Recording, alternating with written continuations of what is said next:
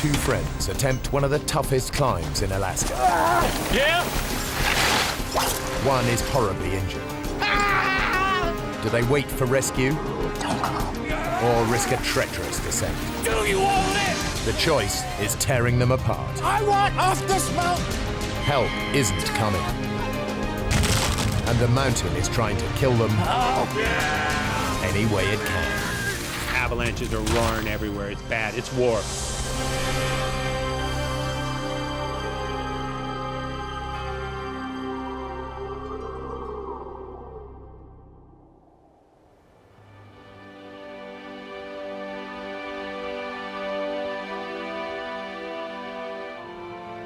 Denali National Park, Alaska. 6 million acres of wilderness dotted with spectacular glaciers and rugged mountain peaks. It's a magnet for extreme climbers like Dave Nyman and Jim Sweeney.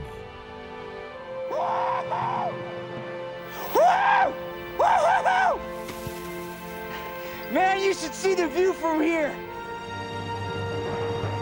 This is an area as big as England. We were the only climbers in the whole Alaska range that we knew of. Jim Sweeney's idea of heaven is taking on a treacherous rock face with his good friend Dave Nyman, the man who taught him to climb. We've had great times in the mountains, thousands of hours, and we've taught each other a lot. Hey, come on, Nymo. Come on, keep up, slow coach. Great, Jim. Jim is a better climber overall than me. Dave and Jim are attempting a route up Mount Johnson that no one has conquered before, though many have tried. It's called the Elevator Shaft, a 2,000-foot ice climb in a wall of granite. I was looking for something steep and hard to do. I'm a fighter, you know. I grew up as a boxer. I fought every kid in town. Because a climb is not just the act of climbing, it's also how you interact with your partner, what kind of trust, what kind of knowledge you have of what your partner would do if something happens.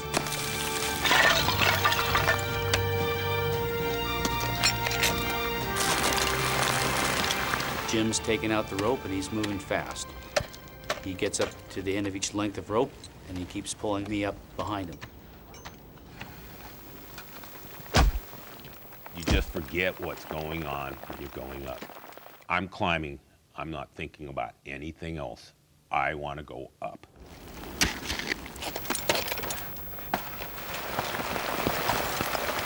Hang on, Dave. Gotta get past the snowballs. After 2 hours of fast climbing, Jim reaches a bulge of snow above him. I'm looking for ice. I'm looking for something hard to get some purchase in. No! I was just kind of hunkering down, trying to keep snow from hitting me as he was fussing around up there. You're thrashing me, Jim! He's hollering at me, you know, and it's just constantly the snow's going down. Have you hit anything yet? This is nowhere, Dave. If I can't find some rock and ice to climb onto, I'll come down.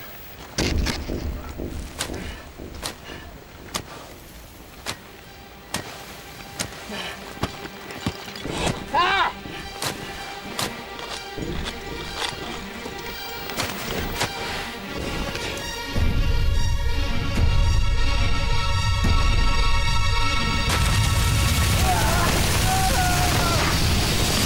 Cold wave of snow in a kind of a hissing roar that just whooshes by.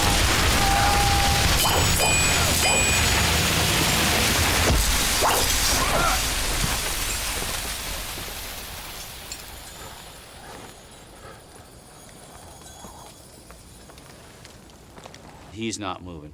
Jim! I'm coming, Jim. Just hold on. He's about 100 feet down below me. I knew I had to work fast. At this point, I don't know what kind of shape he's in. I don't know if he's choking, if he can't breathe. At that point, I know I have to move really quickly to get to him. Jim? I can see blood trickling out of his nose and his mouth and his ear. Jim? I touch him, and immediately he comes to life.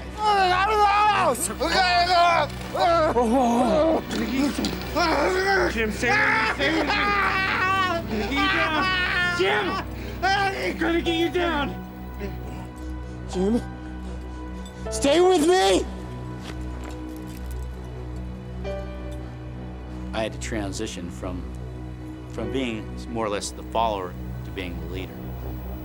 I knew everything was up to me from now on.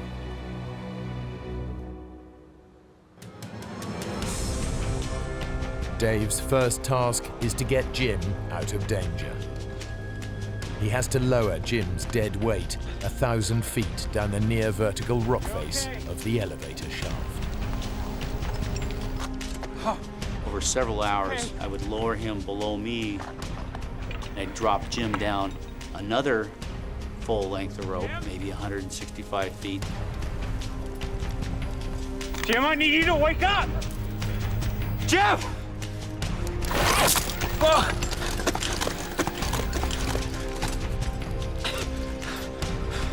Okay, here we go. We're going again. It takes Dave the best part of 5 hours to lower Jim down to relative safety. Last bit, Jim.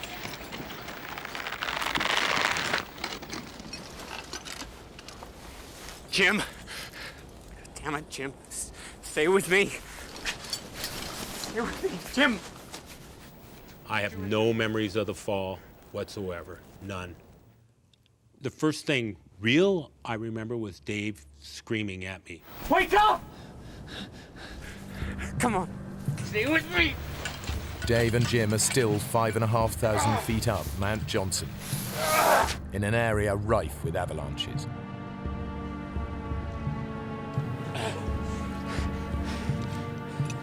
Battling deep snow and fading light, Dave drags Jim back to where they'd stashed their equipment. Jim has dislocated his hip.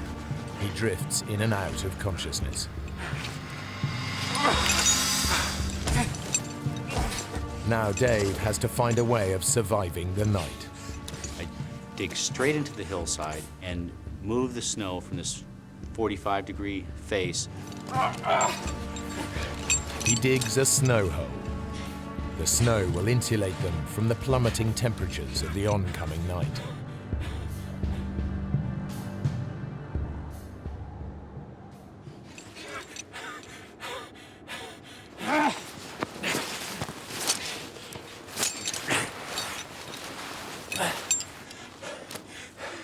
Okay, Jim, let's get you safe.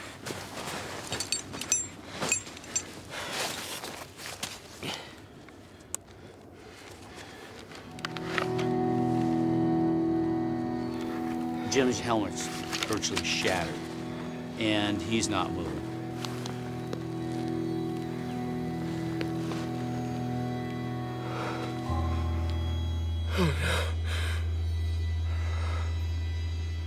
At that point, I realized that this has gone from bad to even worse. I know with a head injury, you know, if your brain starts to swell, fluids build up, that can pretty much be the end of you. There's all these different things going through your mind. If the weather turns and I don't get word out, we're gonna be in a world of hurt. If I go travel alone on the glacier, am I just gonna fall in a hole and Jim's left by himself anyway? You don't know what the right answer is.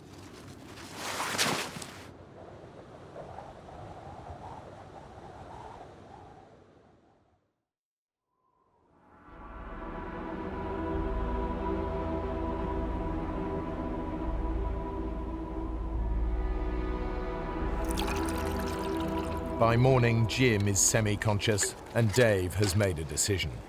He's going for help. Do you think you can light the stove? Don't go. Next thing I remember was in the morning, Dave's talking to me. He's telling me he's gonna leave. I told him, I don't want you to leave me. Don't leave me. I gotta go, Jim. I'm going for help. There's a ski hut up the gorge. Maybe there's people there.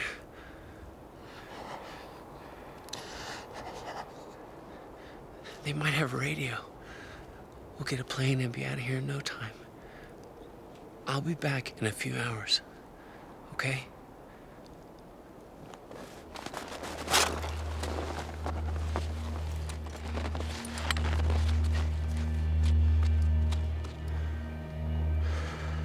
Leaving a partner in that kind of situation is, you might come back and he'll be buried or he'll be dead.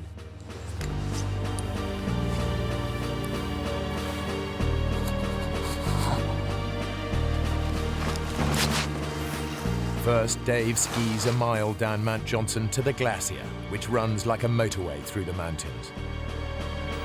The ski hut is then a 7-mile struggle uphill, a dangerous route across crevasse-cracked terrain. Generally, if you fall in a crevasse on that glacier, there's really no hope for you. You're gone. You're gone from the world. You might end up 1,000, 2,000 feet down, straight down. It's pretty frightening.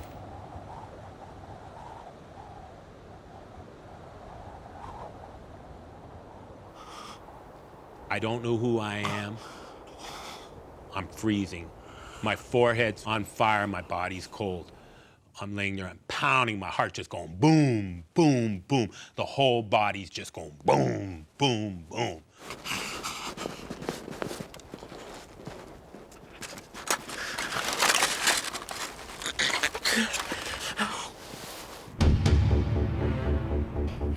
After 6 hours hard skiing, Dave reaches the ski hut. Help!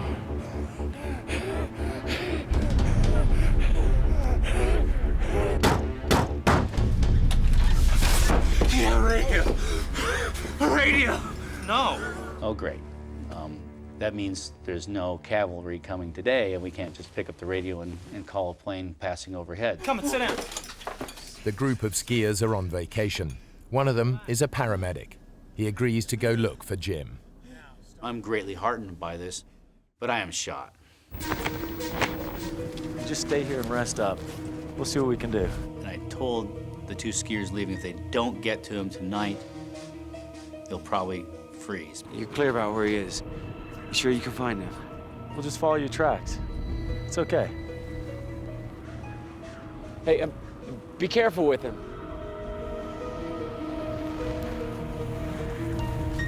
Unable to radio for help, Dave and one of the skiers tramp out a giant SOS in the snow.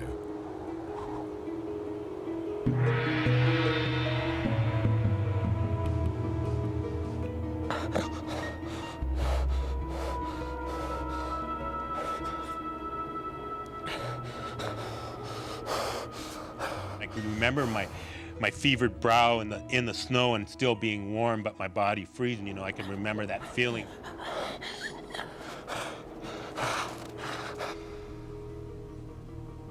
We spent a lot of time together. We've been into a lot of different things. Hang in there, buddy. Jim would never give up. Miles away, alone and exposed on the mountain, Jim is losing his grip on reality again.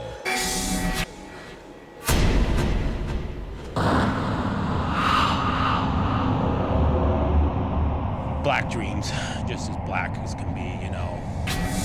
I didn't know who I was with, where I was at. I didn't even know I was a climber.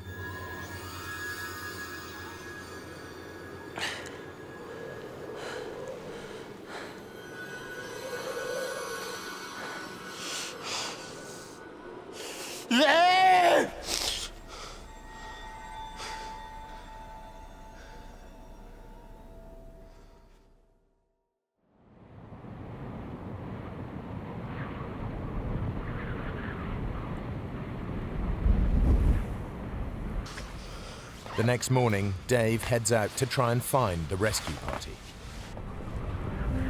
They're already on their way up the glacier. They're towing a sled. My heart leaps. Oh, great, great. They're coming back. They've rescued Jim. And then I think there's no way they can ski as fast as they're skiing, towing Jim. Then my heart just drops. Where's Jim? Didn't you find him? Look, we skied all the way over to the base of that shaft thing. That's a hell of a climb. He explains to me that they looked up and they saw a few avalanches coming down, and they decided that they didn't have the proper equipment. It's too dangerous. Getting more people killed won't help anyone. I'm trying not to be angry. I can't believe what I'm hearing here. Will somebody come with me? I'm taking that sleeping bag. You go up there, and you're gonna die. I could feel them looking at me when I was skiing because I was putting any anger I had right into my plan to save Jim. At that time, the clock was ticking. Every second I felt counted.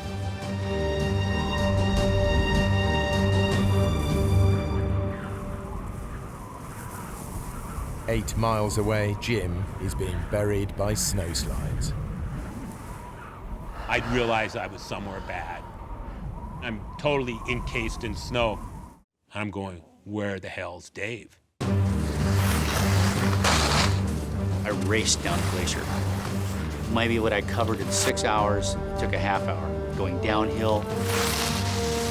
And so I made it in no time down to the camp and just started grabbing gear. Dave heads back up to Mount Johnson, to the snow hole where he'd left Jim 30 hours earlier.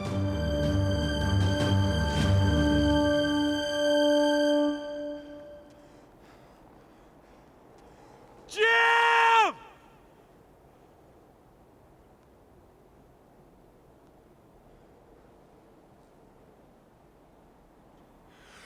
Jim! I heard probably the most beautiful sound I've ever heard. Oh!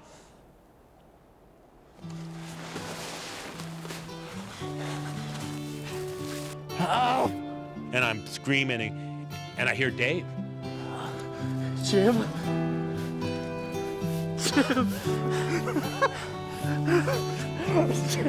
He's buried in a snowslide.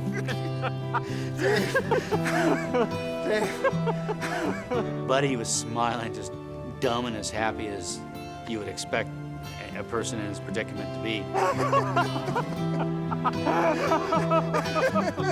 I'm crying, I'm back to the helplessness, crying, fighting, I can do both.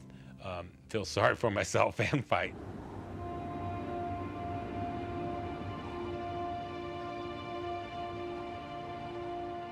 Dave pitches the tent near the snow hole, and at last Jim gets the opportunity to warm up. This is a nice, big, warm sleeping bag. Jim, I need to take a look at your hip. I think it might be broken. I know my hip's busted, you moron. I can take care of my hip. I'll stay in the bag, and you can pull me out of here.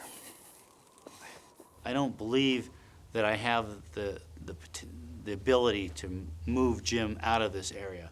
Skiing off by myself, that's one thing, but I can't drag you out of here. I can't do that, Jim. Listen, there are people at the ski hut. They know we're here. Let's just hunker down and wait for help to come. Hey? Positively, 100%. He was waiting to get rescued. Dave's waiting for the rescue to come.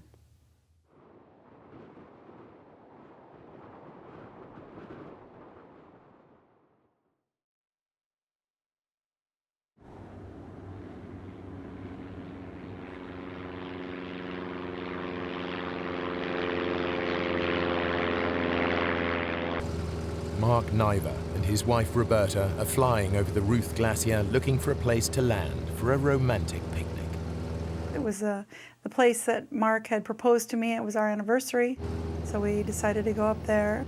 That was our plan. Stay up there for an hour or two and have some lunch and kind of walk around and we wanted to enjoy the sights because it's just such a gorgeous area up there. As we turned, I could see that the weather doesn't look all that great. I don't think we should land. I think we better go home. Okay, hon.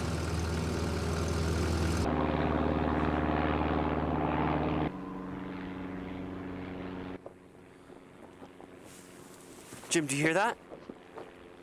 Jim, come on, man, there's a plane. And I figured it'll see the SOS. We'll be out of here in no time.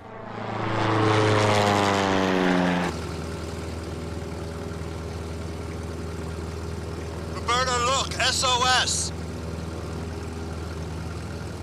We gotta go in. No, we don't, Mark.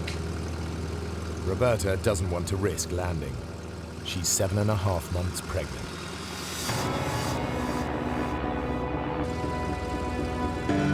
What are you doing? You just said we shouldn't land here. It's an SOS, we have to land. She's nervous, obviously, and she's telling me, Mark, we can't land. She's kind of hollering at me. It's somewhat distractive as I'm lining up to land.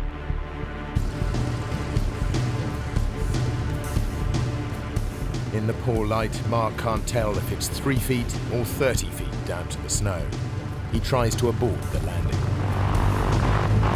That elevation, you know, the air is pretty thin. The engine doesn't perform at all like it should.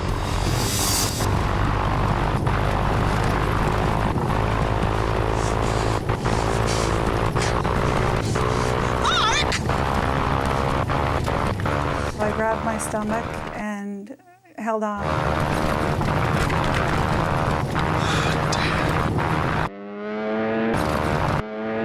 And all of a sudden, we just fell out of the sky.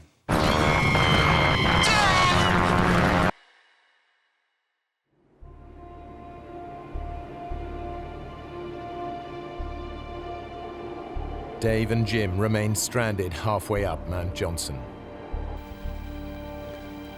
Unbeknownst to them, Mark and Roberta Niver's plane has crashed 8 miles away.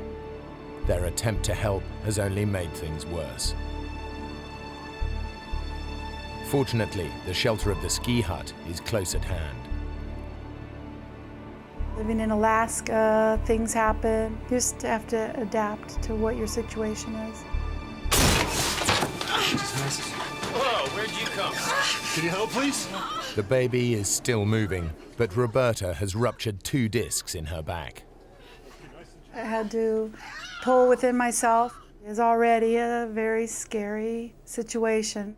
Tried to remain calm and tried not to dwell on what if. I was afraid if I started to think what if, I'd be in trouble. We saw that SOS. Is it yours? No. Hey, sit down.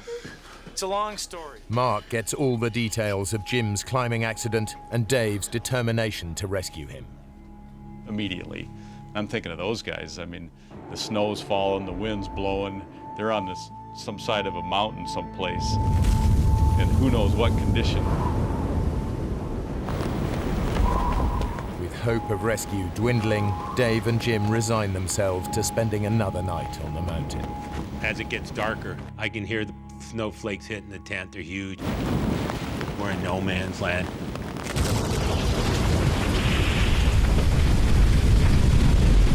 Maybe before midnight, we started hearing activity of avalanches in the area.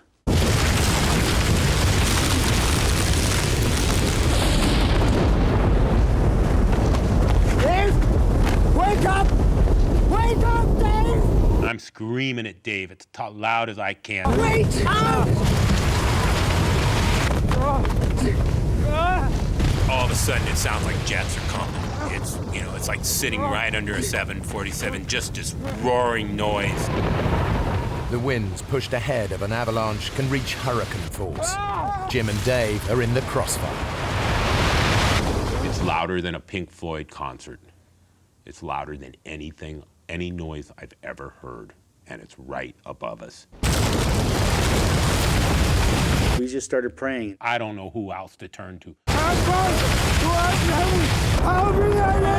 It's in the tent. It's around you. It's inside my sleeping bag. We really thought this was it. We thought this was the end.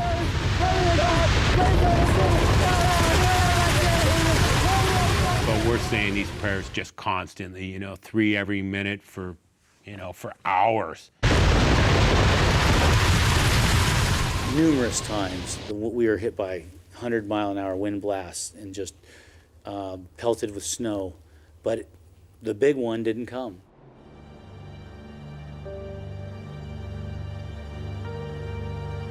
Mayday, mayday, mayday. This is Piper 173 Alpha. Mark's attempts to get a call out are hampered by the surrounding mountains that block the radio signal.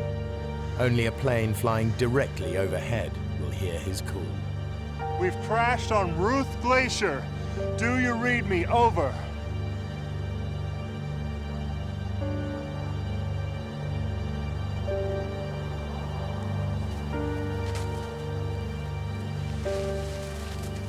I'm still amazed to this date that we're still around after that night.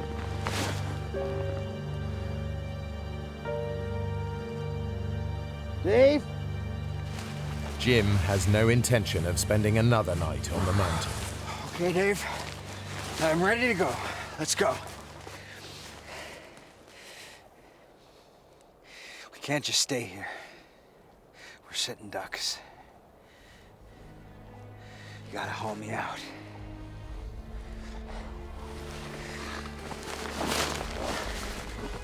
We can make it down to the glacier, man.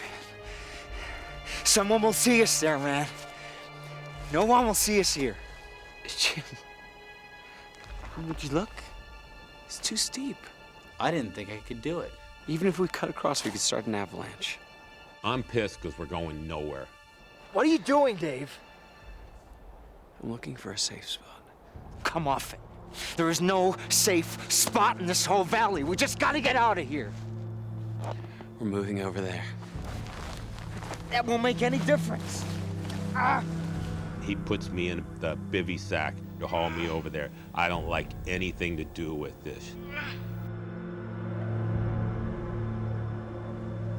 I set up the tent in this new location, and I feel pretty good about it.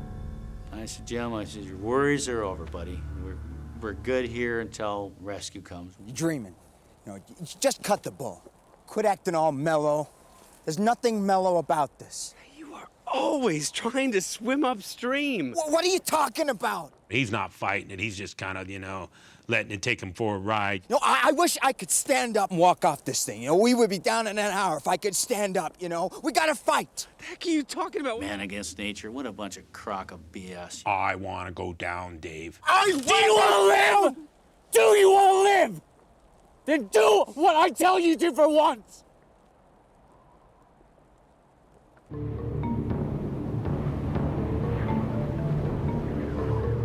At the ski hut, they're no closer to alerting a rescue party. The food supply is running low, and the strain is beginning to show. There is nothing. Nobody there.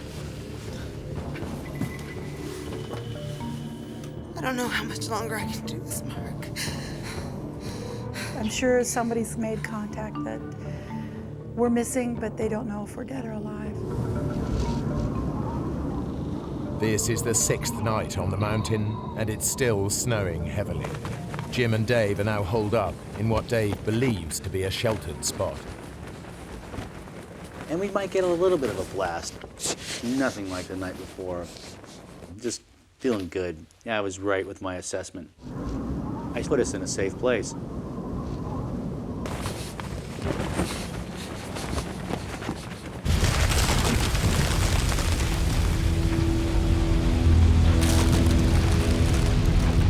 Well, early in the morning, maybe 2 a.m., we heard a roar.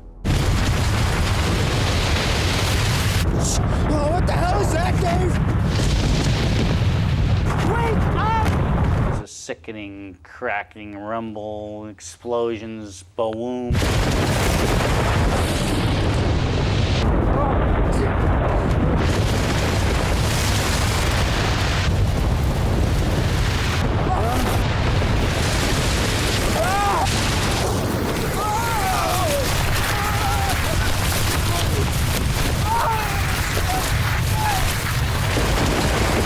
We fly downhill 200 feet, 300 feet.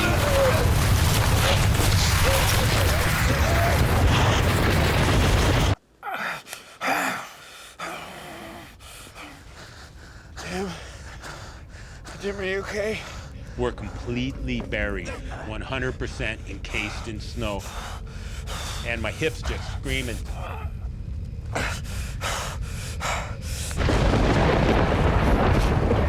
I can feel the pocket.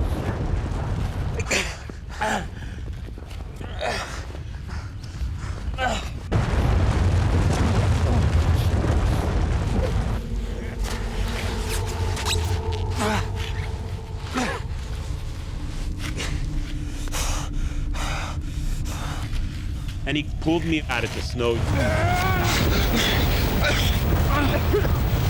He lays me out on the ground in the sleeping bag, and I'm just laying there. The avalanches are roaring everywhere. It's just as bad, you know, bad. It's war.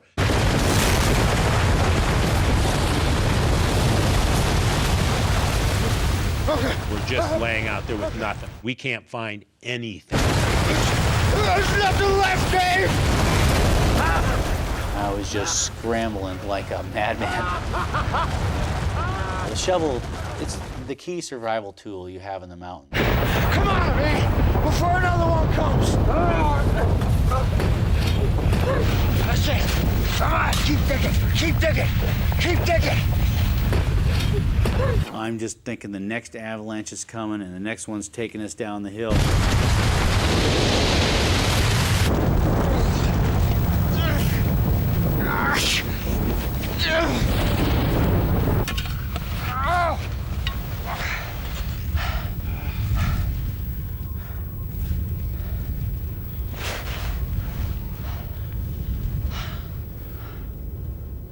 You really could care less about the other person. Sure, you love the guy, but hey, at a certain level, you think about yourself first.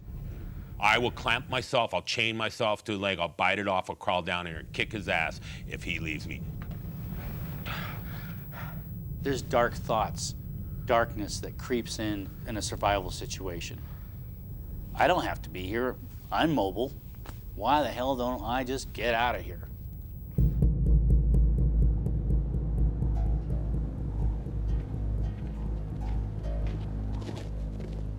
Eight miles up the glacier, Mark Niver is clinging to one hope. This morning, the jet that takes him to work on the Alaskan oil fields will be flying directly overhead. It's their best, maybe their only chance to let people know where they are. My dad flies that plane. I know the whole crew. I know that they'll be tuned in. Mayday, mayday, mayday. This is Piper 173 Alpha. Over. Hello, Mark. Is that you? Over. How are you doing? Who is this? Over. Mark, we don't read you. Please reply. Over. Hello, do you read me? Over. The pilot can't hear Mark. Repeat, where are you? Over. Mayday. We are But he near can the hear the mountain. clicks on his radio. So it's 1 click yes, 2 clicks no. After 7 days, the word is out. Understood. But rescue is impossible until the weather breaks. And no one knows if Jim and Dave are dead or alive.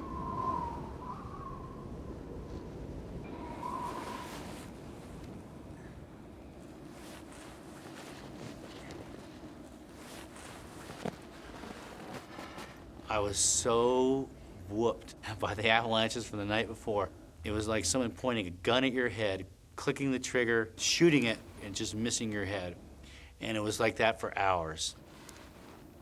When you looked at him, you just looked at this sagging face, uninspired, totally whooped man. Hey, Dave. Stop snowing, right?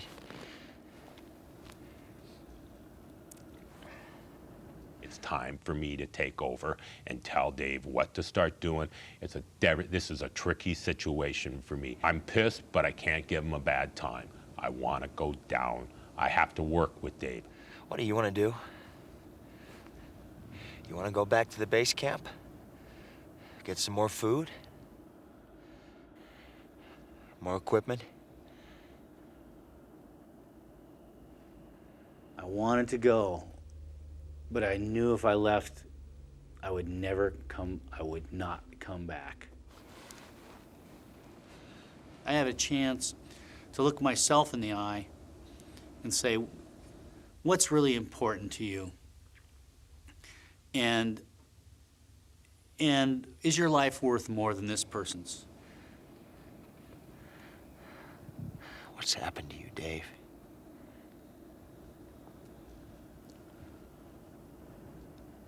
I'll tell you what. You get me off this mountain, I will buy you the biggest, juiciest steak you've ever seen in your life at the Double Muskie. What do you say?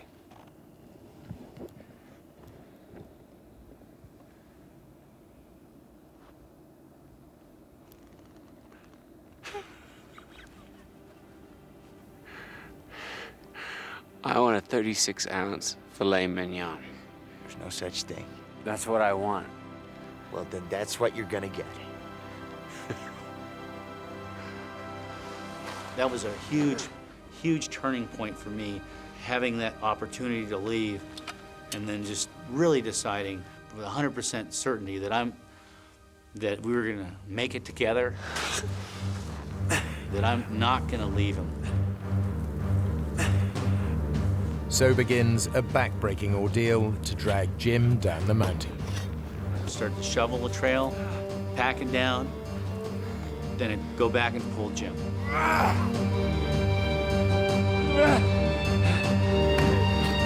Doing it. See, I told you could do it. I love you, Dave. This is the most focused I've ever seen Dave in his life. He's really getting it together.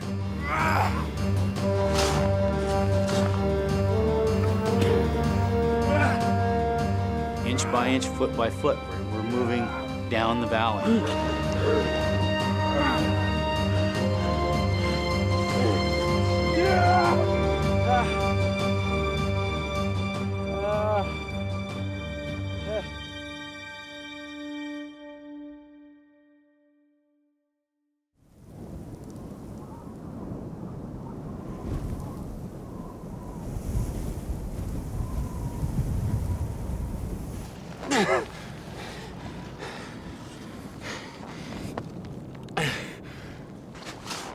After 17 hours, they've gone less than half a mile closer to the glacier. Dave? Dave? You're doing it, man. You're doing it.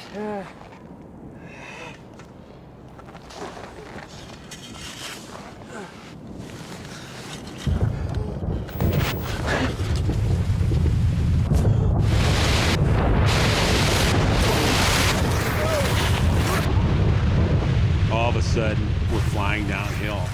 I'm screaming bloody murder. And I pick up speed, and this is it. I'm falling. Free fall. Backwards. This is it.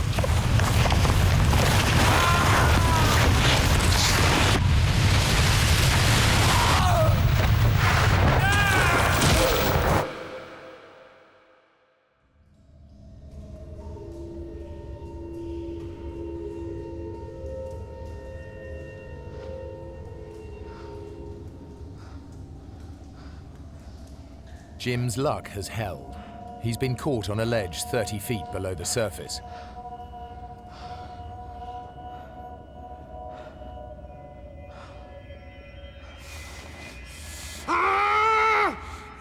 Is that it? Is that all you got?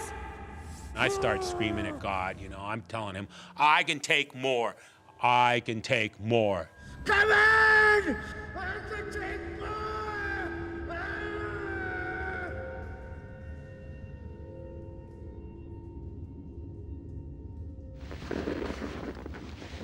Dave has been swept far deeper into the 500-foot crevasse. I just barely avoided going down to the bottom. You could kind of see 300-400 feet down it. Come on! I can take more! Jim.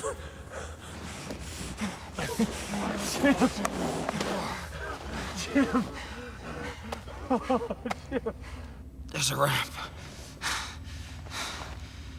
And he says, Jim. He goes, there's a way out. We can make that, Jim. We can make that. Ramp must have been about 70 degrees. It was just ridiculous. Okay, Jim. On the count of 3. 1, 2. And again. 1, 2. That's the stuff. That's the stuff. Good, Jim. You're helping me. I'm looking right up at Dave. He's looking right down at me. This is gonna be a lot of work. Hold yourself there. I'm holding it. I'm holding it. Come on. 1, 2, 3. It's total team effort. It's total us working together. I had to try to get him up this ramp. Come on, Jim, you gotta help me. I didn't have an ice axe, didn't have a shovel. Now my precious shovel is gone. Get on you, man, hold it. We're probably moving a foot at a time. Sometimes we're probably only making 4 inches on a pole.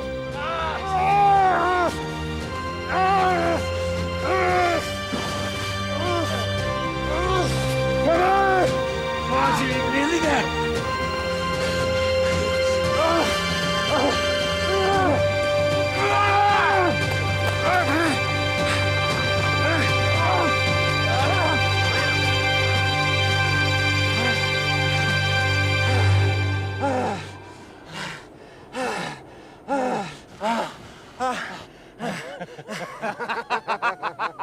We're laughing. We're out of the crevasse. We're laughing.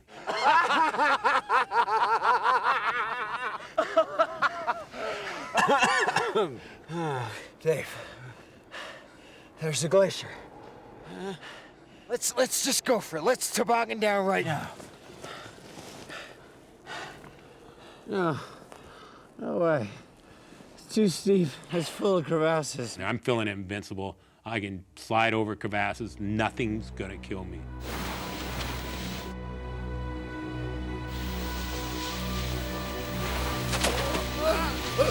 I'm sliding out of control down the gorge. I feel like I'm sledding as a kid. As soon as I got over 1 mile an hour, it just took off like a rocket.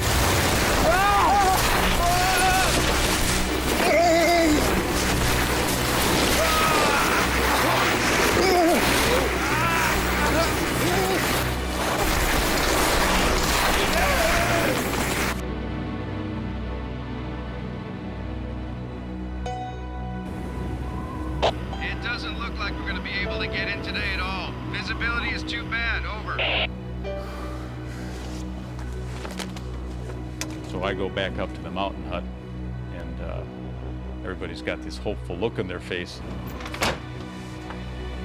Looks like they're not going to be able to come in today.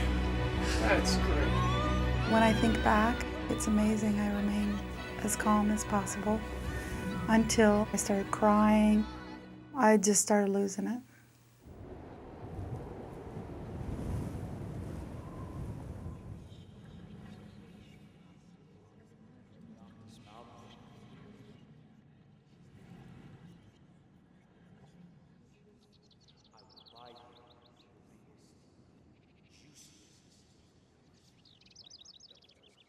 I swore I could hear voices, and I don't know if I'm going crazy. I could hear birds chirping, seemingly miles away. I could hear the tinkle of the snowflakes as it hit the snow. My senses became very acute.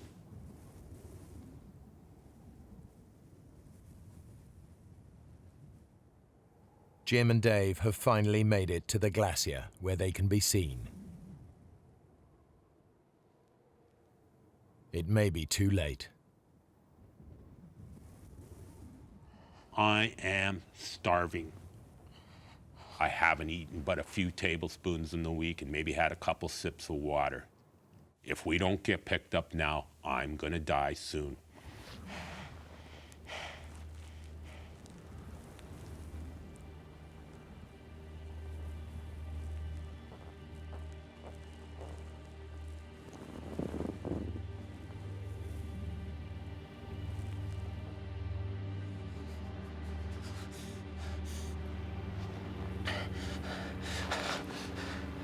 Now you're an airplane.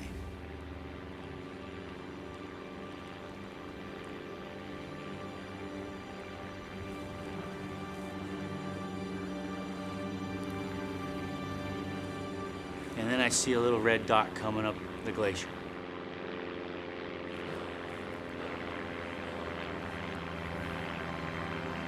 A brief and almost miraculous break in the clouds has made rescue possible.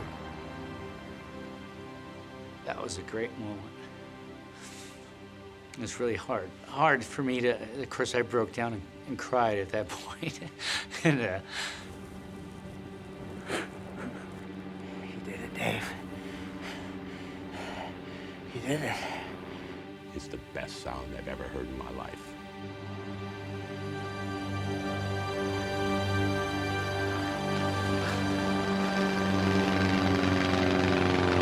God, it's like we're at the pearly gates. I mean, he's right there. He's circling over us. He keeps tilting his wings at us. Get your act together. he's saying, "Don't cry, stand up, you're a hero."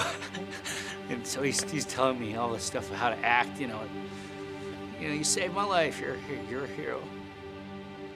You don't want to be blubbering when the helicopter comes. Shut up, Jim.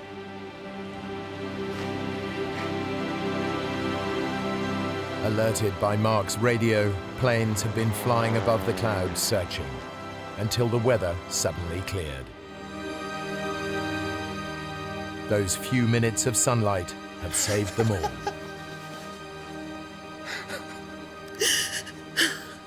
And when I got off the helicopter at the hospital, we could see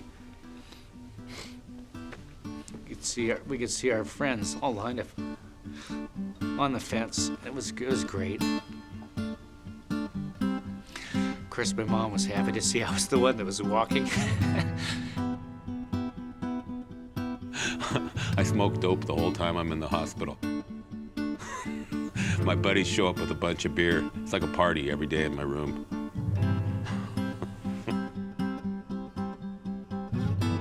Eight weeks later, Roberta gave birth to a healthy baby boy. Though Jim never fully recovered from his hip injury, it didn't stop him climbing. Dave is now a father and doesn't climb as much as he'd like to. For his efforts to save Jim, Dave was awarded the Carnegie Medal for bravery.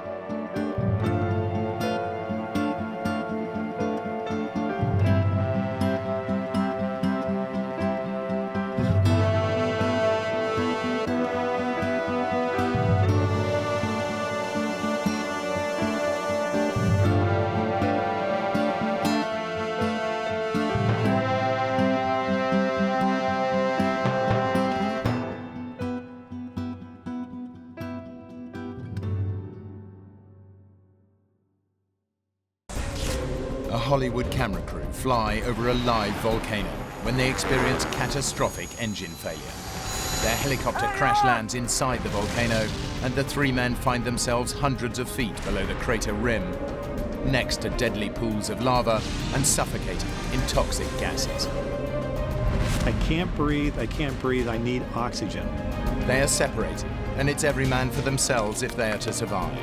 In their escape attempts, each man must operate at the very limits of human endurance, all the while believing that their companions are dead. The biggest thing I think about is I can't believe that God put me on Earth to die in the volcano.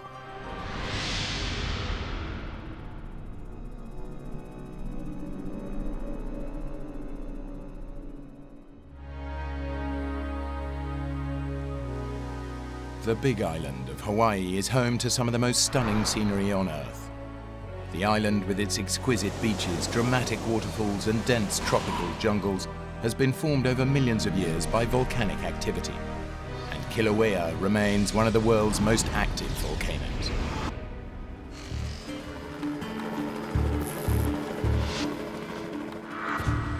Hawaii's natural beauty has long made it a popular filming location, and cameraman Mike Benson is here to shoot the Pu'uo'o event of Kilauea. I love doing aerial photography. It's a real passion of mine. I love to fly. Every time I get in a helicopter, I'm always excited about doing it. I love everything there is about it. Mike's persuaded his assistant, Chris Duddy, to come along for the ride. I was Mike's camera assistant. So my job was to, mount the camera, prepare the camera for filming. Chris and I had worked on 3 or 4 pictures. He had never really flown much in a helicopter, and it was kind of my doing to have him fly with us. In his quest to get the perfect shot, Mike's hired Craig Hosking, one of the most experienced pilots in Hollywood. I fly airplanes and helicopters, doing camera work and stunt work in the film business. Michael's helping me line up the shot. I'm helping him with what I see. It's a real synergy that works between me and the cameraman. We had worked 4 or 5 pictures together, so we were kind of like a little family. I mean, we knew each other. There was one moment we're flying along the coast. The waves are crashing on the black lava flow that goes down to the ocean. And there's one point where a lava tube opens up, and there was actually lava shooting into the ocean, and there was this great white plume coming up. And I was just like, this is unbelievable. And I'm getting paid. The crew were shooting the end sequence for the big-budget Hollywood thriller Sliver, in which a helicopter seems to descend directly into the Pu'u'o'o vent. Legend has it that the vent is home to the most powerful of all the Hawaiian gods, Madame Pele, and local superstition dictates that you pay homage to her by dropping a bottle of gin into the volcano, ensuring that no harm will come to you. Well, Chris had the bottle. I yelled to him, I said, when we get over the volcano, I'll tell you when to throw it in. Chris, you set? Yeah. Now.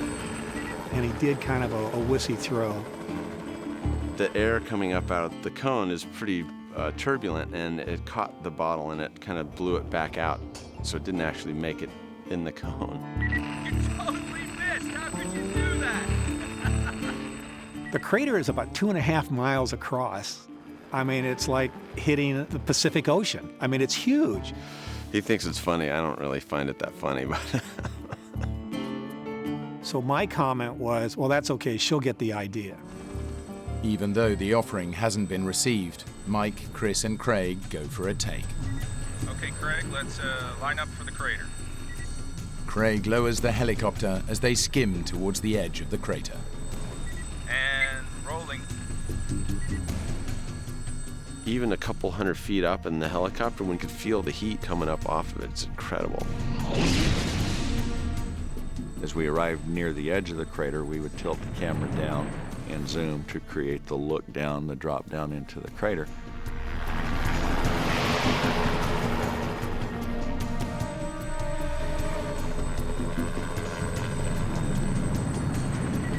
And cut.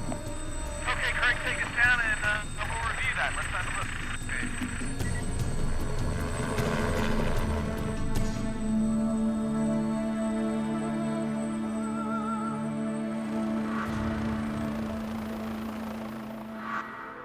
I noticed that the length of film was real short. It was only like 3 or 4 seconds.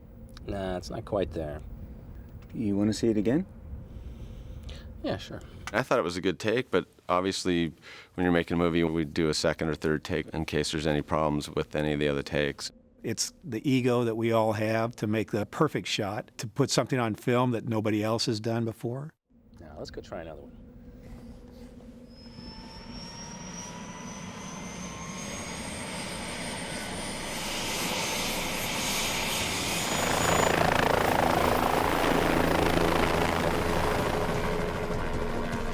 You feel when you're filming that nothing's going to happen, that you're encased in this piece of metal of a helicopter, and that it's kind of a safe zone. There is always the element of danger, but I've been doing it long enough that we never felt that we were putting ourselves out on a limb or anything. I get more concerned about the traffic in LA than I do about the traffic in the sky.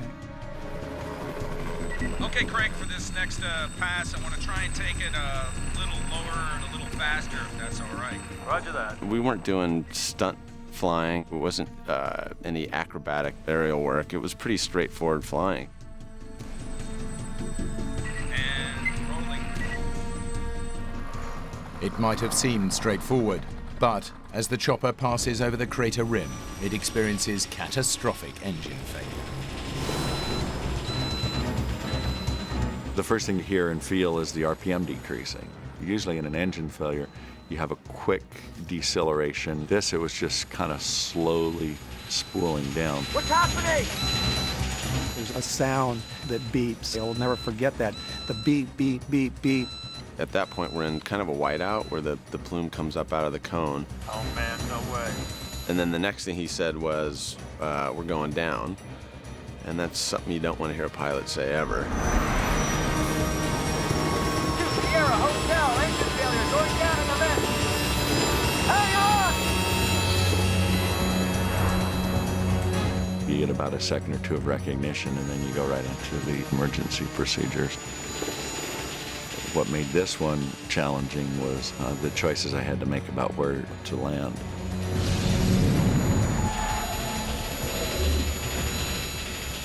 I really didn't understand totally the emergency procedures that he was conducting.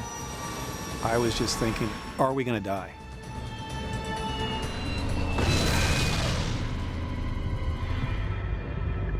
By a miracle, Mike, Chris, and Craig survived the crash, but their troubles are just beginning. They're surrounded by deadly pools of lava and choking in toxic gases. I wasn't even really sure where we were. I didn't realize we were inside the cone, inside the crater.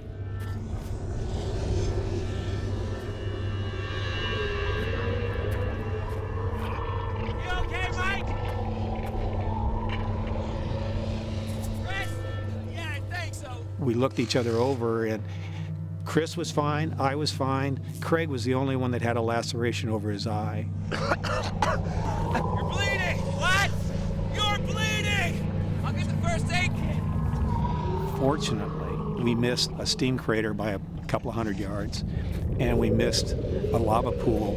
So of all the places in the volcano, it was probably the safest place, if you can call the bottom of a volcano a safe place. The crew is on the crater floor in a thick cloud of VOG, a poisonous mix of carbon dioxide, sulfur dioxide, and hydrogen chloride. If they don't get out fast, they'll suffocate. It had this terrible taste. When you go to take a breath, your lungs would burn. We're thinking that we've got to get out of here because we're going to have a difficult time in trying to get any fresh oxygen. We were probably about 50 yards from the existing lava pool, and it was hot on our feet. You'd hear it bubbling and gurgling and spitting.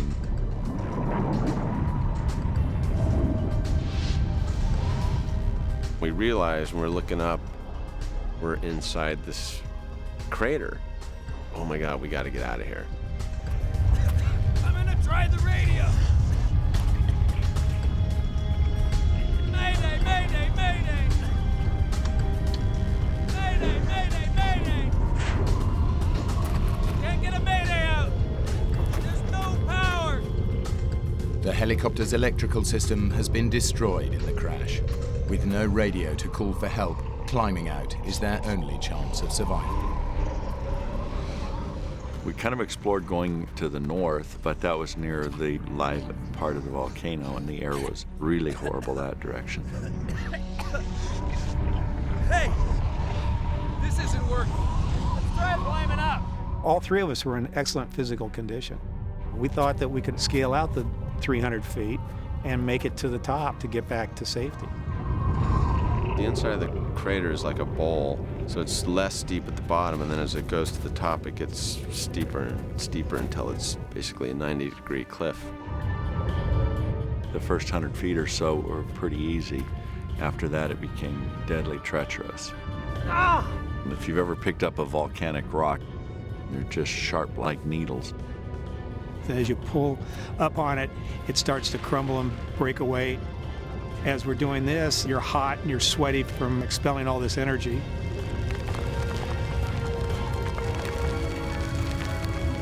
Chris manages to claw his way ahead of Mike and Craig, but he's now on a near vertical cliff face. There was a few times where I was grabbing, clawing at rocks, and I would knock some debris down. I just realized that I'd gotten to a point where it was so sheer and dangerous that I could easily grab onto something that gave way and I would fall. Don't come this way! I'm stuck! It was kind of like when you're a kid and you're climbing a tree and you get up and you can't go down, you can't go up, and so you just kind of hang on.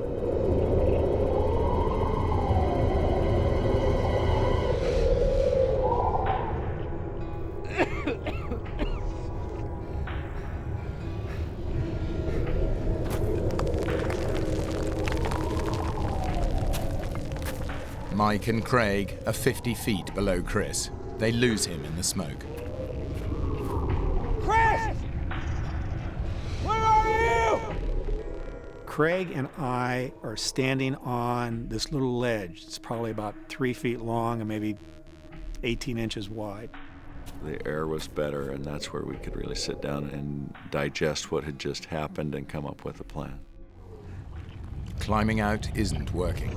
Craig realizes that the only chance of survival lies in getting power back into the radio. He must return to the crash site. I knew how the helicopter electrical system worked. There was no need for all three of us to go back down into the potentially deadly gases.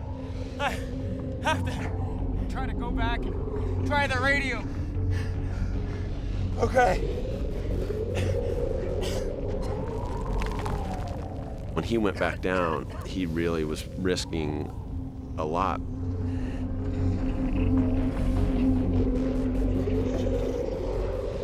It's a long shot that Craig can get power back into the radio, but in desperation he starts to climb down into the dense, poisonous smoke. He disappears completely from Mike and Chris's view. And as Craig inspects the damage, he's overcome by poisonous fumes. He's got to get out. The bottom of the crater, the peril was horrific because of the air. I found this little cinder hill about 100 feet above the helicopter, and I could go there, and the air was almost breathable. It was still horrible, but the wind would blow just right, and I'd get a breath of air. There were several times where I would fall, and when you're suffering from lack of oxygen, you don't really know it or feel it, but all of a sudden you're stumbling, and obviously you're not thinking clearly. Eventually what I found was a camera battery. The camera that we were using uses a 24-volt battery, which is the same voltage that the helicopter electrical system uses. And I had just a pocket knife, but I was able to cut the end off of the battery cable, spread the wires, and strip them down, and using the camera battery, I set that inside of the helicopter and then used the normal plugs to wire into the overhead panel to get the electrical system to work the radio.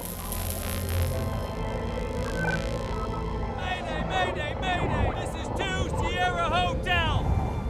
Can anybody hear me? Craig's repeated mayday calls are interrupted by scrambles for fresh air. I'd have 3 or 4 breaths at a time where I get no oxygen at all, and it was just gasping.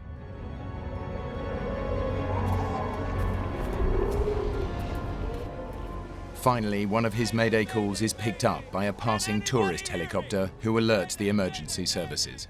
It was just almost incomprehensible to the guy I got a hold of. He kept saying, "You're in the crater, you're alive."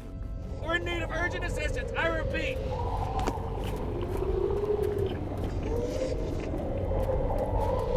Mike! Chris! I got a mayday out! They're coming for us!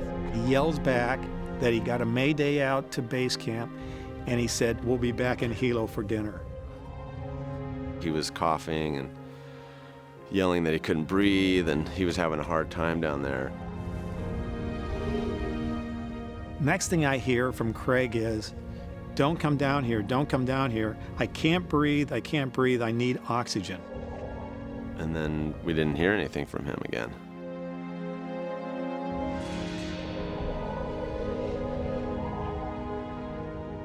I thought that he died. Craig! Craig!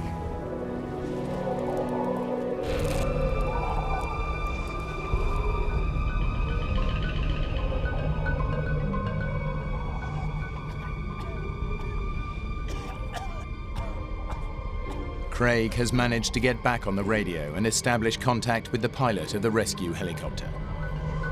They're on the rock face!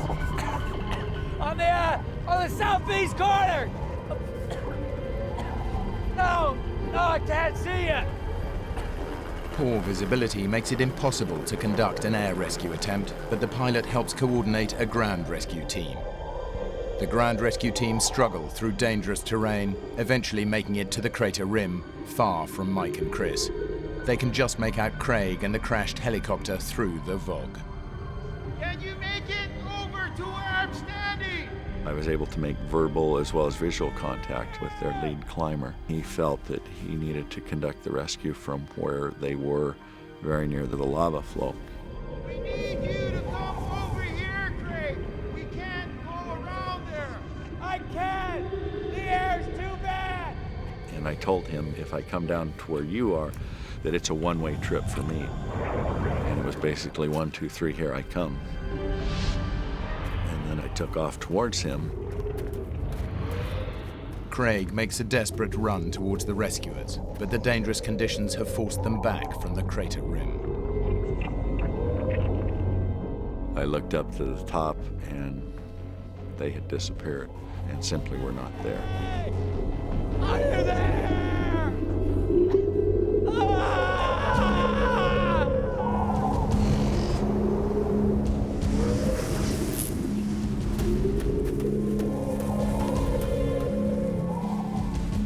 I think by a miracle, I was given the strength to get back to where I could breathe once again. Craig manages to get on the radio to speak to the rescue pilot, Don Shearer. Don, can you read me? At that point, I sounded quite weak. He could tell I was dying. He said, Craig, if I get to you, do you have the strength to get on this helicopter? Yeah, I get it. And Don said, okay, I'm coming. Now that was the thing where Don, this always happens to me when I talk about Don.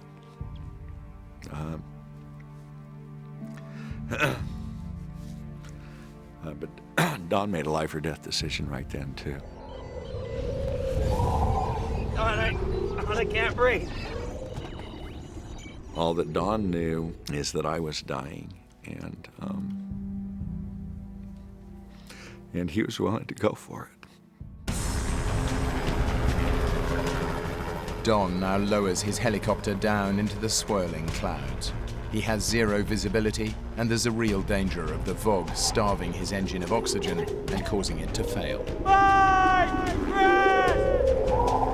Get down here quick! There's a helicopter! But Mike and Chris can't hear Craig over the helicopter noise. There was a helicopter that we could hear that was getting closer and closer and closer, but we couldn't tell because we couldn't see it.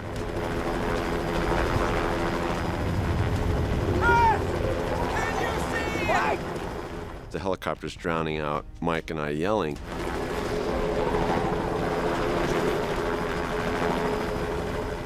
Don's now flying in visibility of maybe 5 or 10 feet. He can barely see the skid of the helicopter as he's picking his way to try and get to me. I think you gotta come north.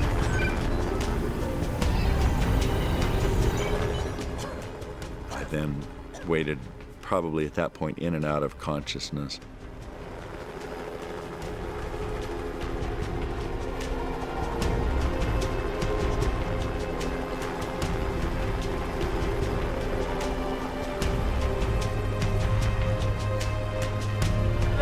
There, I see you.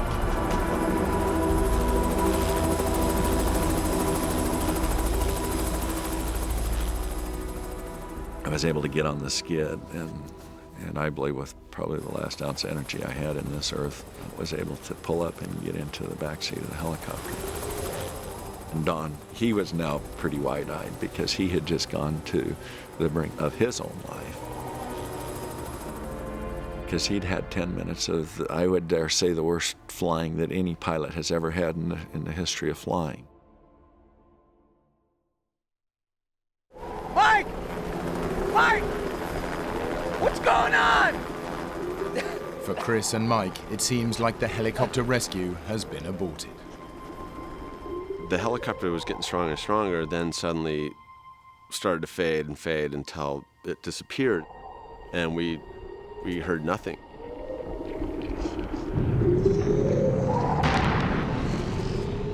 The temperature inside the volcano begins to plummet. Mike and Chris are now in grave danger of succumbing to hypothermia. It's starting to get a little cooler. It's cold. Our throats were constricted, and it was hard to talk. I thought we were going to suffocate if we had to stay in there overnight. As well as having difficulty breathing, Mike and Chris are also suffering from dehydration.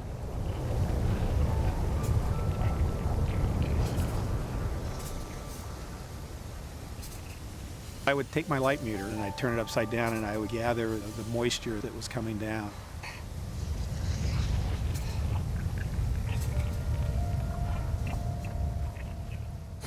It tasted like sulfur, and it was just a vile, disgusting taste. As darkness sets in, Chris has given up any hope of ever seeing a rescue party.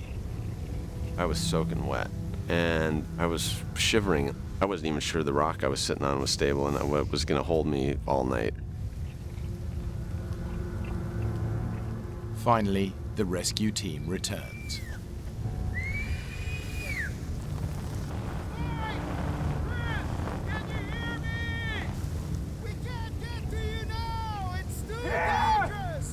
Over here! Stay nearby through the night! We'll come back for you in the morning! It's a crushing blow. Mike and Chris will have to spend a perilous night in the volcano.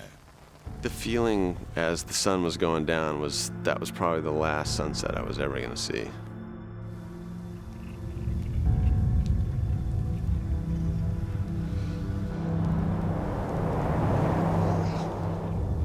It was really difficult to breathe. It was really difficult to keep my eyes open for more than a few seconds at a time, so I just kind of made a little tent out of my sweatshirt and just tried to breathe, shallow breathing.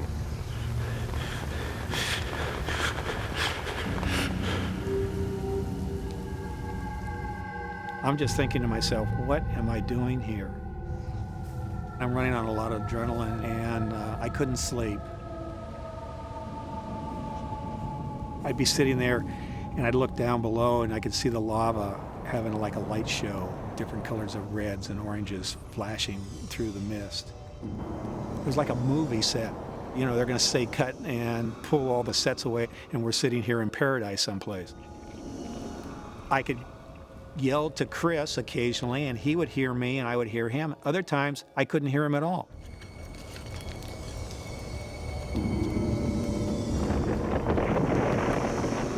You could hear landslides all around us. Any moment, we felt like we could just be in the avalanche or just slide off the side of the cliff.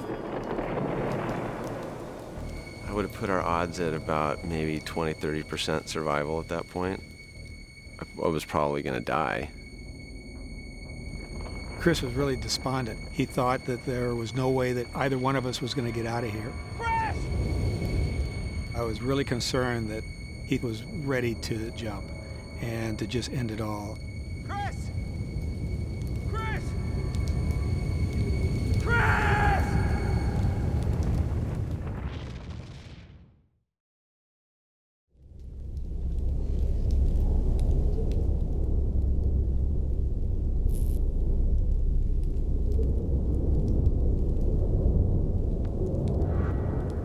Mike and Chris have survived a terrifying night inside the Puuo vent, clinging to the unstable crater wall. They are dehydrated, exhausted, and are suffocating in toxic gases. Their lives depend on the rescue team returning.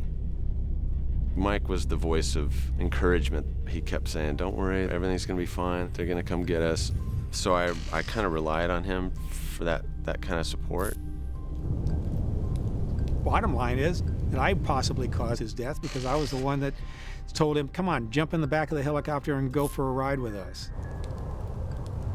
We're sitting there and just waiting and waiting and waiting.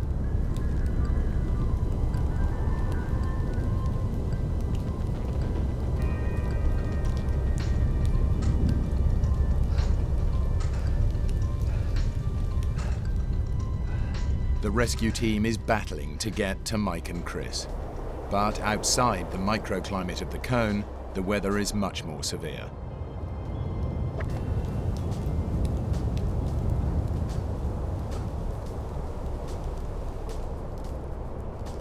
Despite the dangerous weather conditions above, they've made it over to their side of the crater. More to the left! The first one I saw was like about 15 feet away, and I couldn't believe that it was a rope. And then I thought, well, should I try for it, try to dive for it, try to go for it? No, it'll probably get closer. More to the left! The edge of the volcano is extremely unstable, so the rescuers are forced to stay back. They can't see Mike or Chris, and they can barely hear them.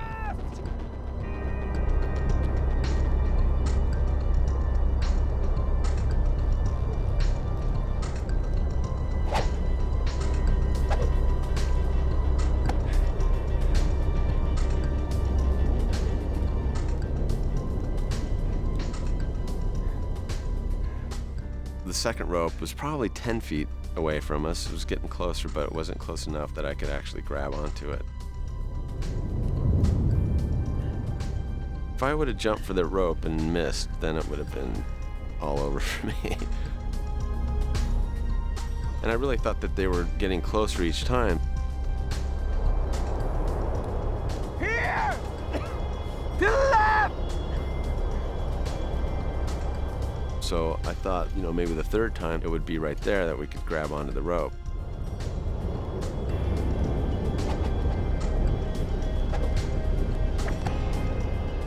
The third time it came, and it was like 6 feet away.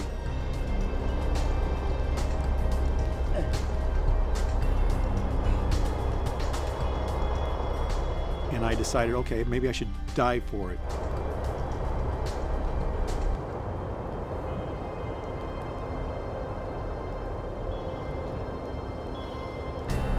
No, wait!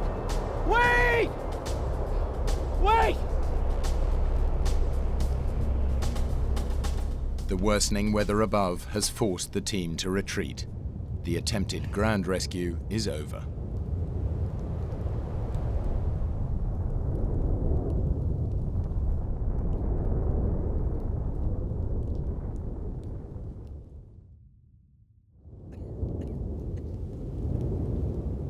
I had been sitting there for about 28 hours at this point and not doing anything but waiting to be rescued. So I just had to do something. I couldn't sit there anymore.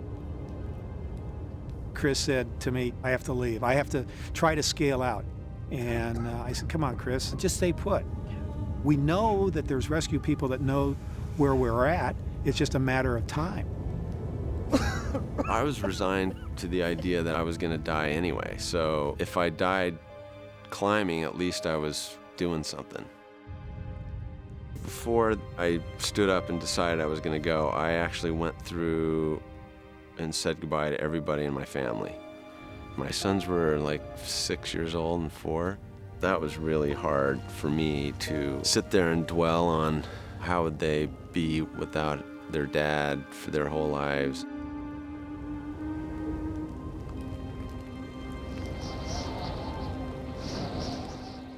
If I fell off that cliff, there was no chance for survival.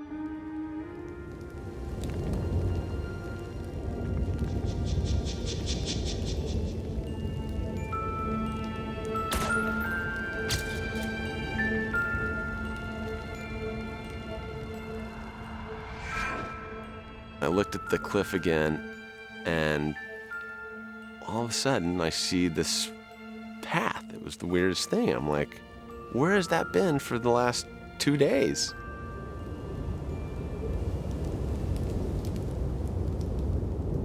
Mike! I'm gonna go for it! Be careful!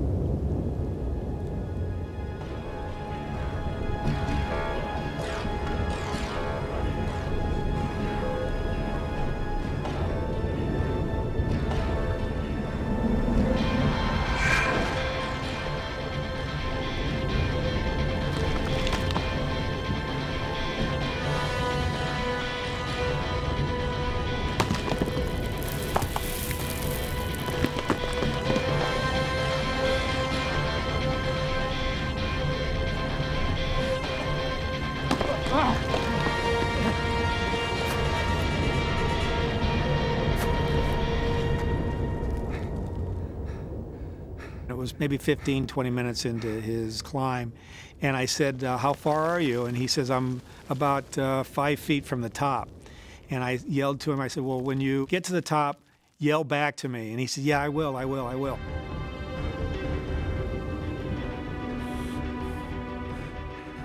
About 10 or 15 minutes goes by, and I don't hear another thing from him.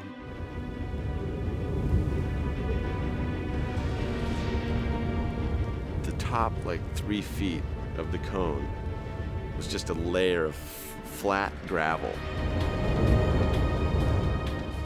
And there was no big chunks to grab onto.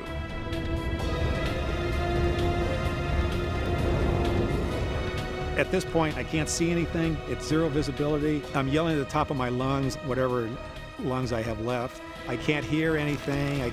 No response. Now I'm up on this cliff, you know, just towing rocks and looking straight down. And I thought, oh my God, I made just a horrible mistake.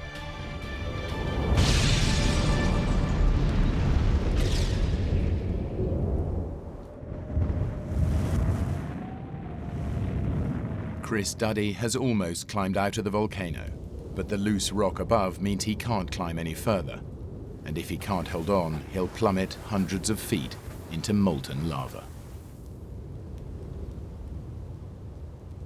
I don't know what made me think of this, but I just dug both my arms into this gravel to try to get some leverage. So I dug my arms into this gravel up to my elbows. And it was like sticking your arms into broken glass. I mean, I was just cutting my arms up to get it in there, but I knew I had to get some leverage. So I got my arms wedged into this gravel, count to 3, and I just did a lunge. And I flipped myself onto the top, onto the lip of the crater, and then just rolled over. And I was out.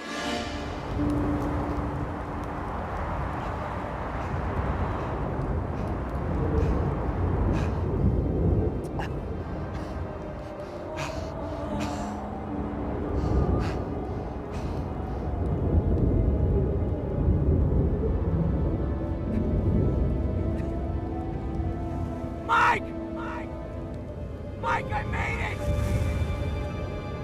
I'm out! I realized when I got up there that how bad the weather was, and you couldn't really hear anything. Mike! It seemed like my voice just took a turn. As soon as I yelled down, it didn't go down in there. Mike! Mike! I started down the side of the mountain, and I saw the rope there. I saw a rope. I remember I picked up the rope, and I'm gonna go get Mike. I'm gonna go throw the rope down because I know where he is.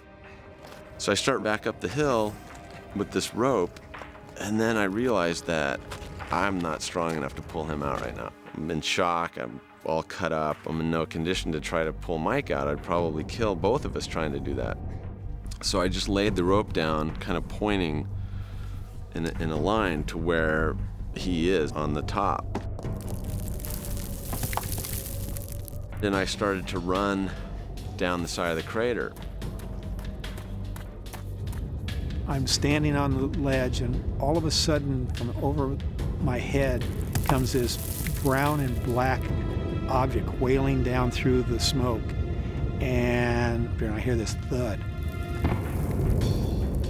And I think that Chris has fallen and plummeted to his death.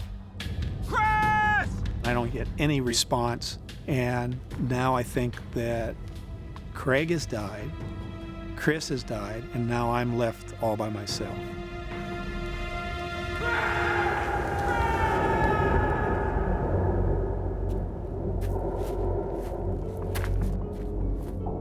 You know, the smoke was swirling around, and I was hyperventilating, and my adrenaline's flowing, and I wasn't sure where I was going, and I almost fell back into the crater.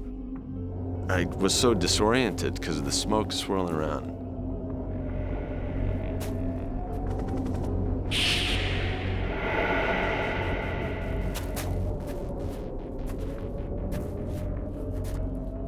The rescuers had left some cones in a trail, so I caught onto that. and I came upon their base camp where they had stayed that night. But nobody was there, it was empty. The unpredictable weather has not only stopped the rescue mission, it's forced the team completely off the volcano.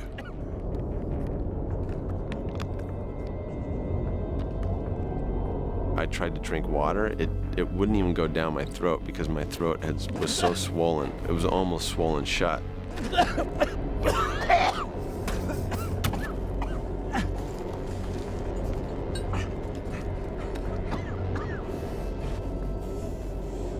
There were oxygen tanks with masks, so I immediately put a mask on, and I just figured I would hike until somebody found me or I'd find the highway or something. It's a 5-mile hike over desolate terrain, but Chris has an amazing stroke of luck when he's spotted by a passing helicopter. Hey! Over here!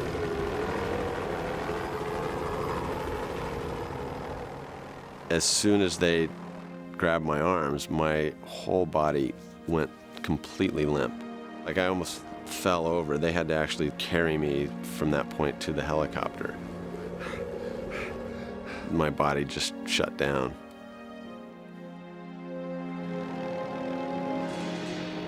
Chris tells the rescuers that Mike is still alive, but the extreme weather conditions mean they can't make another rescue attempt today. Mike Benson is facing a second night in the volcano.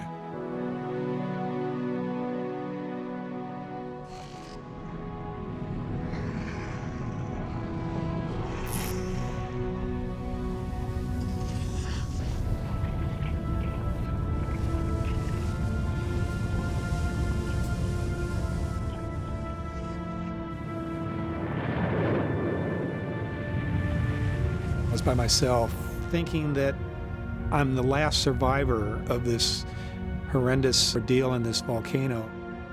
And I kind of just gave up hope for a while. I just thought that the only peace that I would get would be if I just passed away quietly.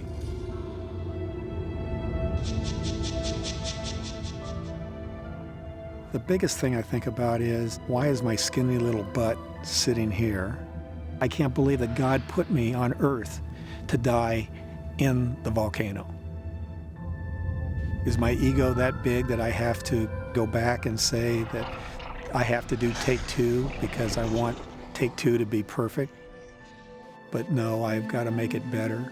And with that, endangering myself and my comrades. I started to see Madame Pele, and it was in profile. It looked like she had long flowing hair.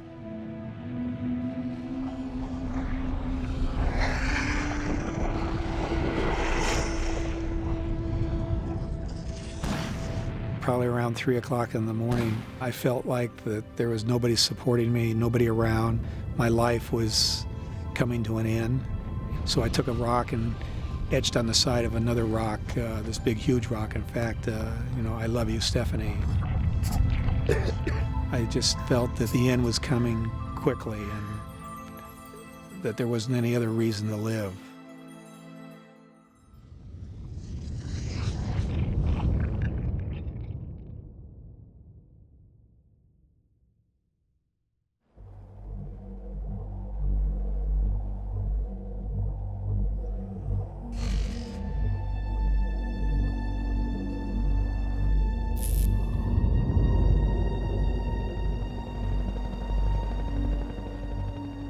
Having survived a helicopter crash, Mike Benson has spent a second night in a live volcano. Both his colleagues have escaped, but Mike believes they're dead. 2 previous ground rescue attempts have failed, so Mike's film company hire another helicopter pilot to attempt another radically different aerial rescue.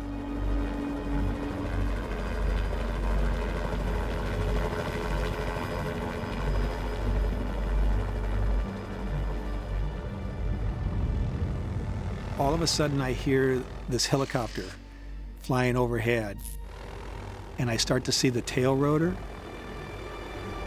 I'm still looking up, and I start to see the fuselage.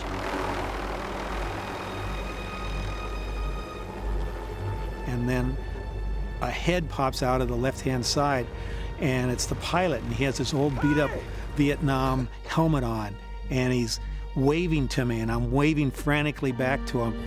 Hey! Benson, don't do anything stupid. Don't do anything dumb. I'll be back in about 15 or 20 minutes. I'm going to go get a piece of equipment and come back, and we're going to get you out of here.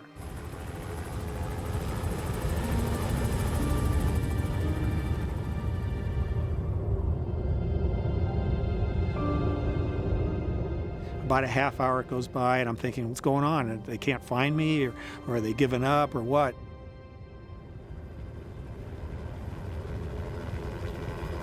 All of a sudden, I hear the helicopter, but this time I can't see anything. The visibility has gone to 0.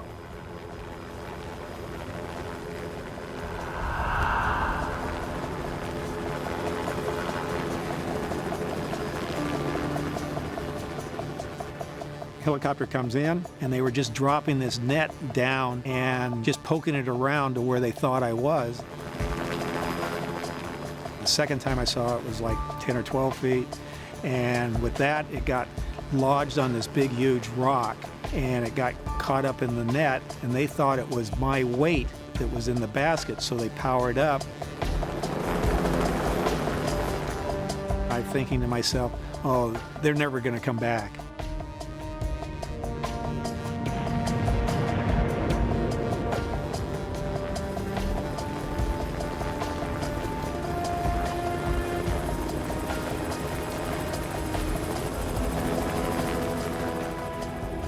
This time it's like about 10 feet, maybe 9 feet in front of me out in the middle of space.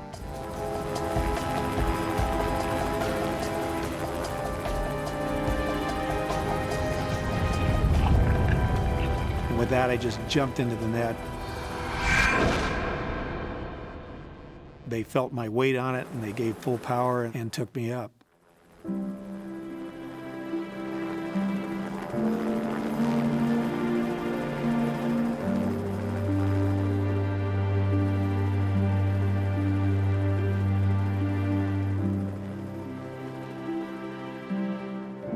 I could see blue sky above me, and I could see some edges of the volcano.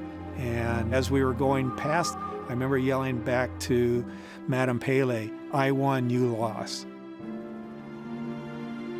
Believing that he is the sole survivor of the crash in the volcano, Mike Benson is flown to the base camp to be reunited with his wife, Stephanie.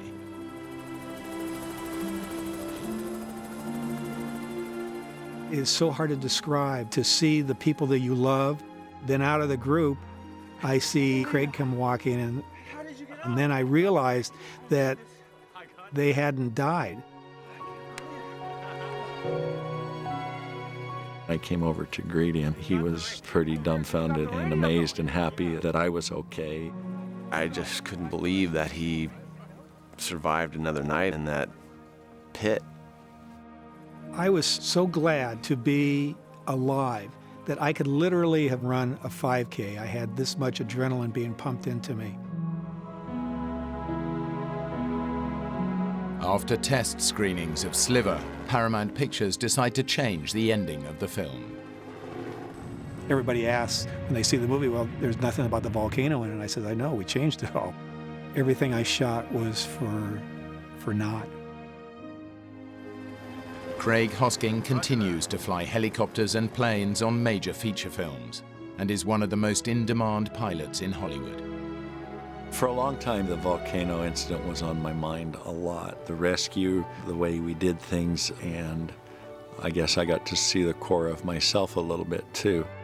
Chris Duddy has risen up through the ranks of the film industry. He's now a director and producer. I don't worry that much about death since the accident, you know? I think you just gotta live your life and things happen. Mike Benson has shot major Hollywood movies. He still loves to fly and now has his own pilot's license. 2 other producers have asked if I wanted to go and do some aerial photography over Kilauea, and I said I don't want to test fate again and be put in a position that I might have to do take 2.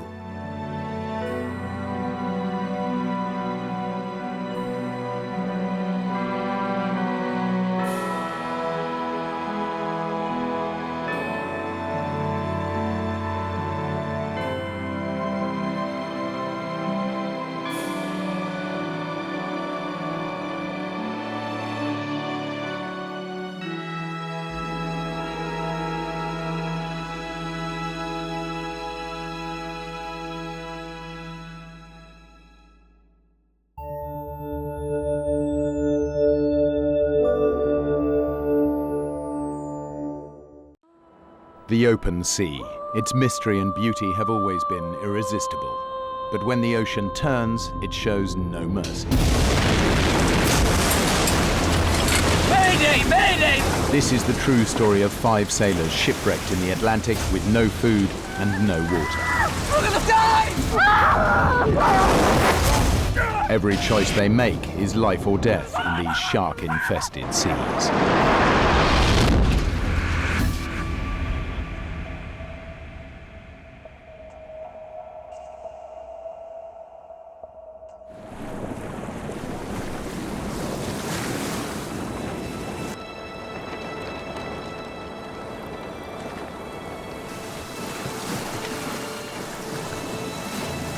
The brand new 58-foot luxury yacht Trashman surges through the Atlantic. Her owner made his millions in the rubbish business, and a hastily assembled crew who've never sailed together before are delivering the yacht to his home in Florida.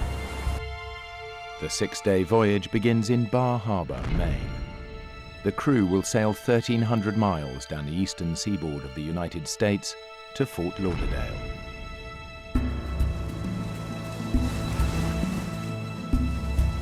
The most experienced sailor is Deborah Scaling Kiley. She's the first American woman to have completed the grueling Whitbread Around the World race. I love to sail because you're working with nature. There's another force, and you become one with that force. And I'm a junkie for it. I'm an adrenaline junkie. Debbie has been hired for the run by the yacht's skipper, John Lipoff. He was sort of that scraggly sailor look. It's running nicely now. Head back inland, hire some more crew, yeah? The first thing that I noticed about him Cheers. That I thought was kind of wild was that he liked to celebrate everything. He wanted to have a beer the minute I met him. Problemo, Debs. Problemo. He showed me his resume, and it was quite impressive.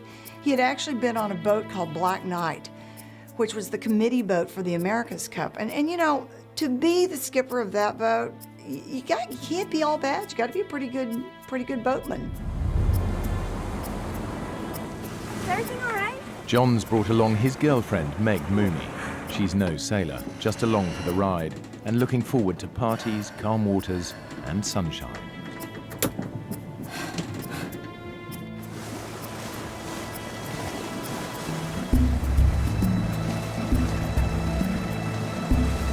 Weatherfax says clear sailing all the way. Brad Kavanagh's the youngest crew member. He signed up because Debbie's on board. All right, why don't you go to sleep now? I'll take the next watch with John. Ask him to come up. Brad's a decent sailor, although he's not yet in Debbie's league.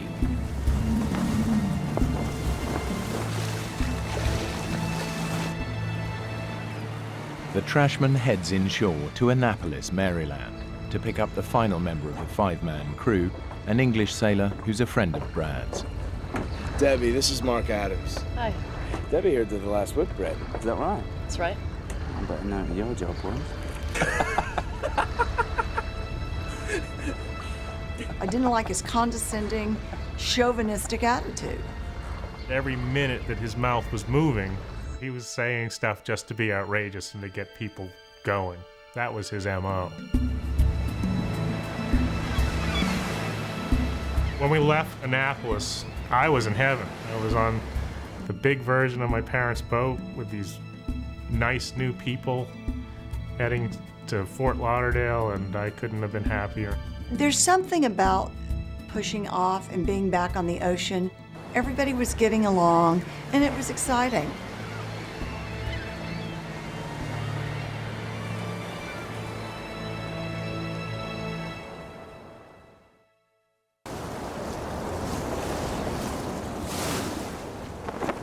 The first day is an easy sail.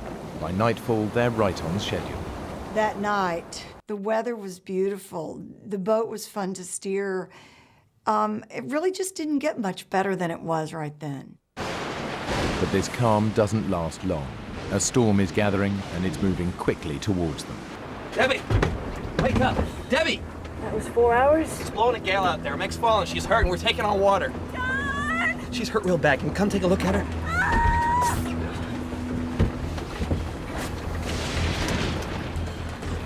Where the hell did this storm come from? Usually if it's a squall, it comes in and it blows through and it's over. But this was not a squall. This was something that was building momentum. I couldn't believe the conditions had deteriorated so much.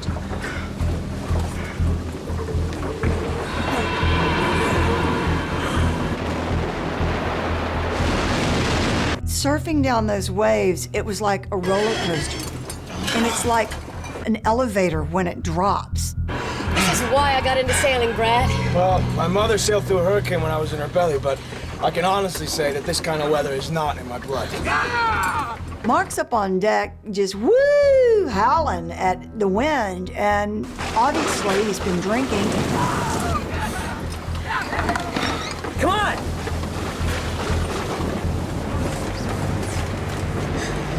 Gotta help her. She fell on her back. Well, I'll take a look. Meg had gone up on deck, and when the boat fell and wiped out, her tether didn't keep her from falling. I was like, what was Meg doing on deck to begin with? She has no business out in this kind of weather. Debbie, leave it. Just help her, okay? But John... Debbie, for once, would you just do what I say? She rolled over slightly, and you could see the bruising begin, and it was all through the kidney area. I could just tell she was in so much pain. I want to go home, John. Take me home. Okay, Ellie. I'll get some help.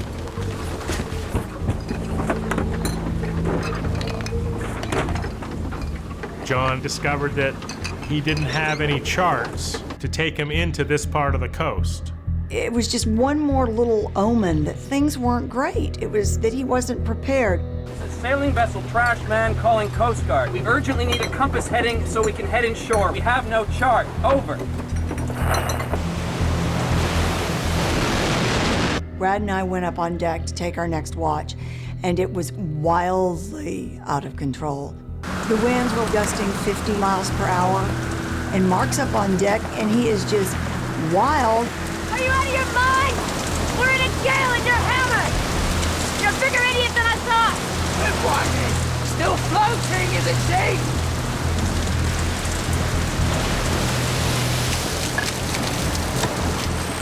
The Coast Guard advised us that we should go to Wilmington, North Carolina. But when we altered course and headed into the coast, those waves just started smashing into the boat and impacting us. And it was like one of those amusement park rides that, kind of jerks you up, but it wouldn't go over and jerks you up.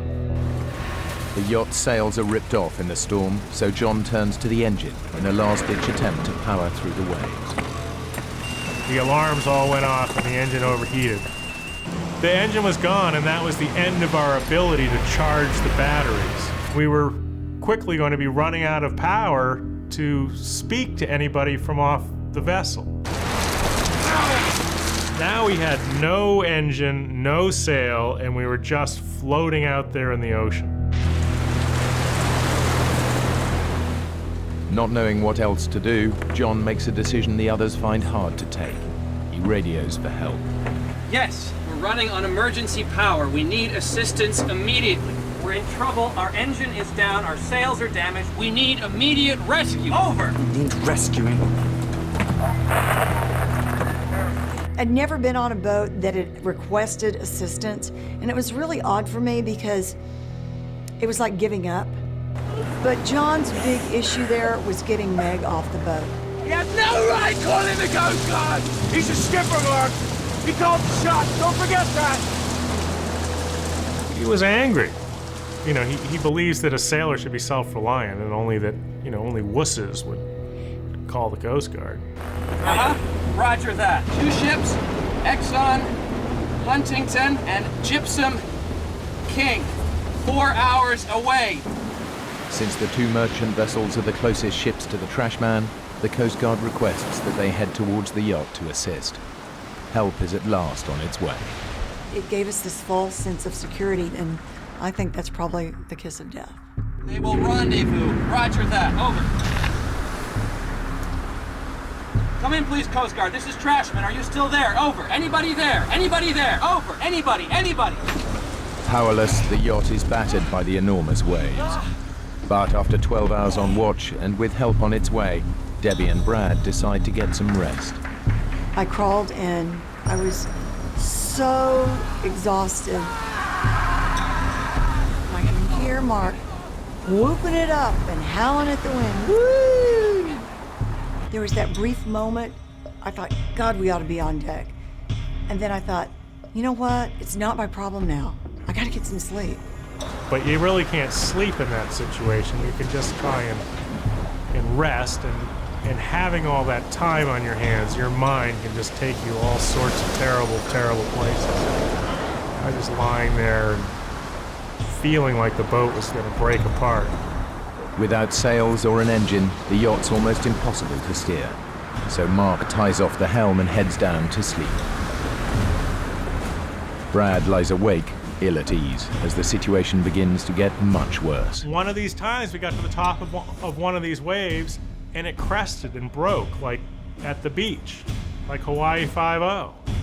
And the boat fell off the top. You know, we were in free fall. And then we impacted against the window. And the window just smashed out, and the water just poured in. Jimmy! Jimmy!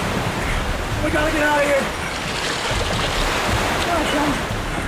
No, let's get out of here! Go! Here's the boat sinking, and we're scrambling to get to the deck, and I hear John over here going, Mayday! Anybody! Mayday! Mayday! We're sinking! We're sinking! We're sunk! Anybody! And I get up on that deck, and it was just like a slow motion dream. I don't even know how to describe it. It was just gray, and it was crazy, and it was tumultuous. And I look around, and there is nothing. And we're going down, and we're going down fast.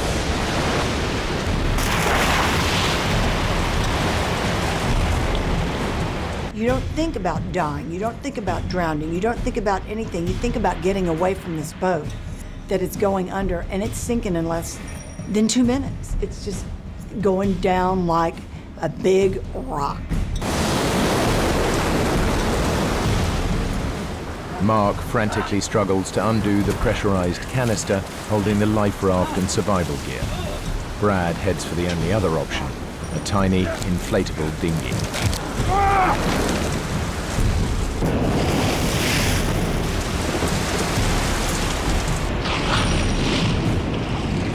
I swam after the dinghy, kicking off my sea boots and my foul weather bottoms, thinking, my dad's gonna kill me.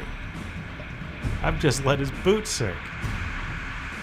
And then thoughts of my mother and how horrified she was gonna be, and how sad that when she learned that I had died there in the ocean.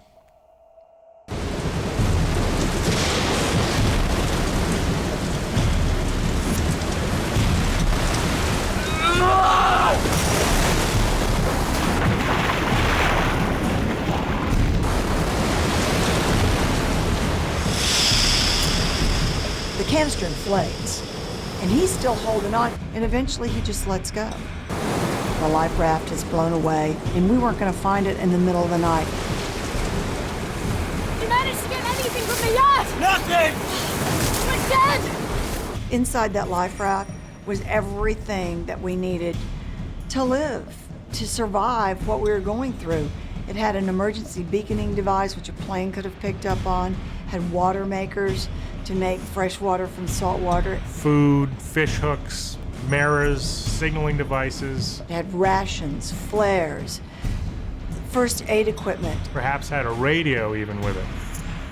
And in that rubber Zodiac dinghy, we had absolutely nothing. Absolutely nothing. I'm so sorry I lost the life raft! Our chances for survival were 0.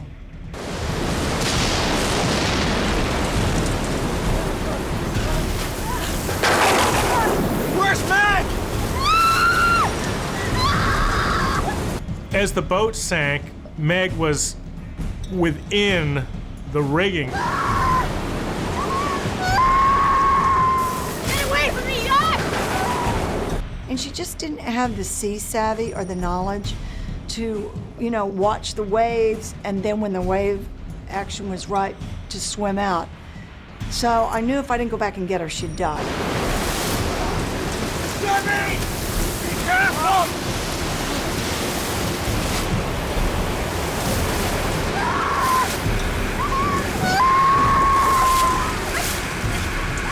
Hey!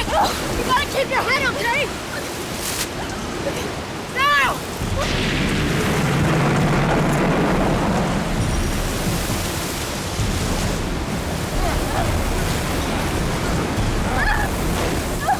We're all gathered around the rubber Zodiac dinghy, and I remember watching Trash Man as the last little foot of her mast slipped under the water, and it was the most devastatingly lonely feeling that I've ever felt in my life.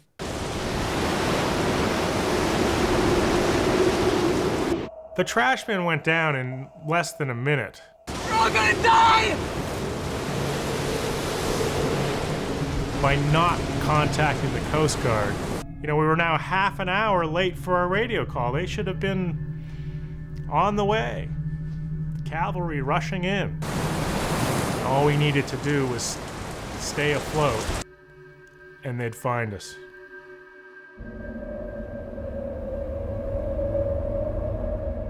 The next day, when the sun finally came up, the sky was overcast and gray. The air temperature being 40, we would definitely succumb to hypothermia. Let's get under the dinghy. There's a shelter. I can't. No. I can't. We'll be out of the wind! Rather than flip the dinghy over, the crew get underneath it, where they'll be sheltered from the bitterly cold wind and rapid hypothermia. Come on, check on you. The sad thing was that Meg just couldn't participate. I think it was too painful for her. But more than anything, Meg was very claustrophobic. Soon, the water begins to have its own chilling effect. Okay, we gotta get out of the water. It's cooling us down. Give me a minute. We devised a system where we positioned our bodies suspended by a line that we'd rigged. Lie down next to me. You two, lie on top of us. By stacking ourselves like a bunch of fuel rods in a nuclear power plant or a bunch of logs in a fire, we were able to share our body heat and to keep ourselves warm. As the storm raged on, you could crawl up underneath the dinghy like that, and it was so quiet and so peaceful. It was so deceptive. It was almost luring you once again into that amniotic state.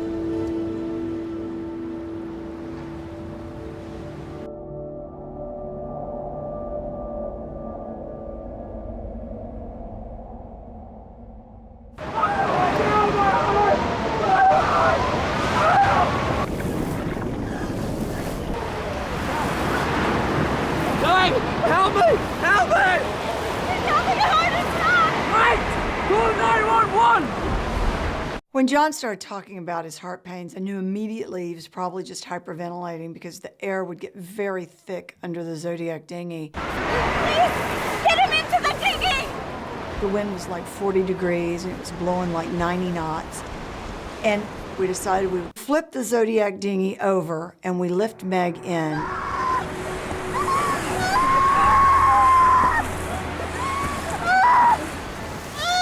I was horrified at her wounds. The wire in the rigging had cut almost all the way to the bone, and she had huge gaping wounds on her legs. It was heartbreaking. Just those wounds alone were a death sentence. It's too bloody cold out here. Let's turn it back over. We're gonna freeze to death. Look, man, you want to go back in the water and help yourself? There's a whole ocean out there.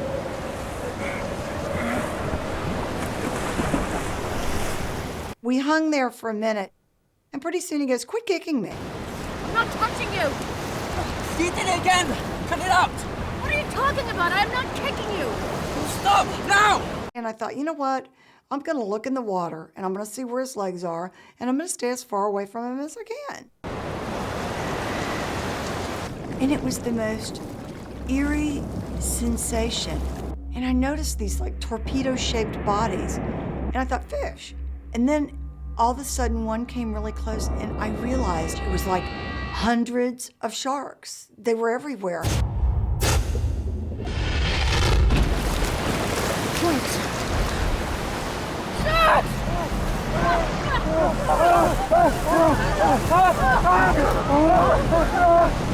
And just the minute we got in, fins just everywhere in the water. And I don't mean like 2 or 3, I mean 10, 20, they were everywhere. Every shark in the ocean! I've never seen so many sharks in my life, not in my entire trip around the world. It was the most frightening feeling I've ever felt. To this day, I don't know why the sharks didn't attack us that night, with all of us treading water, with Meg's legs bleeding. Mark, I'm warning you! Do not hit a single shark with that! Are you out of your mind? What do you think? What? You're gonna calm them down? Give me that! Our biggest threat was not just the coal, but a wave breaking underneath us and flipping the Zodiac over and dumping us back into the shark-infested water. So what we had to do is devise a system to try to slow the little rubber Zodiac down. Hey, Debbie, do you think maybe we can make a sea anchor out of this thing? Stabilize this tub?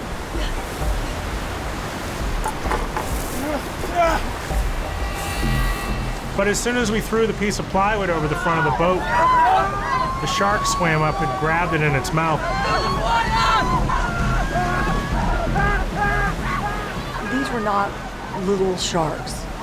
And this one was big enough to pull a 13-foot rubber Zodiac dinghy with 5 people in it, which is at least, 700 pounds, wildly through the water.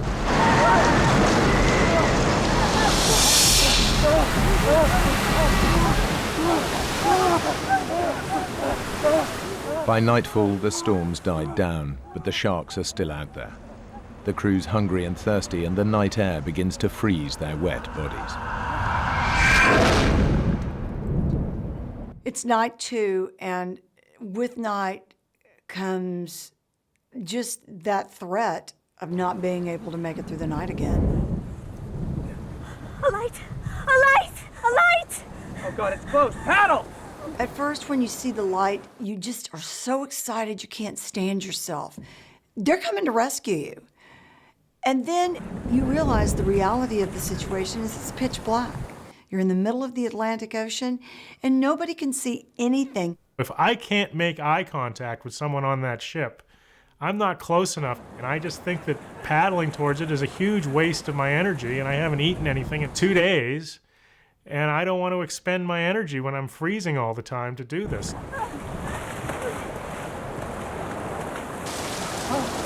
The craving for water is like nothing I've ever felt. It's as if every cell in your body needs it and it's crying out for it. You haven't had water in 24 hours, almost 48 hours. But all I got was the wind blowing through my mouth and actually drying my mouth and my tongue more than the moisture coming in from the rain. Damn! It was as if God was spitting on us, laughing at our situation. All of a sudden, we remembered about the ship, and we looked out, and the ship was gone. Maybe that was a chance for survival. It's the ultimate despair. And at that point, I just couldn't take it. I felt that I was being teased by the environment, by the powers that be. Oh, I stood up and I gave God the finger, started, saying, what are you doing to us? You're gonna make it rain, let it rain so we can get some water. The last thing you wanted to do is curse God, because that was about the only chance we had for survival. I don't want to die. The ship has gone, but some unwanted guests refuse to leave. There was always a fin somewhere. They were always bumping into the raft and pushing us around. Then they'd go away for a while, and just about the time you think that they'd gone away, they came back again. The situation was going from bad to worse to nightmarish. Day 3, and the crew of the Trashman are still adrift in the Atlantic, suffering from dehydration, infection, and the fear that they'll never be found. Well, we were starting to get very frustrated with the Coast Guard because without food and water, we were really starting to suffer.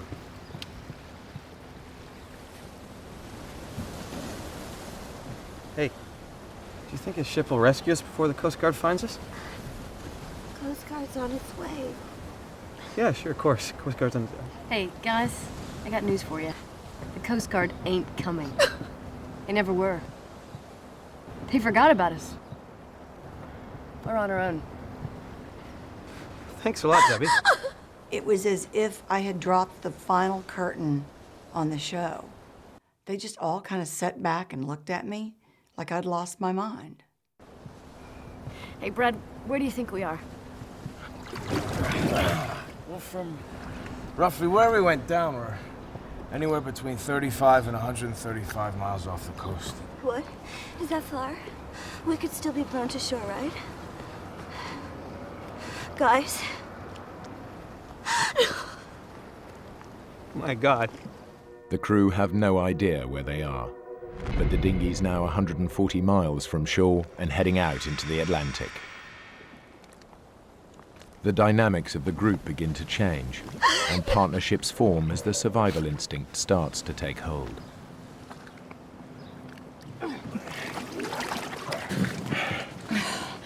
What are we gonna do? I don't know. I'm so sorry I got you into this. If I didn't have you, if it was just me and those guys, I don't know. We just need to stick together. You and me. If we lose this bond, then we're lost. And it's what's going to keep both of us alive. So I'm going to watch out for you, and you watch out for me. I can hardly stay awake. Why don't you go to sleep? I'll watch you. Make sure you're okay. If it had come down to someone trying to hurt Brad or kill him, I would have done my best to take him out because Brad was my partner in survival. And I wasn't going to let him go. There was no way.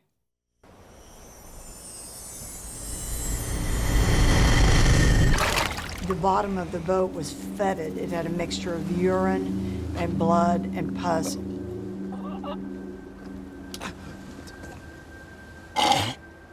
We were in absolute agony because we were starting to get massive staph infections all over our bodies. These staphylococcal infections are caused by bacteria entering cuts in the skin. They can soon attack the heart and lungs, and Meg is at particular risk because of her open wound. I felt so bad. She was dying of blood poisoning, and we were sitting there watching Meg die. It was just tragic.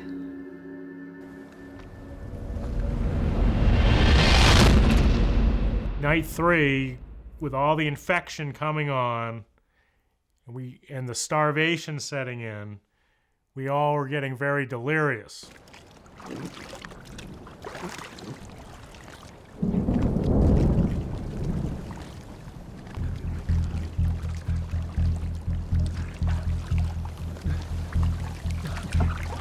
What are you doing? That stuff will kill you. Here, Miss Whitbread. Help yourself. Everyone knows that you're not supposed to drink seawater. They tell us that from the time we're little kids, and that's one of the things you just don't do. Drinking salt water dehydrates your body even more, and it causes kidneys to shut down, and you begin to have delusions. And ultimately, if you drink salt water, it will kill you if you don't kill yourself first from the delusions. I didn't really know how long it would be before we saw the effects of the salt water, but it stood to reason to me that it would be probably, 7 hours or so. And I was right. It didn't take all that long.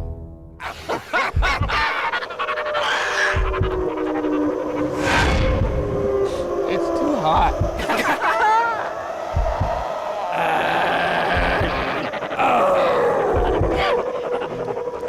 Where's everybody?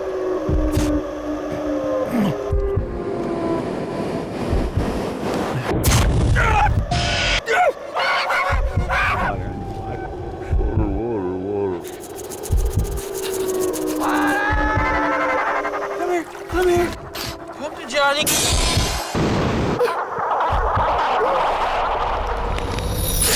Where's everybody? It was just like I was watching some crazy play. I want my facts! Wait.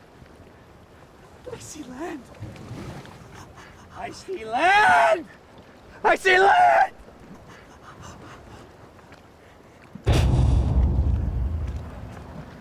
It's right there, man. You see it? It's right there in front of us. We're just off Falmouth, Meg. We'll go to the hospital where my mom works. She'll take care of us. We're in the middle of the Atlantic Ocean. We're nowhere near Falmouth. That's total crap, man! It's over there. This went on all day long. Oh, I want my cigarettes. I need one now. The monotony of it was starting to drive me crazy. I'm just gonna get my car. We're in the middle of nowhere. You guys bring the boat in, and I'll go get the car. There is no car, John.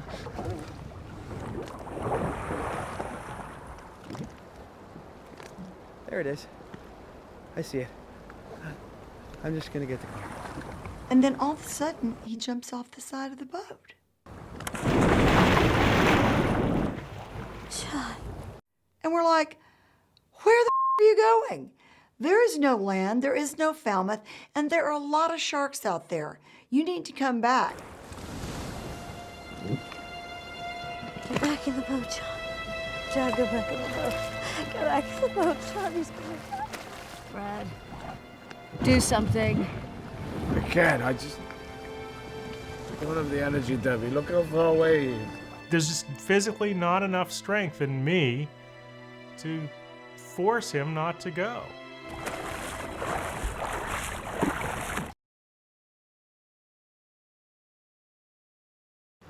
I can't see him.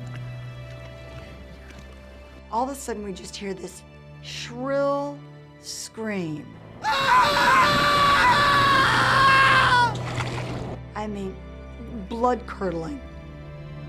And it was over. And then silence. And it was like there was no crying. There was no nothing. Meg just said, "He's gone." There wasn't any doubt what had happened to him. The sharks got him. The sharks never left.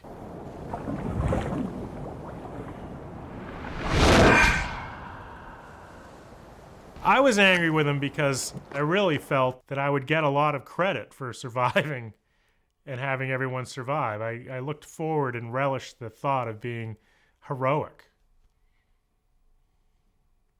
And there's nothing heroic in what I had done in this instance, which was stand by while John swam off to meet the shark.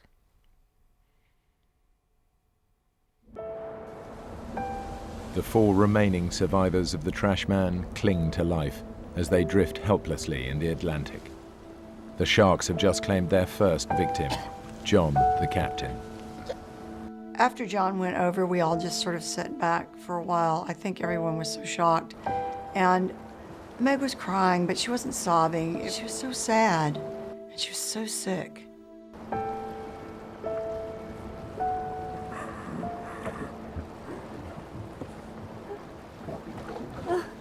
Hey, gorgeous. I know how to make you feel better. Take your mind off John. Promise. He says, "Hey, lady, I think it's about time you and me had sex." And that just like, hit me over the head with a 2x4, and I woke up Brad, and Brad. We've got to stop this. Let's just see how she deals with it.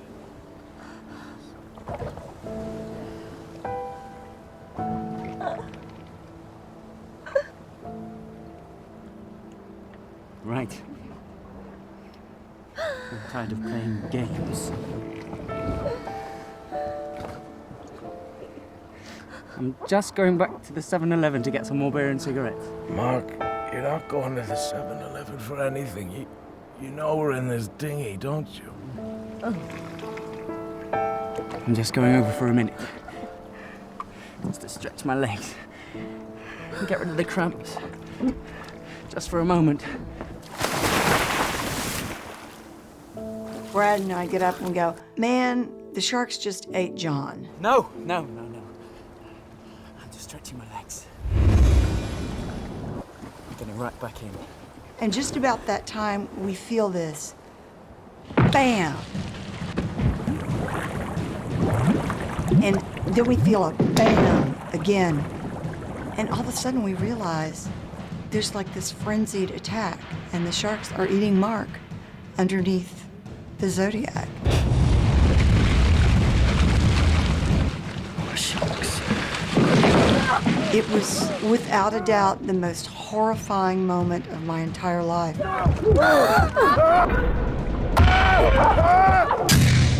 The sharks now had a taste of what they'd been following for days, and they wanted more.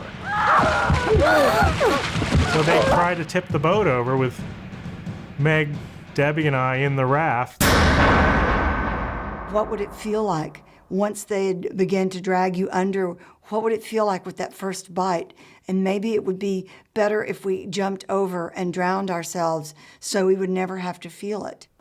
And it lasted for what seemed like an eternity, like hours.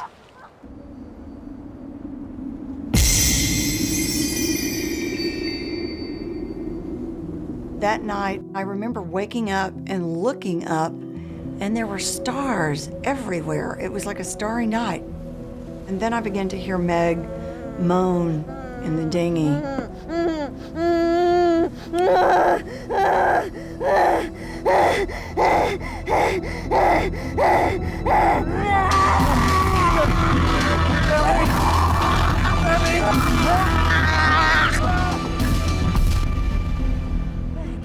I think she was frustrated and she just wanted to strike out at somebody. I mean, John really did her a dirty trick, leaving her there in the raft. It was really weird. She took her hands and started moving them in the air like a Spanish dancer, like she was in completely some other world. And then, out of the blue, she just started talking. What did she say? I don't know. And it all of a sudden became very clear to me that Meg was speaking in tongues. She's dying, isn't she? She was dying. She was really close to death.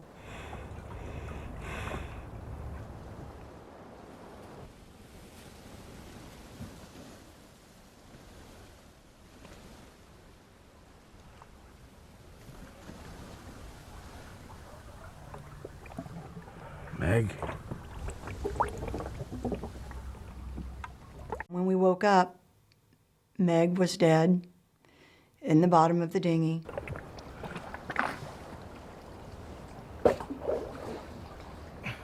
All that fetid mixture that was left over from the seaweed and the urine and the pus and...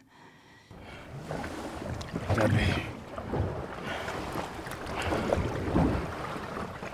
Should we eat her?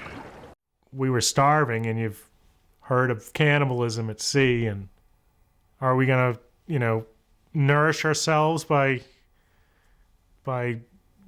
somehow figuring it out how to butcher her and eat her, or what are we going to do? Ugh. She's too infected, Brad. We have to get rid of her.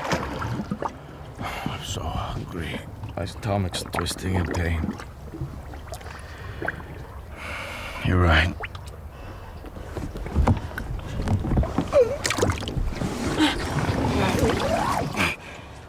And so we decided that we would take off her shirt and all of her jewelry so that we could give those to her family.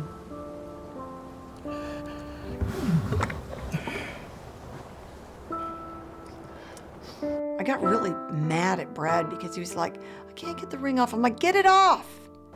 It's not like you're gonna hurt her. Just take it off and get it off.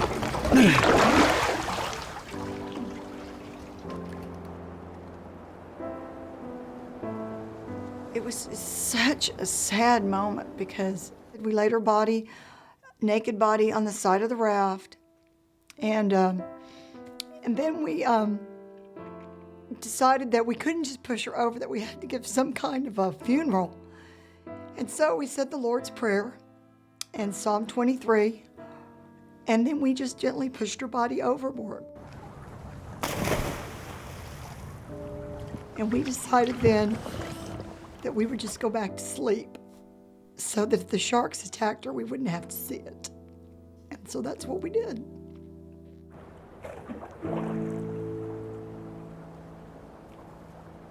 People can argue that it was a physical thing that killed Meg, but I think it was John abandoning her and making her despair that killed Meg.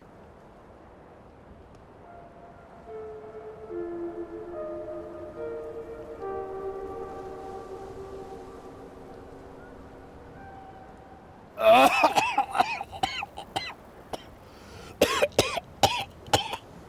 you okay? I don't know. I've been retching ever since I woke up. It's the water in the bottom. Meg's died in it. It's making you ill. The sun's only making it worse. We gotta wash the dinghy out. I can't. I don't have the energy. Yes, you do. We're turning this thing over right now. What about the sharks? I haven't seen sharks for hours. Come on, Brad. Don't give up on me. And it really scared me because I did not want to have to live in that life raft, in that little rubber Zodiac dinghy, alone. I gave it a few good pops and I almost got the boat over, and then I lost my grip on the line and I fell over the side of the boat.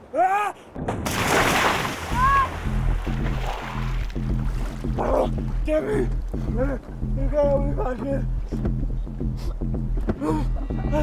And this time I don't have the strength to get myself back into the boat. For God's sake!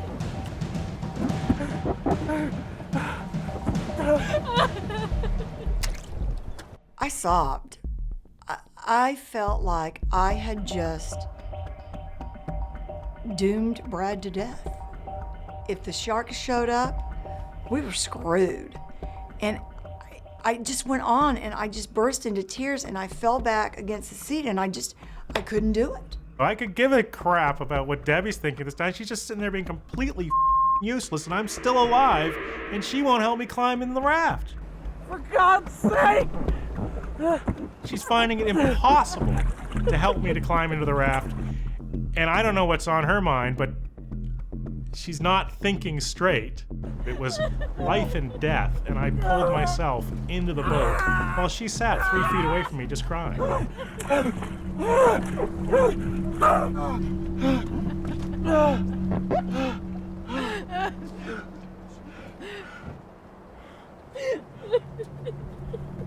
We were each at one end or the other of the raft. He wouldn't talk to me. He was so off at me. Bitch.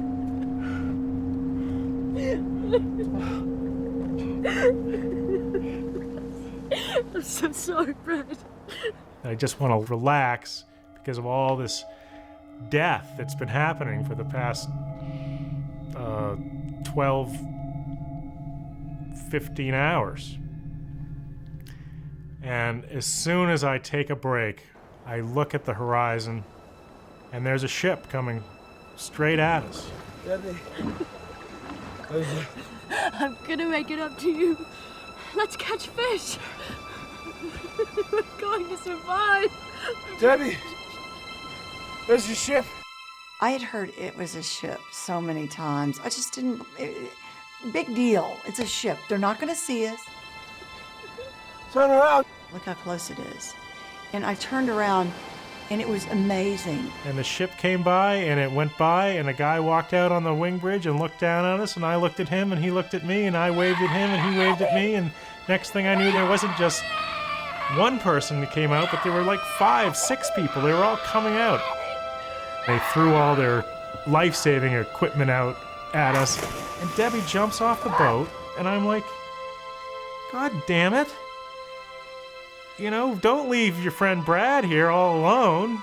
What? No goodbyes? Nothing?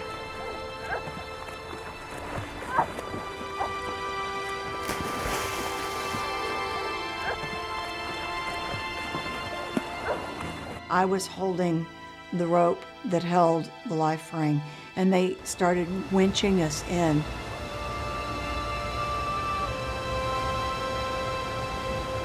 And then a big sailor picked us both up. And when they finally hand me off to the last guy, he just gently lays me on the deck, and I realized that they were Russian. And I didn't care. It was, I didn't care where I was going. I didn't care who these people were. I was lying there, and Brad was there, and we were alive.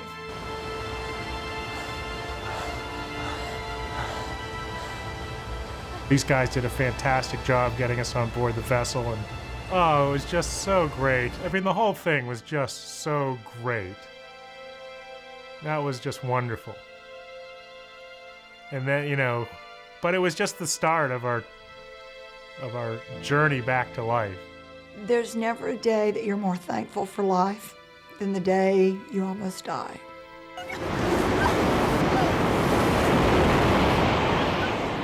I'm here today, and I don't feel guilty about it, and I have no regrets. And every day I wake up, and it's a new day, and I'm happy. And I always, always try to find something good in the bad things that happen to me. It's not something you just turn off when it's over. You keep living in that survival mode. You know, I don't know if you're shell-shocked or what you are, but it's impossible to just turn it off and go back to being the way you were before. In their 5 days at sea, the dinghy had drifted 140 miles from where the yacht sank and was heading further and further away from land.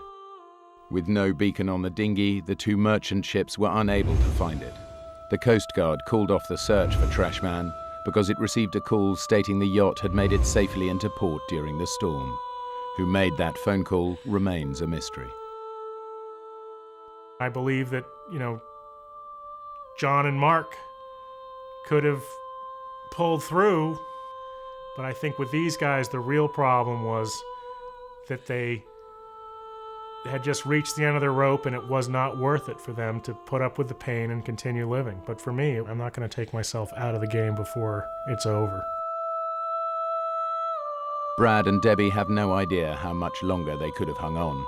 What they do know is they had an unshakable will to survive.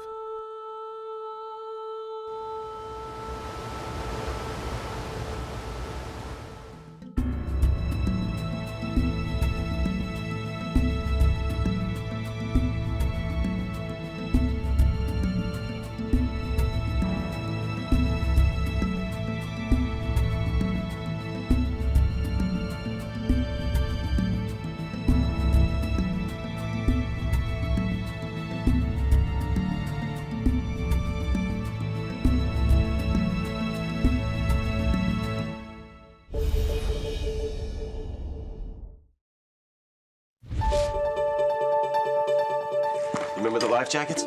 2 old school friends decide a fishing trip to Mexico would be a great way to repair their rocky relationships with their dads. Getting all this, Dad?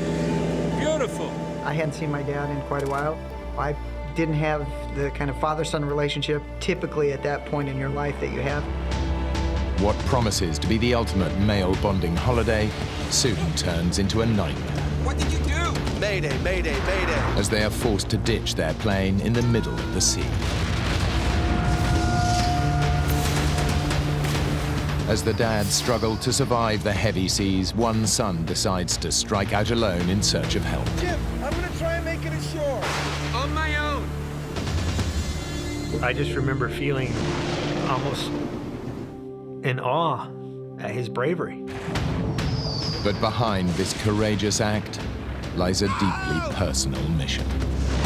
My dad never saw me as being a strong person, and I was going to show him that I could do this.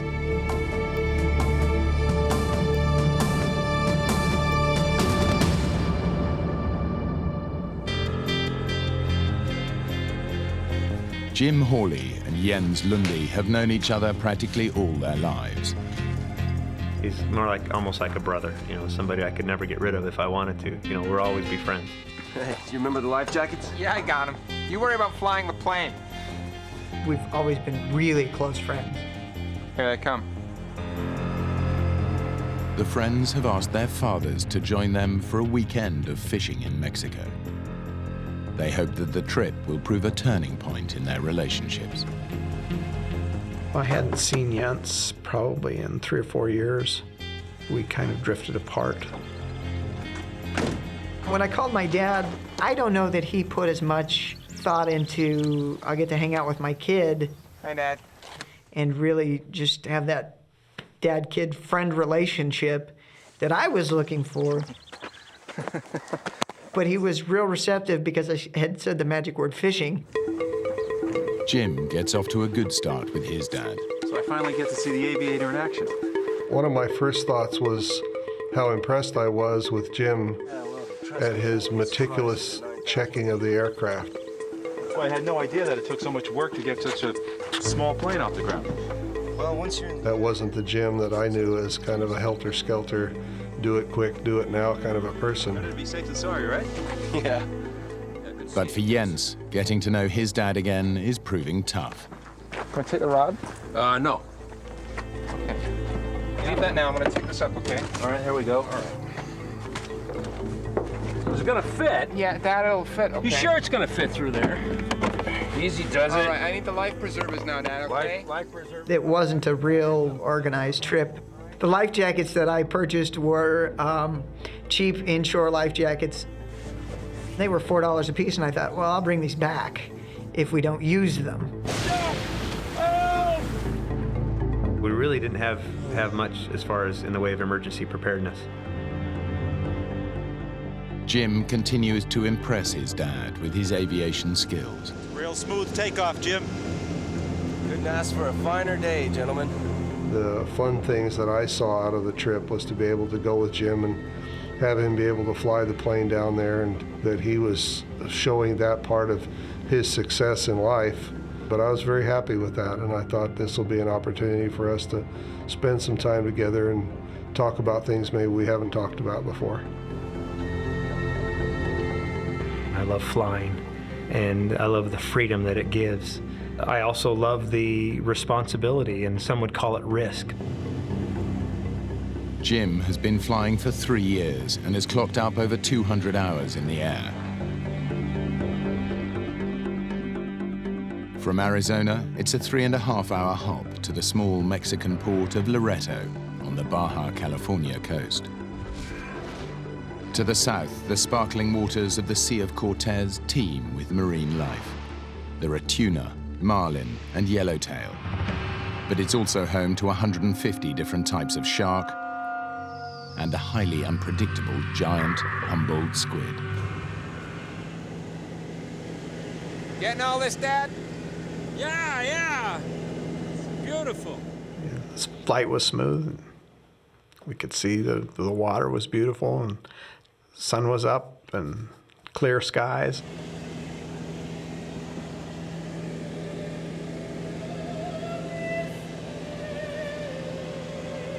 As I got ready to take a nap, I put opera on my Walkman to kind of to sleep to. It's real comforting, and it's a great opera, The Marriage of Figaro. 3 hours later, the plane is 30 minutes from touchdown, directly over the Sea of Cortez.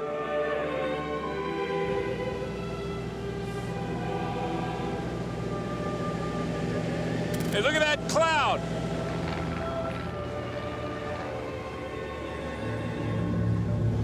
Loretta Tower, Mooney, November 201, Juliet Mike. I'm about 30 miles out. I see a lot of weather building in front of me. Can you give me an idea of the weather at the airport? I had kind of a premonition that something was going to go on with this, something was going to happen.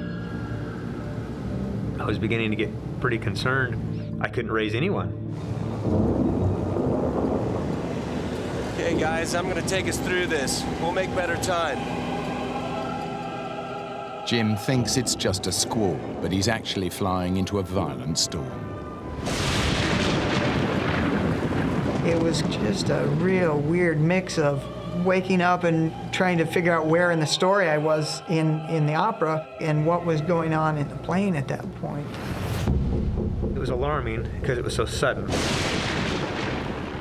I didn't see any indications that it was that severe until we were in it. Jim, what's happening? It was one of those types of storms that it was getting worse by the second.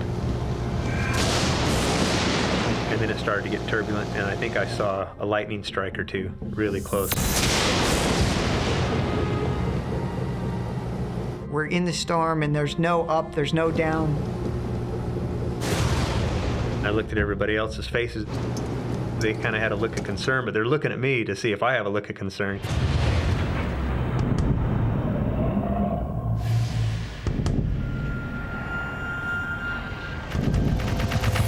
I'm gonna take us up. Good, good! I'd like to have my stomach back!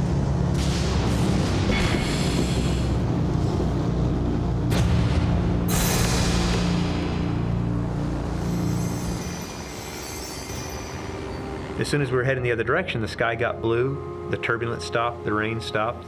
Everybody okay? I didn't think you felt the bumps in first class. Their sense of relief doesn't last long.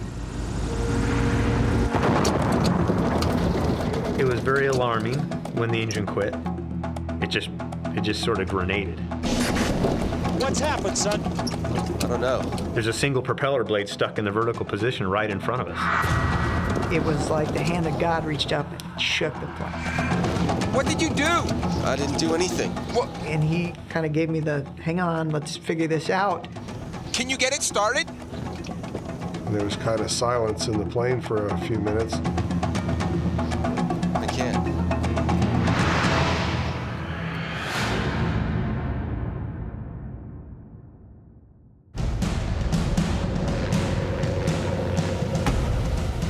Jim and Jens's fishing trip to Mexico with their dads has gone terribly wrong. After flying through a violent storm, their aircraft's engine suddenly failed. Now they face the terrifying prospect of ditching in open sea. Mayday, mayday, mayday. Loretta Tower, Mooney, 201, Juliet Mike. This is unreal. This can't be happening. 25 miles northeast, engine failure. Mayday, mayday, mayday. I didn't know if my transmission, where I had told them where I was, had even been heard, because I didn't hear a response back. Sorry, guys, we're going in.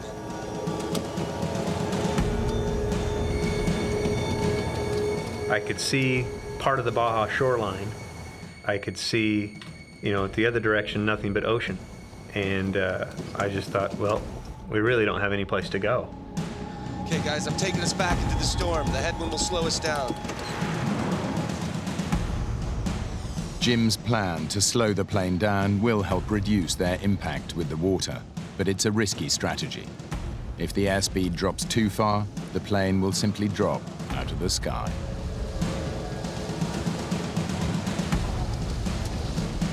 When the airplane quits flying, that's bad. That's usually you get severely killed when that happens. I can see the water, and it was ugly. Huge waves, huge waves. Unlatch the door.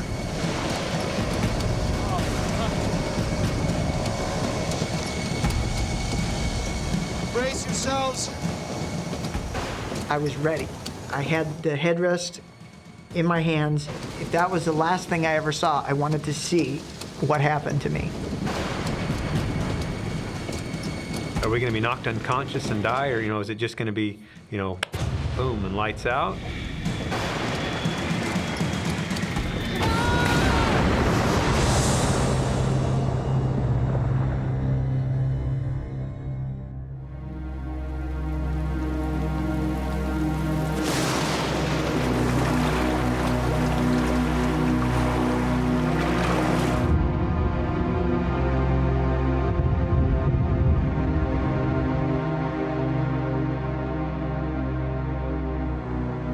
I realized that nothing had happened that I was expecting to happen. I was expecting the plane to cartwheel and come apart in pieces. We're alive. A plane was not meant to float. It was gonna sink. I was getting out of the plane. I opened the handle and kicked the door open. And I just undid my seatbelt and jumped out. Decided to better get the hell out of the aircraft. Jim was still in the pilot seat, and I was reaching in going, come on, come on, come on, come on, get out, get out, get out. It was so stormy. I mean, the wind was blowing so hard, the waves were so big and crashing, and it seemed like the sea was going to swallow anything, including us. The airplane began to sit lower and lower into the water within just a few moments. The men have no choice. They grab hold of anything that will keep them afloat and jump into the terrifying seas.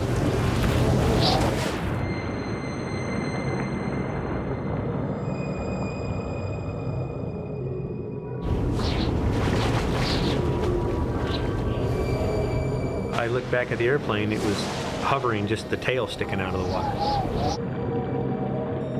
The navigation lights on the plane were still on, and you could see it as it sank and got farther and farther away, and you kept seeing this strobe.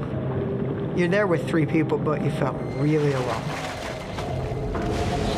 For just a soft moment, I thought, my God, how did those people feel when the Titanic went down? You're looking at it, and it's just our little aircraft, but it was the only thing we had.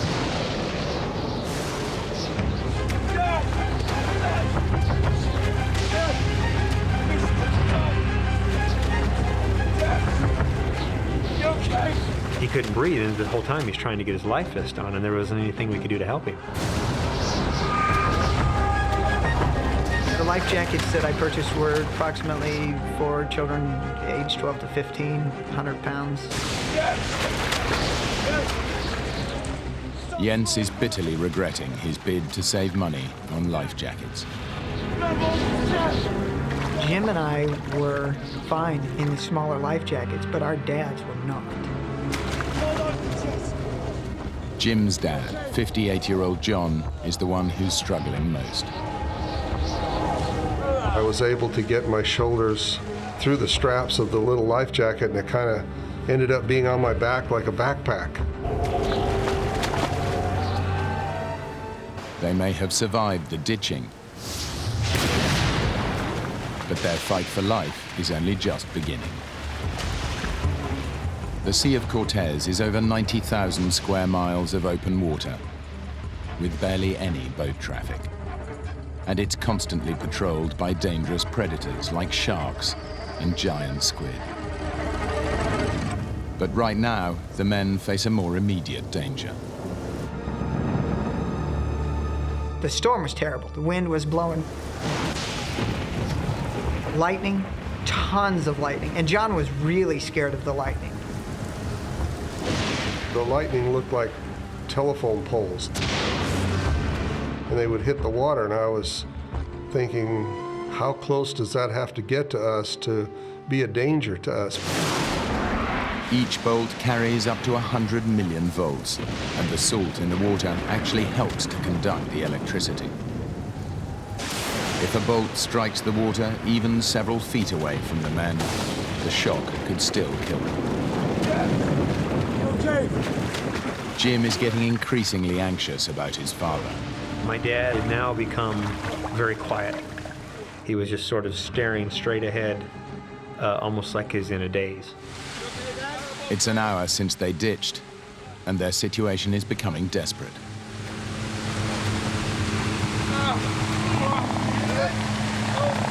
you hear that? What? Hey! There's a helicopter! There's a helicopter! We heard the heavy drum beat, the sound of a helicopter. It was just, it was the most beautiful sound I'd ever heard. Jim's mayday call did get through after all. We had swim fins that were yellow or neon green. That was all we had.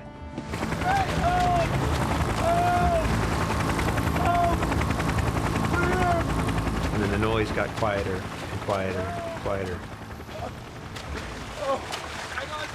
And we realized he didn't see us. He's not coming back.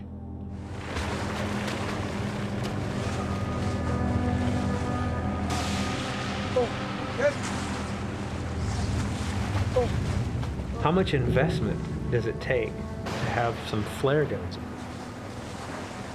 You know, you can pull them out, pop, and all of a sudden now, you're an instant target to your would-be rescuer. It was just terribly disappointing because by that time it was now late in the afternoon. The prospects of being out there all night were really frightening.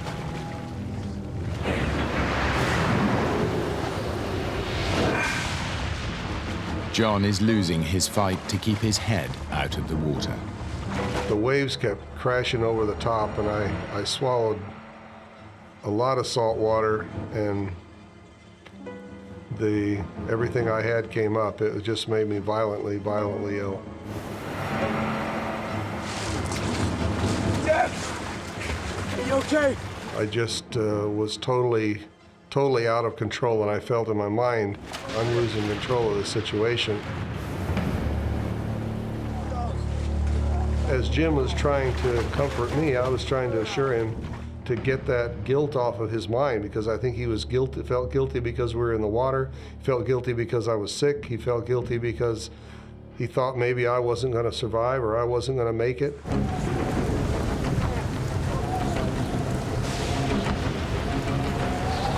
Stop swallowing, Mark! It was frightening. It was very frightening. I didn't want to watch my dad die, especially didn't want to watch him die just because of, you know, drowning or asphyxiation right there in front of us when there's nothing we could do about it. Dad, please hold on! John's vomiting is rapidly dehydrating him. If it doesn't stop, it could prove fatal.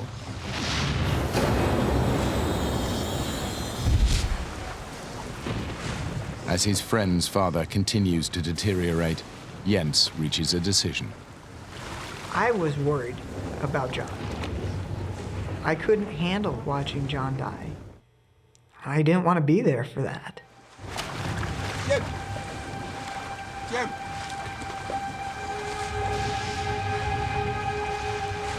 Jens and Jim separated from us for some reason. We need to get help for your dad! I don't think anyone's coming! I'm gonna try and make it ashore! My plan at that point was to leave Jim with my dad to care for my dad in case something happened. Okay, let's do it! No, Jim! On my own! And I said, come on, you know, are you gonna swim you gonna swim alone? You're just gonna leave us and swim alone? That doesn't make sense! We should swim together! I had already made up my mind at that point that I was leaving. Jim, I need you to stay here. I need you to look after your dad. He's sick, Jim. He might not make it. And if he goes, I need you to take care of my dad. I don't want him to be on his own. Look, I need to go get help. I need to go now. Okay. Jens was so insistent, and his logic seemed sound. We'll all make it out of this, I promise. My concern at that point was that my dad would recognize that I was leaving before I was far enough away. Okay. I don't want my dad coming after me. You stay here until I'm out of sight, and then go back and tell him. I said, I'll see you later on tonight or tomorrow, and you know, you just keep swimming in that direction, and I'll do the same. And if they find me before they find you, I'll know where you're at, and vice versa. Well, I'll make it out of this alive. I could see him, and then I couldn't see him because of the waves, and then I could see him, and I couldn't see him. They were one wave farther away, and then 2 waves farther away, and 3, and it just kept going until 300 yards away, you couldn't see him anymore. Jens has only a vague idea in which direction the land lies. If he gets it wrong, he could end up swimming further out to sea. He finally disappeared from my sight. It was kind of a lonely feeling at that point because I was by myself then too. I think I would have been so frightened to swim by myself. I just remember feeling almost in awe at his bravery.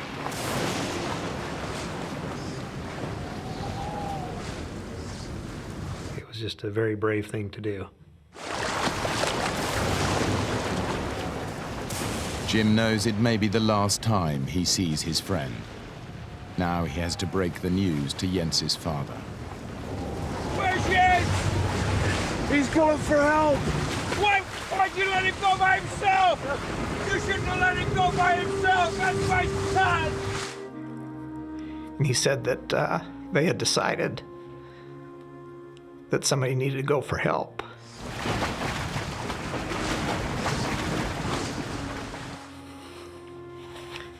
And since Jens is probably the strongest swimmer of all of us, he took the swim fins that Jim had on. My dad never saw me as being a strong person, and I was going to show him that I could do this, and he couldn't. It was that.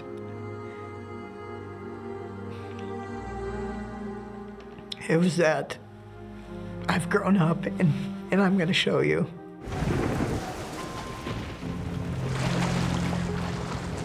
Jens is swimming in the right direction, but what he doesn't realize is that land is 10 miles away. An almost impossible swim through such heavy seas. Even if he makes it, a treacherous reef blocks his route to shore. The men have now been in the water for 8 hours.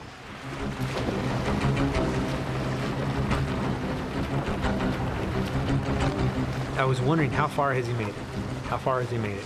And I remember looking at my watch and trying to calculate in my head how much speed he could be making through the water to shore, and just, peering off into the distance and wondering, did he make it there?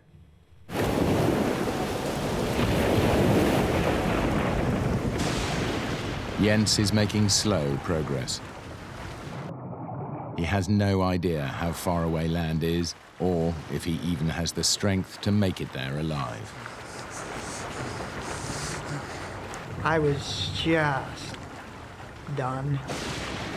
I didn't feel that I was going to be able to actually make it to shore at that point, because I was fighting these waves and just, you swim uphill and then downhill and uphill.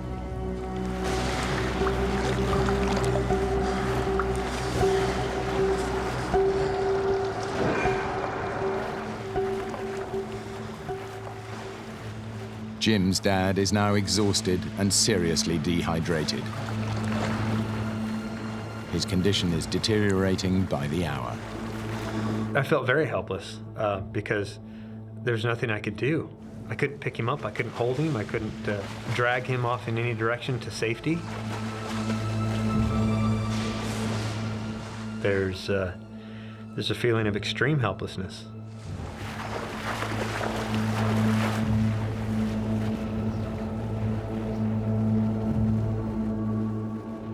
As night falls, an exhausted Jens swims on.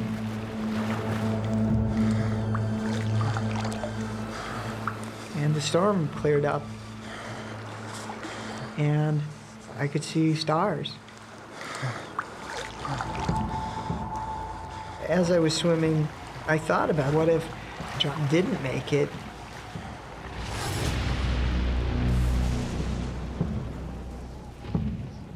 There was a shooting star, and you always hear that that's the representative of an angel, and I thought John had died.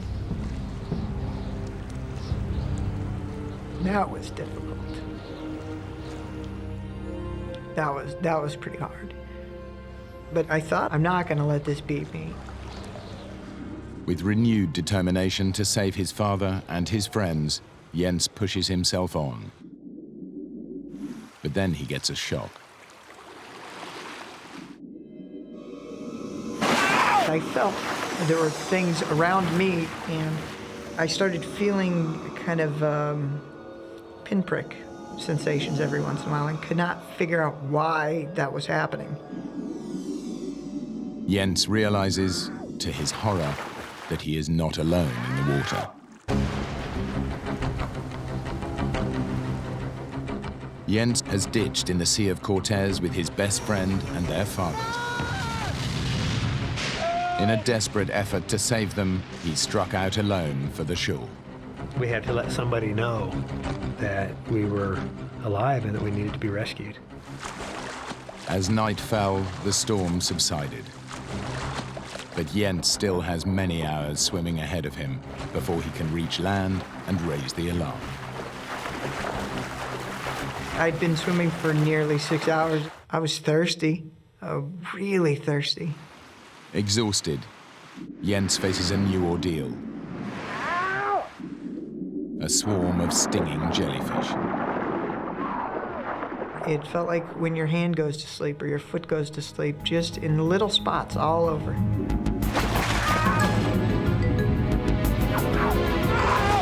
And they were getting in my shorts, which is not a place you really want jellyfish. The barrage of stings push Jens's already exhausted body to the verge of total collapse.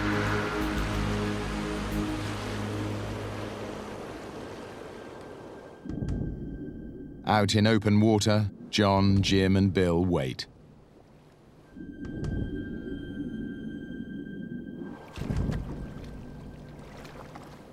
The men have no idea what lurks beneath them.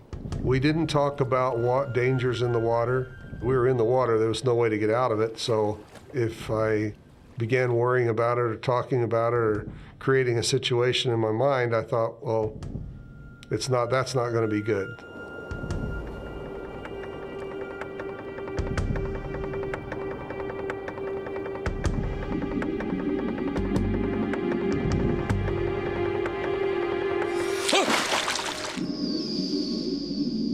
What the hell was that? What? I felt something. It felt warm. It brushed against my legs. I knew for sure there was something else in the water with us then. Are you okay? I don't know. It brought back also to the reality that, hey, maybe something is stalking us. Jim knows these waters are full of dangerous predators. One of the most feared is the giant Humboldt squid. The squid are very aggressive, and they're very large, and they're very capable of killing a person. They are very easily provoked into a frenzy. And if you're in the water during that time, it could be very dangerous. Mexican fishermen call the jumbo squid Diablos Rojos, red devils.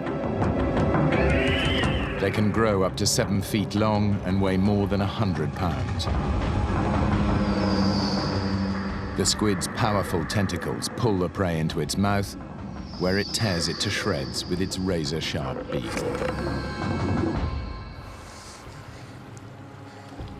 Whatever was stalking the men has gone away for now. All they can do is pray it won't come back. Jens has been swimming for over 10 hours. He's almost no strength left and is close to despair. That's when I started hearing something. And couldn't really figure out at first what it was that I was hearing. And would stop and just be as quiet as possible and try to control my breathing and try to slow down my heartbeat so I could hear this noise that was happening every couple seconds.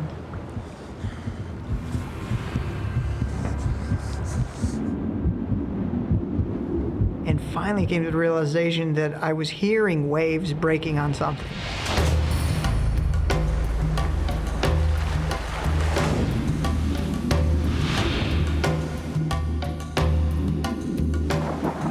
And the closer I got, the louder they got. And still couldn't really guess or tell what I was swimming towards.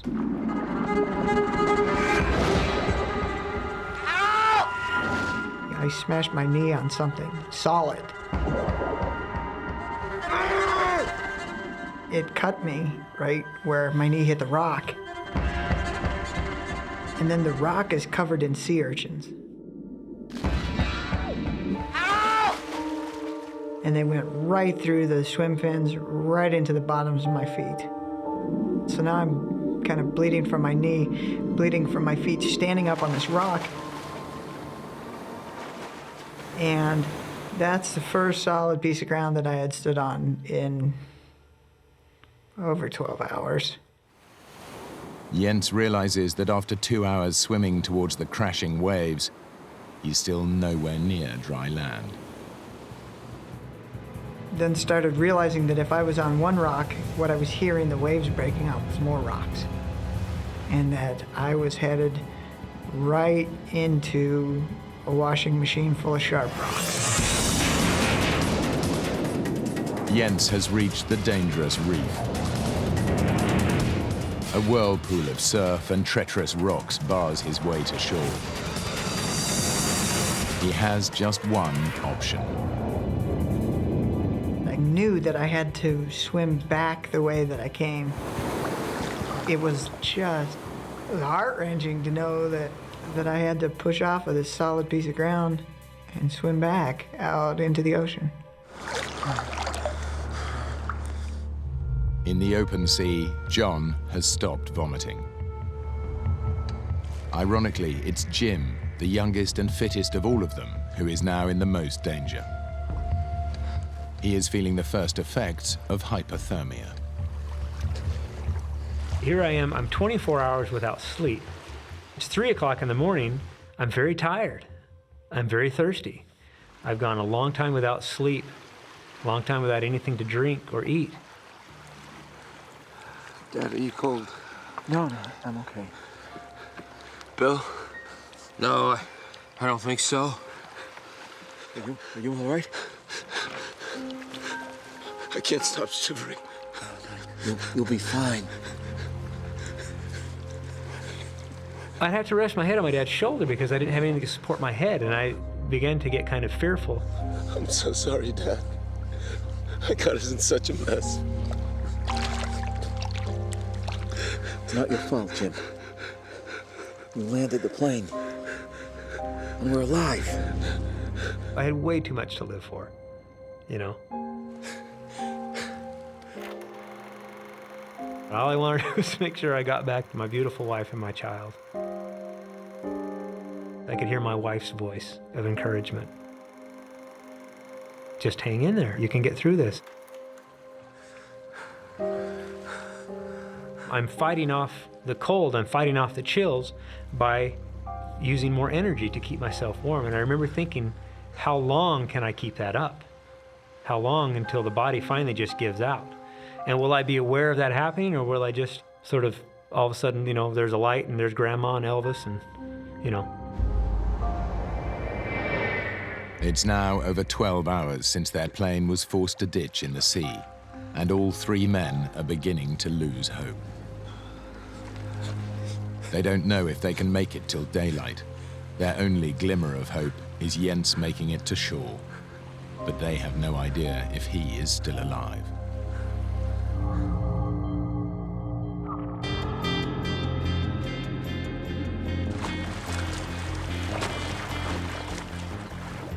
Jens is still struggling to find his way through the hazardous reef. Finally, after 2 hours, he sees something. That was just It was amazing. As I swam farther and farther south, I saw a light on the beach. It was Mexican fishermen that had camped out on this beach. He doesn't get the reaction he was expecting. The fishermen are wary. People coming ashore in the middle of the night are often drug smugglers. I'm sorry, I don't understand. No hablo español. The fishermen spoke no English. Not enough to communicate what happened and what I needed. Mi amigo, they're still out there. No, I don't understand. Cálmate, cálmate, cálmate.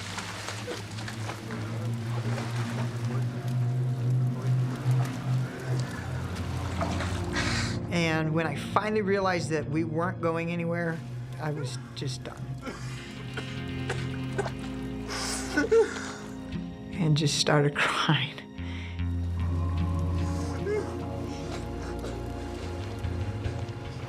Jim's condition is deteriorating. All they can do is hang on to the hope that Jens has made it ashore. Jens has made it, but any hope of rescue is still a long way off.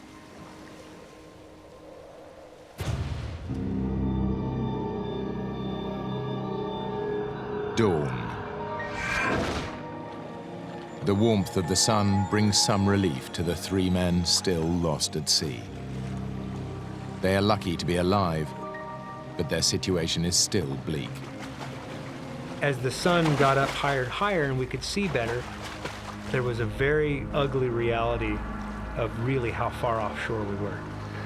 They're beginning to suspect the worst, that Jens never made it to shore and no rescuers are coming. I'm thinking, we ought to hear something, we ought to see something, but there was nothing. They're not looking for us. Jim faces a dilemma. His dad and Bill may not survive an arduous swim, but the longer they wait, the weaker they will get. And predators are still an ever-present fear. He decides they must swim west and hope to hit the Baja coast. I realized by letting go of the ice chest, we could make so much faster time. We could reach shore so much faster. But the older men are fearful. They're thirsty, dehydrated, and very tired from their long ordeal. Dad, Bill, let go of the chest. We can swim much faster without it. And I remember the look on my dad's face. Once he let go of that ice chest, he had to let go of it mentally as well as physically. And I'm thinking, well, I can make twice the time when we're off that ice chest as I can without it. Bill, let go of the chest. Bill did not want to let go of the ice chest, and it wasn't long before we were 50, maybe 100 feet apart. And it became apparent to Bill that he was a stationary object. But the shore is a long way away. After more than 18 hours in the sea, the strength of all three men is nearly spent. Jens is led away by the fishermen. He has no idea where they're taking him, but he's given up trying to make himself understood. It was horribly frustrating to not be able to tell them, look, we need to go back out there and find these other people. They are in danger. And instead of heading out to look for the others, they started taking me south. What Jens doesn't know is that the fishermen are taking him to the port of Loreto. There, he can at last alert the authorities to mount a rescue mission. Now, he faces an agonizing wait for news.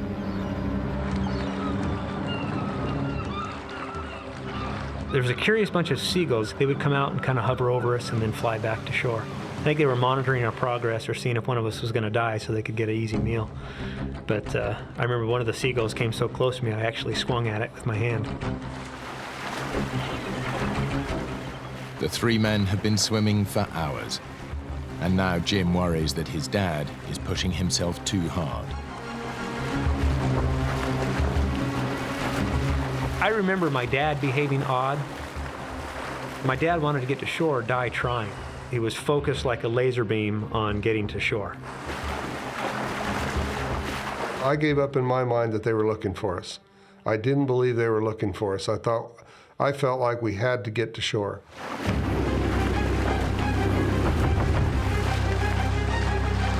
I could see something appear on the horizon. Dad, hey, it's a helicopter. It was coming our way, but my dad didn't stop swimming. Help! Hey! Hey! Here! Dad, stop swimming! Help! We were all waving and screaming and hollering and everything in the water. It circled around us. We're here! Help! And then as soon as it circled around us, it headed off back from the direction which it came.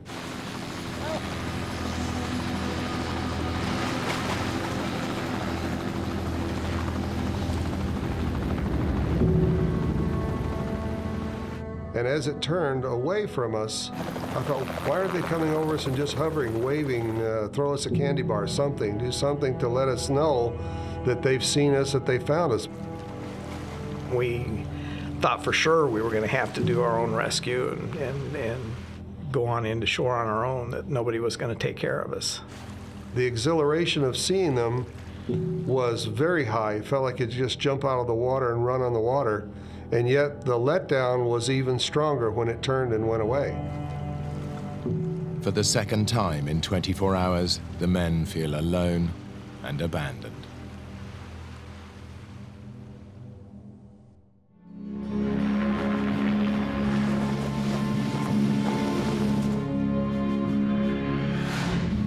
While Jens waits for news, he has to make the toughest call of his life, to Jim's wife.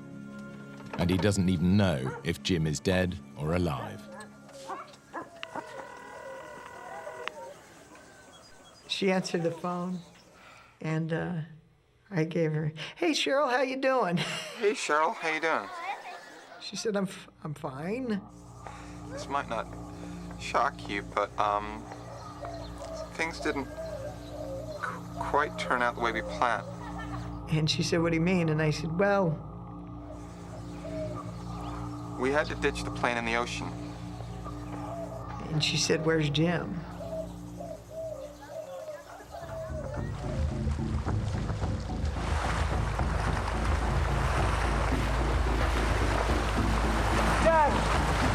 Dad, stop swimming! Dad, you gotta keep swimming! Dad! They're here! Keep swimming, Dad! Look, they're here! Help! Dad, look! Help! Help! We're here! The Mexican Navy, alerted by the helicopter search crew, are on their way.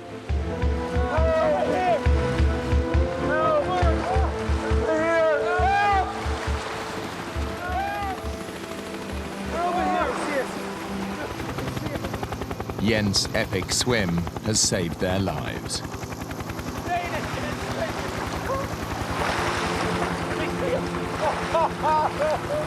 We could see on the deck of the boat a large party of sailors. They were so happy to see us in the water and see us alive. I think they were happier than we were. And a lot of their missions, all they found was bodies. And some of the young sailors were crying. There was a great feeling of relief, but there was also a fearful moment. Even though now we were rescued, the thought recurred to me, what about Jens?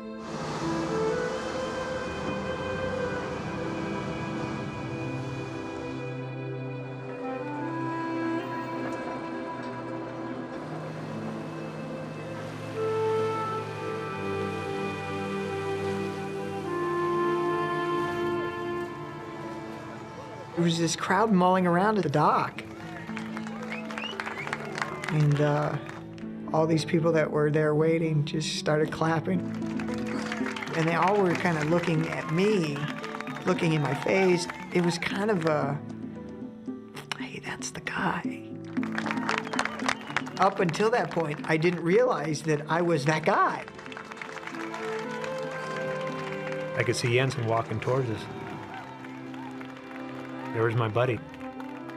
It was a great moment. It was so great to see him in person, and it's like, thank God, thank you, you know, that you allowed him to survive. And Jim was the first one off the boat. And he hugged me. I thought you were dead. There was a huge sense of relief for the both of us to see each other again. Yes. And my dad came over and hugged me and told me he loved me. And that's the first time my dad had said that in years. At that point, I really felt that he did. I felt that he was proud of me. And I still think of him as a hero.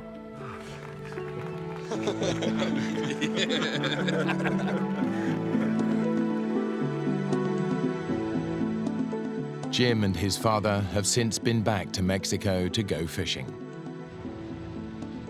And Jens and his father now stay in regular contact. Despite their ordeal, Jim and Jens still go flying together. Why the aircraft's engine failed is a mystery that has never been solved.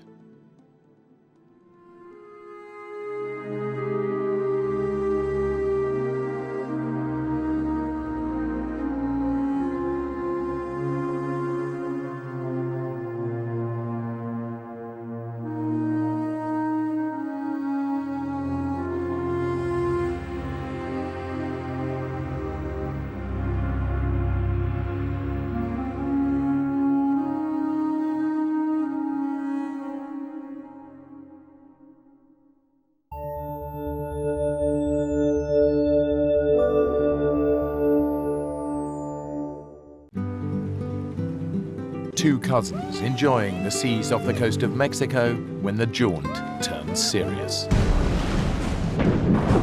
Washed up on a barren island, they wait for rescue.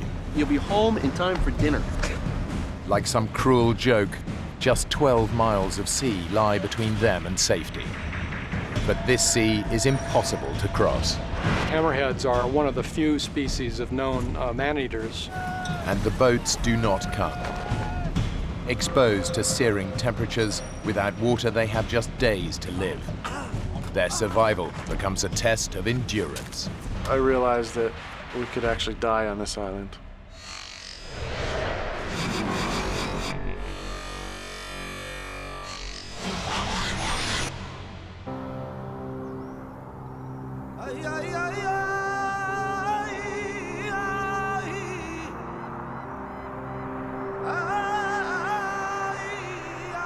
After a tiring 10-hour drive through the desert, Mark Sorensen and Rob Rusnak have almost reached the coast. From here, these young adventurers will begin the sailing trip of a lifetime. Hey, how about a good song? Something nice. Something appropriate to this beautiful Mexican landscape. Driving down, you know, we were joking, lighthearted, excited, all the things that you would think you would be when you're heading into an adventure. La cucaracha, la cucaracha. No. Ya no puedo caminar. Don't. I was really excited. You know, I had all these thoughts of how this was all gonna happen. So it was very exciting. Well, if you're gonna do it, sing it like you mean it. You sing it with me. La cucaracha, la cucaracha. Ya no puedo caminar. La cucaracha, la cucaracha.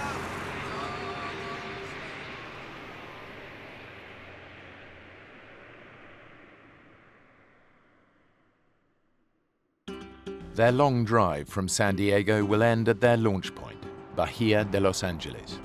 It's on the eastern side of the Baja Peninsula and is part of Mexico.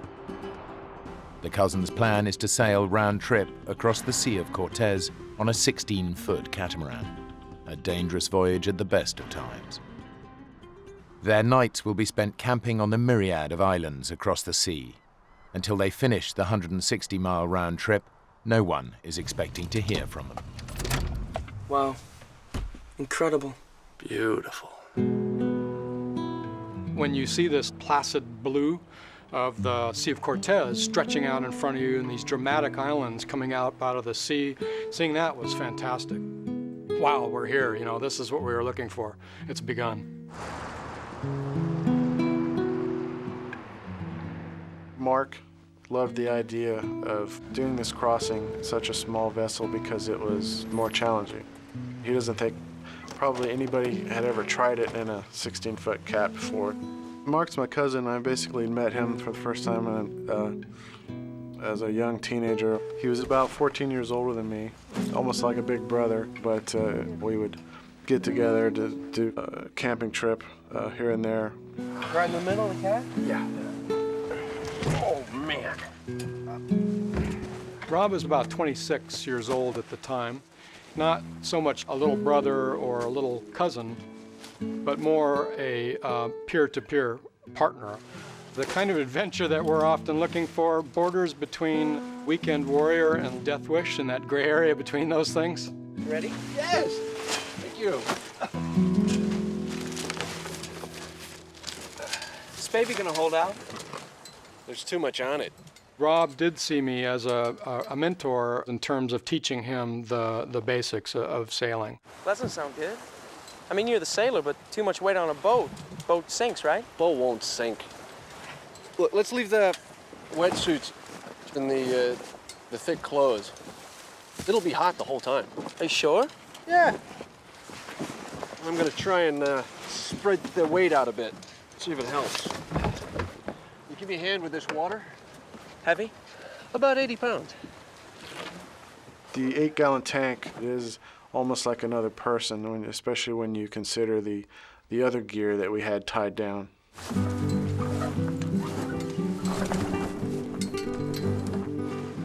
It's perfect sailing weather. But the winds across the Sea of Cortez are notoriously difficult to predict, adding a twisted thrill to the journey.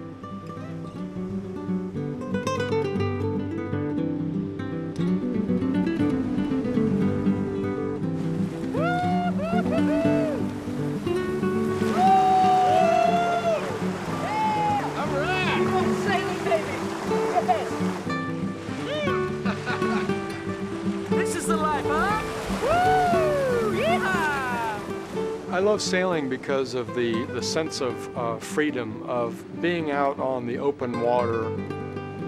There's also an element of speed because once you get going on a catamaran, it's a feeling of like flying. Just enjoy the ride. Yeah!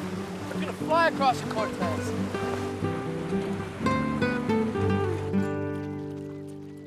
What happened to the wind?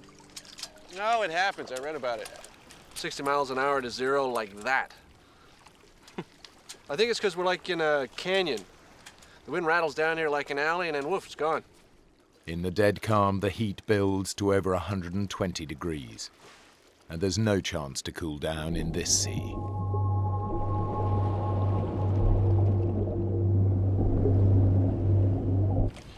Watch out for hammerheads. You mentioned sharks, you didn't mention hammerheads. Weren't hammerheads like the psychopath of the shark world? Would you be at peace with yourself if you had a head shaped like that? The Sea of Cortez is not a place to be taken lightly. I had seen a documentary about hundreds of hammerhead sharks moving through this part of the Sea of Cortez. Hammerheads are one of the few species of known man-eaters in the world and are known to be aggressive. This is something we want to keep our eyes open for. You imagine catching one of those on the end of your line? Yeah, maybe drag us into the nearest island. Be like Jaws. 3 hours later, the wind picks up as swiftly as it disappeared. But the dead calm was a warning, a forerunner to something much more sinister on the horizon. Don't like the look of those clouds. Something's kicking up over there. Coming out of the north was some kind of a squall or weather front. So we were kind of worried that, wow, what if this is something big rolling through that was not expected and that's going to be here for a while. We might have to forget about the crossing and head back. What? We might have to. Look, small savage storms. Squalls. We get caught in one, we're sitting ducks. sorry, Rob. I'm turning around. Look. I think we got water on the portside pontoon. A small crack has opened up in the pontoon as it pounds the waves. There's no way to bail, and the catamaran starts to become dangerously unstable in the squall.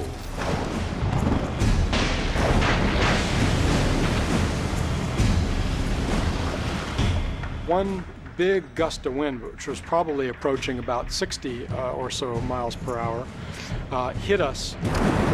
We ended up in the water, tangled up in the sheets, with tattered sails in the water and, you know, rigging everywhere. I thought, oh my God, you know, this thing is going to crush my head. And so I thought for sure this boat's going to take my head off. Absolutely, I was scared. Is it me? Is it now really cold in here? Let's get the can back up. We were both getting very cold, on the verge of hypothermia. I was shivering uncontrollably. I was very uncoordinated. With the shredded sails and stricken pontoon, the catamaran keeps capsizing as Rob and Mark battle with the waves, their gear and the water barrel drift away. Everything we're doing, everything we're trying is going wrong. And I said, well, what do we do now? Just die? And when he said that, that brought in basically a flood of emotion where you're going, you know, this could be it. And what a ridiculous way to go. They're weak, and in this storm, a 12-mile swim to the mainland is out of the question. With no boat, the threat of being eaten by hammerheads is now all too real.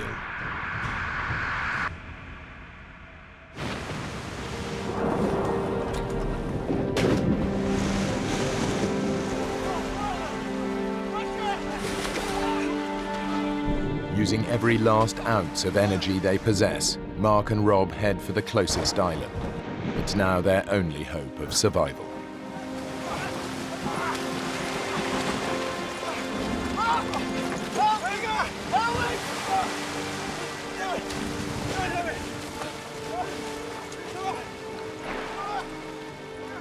Getting up onto the shore was so incredible in terms of just the mental relief of having dry land under your feet.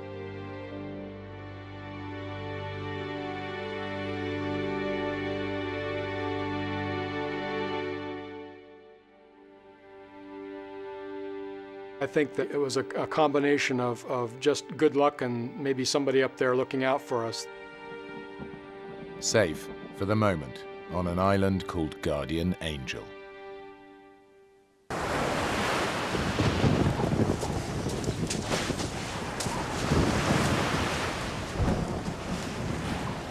We were soaked to the core, and we stripped all of our clothes off and got in our sleeping bags and got into a fetal position to try to conserve warmth. We were probably in pretty advanced stages of hypothermia.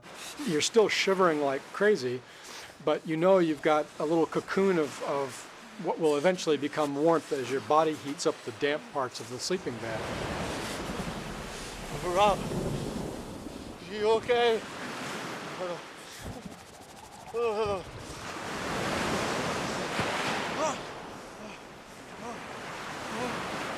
At this point, your mind is playing tricks on you. You're not thinking clearly. And I saw this very strange, light-colored thing that was jumping around on the ground. Rob, wake up. I'm awake. There's something over there. I'm not opening my eyes. Look. I assumed at that point that this was some kind of animal that was kind of circling us and checking out our campsite. I'm not opening my eyes. Because I'm thinking, here I am in my bed in San Diego. But if I open my eyes, I might actually be on a desert island freezing cold with no water. So I'm not opening my eyes. Looking at me. Open your eyes. I'm not opening Open your eyes. Look. It's a rock. You honestly think that's a rock? Now go to sleep.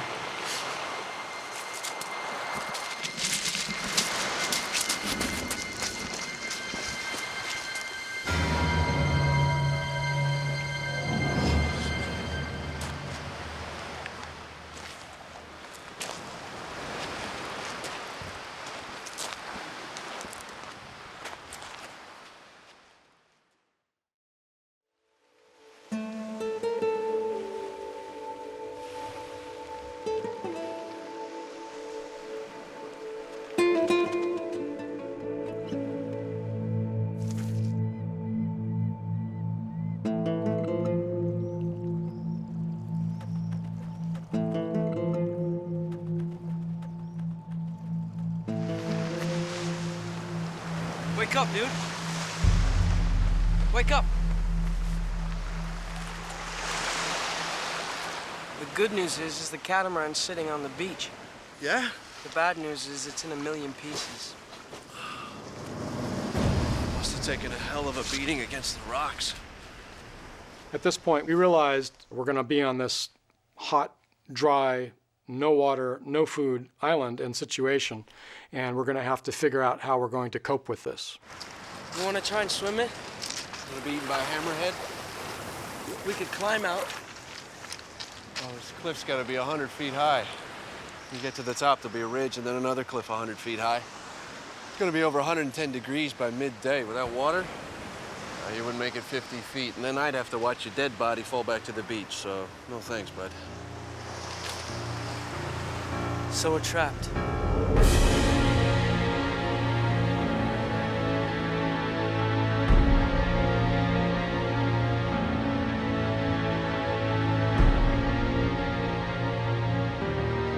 Guardian Angel Island is a barren piece of volcanic rock, surrounded by shark-infested seas. It's 40 miles long and 5 miles wide, and the high cliffs mean that Mark and Rob can't escape from their narrow piece of shoreline.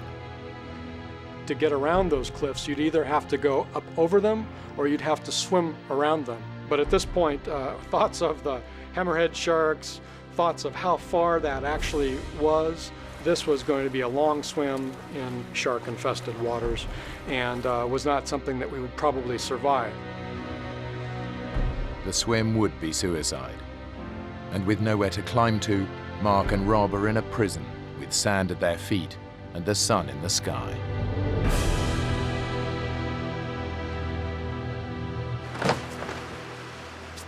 I think we could make it.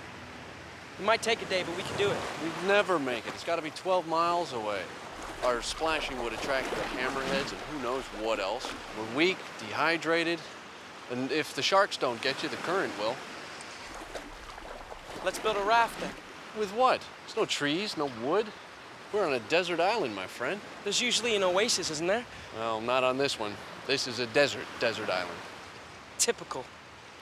Of all the islands to get washed up on. I'm gonna try it. There's nothing to seal the end of it with. I'm gonna try it. It won't float.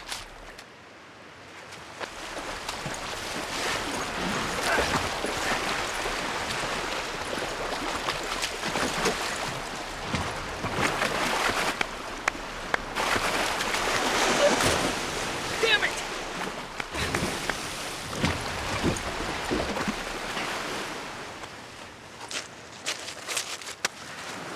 Look, it'll be fine. The fishing boat will be past soon. They'll pick us up, take us back to the car. You'll be home in time for dinner.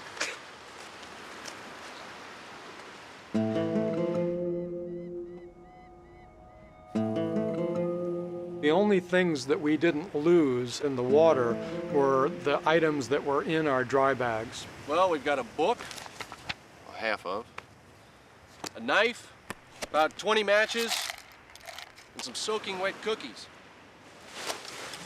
Hey, I think I found that animal that was stalking you last night. You did? Yeah, kind of reddish in color. Moved up and down in a strange way. Yeah. Oh, no. What, are you afraid of balloons? Cinco de Mayo, the 5th of May. Huh? Must have blown over from the mainland. And? It's a Mexican holiday. It's like Independence Day. It's a national holiday that can last 4 or 5 days. Everyone takes part. Cool. Even the fishermen. Shit. No one will be on the sea for a few days. We don't have enough to last, do we?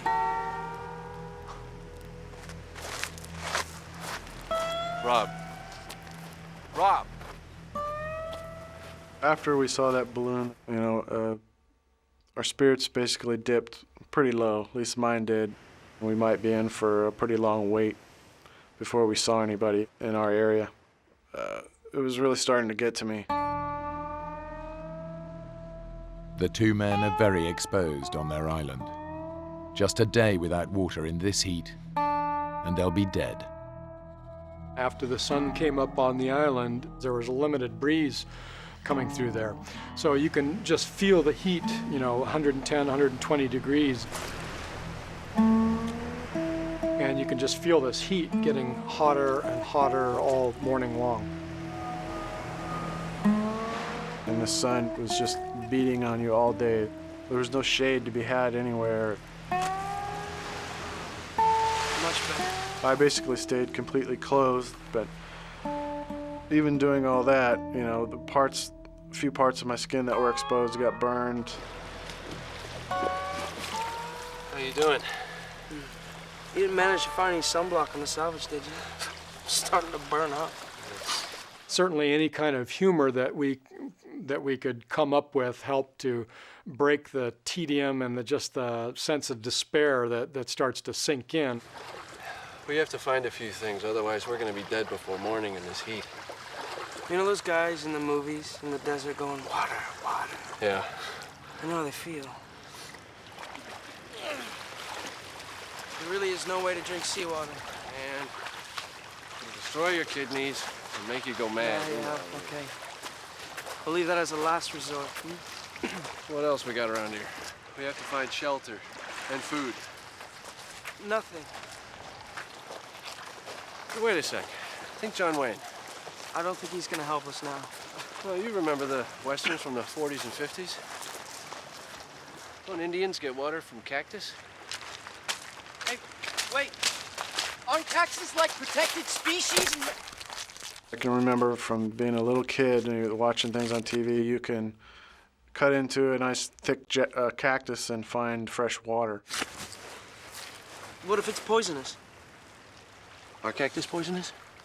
I skipped that class in school.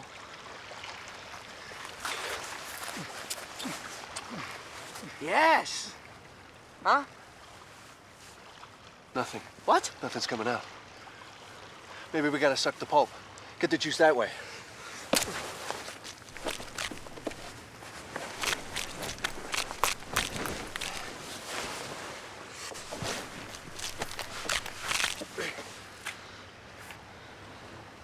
After you. Well, let's not stand on ceremony.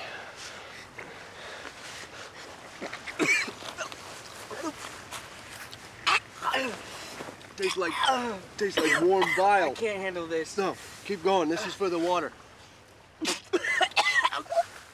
Our tongues were swelling, and it was, very parched throat, and it gets kind of hard to breathe. And this immediately cleared up that. The taste was just very nasty, bitter, but the moisture was definitely a relief. We tried to experiment with different parts of the cactus. The lower on the base we went, it became woody, so there was not much moisture. Nothing. Are you sucking hard enough? I'm giving it all I got.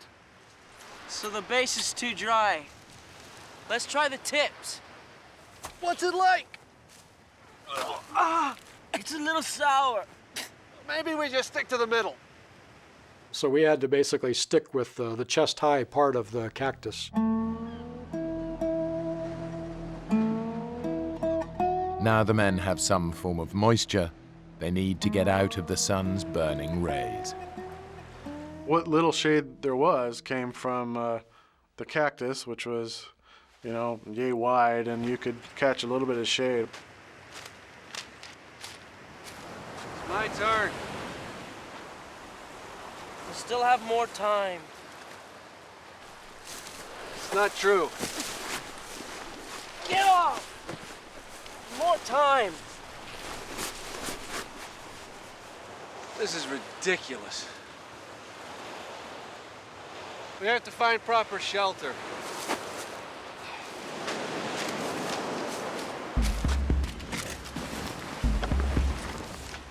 There was no shade to be had anywhere, so we were able to salvage enough of the boat, the trampoline part of the boat, as well as the sails and the boom, and we were able to basically make a tent shelter. Well, that's done. 5-star.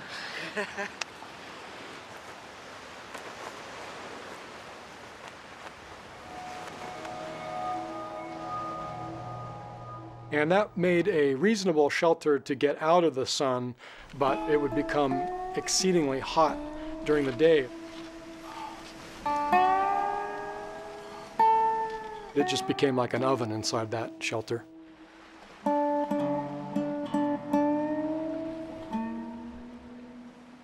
With shelter in place, protecting them from the sun, it's now time to deal with the increasing hunger pains.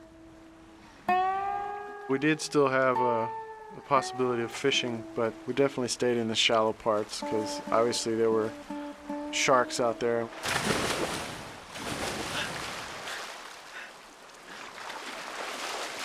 I'm now officially starving.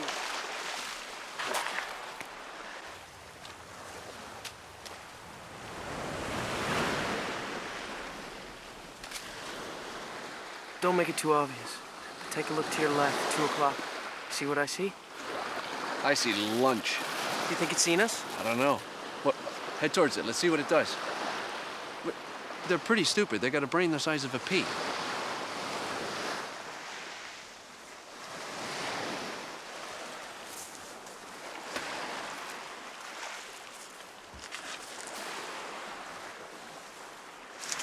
I think it's seen me. Move around a bit. Throw them off the scent. There was no way that you could actually sneak up on these things. Left, left, left. Go left. No, he's coming back. Get between him and the water. These things, have eyes that are looking all directions, and no way could we get close.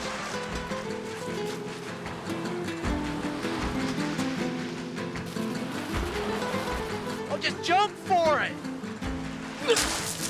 Man! That was pathetic. Except it's got like 10 legs, I've only got 2.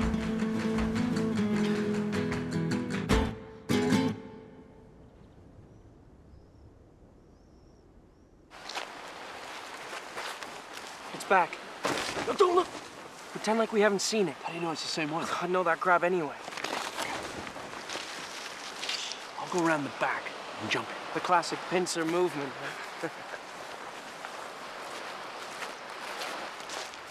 Hey, partner. Remember me? Yeah. We're gonna eat you. Move. Yeah. Huh? He's feisty, be careful.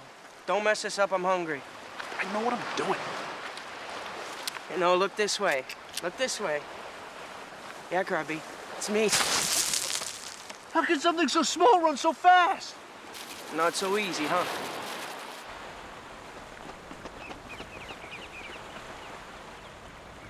Stupid.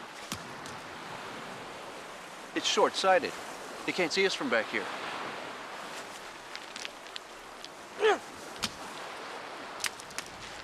So we kept throwing rocks, and he did not move until one just hit him on the head. Bingo! And we thought, wow, we found the way to get food.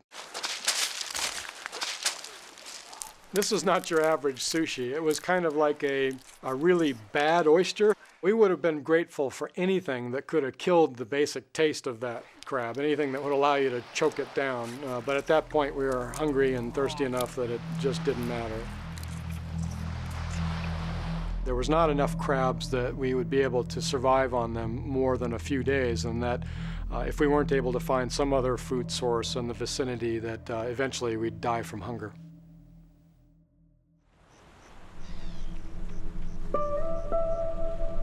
After a blistering day shipwrecked on the desert island of Guardian Angel, Mark and Rob are slowly wasting away. They're surviving on cactus juice and crabs, but the heat is a potentially lethal problem, even at night. Our spirits, I think, were not bad, but not seeing anybody, not seeing a boat, it was quite depressing. You think anyone will see the fire? Can't hurt. What I wouldn't give to be able to peel the top layer of my skin off. I'm burning up. My tongue is all swollen. Feels like a football. The stupid insects are driving me crazy. Ah!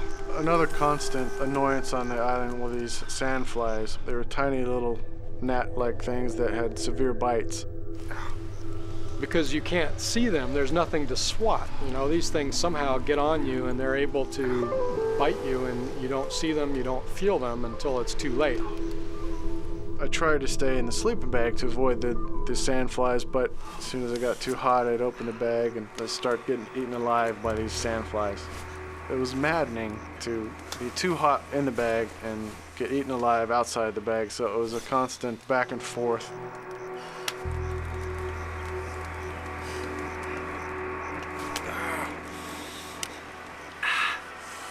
If you fell asleep with the sleeping bag wide open, it was a big mistake.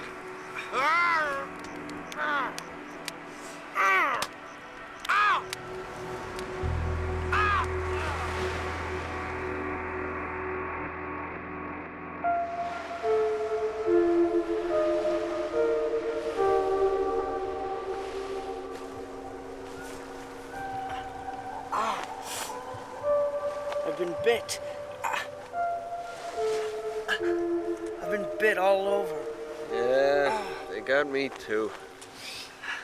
The bites were all over our face, necks, ears, anywhere they could get to, they would bite you. Do you think they're poisonous? If they were, we'd be dead already. No, they're sandflies. They're like mosquitoes, but turbocharged. The itching will drive you crazy, but they're harmless. How do I look? Buddy, you look great. You could run your hand up and down your arm, and it was just all bumpy up and down. And the welts were, you know, turning red and a bit infected in places. Nothing seemed to be able to really stop them. Oh, no. What's wrong? My ring. My wedding ring. Look how loose it is. That's not good. I'd been married since I was 17, and you don't get any lighter as you get older generally, and my wedding ring had become quite tight in recent years. And when it slipped right off my finger, that was a new experience, and I realized it was because we were losing so much water weight from our bodies. How about a cookie to fill us up? They gotta have dried out by now. Don't do it. Why not? It's about 90% sea salt. Oh. How are they? They're a little salty. Yeah. Oh.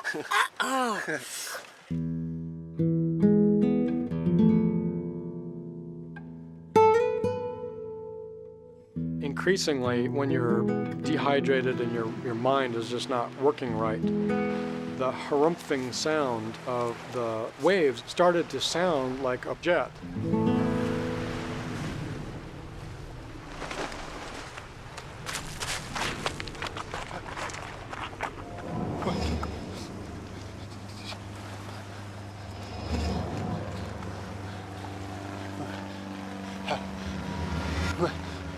The sight of this plane going by, it drives you crazy. Something emotionally starts to tear you apart. I can't tell those people I'm down here that I exist, that I'm in trouble. There's something reflective. We'll try to signal it. We have nothing that reflects. The knife blade. No, it's too dull. It's messed up. Well, keep waving your arms then. I remember trying to signal, even though I instinctively knew that they were too high and I'm sure they couldn't see me. Look. Here. You think you saw us? I doubt it. I would have circled back around.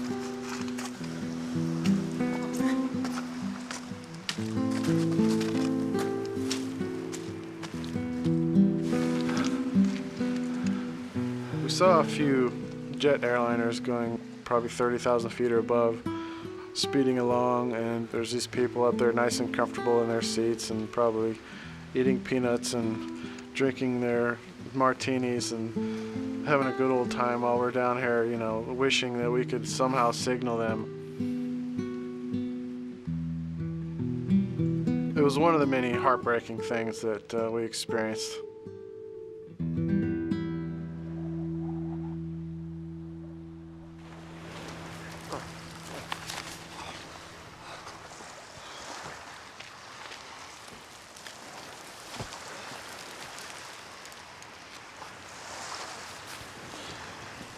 What are you doing? What does it look like I'm doing? I'm trying to do something. I'm gonna find out what's at the top of these cliffs. Rob, you have no water. We need to do something, Mark. Anything. And as fun as it is burning to death on this beach, eating You'll cactus be dead before you reach the top.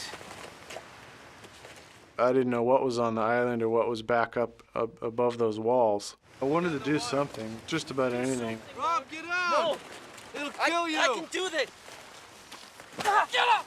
It was very frustrating for me. You know, it would have been pretty easy for me to climb up these cliffs, being a rock climber. Climb it! Come on! Get off! Come on! I can climb it! No. Get off me! Come on! You gotta stay with me! I can climb it! Come on! Please, please, believe me when I tell you that there's nothing at the top of these cliffs except more cliffs. And maybe a Club Med. With one of those pool bars, you know the type. With the bar stools actually in the water. I'll get him to send down a couple of margaritas later. Tell him to go easy on the salt. You know, I remember trying to make light of what you can, just to kind of keep things on the lighter side. I see something. Out on the water. What is that? Is that a kayaker? Looks like. And we could see every once in a while kind of something come up and slap the water, and we're both saying, oh my gosh, you know, is this a kayaker that's coming across the midriff area? Over here! Hey! This way! Do you think he's seen us? I can't tell if he's coming toward us or not. Hey! It's not this way! And as we're watching, this thing turns and starts flapping. Hey! It's a pelican. No, it's a kayaker. It's a guy in a kayak. Hey, look! It's got wings. It's a pelican. Pelicans don't go kayaking, Mark. It's a guy. It's a guy in a... Hey! It's a guy.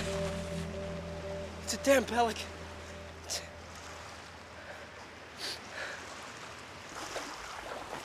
Talk about a sinking feeling. You know, we had all this hope that was coming up, and now the hope sort of flew south. Then our chances of getting off this island are not looking good.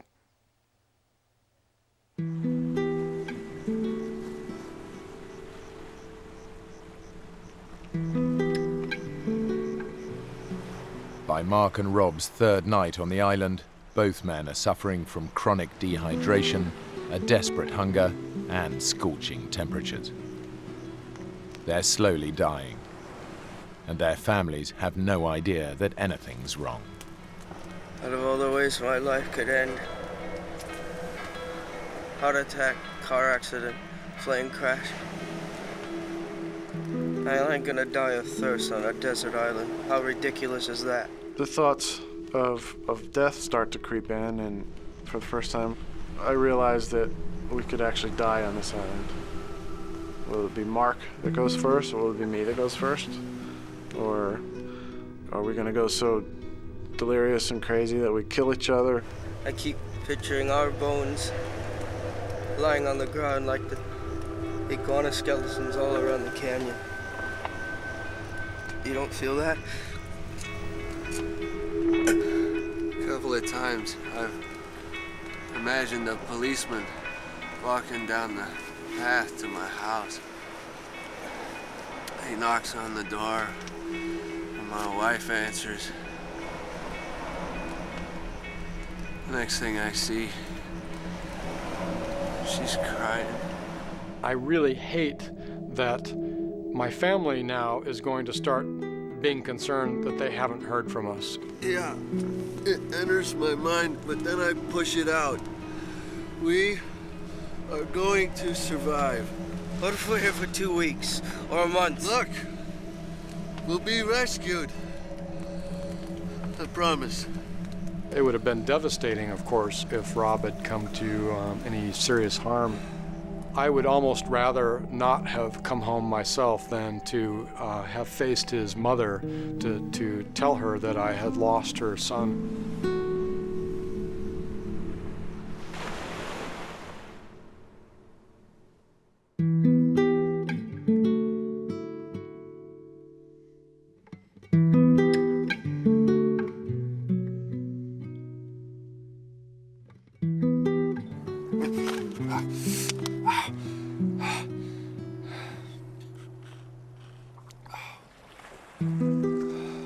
woke up the next morning, I reached down as I typically do, kind of twist my wedding ring on my finger, and it was gone.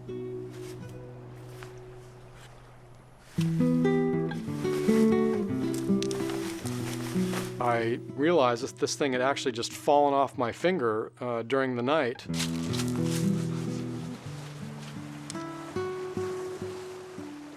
Rob, you seen my ring?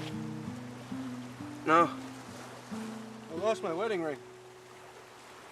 Nice rocks.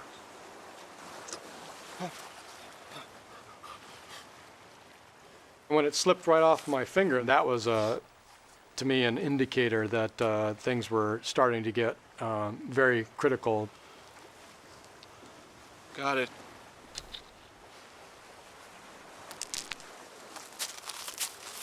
You okay, amigo? Sure. My mind and my vision and even my hearing were playing tricks on me.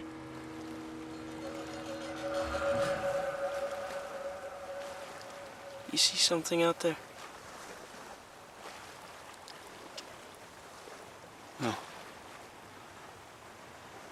The dehydration was definitely the major culprit in causing delirium and the mind tricks.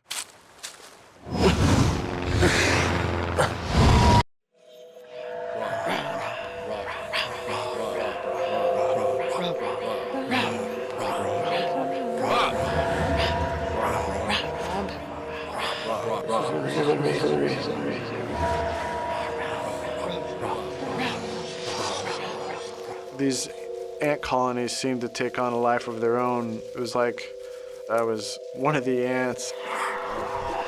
Rob! Get in here. I'll be right in. I didn't know if I was going insane. I didn't know what was going on. It was bizarre and surreal at the time. It almost seems like a dream to me now. It was really starting to get to me. I was drained, I was quite delirious, and I was beginning to lose it. At this point, I knew that I could possibly die. Did you hear that? Rob. Sounds like a boat. Man, it's probably a wave. Or a pelican. Or the cactus talking to you or something. Rob, get up. There's definitely a boat out there. Hey! Hey! Hey! This way! Over here! Sure enough, there was a boat just a few hundred yards out. Over here! And we're thinking, oh my God, this thing is going to keep going. But it didn't. It stopped. And we're going, I think it stopped, you know? This thing is sitting there. The motor started revving again, and it started coming towards us. And we're going, oh my God, this thing's heading our way. An incredible sense of relief and adrenaline rushed over me that I never felt before. Are they Mexican fishermen? Why have they stopped? I couldn't tell what they were saying, but they seemed pretty suspicious. Who knows what, you know, who these two gringos could have been. Why aren't they coming to get us? I don't know. Hey! Let me deal with this. I'm not fluent in Spanish, but I know enough to get along and was able to respond to them. Hey, ¿qué pasó? Hey, estamos aquí por 3 días. Mira, mira, el barco choco con rocas. That would have been devastating had they been so suspicious that they would just leave us behind. My spirits would have just sank to beyond the depths. There's nothing that Mark and Rob can do. They are at the mercy of these fishermen who don't seem to believe their story of being shipwrecked on the island and living off cactus juice and crabs. Mark begs for their lives. Es verdad. 3 días, no agua.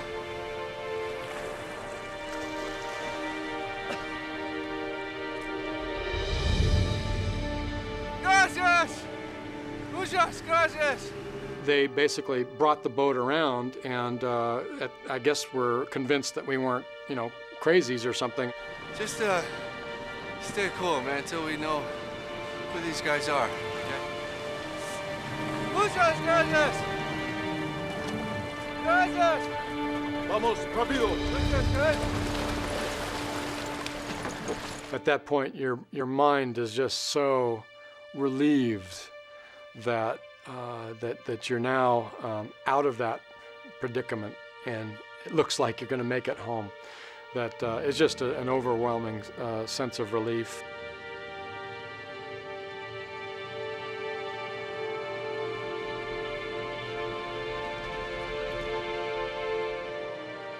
Glad to be alive and glad that we didn't die. They pulled up a 1-gallon container of water and headed directly towards Bahia de Los Angeles. The feeling of having gulps of water actually go down your throat was just incredible. It was a bizarre feeling to feel your body hydrate almost instantaneously. You could almost feel it pumping out through all of your limbs and all of your veins. It was the best water I've ever swallowed. The people in the boat brought us up to the actual town of Bahia de Los Angeles and gave us a gallon of water and said, "Good luck." Muchas gracias! And they turned around and they were gone.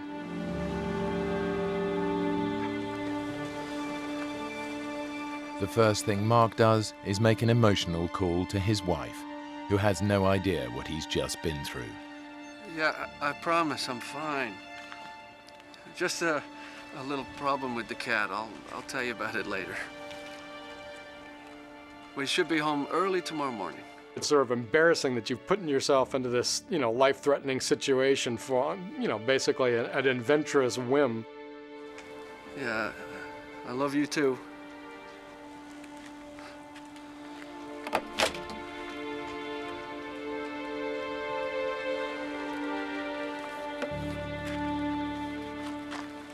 Before taking off, Rob and I at the general store basically loaded up on all the things your body is craving at that point.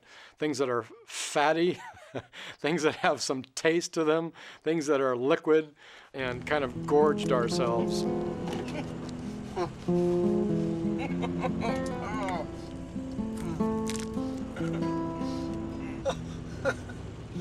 All of a sudden it's like, wow, we survived that.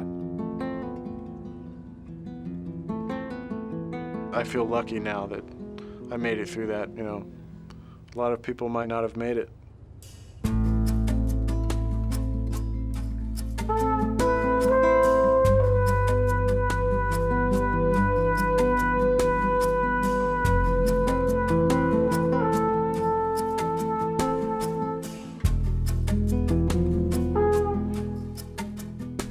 What started as a joke ended as a nightmare. Severe dehydration, vicious insect bites, sunburn and starvation combined to take these cousins close to death and back again. When you come out of the tail end of this alive, that establishes a kind of a bond that is different than, you know, a family bond. We share this common experience, but I'm not sure that he'd ever go sailing with me again.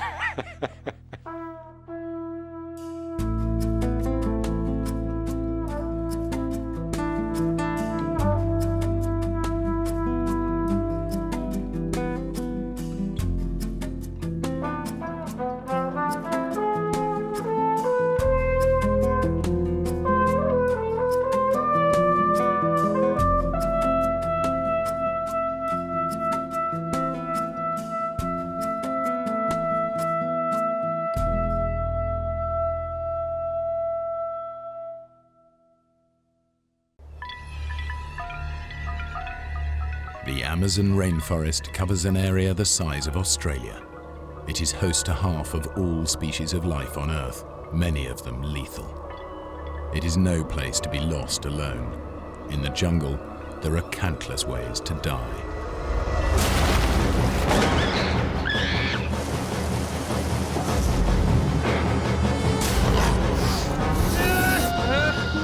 This is a true story of a fatal decision that betrayed a friendship and turned the adventure of a lifetime into a deadly struggle for survival.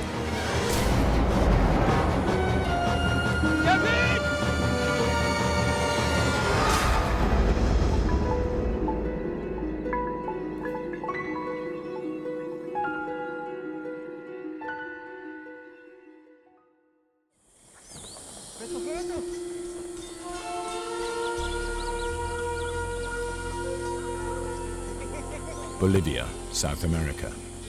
In November 1981, 3 backpackers traveled to the remote outpost of Azriamis in the Amazonian jungle.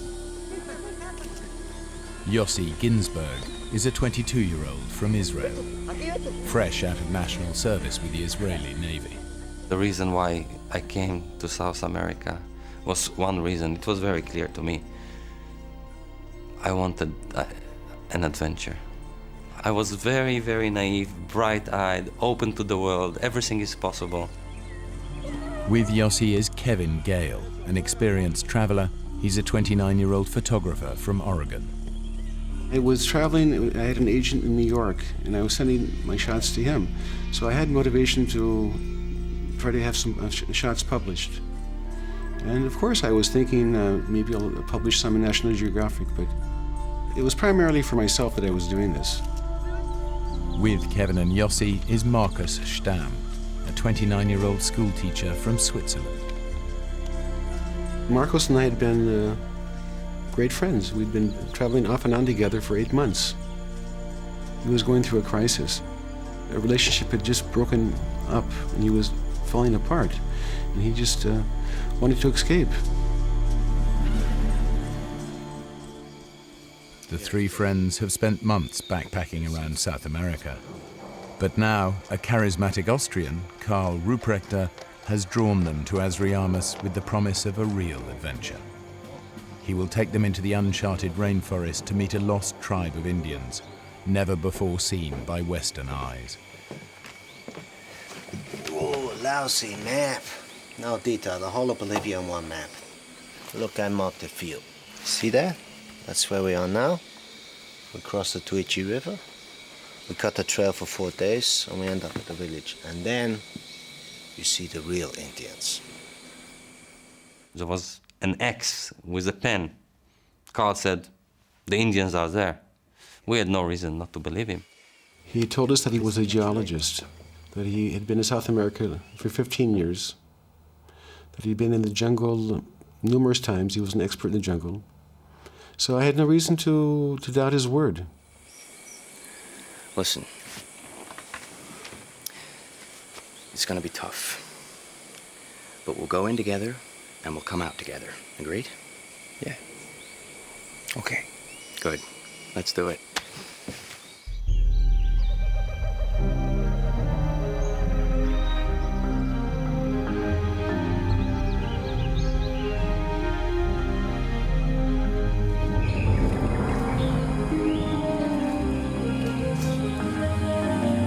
Guys. As we set off from Azriamis, we started seeing, like things were changing, and we weren't exactly the same people already. And I think the reason for it was that we knew we're leaving civilization behind, and this is it, just the 4 of us.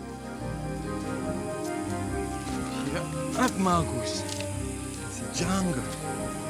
The friends follow their guide into the rainforest. Ahead of them lies a week-long hike to the Indian village. From there, Carl has told them they will return to civilization by rafting down the Tuichi River. It was a different world, and we could hear animal life all over the place. Monkeys were howling, screaming, and I could see birds, numerous varieties, all over the place. It was like a picture.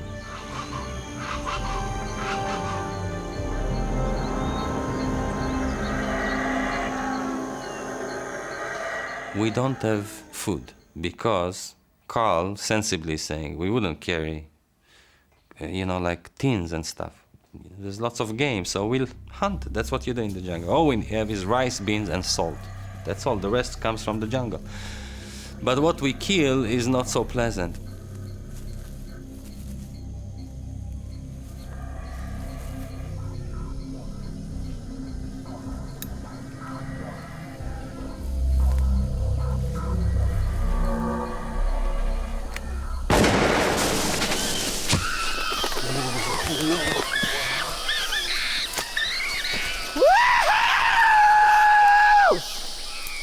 To the pot! To the pot! It's gruesome. And Carl waves it in the end and screaming, and you see the wilderness in his eyes. He's at his element. He loves it. You've killed it. You've murdered it. You can't do that. What? There's no law here. This is Bolivia. You take care of him.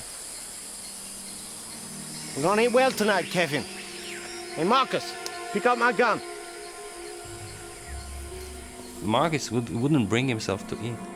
We killing to eat. Marcus thinks, can we save that monkey? It didn't make any sense, because we were in the jungle, we were in this environment, and those things happen. And he was just oversensitive about everything. You know, Carl is not so tough. What would you know about it, Yossi? You were never in nature like this before? Well, I was in the military. Yeah, that was the Navy. This is the jungle. Where's this damn village? Oh, this is bad, my friend. You gotta be careful with this. You see the saws? They will all open up to get in the end, then you got no skin left. And your feet are kaput. Guys, I'm sorry. He said it's tremendous pain. We didn't believe him, because it was part of it. Okay, now he's complaining. He's always complaining. He's always finding a reason to complain. Marcus should rest. One of you could go now with me to make contact with the village and then come back for Marcus. The village. You said 3 or 4 days max to get there. It's been more than a week now. Marcus could be here for days. Hey, you don't believe me? You think I don't know where it is, huh? Nobody's leaving anybody behind. So, what do we do, huh? It wasn't fair to Marcos to continue. I wanted to continue. If Marcos hadn't been there, I would have continued. There's no question about that. We should go back down to the river. We should build the raft now. Marcus can take it easy on the raft. What do you know about the river? I know the river is back that way. Screw it. It's your choice.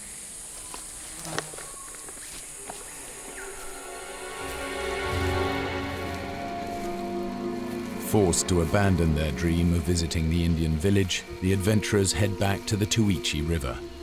Now they will raft out of the jungle. My dream had been shattered, and I was very upset. And I knew I wouldn't have another chance. So I was in a pretty foul mood. I was very upset because my dream, to make contact with the Indians, that dream was gone. And, it was mainly because of Marcus. But ahead of them lies nearly 100 miles of river before the nearest settlement and the airstrip home.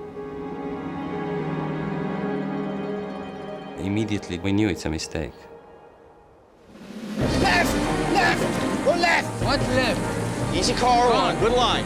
We're on the Carl line, we're right on course. Roll deep! In the rainforest, Carl was the authority, and rightly so. But not anymore, because on the river, Kevin saw immediately that Carl is no authority. It was ridiculous, because Carl didn't know how to swim. It was very obvious to me that Carl didn't know what he was doing in the raft. And I let him know. I told him that he was doing everything backwards. Listen to me, we do okay. Carl, nobody's gonna drown. I think we are okay. Maybe it's my imagination. So now there was like fighting on the raft. They were fighting because Carl said, we have to pull to the left. And Kevin said, nonsense, you have to go to the other side. Come on, pull you! Whoa. Carl would scream and curse. Don't listen to me, look what happens, huh? What'd I tell you? Crazy, on a river like that, like no cooperation, no friendship. It was hell.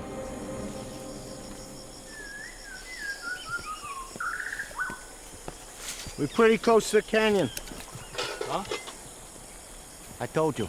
You gotta forget the raft now. Look, we are here.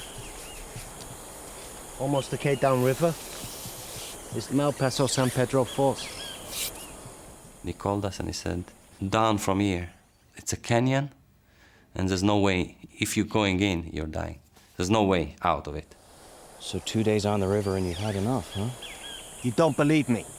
We gotta walk now. You understand me, Kevin? Look, we walk around the canyon. We stay close to the river. A few K further on, there's a small mining village, Curiplaya. Curiplaya is halfway to San Jose. We get to San Jose, you're as good as home.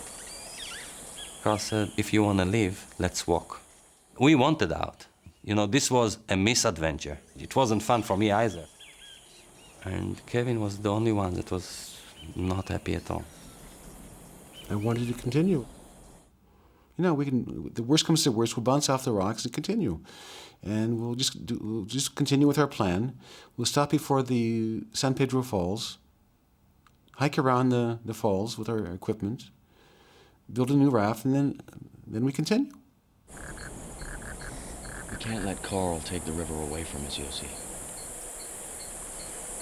I mean, think about it. Why did we come on this trip in the first place? Carl promised us an Indian village, which was supposed to be the highlight of the whole thing. We never saw it. Was it ever there? All we have left now is rafting on the river, and how long have we had on it? Less than 2 whole days. And no way is Marcus coming. He'll drag us down. We could do it. We could go it alone.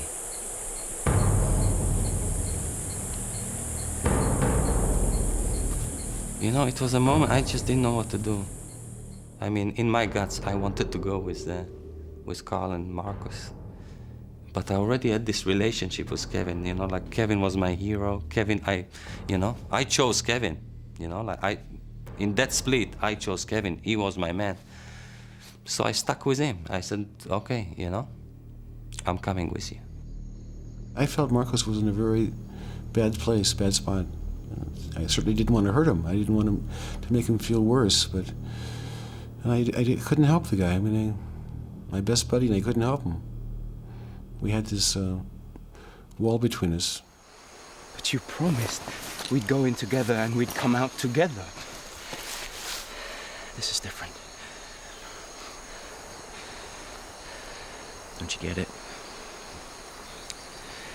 I don't want you to come. You're not coming.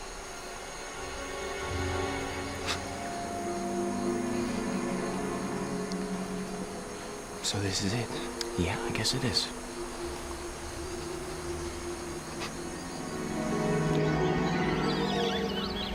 In retrospective, how did we do that? How can you split in such an environment, you know?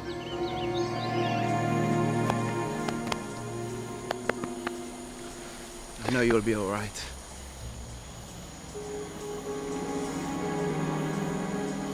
Let's get moving. See you soon, Marcus, huh? I see you soon, Carl. Ah, you'll see. The Aventura. Still haven't had enough, huh? You're full of it, Kevin. You're gonna be fish food, the pair of you.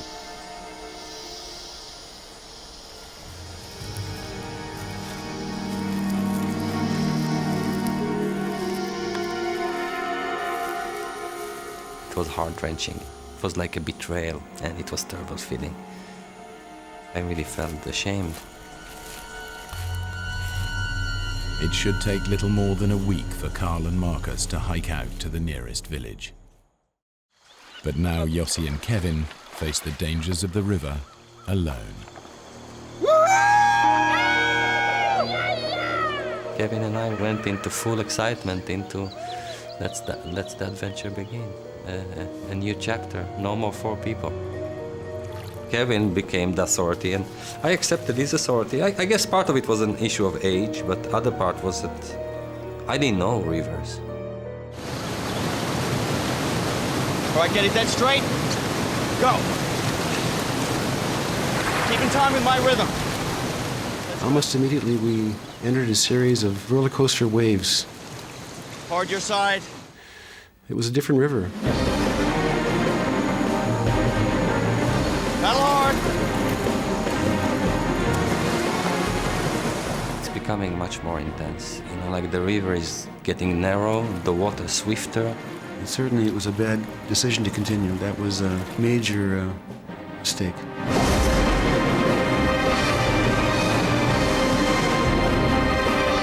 We're just shooting straight into white water.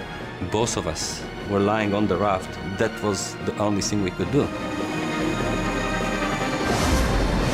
Suddenly, it was clear to me that nothing that can prevent us from colliding with this huge rock that was approaching.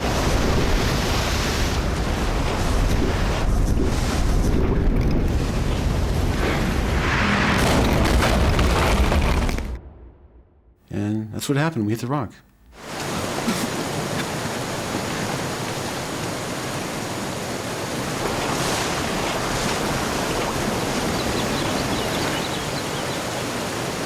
All right, Yossi.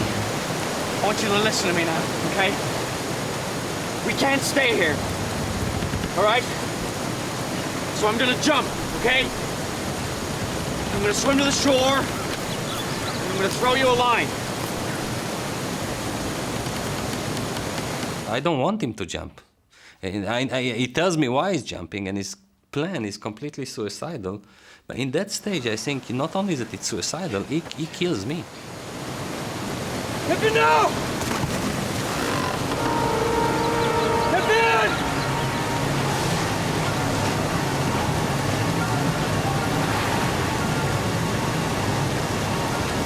Kevin!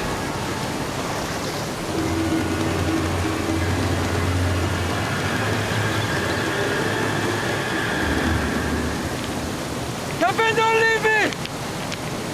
All right, Yossi, throw me the shoes and the machete.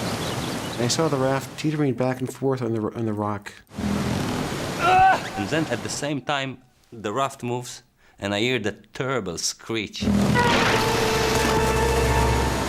The mass of water just... Yossi!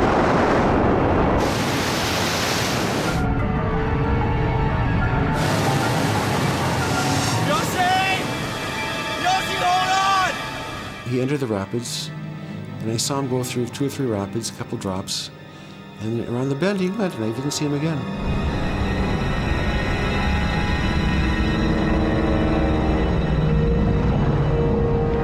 It's like huge pressure on my chest.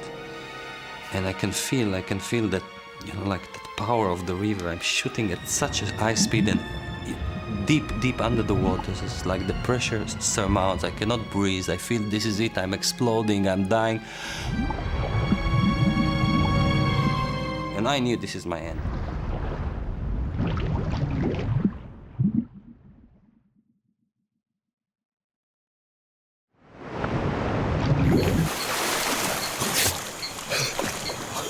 After a long time in the river, I was spat again into the surface.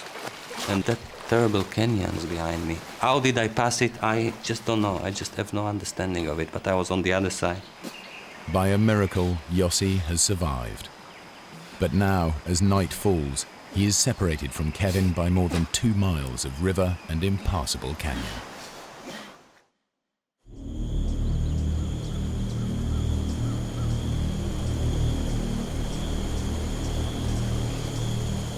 The next morning, Kevin starts to search for Yossi.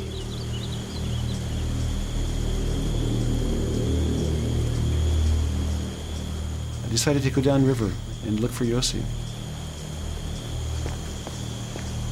Yossi!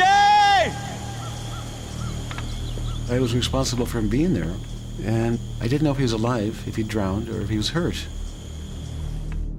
As Kevin works his way downriver, Yossi struggles back up the canyon towards him. Kevin, I'm walking up the right bank!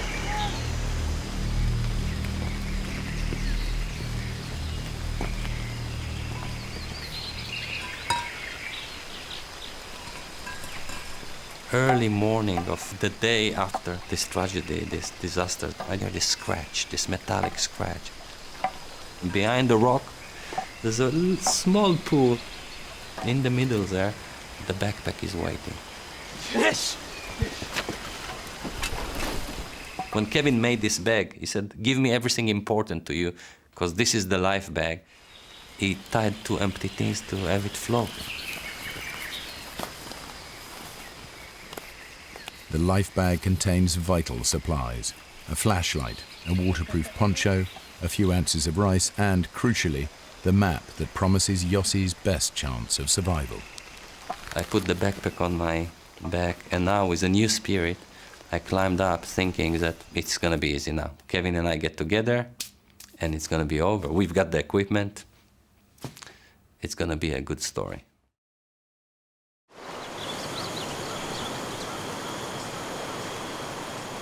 After another day of searching, Kevin is less than a mile away from Yossi when he comes up against the canyon walls. He has no choice but to turn away from the river and climb up into the jungle. I knew that the San Pedro Falls was before me, and I wasn't about to swim through that. So I decided to leave the water and hike into the jungle.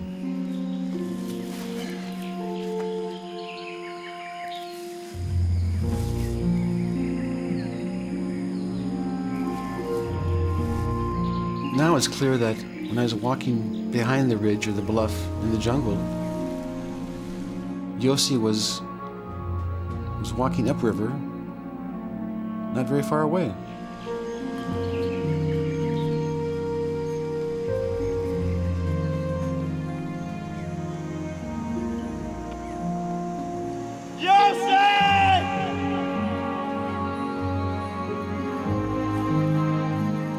The friends continue to look for each other for days, surviving on little food and almost no sleep. They're unaware that every step is taking them further apart. Yossi! The only thing that kind of kept me going was the notion that Kevin is running after me and he will follow me and things will be fine when Kevin comes.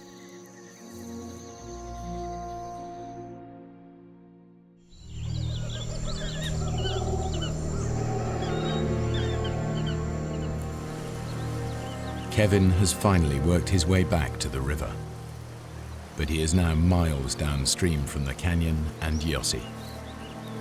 After 5 days alone with no food or equipment to help him survive, he is exhausted and starving.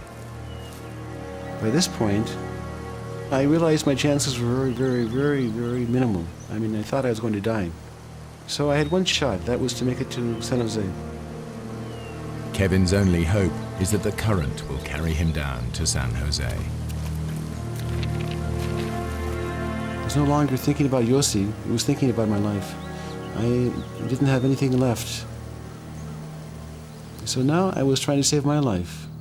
And that's what I did.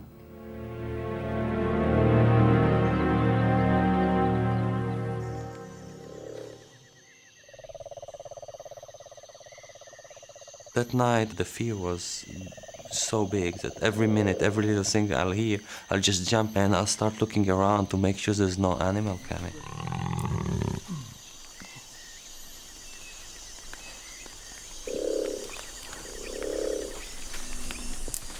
I just clearly heard some branch breaking. Something is moving. I knew I'm not imagining that something is moving near me. I look with the flashlight around, but the moment I put the beam on, I see the face of a jaguar.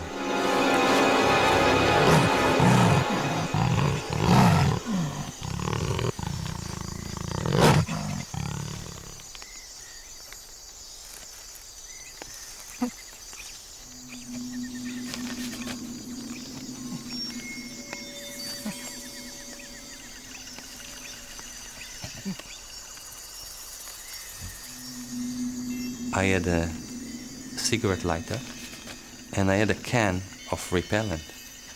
And I remember that I saw that in a movie that you can actually set the repellent on fire.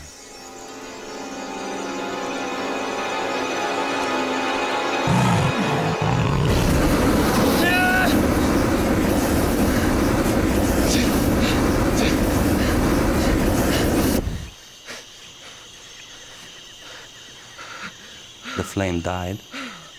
And there was no jaguar, you know, like I managed to scare him. I sat there for the rest of the night, and you know, I started crying and screaming and trembling. It was consuming, that fear.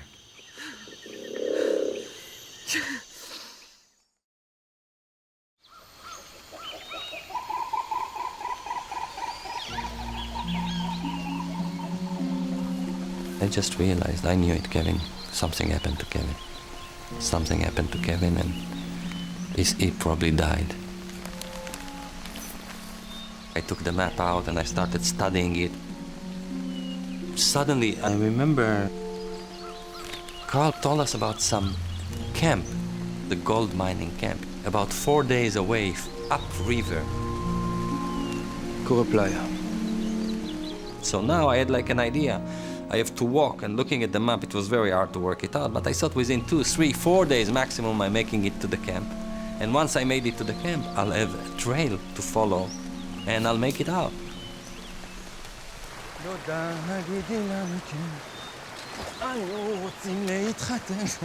Yossi heads for the mining camp at Curry Playa. From there, he will pick up the trail to the village of San Jose and safety.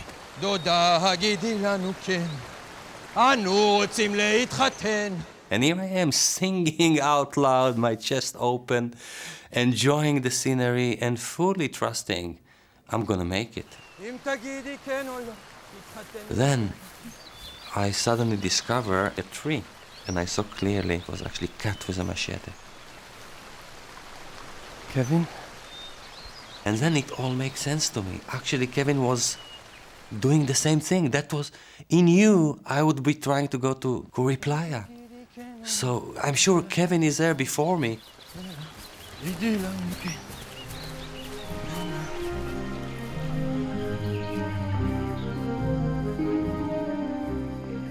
I kept on walking along that trail, and it started being a bit strange because the marks weren't as clear as before.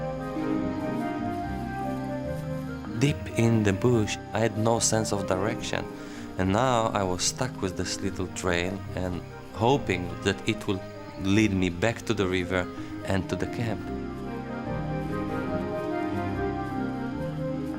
And then after hours where I'm already despaired because, you know, it took me away from the river, I see this footprint. It's not an old footprint. I see that footprint in the mud, and I realize this is a hiking boot, and there's only one person in the world that could have left that footprint. It's Kevin. Kevin!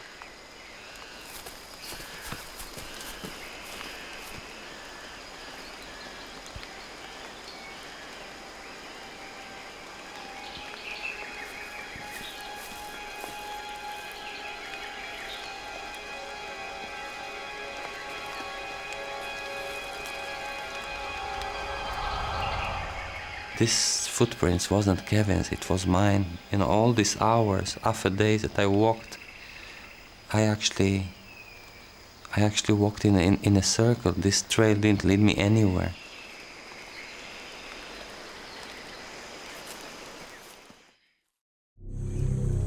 After hours on the river, Kevin's condition is critical. He's barely conscious and has no idea if he has passed San Jose or not.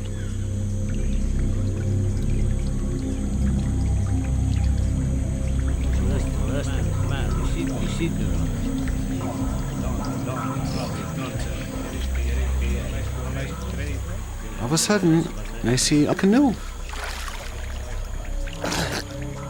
The current is swift, so it's taking me downriver quite a ways.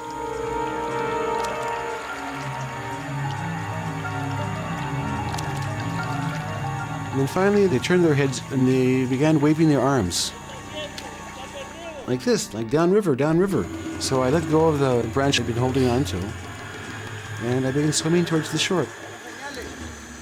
When they approached me, they asked two questions. They asked me if I was lost, then they asked me if I was hungry.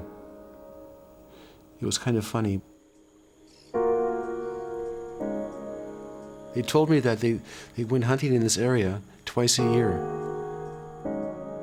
I mean, it's literally 1 in a million. It was just pure luck. I had been saved, but I didn't know if Yossi was alive. But I just had this feeling that Yossi wouldn't give up.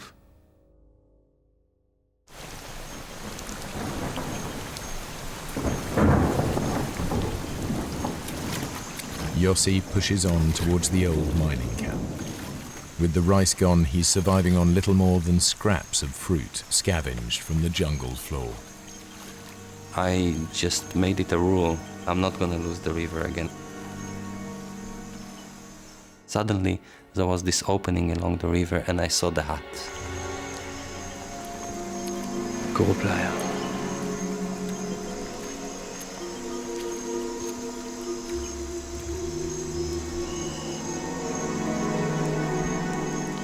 Kevin!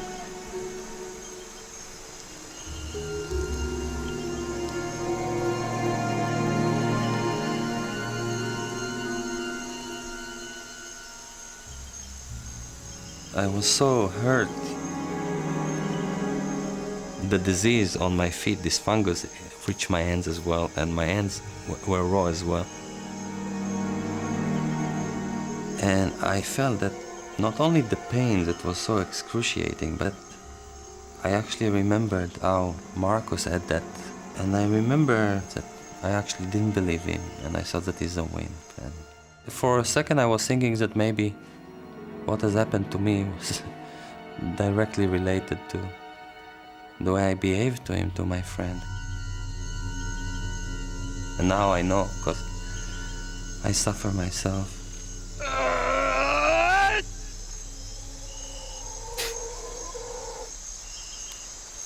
Yossi has no choice but to press on and hope he can make it to San Jose.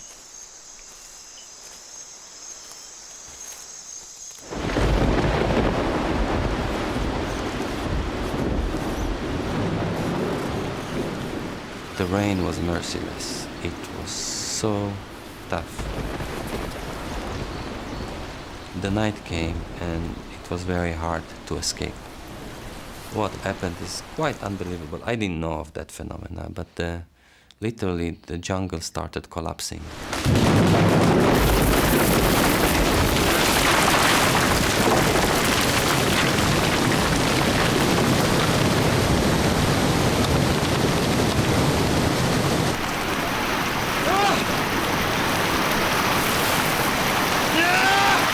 It took me seconds to understand, but by the time I understood, it was too late.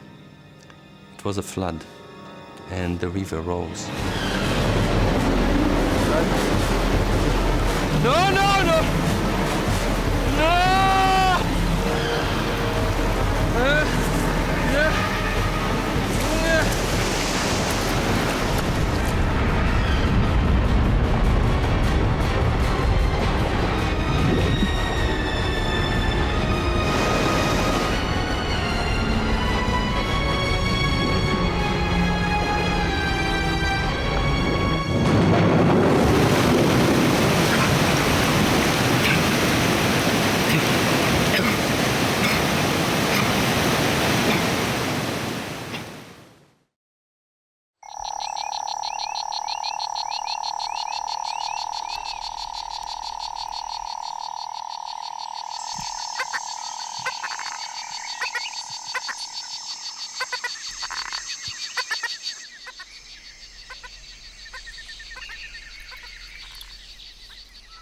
By morning, the flash flood has subsided, but Yossi has been washed far away from the river. By that time, I was really in bad situation. It was the 15th day of my solitude. I couldn't start a fire, there was no sun to dry, and no food, and the rain, and wet. But things were clear. I just had to stand on my feet and keep on walking. Because I knew, now there's one thing, find the river. Just days after being rescued, Kevin has made his way to a Bolivian army airbase to try and convince them to mount a search. I went to the office of the commander and I spoke to him. And he said if a gringo, a traveler, was lost in the jungle, that he didn't have a chance. si él fuera tu hijo o tu hermano. ¿Por qué no te regresas a los Estados Unidos, donde tu familia? A pasar las fiestas navideñas. Pero hay una persona perdida en la selva.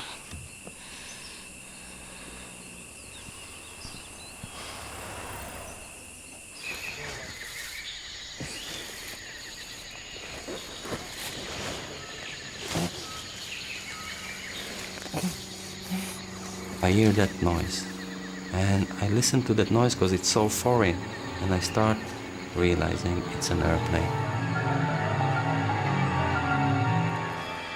I'm saved, and I know everything now. I know also that Kevin is in the plane. I know it's a plane after me. I know it's Kevin there, and I'm just jumping on my feet, and I'm running, and I'm screaming, Kevin! Kevin! Kevin! What do you say?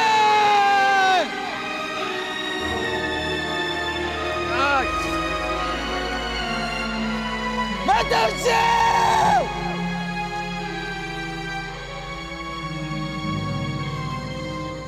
You know, as soon as I realized this airplane was just oblivious to me, I just collapsed.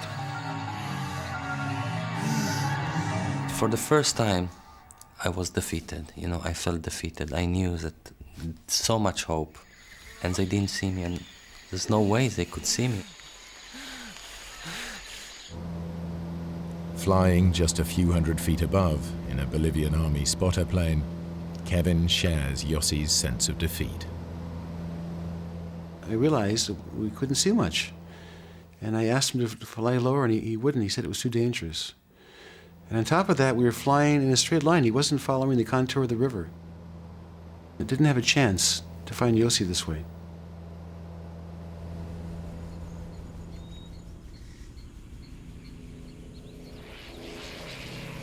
I was going crazy. It was very, very frustrating. Like, every day was very important. Time was the key element. And every day that passed, I knew it was another day that Yossi's chances were diminished. They were getting smaller and smaller.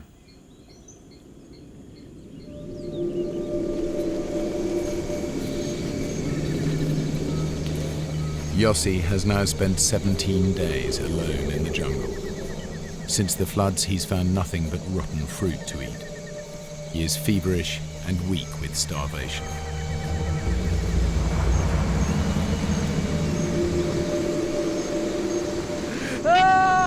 I was famined, I was diseased, I was injured and weak.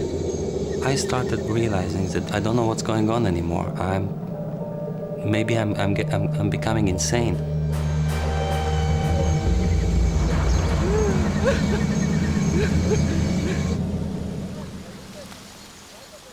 I thought that Yossi wouldn't give up, so I began thinking about the next steps.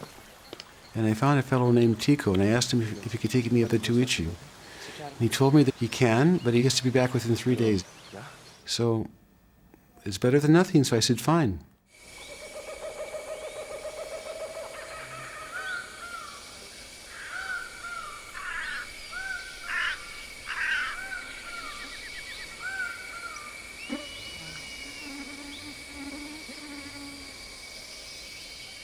Something bit me. It was a strong bite, and I can feel it's like a termite, an ant, and then another bite, and then another bite, and then I attracted a nest of termites.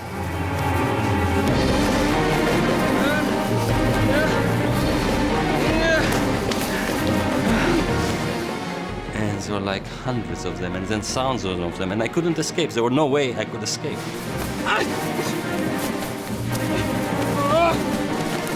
But the worst horror was the ray of light hitting a red carpet, you know, like everything around me. 5-6 meters around me, everywhere. It was all red and moving.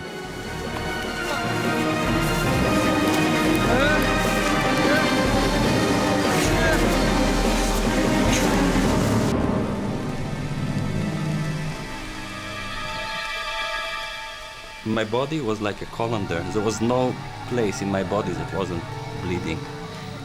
And I just had to escape now. And I stood on my feet and I kept on walking.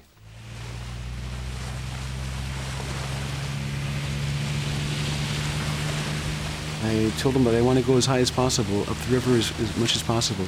Just kept going up and up and up. I didn't want to stop.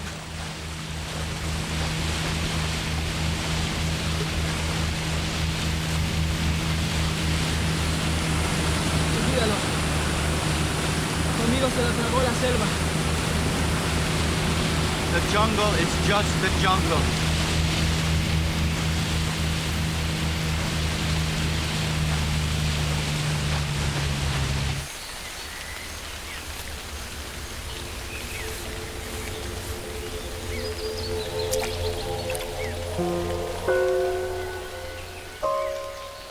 On my knees, on my elbows, I'm crawling.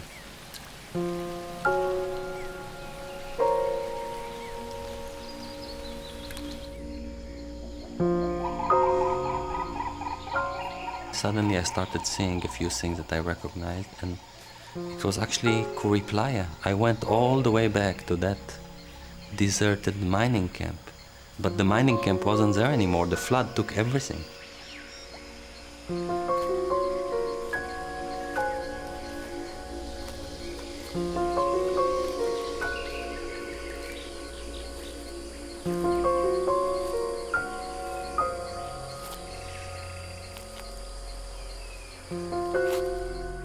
My feet weren't feet anymore. They were like two lumps, two chunks of blood and pus. I gave up. I prayed to God, just allow me to die. All I want is to rest. Let me die.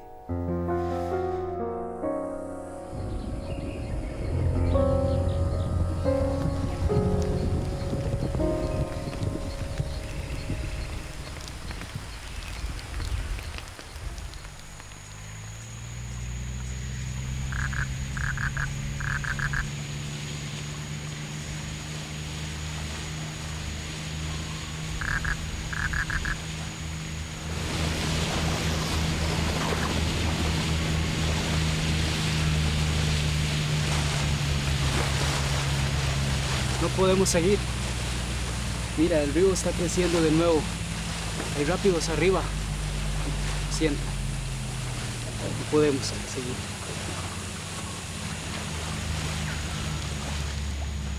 I knew that was it for Yossi. It would take weeks, if not a month, to get back to the jungle. And there's no way that he could survive another month in the jungle. And I just felt this heavy feeling, and this sense of loss, and this terrible sense of guilt that I'd caused his death.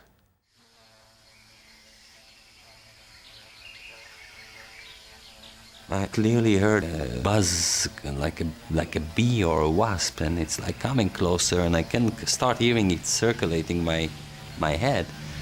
So, you know, I'm already in like the zone of like delirium. I'm just trying to get rid of that wasp, and it's so strong, that noise. In a certain point, I think maybe it's trapped inside the mosquito nets. And I raise my head and I just try to get rid of that wasp, and the buzz is in my ears. And as I raise my head, and I don't see the wasp, but when I turn my head, right there on the beach, I see shades and people.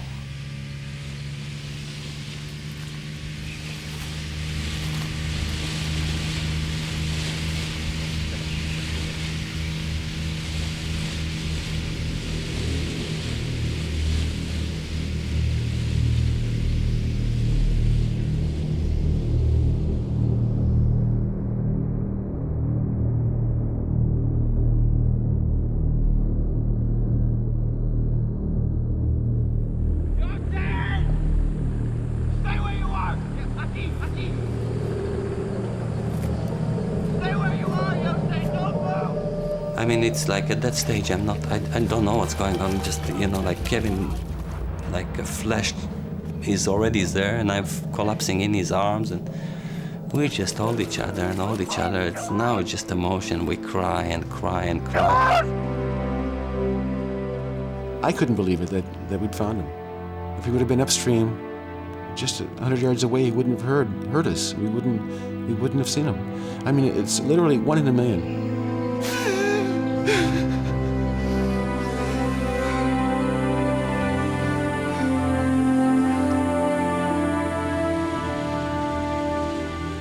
My life was spared. I mean, I know Kevin saved my life, but it was a miracle. For sure, it was a miracle. I think that Yossi saved my life, because if we hadn't found him, if he would have perished in the jungle, I would have had a very heavy burden to bear, knowing that I caused his death. Because I put him in the situation, and I was entirely responsible. So I think that's how I see it.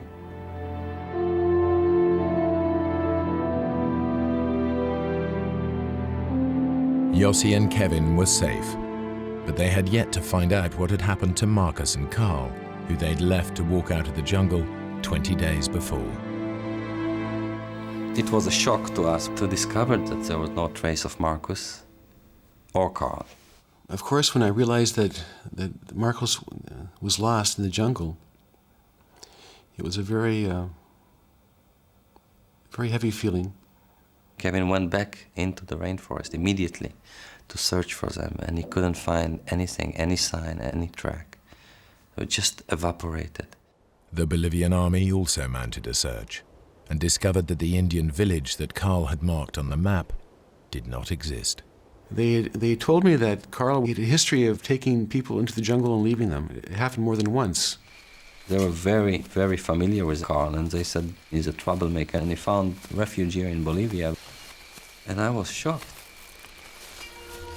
Over the following years, both Kevin and Yossi mounted searches for Marcus, but no sign of him was ever found. I don't feel guilt about not taking Marcus with us. Then and even now, I feel that it was the right decision not to allow him to come. But I always thought then, and I probably do occasionally now, that if I would have gone back with Carl and Marcos, if we would have gone back together, that it would have ended differently. It was a life and death issue, and we decided for him that he should go out.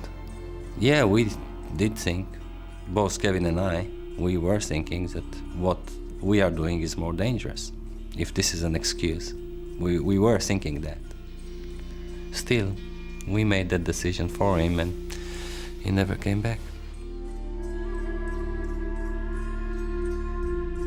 Kevin Gale is now a fitness instructor and photographer living in Israel. He is married to Orna, an Israeli he met while searching for Marcus and Carl.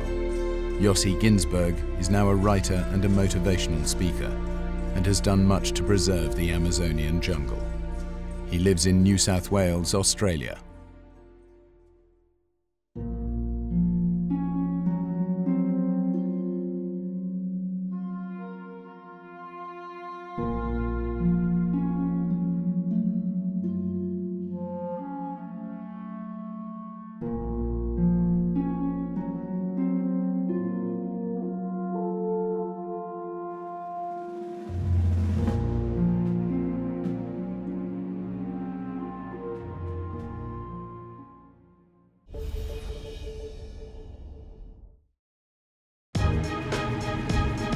In an island wilderness, a hike through paradise turns into disaster.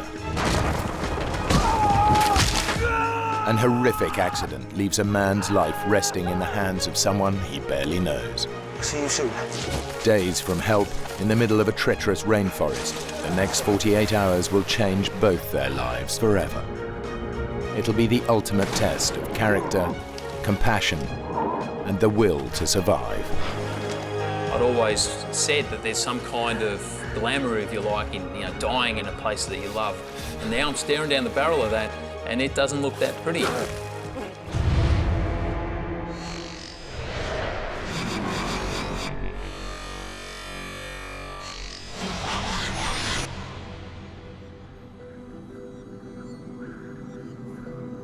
Hinchinbrook Island, at the northern tip of the Great Barrier Reef. 40,000 hectares of dense tropical rainforest, surrounding formidable rocky peaks. A protected wilderness, there are no roads and no inhabitants.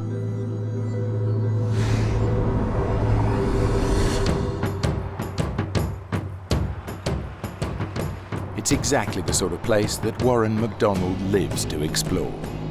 A seasoned hiker who's spent time as an environmental activist protecting endangered habitats, he's trekked some of the world's most extreme landscapes. I've been hearing a lot over the years about Hinchinbrook Island and figured being so close, I should go and check it out.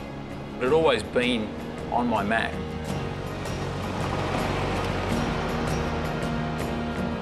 Hinchinbrook is renowned in the hiking community as one of Australia's best-kept secrets. Accessible only by a single ferry that makes the crossing once a day. When I go hiking, I don't go hiking usually to be with the crowd, so I took off on my own. It was a big sense of freedom, I suppose. I think the isolation is always a huge part of it for me. I'm always out to try and get to those places where not everybody goes to.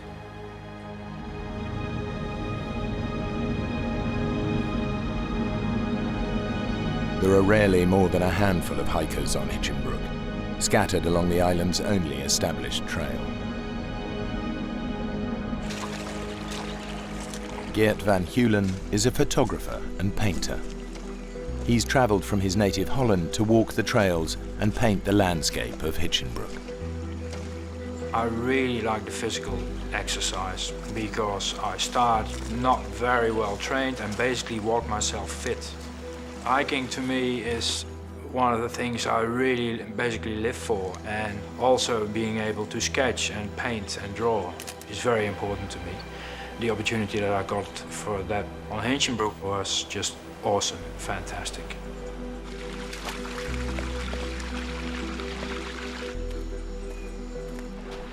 Eventually got towards the end of the day and got to Little Zoe Bay, and first thing I noticed is there's a guy sitting down on the beach wearing a bandana basically, sketching the scene out on the ocean, and I remember thinking, wow, that guy looks pretty chilled out.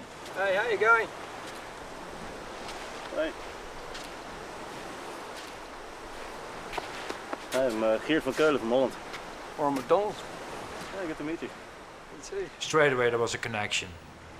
It's a beautiful place. I have some friends, got some friends in Townsville. They was talking about the Hinchinbrook, you know? What do you got there? It's the trail notes. Some trail notes for Mount Bowen. I was thinking to climb it, Take a look. Yeah, take a look.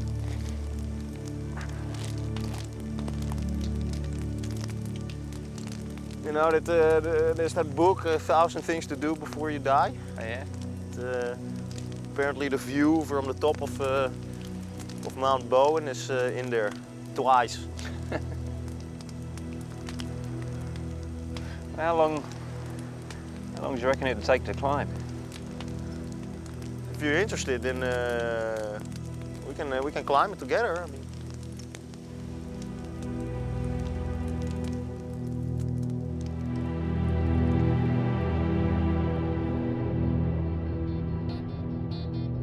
So we made a plan to get an early start in the morning. We started walking out of the campsite and, well, not much was said between the two of us. I straight away noticed that this is a guy who doesn't really dwell on about stuff. Let's get on with the job. That was the type of guy that Warren was.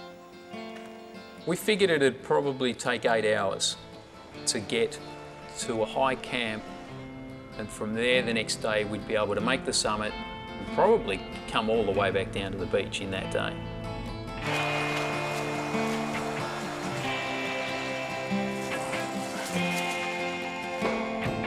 Mount Bowen is covered in almost impenetrable rainforest, but from its peak to its base run creek beds that cut through the dense undergrowth. One of the things you come across in Queensland is this vine called lawyer vine. Pretty aptly named. When this stuff gets hold of you, it's not too keen to let you go. So we tried to spend as much time as we could in that creek bed. Geert and Warren plan to follow the creek to the mountain's summit.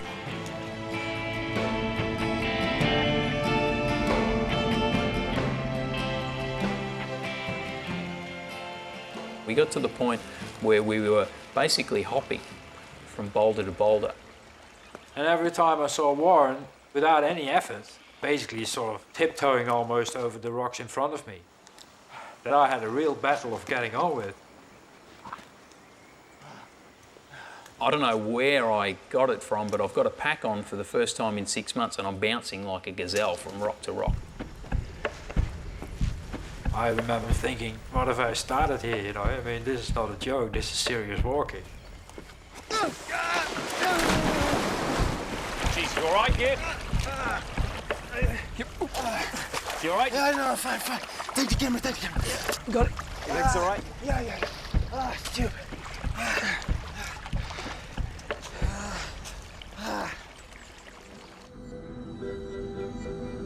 It became obvious to me that he was just fitter than I was. But at the same time, I was having a great time. And I like that sort of element in hiking very much. Why should it be easy? I might as well stay home. We'd probably been going for 5 hours or so when I started thinking, wow, you know, we don't look like we're anywhere near where we need to be. What do you reckon? I reckon we're in the wrong creek bed. I reckon you're right. I didn't feel like we were lost. I don't even know if I'd use the term geographically embarrassed. To me, it wasn't a huge deal. We're gonna lose the light, you know, soon. It's gonna get dark. We can't exactly camp here.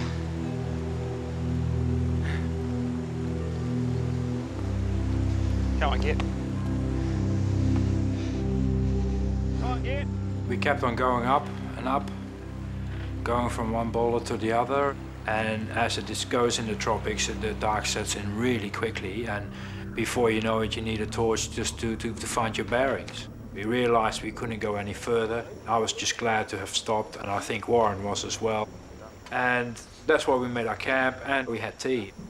So I need to take a leak, and the last thing that I want to do is do it in the creek. You remember, we're out there hiking. This is our drinking water. So the rule is you want to get at least 50 metres away from the creek. So I decided that I'd climb up this embankment and, you know, made my way across the creek, feeling my way with my feet, and got to the wall on the other side.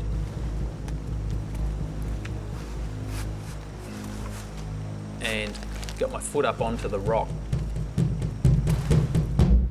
And at that point I heard a huge crack.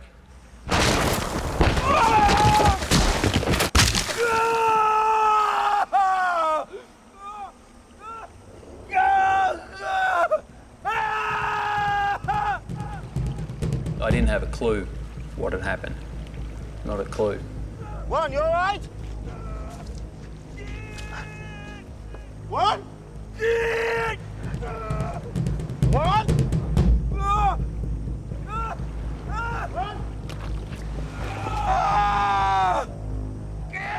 Warren? Jesus, what happened? I shone, and I saw a complete surrealistic scene. It was a human being, and this huge rock was on top of him. At this point, it's totally all about the pain grinding down into my legs, and I need to make it stop. In a freak accident, Warren MacDonald is pinned under a chunk of granite weighing more than a ton. He has no idea how badly he's injured, only that he's trapped.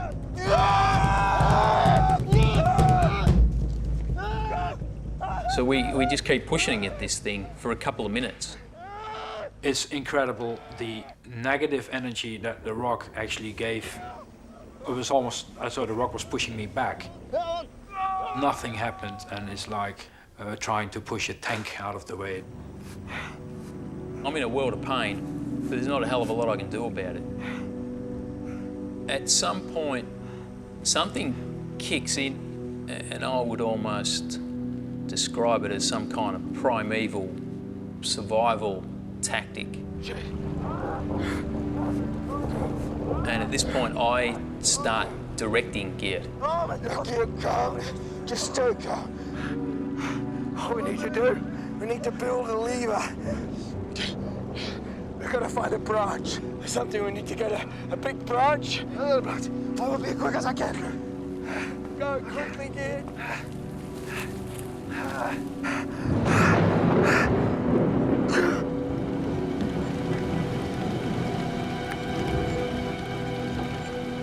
So it started raining. I'm thinking, this is an idea. We don't really need this. The last thing we need right now is rain.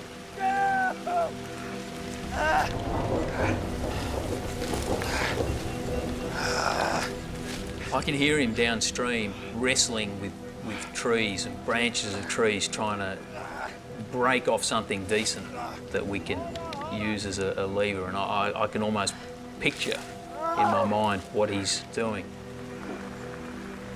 And obviously, I want him to come back as quick as he can. You know, I'm almost trying to will him to hurry up. You'll be okay, man. I think I got it. I'm coming, boy. I'm coming, man.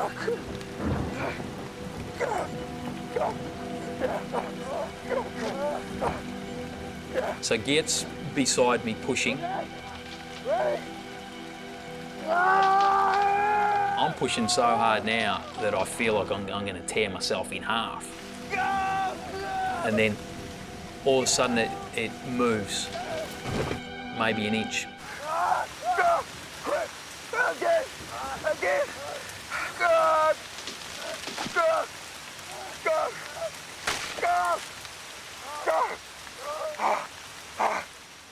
Do you know, all it really did is we helped it settle further onto me. Get it tight. We need a bigger branch. We need a tree. Yeah. We gotta get a tree. Okay. Get a good one. You're gonna be all right, mate. You're not tough bugger. Go get a tree. When he leaves, I start thinking about how I'm going to get down.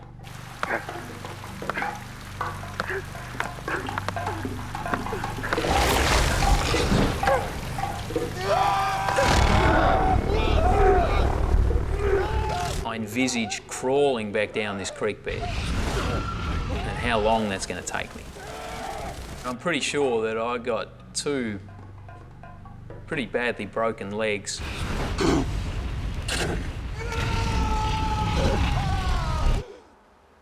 No, I'm not looking forward to it. I'd been given a Swiss Army knife by someone.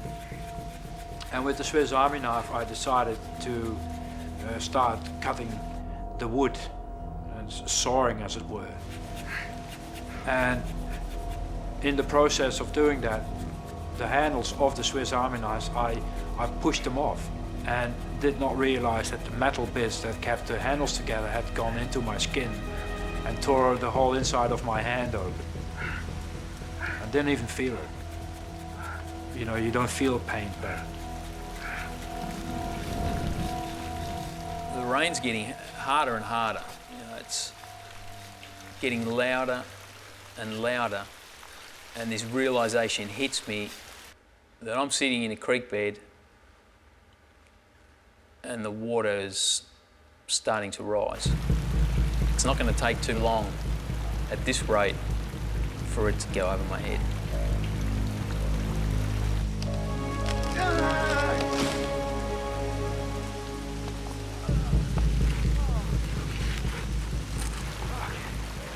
Okay, man. I got a good one. Where shall I put it? Okay, on my count, kid. 1. Come on. 2, 3. Go! Come on! Go! Go! I think we're both waiting for that miracle of the old lady that lifts the car up, you know, off somebody trapped under a car, and I think we're both hoping for that, and it's just not coming. God, come on, kid! God!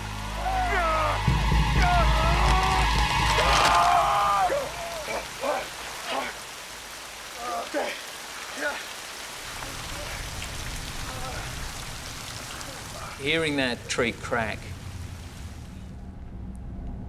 it almost stopped me in my tracks. At this point now, I know that I'm in some serious trouble. That was a really bitter moment. I remember just looking into his eyes and he looking into my eyes, and you don't say a thing because that's the facts, you know. We had just broken what would probably be the strongest lever we're going to find out here in a creek bed, and it had just cracked like that. And at that point, the fear factor definitely increased for me.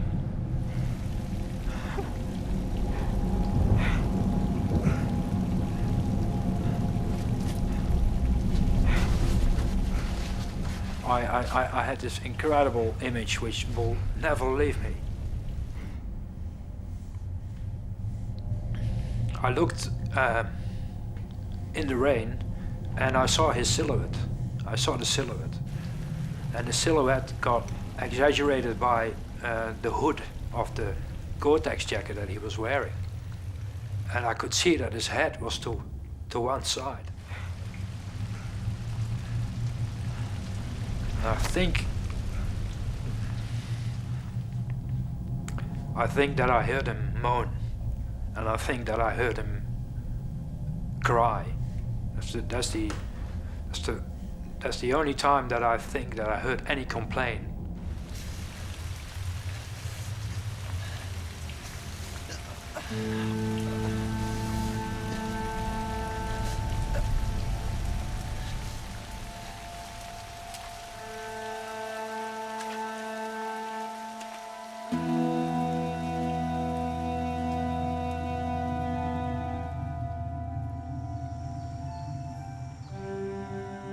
We're both totally exhausted, and it kind of snuck up on me that the rain had backed off.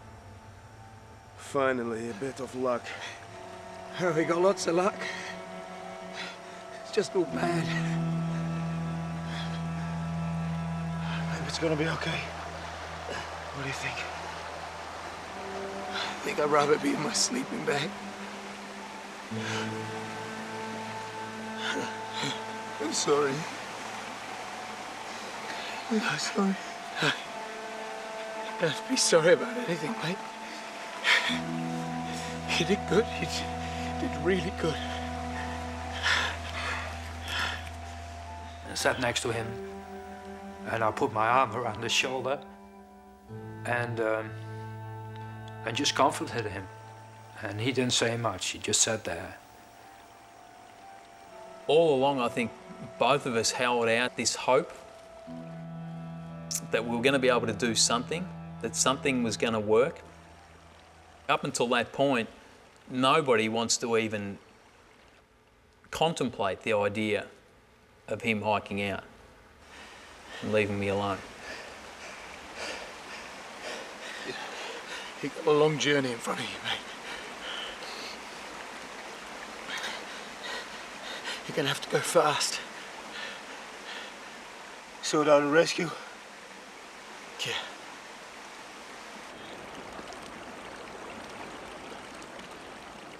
It's impossible to hike out. At that stage, I would have killed myself straight away, I think. So I had to wait until the morning.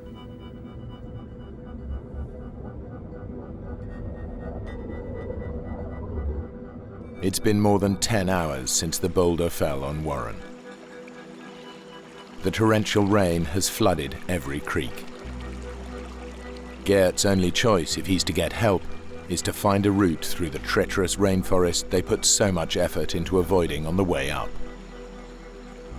I had spent my whole life being self-sufficient. All of a sudden, I'm in a position where I'm totally reliant on this guy that I've met the day before. As I was looking around, I got a little bit scared because it looked really mean and spooky, and it was a very macabre setting. He looked pretty bad at this stage. He looked incredibly white, pale.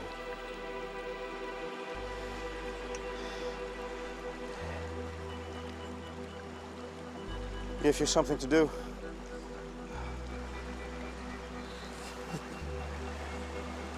I borrowed your socks. Mine got washed away in the night. You go easy, mate. It's gonna be another night, you know, before I make it back to the ferry. I can do that. Another night I can do. I'm not consciously aware of it, but I might even have ignored eye contact for a few seconds there. He'd never looked around. It seemed like he was just looking in front of him all the time. Maybe he was already preparing himself for what was going to happen next. That he was going to be on his own.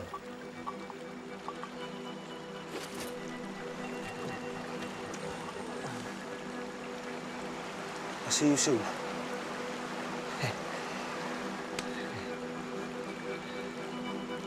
I had pretty mixed emotions watching Geert walk away. I feel more anxious than anything else. He's my only hope.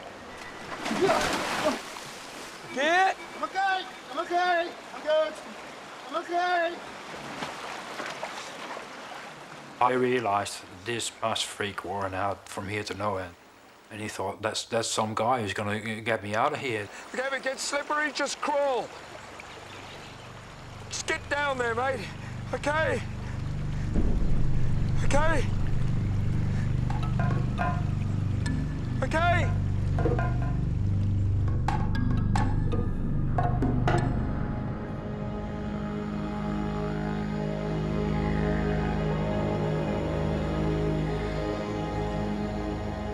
Everything is wet and high, and the incredible, enormous amount of vegetation. Leaves, plants, creepers, plants with edges that can cut your neck in two pieces. You go through it.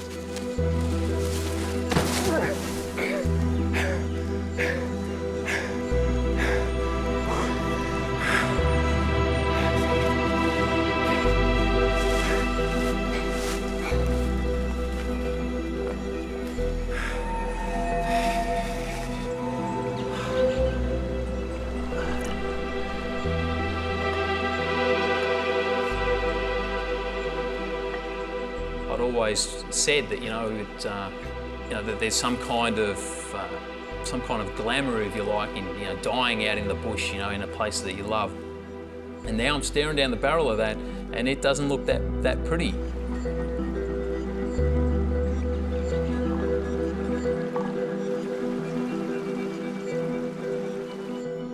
Don't relax. Keep sharp. Keep focused.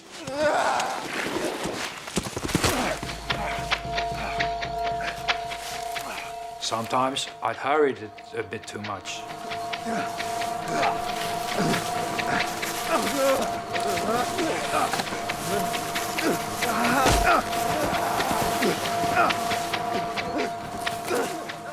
And went down way too quick.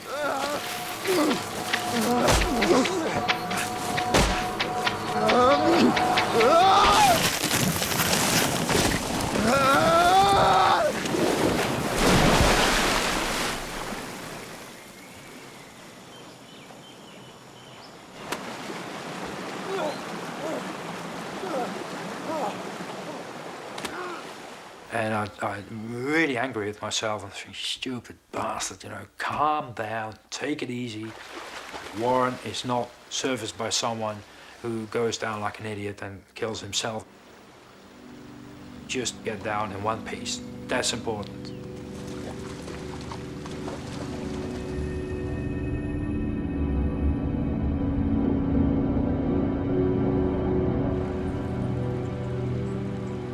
I found myself riding a roller coaster, is the best way to describe it, where at times I had to psych myself to such a point, it's just like, I'm getting through this. You know, I can do it. I'm coming out the other side, to taking this nosedive down into the depths of despair, in that's it. This is it. They're going to find you dead out here in a couple of days. And I found that I rode that.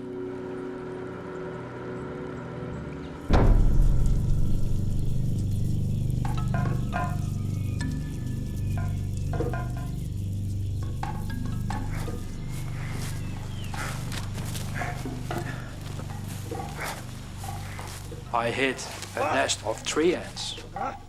Green as a lime. Oh God, no, no, no, no, no, no, no, no! Get off! And all the ants came out and were all over me within a few seconds. I was covered in ants. And I saw a pool. And I just jumped in it with pack and all.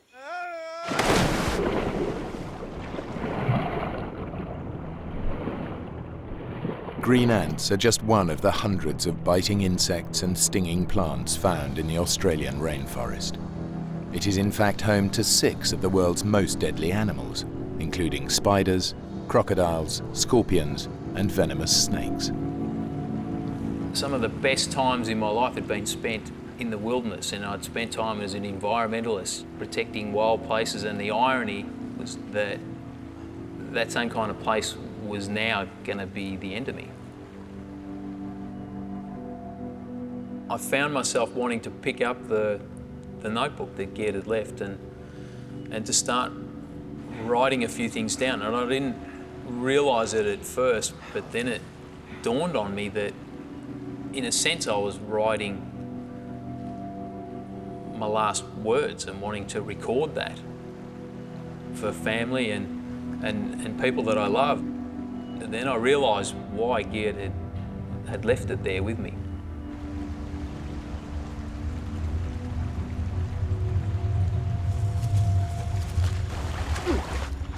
I kept on descending, falling down, slipping, sliding. I had to get down in one piece, and that was what I was concentrating on. And at about 6 o'clock, a new rain shower started. Once again, it rained like an idiot. And where I thought Warren was dark, black cloud.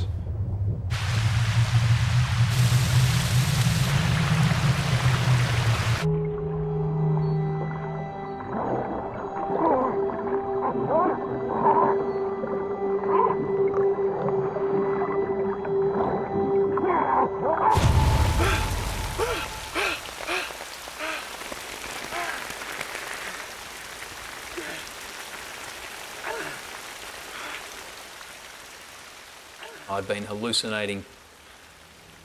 I felt nauseous, couldn't keep anything down, was probably hypothermic. And starting to feel sick like that was really a sign to me that I probably wouldn't last that much longer. Help! Yeah! Anybody? I didn't feel any anger towards that. I think I felt a sense of despair, if you like, that there wasn't anything else I could do, that it was all over. I didn't really know what that meant, but I didn't like it. I don't know about reincarnation and life after death and all the rest of it. Nobody has yet to convince me that, that this isn't it.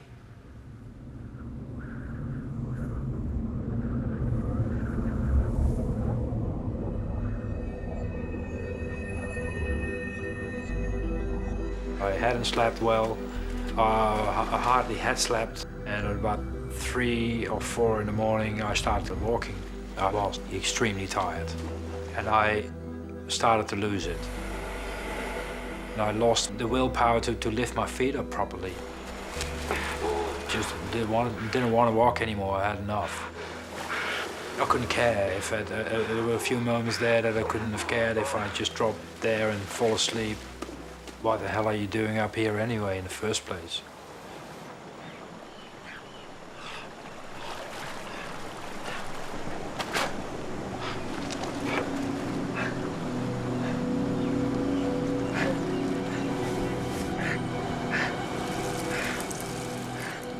I looked down and saw Warren's socks. Purple Explorers, never forget it. I looked at them and that reminded me of him being trapped up there. And it's kept me in focus.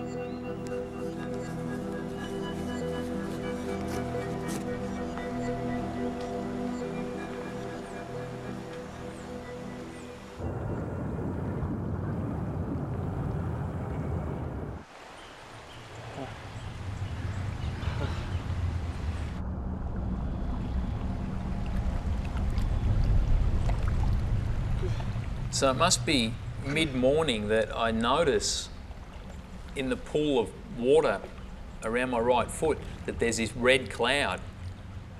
And I'm thinking, what the hell's all that about? It's a little late to start bleeding now. And I'm wondering what to make of it when I notice something moving in the water.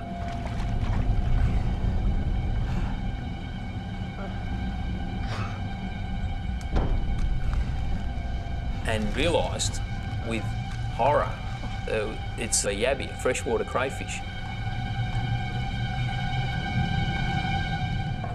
As if things hadn't been bizarre enough up to this point, this guy's nipping away at my foot. I feel like now I'm living in some kind of horror movie. But I grabbed a branch from behind me and just started spearing it, trying to take this guy out. Go on. Get up. What made it even worse was that I couldn't feel anything, and that he could have been there for hours. He could have been there all day. It's been 35 hours since the boulder fell on Warren. Many miles away, Geert has reached the base of Mount Bowen, but he's been forced off course. He's only a few hours left to traverse almost 10 miles of rainforest if he's to make the single daily ferry and get help. Everything was sore, I was bleeding, wounds all over the place. That was just hell. I felt more tired by the second, by the minute.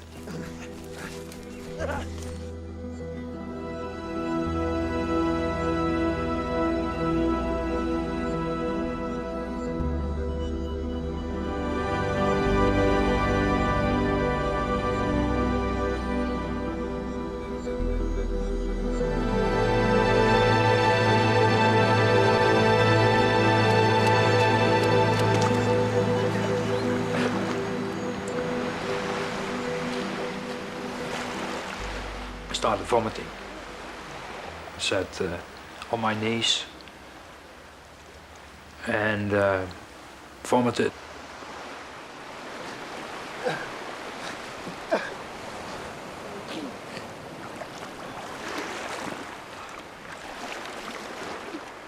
Straight away dawned on me to keep going and not to sit down and start thinking. There was still no time for that. The next task was to make it to where the ferry departs from.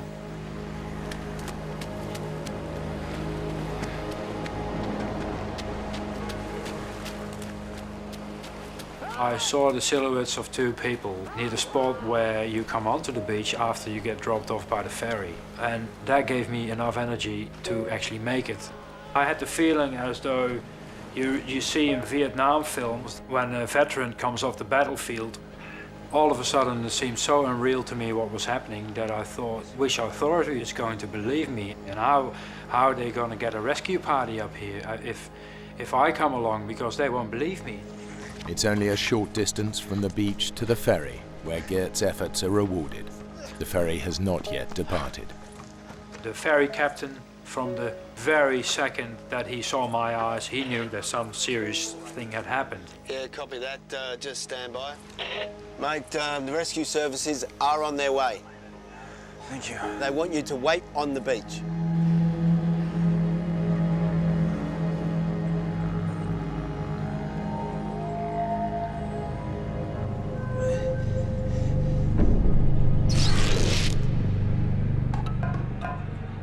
I noticed spots on my right foot and knew that wasn't a good sign.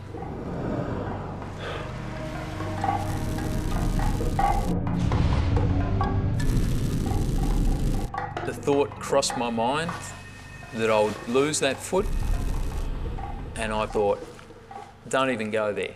You got enough on your plate to deal with right now.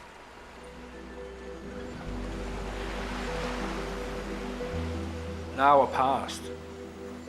I looked to Mount Bowen and actually changed my position and went sit sideways so I could see it all the time. I just did not want to take my eyes off it anymore.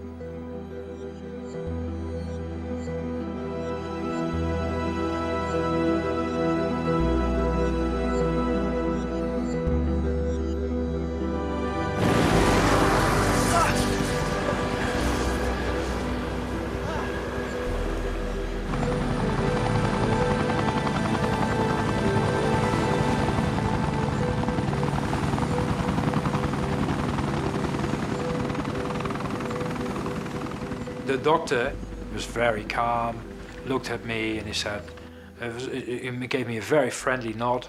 Hi, we go up now, and where do you think that we can find him?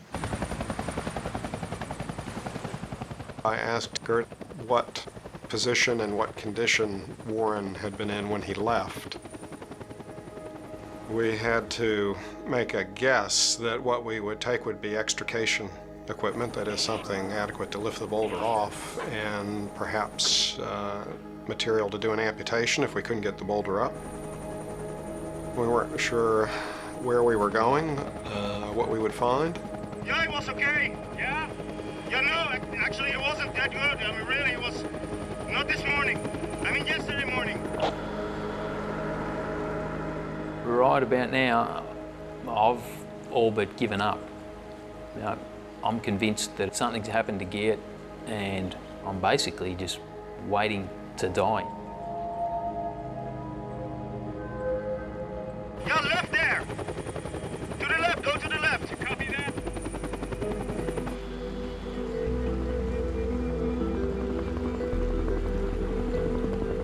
But the instant that I hear that helicopter, I snapped to attention.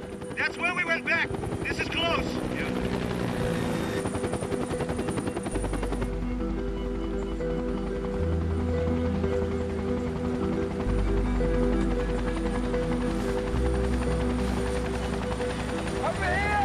Something major has just changed in that I'm no longer alone.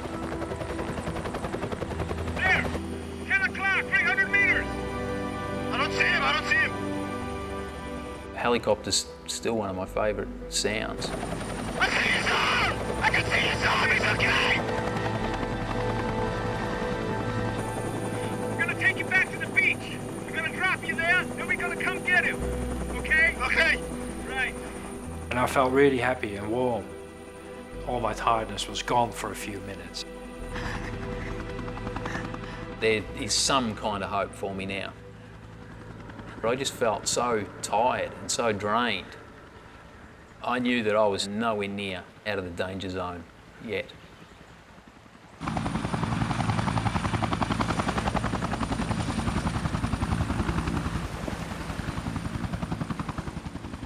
They dropped me off on the beach, and I was asked to leave. I had to go and had to wait for a second helicopter. I think we appreciated early on that because this is a very narrow ravine with trees hanging over it, There wasn't even a place to really bring the helicopter in, and we were going to have to go down on wires.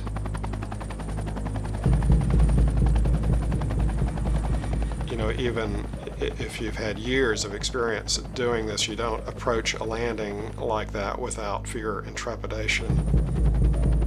5 mile an hour crosswind. All right, out and clear. 2 meters to canopy. I was at the end. I was at the end of the rope. And I start to slip in and out of consciousness. 1 meter left. 4 degrees. Slow. I'm spinning. Compensating. Steady it. Crosswind's picked up. Copy that. Easy. Easy. Steady it. Okay, all right. I'm down. Clearing line. Copy that. Well done. I had the clear impression he was dead when I approached him under the boulder. I thought that this is just a devastating injury. This is not survivable.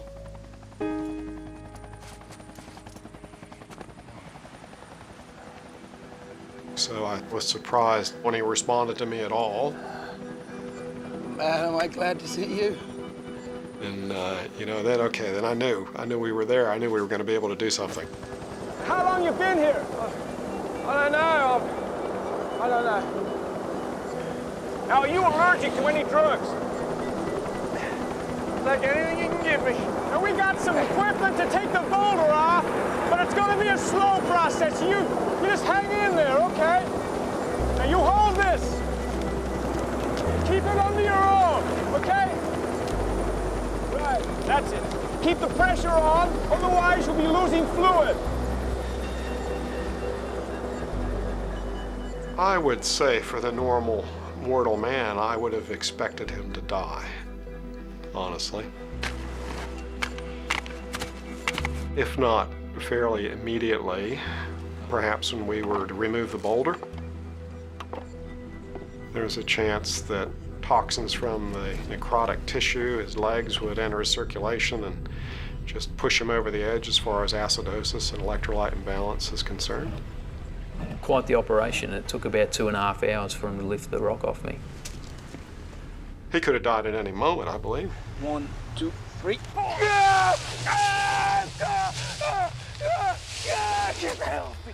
Get off me! Stay with me, now breathe.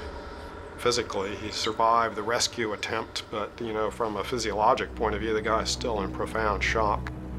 So his condition, quite obviously, was critical. The helicopter rose and flew over Mount Bowen, and it was of a stunning beauty. And I could really absorb the beauty, and I had that sense back.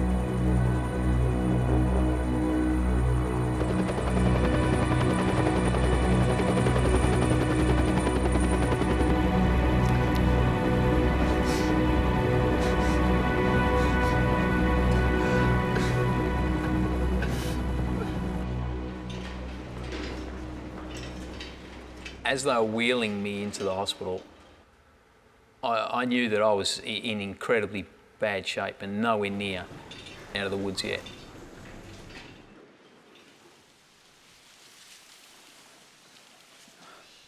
I call the hospital in Cairns and I get a nurse. "Ah, you're good. Well, I'm glad he's fine, he's here. Would you like to speak to him?" I said, yeah. I'd like to speak to him, pass on the phone. So I said, "Warren, hi, how you going?" And he said, "Yeah, I'm fine, you know. I was a bit worried that you didn't make it out there, but you finally did it. Hey, thanks, mate, thanks." And then he said, "But I lost my legs, mate. And And I didn't even have the guts anymore, I think, to ask what, you know, what? I said, you lost your legs? Yeah, I lost my legs. And I honestly cannot remember anymore what I said after that, but what I do remember is whacking the camera back through the window and getting really, really, really angry. And I couldn't believe it. I could not believe it. Sorry.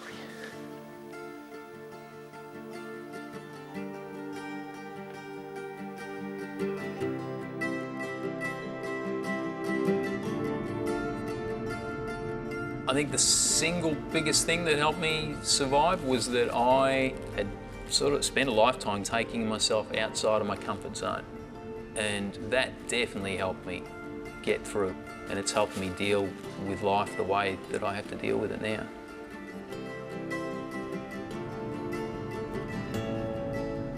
For the rest of my life, I will be tied to the Hinchinbrook story and certainly to him. And I'm pretty proud and happy that I have got to know this very inspirational man. You have asked me 5 years ago, of course I'd rather be running around on 2 legs. But I think it's changed me so much and allowed me to see things so differently. If I had a chance to change it again, I don't necessarily know that I would. Warren now works as a motivational speaker and is the first above-the-knee amputee to climb Mount Kilimanjaro. Geert returned permanently to Australia and now lives in Adelaide. He and Warren remain close friends.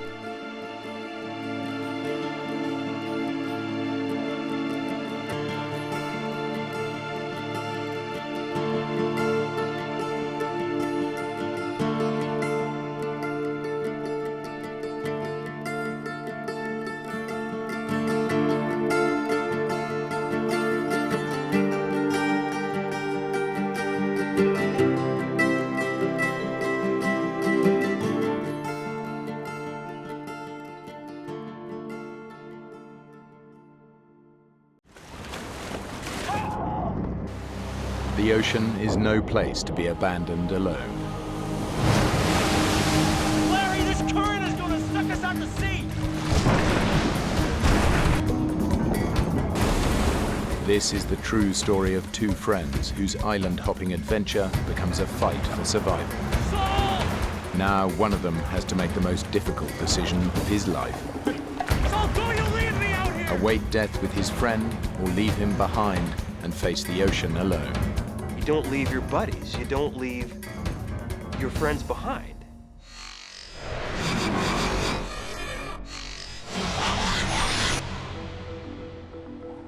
The San Juan Islands in America's Pacific Northwest. It's a sea kayaking mecca. But every year, these waters claim the life of at least one sea kayaker. It's 3:45, folks, the end of a beautiful November day. The winter is on its way, so plan your weekend accordingly. The sea kayaking season is over, but endurance athlete Saul Kinderis wants to conquer the San Juans. Hey, Larry, it's Saul. Where are you, man? Get here. Saul and his track teammate from college, Larry Kaiser, are regular weekend warriors, but they've never kayaked together before. Plan is to hit Strawberry Island, and after that hit Doe Bay, a 60s resort. It's got 2 hot tubs, 1 cold tub, clothing optional, which generally speaking means nobody wears a stitch. The goal was to head there and take her clothes off and hit on women, basically. I mean, that was the goal.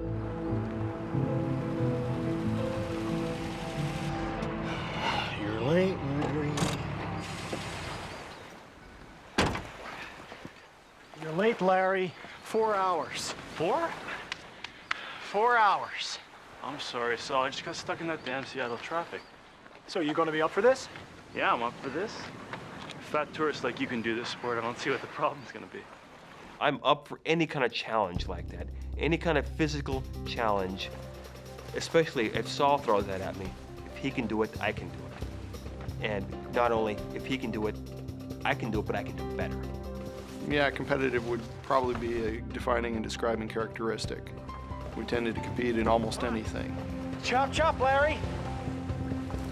It's that kind of relationship that kind of got us in trouble here in this situation. Hurry up, you slug. Get down here. Because Larry is late, they set out at night, something that even the most experienced kayaker wouldn't do, especially in winter. Women friends of mine would call it, we had a severe case of testosterone poisoning. And, the brain quits working because you just want to go. Slide you out. You hit the water, put your weight on the paddle, okay? I'm gonna kick your butt, you know that. Put your weight on the paddle. It was unnerving setting out at night. People die every year kayaking in the San Juans. But that danger is exciting. It's a thrill. I'm thinking I'm invincible. We have a winner!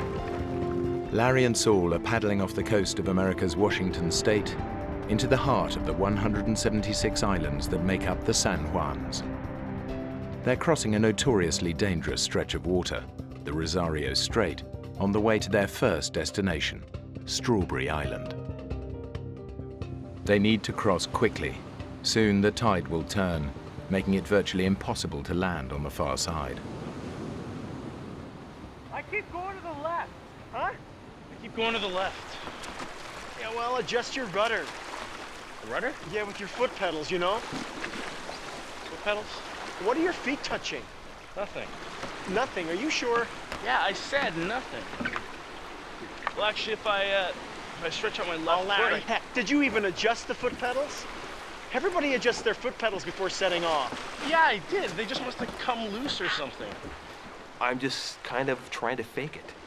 And that's the first time I'd set my ass in a kayak. I'd never been in one before.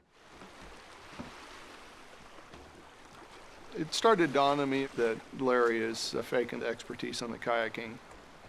That's when I started to figure, okay, we've gone from a trip to an adventure. Looking back, I'm thinking, what the hell was I doing? What was I thinking? What sane and reasonable person would cut across a channel at night the first time in a boat? So not only were we doing my first winter trip, we were doing a nighttime crossing, and we were enduring a storm. So anybody that would have known us would have known, that was really stupid.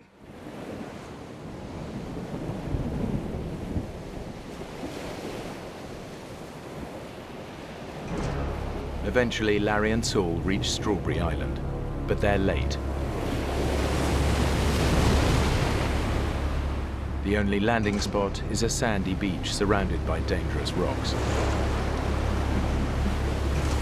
Now, in the darkness, they face the ferocious tidal currents swirling around the island, giving the area its nickname, the Witch's Cauldron.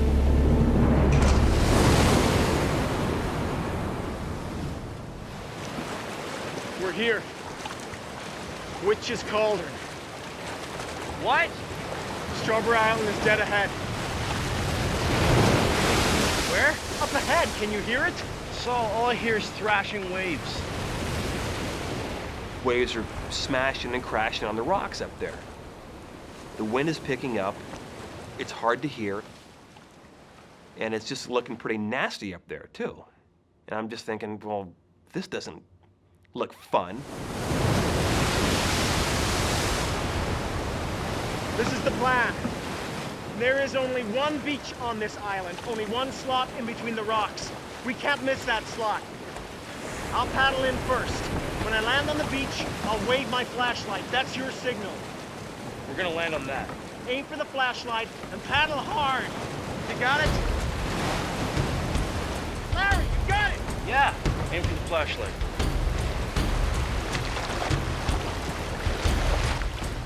This was pushing my enjoyment factor. We were starting to get outside the area I enjoy. I knew that I needed to hit that beach just right or life was going to truly get miserable. I can see big, jagged rocks that don't look good to land on. It's just really hairy out there.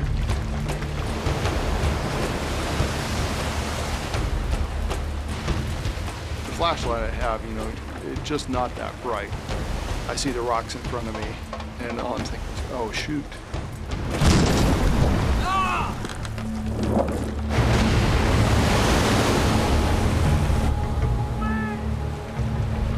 What?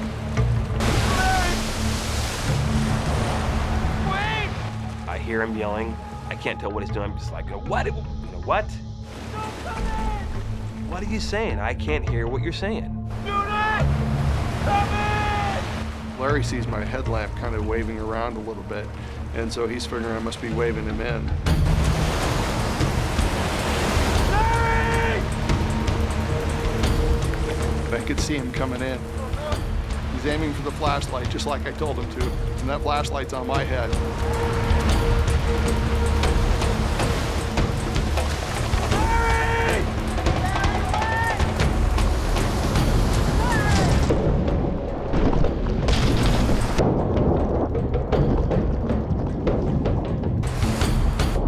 The waves are smashing our boats on top of us and on top of the rocks.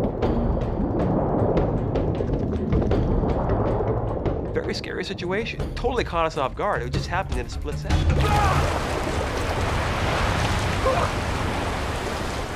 You okay?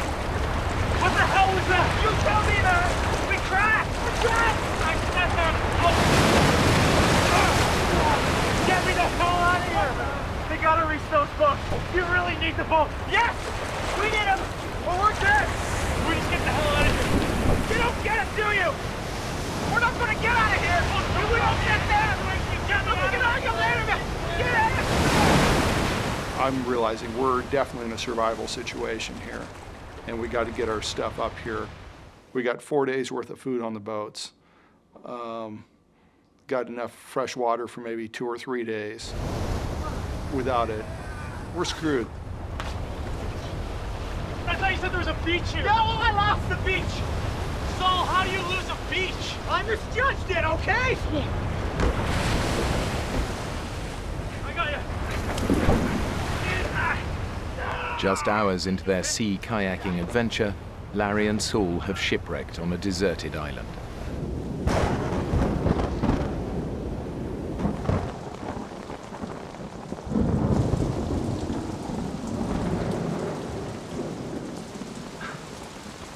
I'm looking forward to getting warm. We could have been killed, but we weren't. As much as Saul and I both seek out these fun, dangerous, athletic situations, we don't have a death wish.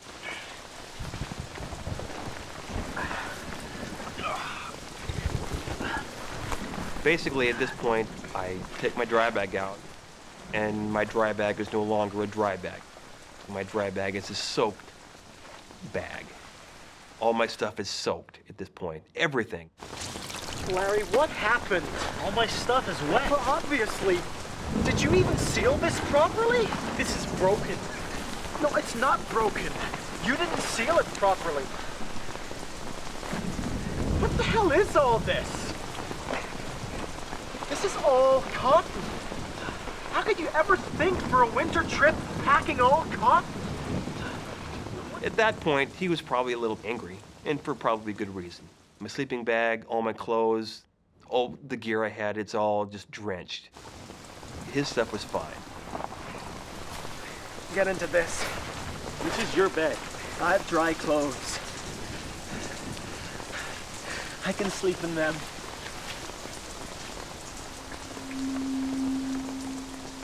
Saul knows that in the cold and the wet, Larry's cotton clothes and his sleeping bag will take days to dry. By that point, I truly realized that my assumptions weren't correct on his level of preparedness. I'm the guide on this trip, and Larry was going to more or less along for the trip. If I got in trouble, he wasn't going to be able to help me because we were so far out of his element. And then I'd snuggle up against the outside of his sleeping bag. Guys, especially in your 20s, you're going to go damn near hypothermic before you'll cuddle up with another guy. He kept trying to nuzzle up to me. He was cold, and I'd get away, Saul. You know, what are you doing? You know, just keep Throughout the night, he kept getting closer and closer, and I kept going farther and farther over this edge of the tent. I like Saul, but I don't like him that much. I am cold. You move one more time, I'm climbing in there with your naked butt. Got it?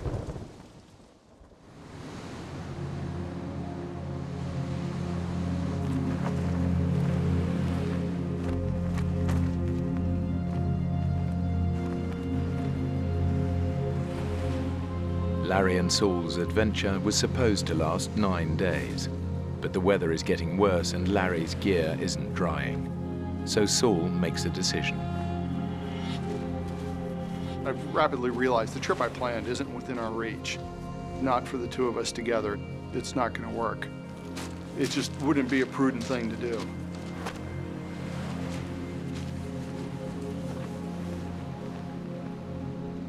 I just wanted to tell myself, you know, we still have time to have some fun and get this out of our system and use this as a small setback and just keep going.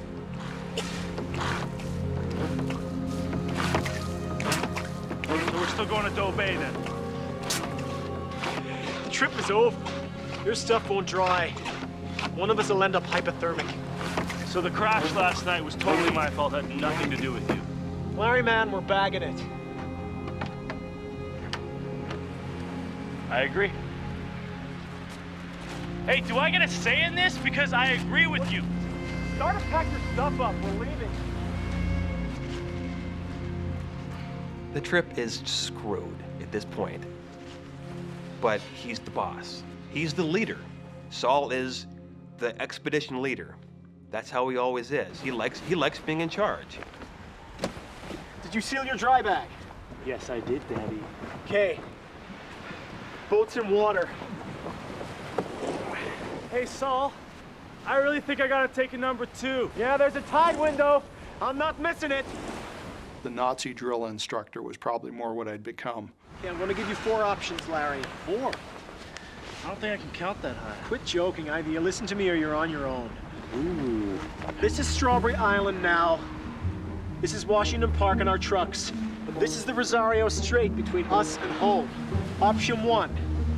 This island back here has a cabin. We knock on their door, ask for help. Option 2. We continue further to Orcas Island here. We stash the boats and take the ferry home. I'll get the boats another day. 3. This is the toughest option. We paddle back the way we came, 3 miles across the Rosario Strait. Now, I can do any of those, so you tell me which one you want to do. You don't tell somebody you've competed with all your life in a variety of sports that I can do any of these. Which one do you want to do? I can do any of those too, so. What's he going to pick? He's going to pick the toughest one. You just told him which one was the toughest, and then he picked it. Let's paddle back. You sure? Yeah, man, paddle back. Bring it on. That was really stupid. What won out in the very end is the same thing that got us in trouble here. It's the same thing that's got us in trouble in other times. It's our competitive nature. If he can paddle across the channel, I can paddle across the channel. I can swim across it. I can cycle 150 miles if I want to. I can run a marathon. I don't care. He's the same way. But when we get us together, maybe we don't make the best decisions as a team. Larry and Saul are paddling into the jaws of an oncoming storm. Soon they will face 70-mile-an-hour gusts and a huge storm swell rolling in from the ocean. Let me do you, man. Looks pretty ugly. Yeah. Sure you're gonna be up for this? Yeah, I'm up for this. Are you up for this? We got 40 to 45 minutes to make this crossing before the current gets too strong. Yeah, I know. Paddle hard. I'm not an idiot.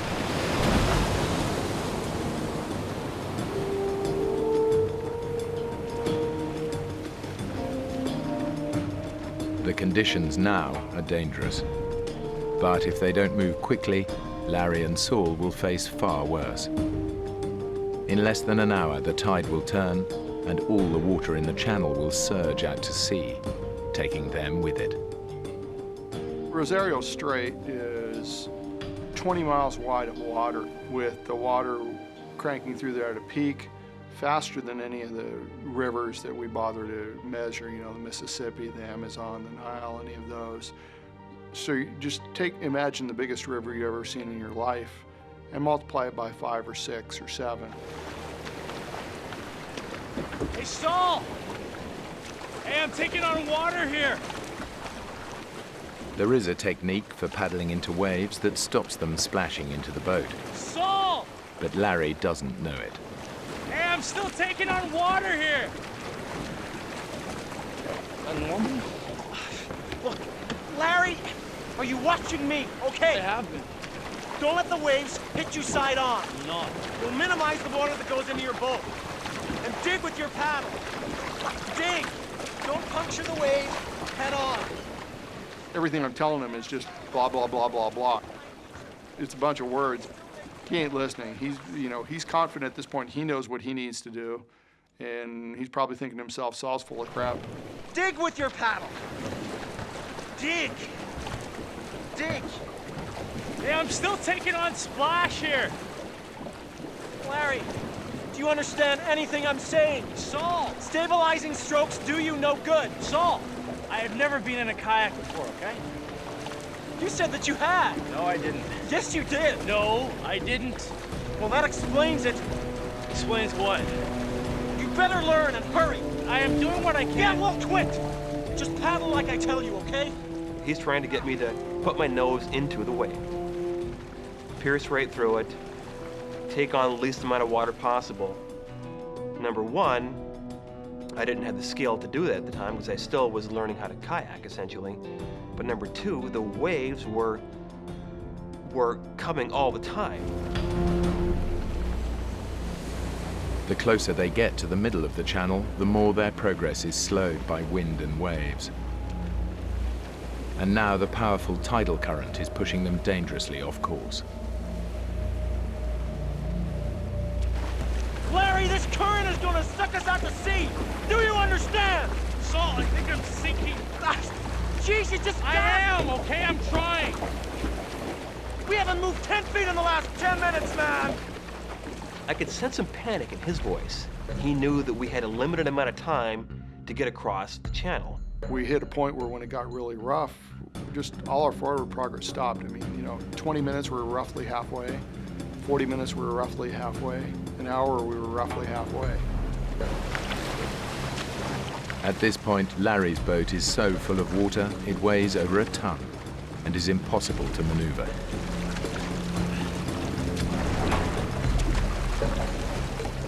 Larry, damn it, your shoulders are slack. Okay. Paddle. Okay. Balance strokes do you no good. Okay. Forward. Okay. Paddle. Okay, okay, okay. Man, are you a complete idiot? Back off, okay? I am trying. Blood pressure is definitely cranking up there. I figured that it was a good possibility that we could get killed.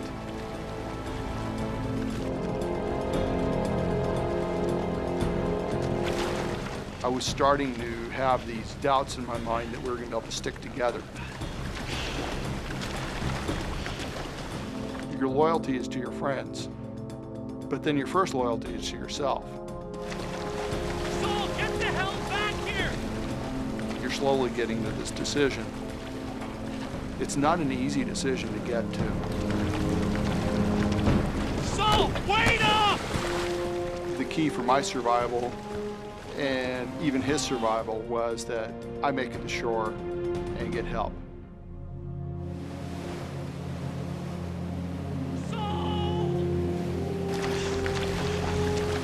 Saul!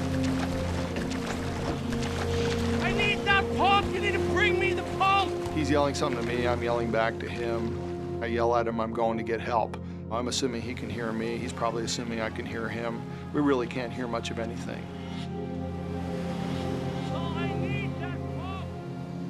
I mean, at the time I was so focused on the pump, I wasn't focusing in on the fact that he essentially was abandoning me.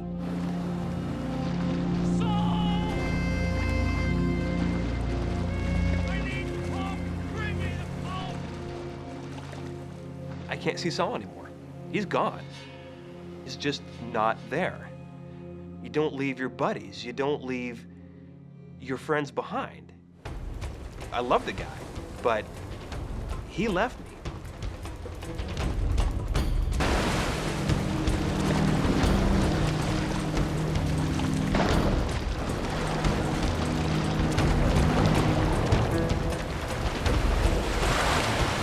I was just applying as much speed as I could. Just crank it. The faster you can get to somebody to get them to help him, that's the only thing that's going to work. And I was getting more nervous because I've got this big phobia about being swept farther and farther towards the ocean. The ocean's very big. You know, there's lots of mean things out there that will do bad things to you. I'm very aware of two things. The current is moving Larry further and further away. We got darkness at, 3:30, quarter to 4, 4 o'clock in that range. I need to phone. I need to call 911. My boat was completely full of water at that point. My feet were covered, my shins were covered, it was coming up my legs. And that's when I started to get that sense of panic. And I knew, you're not in Kansas anymore, Toto.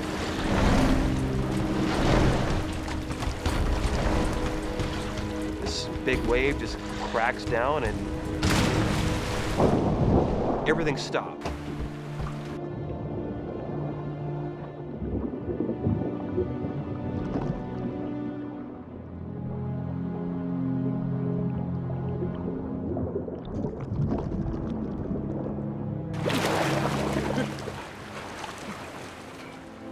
One moment I'm here in this boat full of water, and a second later I'm outside the boat treading water, just like that.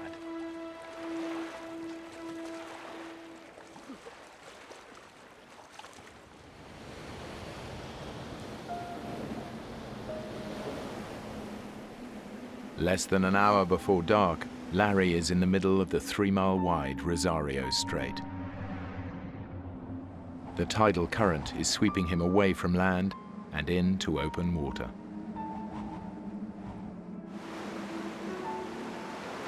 I'm in the water now. Not a fun feeling. Looking down and not seeing my feet, not seeing my shins, not seeing my knees, I'm getting scared at that time. Each minute is just, it's like some critical mass building and building and building, and it's not getting any better. It continues to get worse. It's getting dark, and there's no one here to not only save me or rescue me, but no one knows where the hell I'm even at.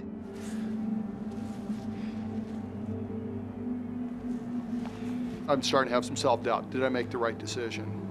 Where is Larry? Is Larry alive? Did I just consign my friend to death? What do I do? I mean, what are my options at this point? His kayak contains vital supplies, fresh water, flares, and a flashlight. But Larry can see the shore, and it doesn't look far. What he doesn't realize is that if he swims, he'll be fighting against a current moving twice the speed that the fastest human can swim. At some point, I'm gonna have to leave this boat, because I'm going nowhere with this boat right now. It's getting me zero. I'm gonna swim.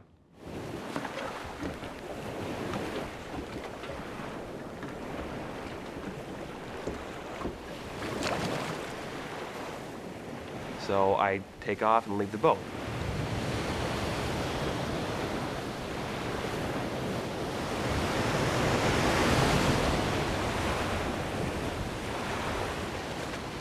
I've got a dry suit on. It's end of November, it's cold, but that doesn't throw me. I'm telling myself, I'm an athlete, I can do this. This is no big deal. It's just that Mother Nature and her little currents, they had a whole nother thing to say about that problem.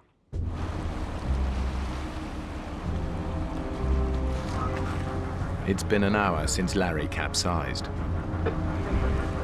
Now, a full-scale rescue operation is underway. But without the lights or flares from his kayak, Larry is all but invisible. I wish I would have grabbed the flashlight I had taped to the bow of my boat, which I didn't do. If I would have grabbed that flashlight, it probably would have been saved in half an hour.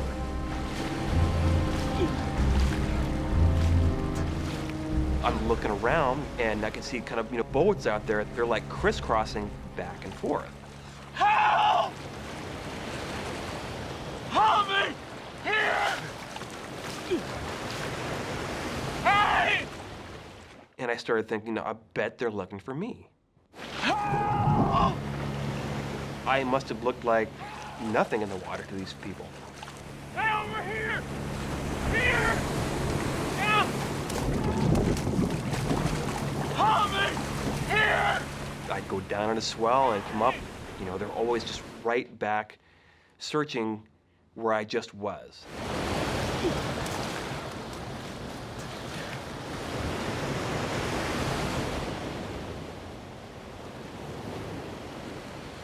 Not only was I a small person in a very big place, I was also a very vulnerable person in a very, very big place.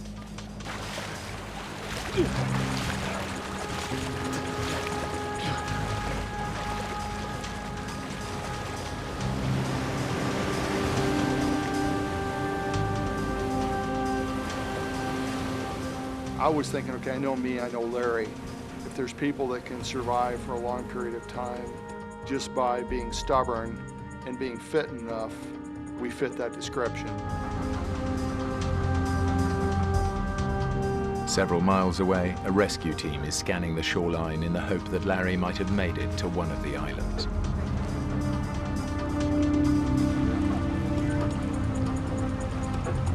Bravo 6, we have a visual on a red kayak on Burroughs Island. As soon as I heard that they were, that they'd spotted the kayak, it was just happiness. It was like, oh, great, Larry's fine.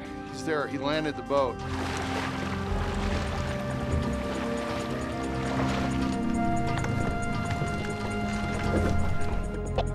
Is there a paddle with the boat?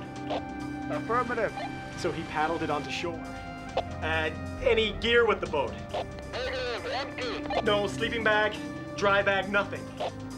Correct, the boat's empty. Great. He's on that island somewhere. What more clues could you need? I mean, paddles with the boat, sleeping bag's gone. The guy's alive. He's somewhere here in the bushes. Just got to find him. Yes! You've never seen somebody so excited in his life at this point. I'm happy. I'm going, good. This is a good time to call his parents and let them know what's going on. Mr. Kaiser? Yes, it's Saul Canderas. I don't know how to tell you this, but Larry, he's going to be okay. We think he's on an island somewhere, probably in the woods. The Coast Guard now concentrate on searching the island. But out to sea, Larry is still swimming hopelessly against the current. I'm in trouble. I'm being sucked with the current down a channel. I could head out to the Pacific here any time.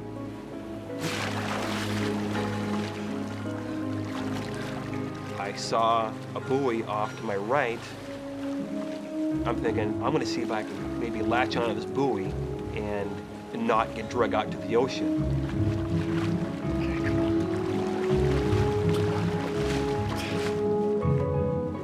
Kind of put my head down, I started swimming again. I started kind of cutting diagonally across to get to the buoy.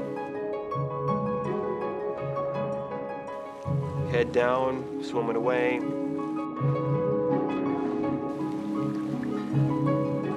I'd look up to kind of see where I was going.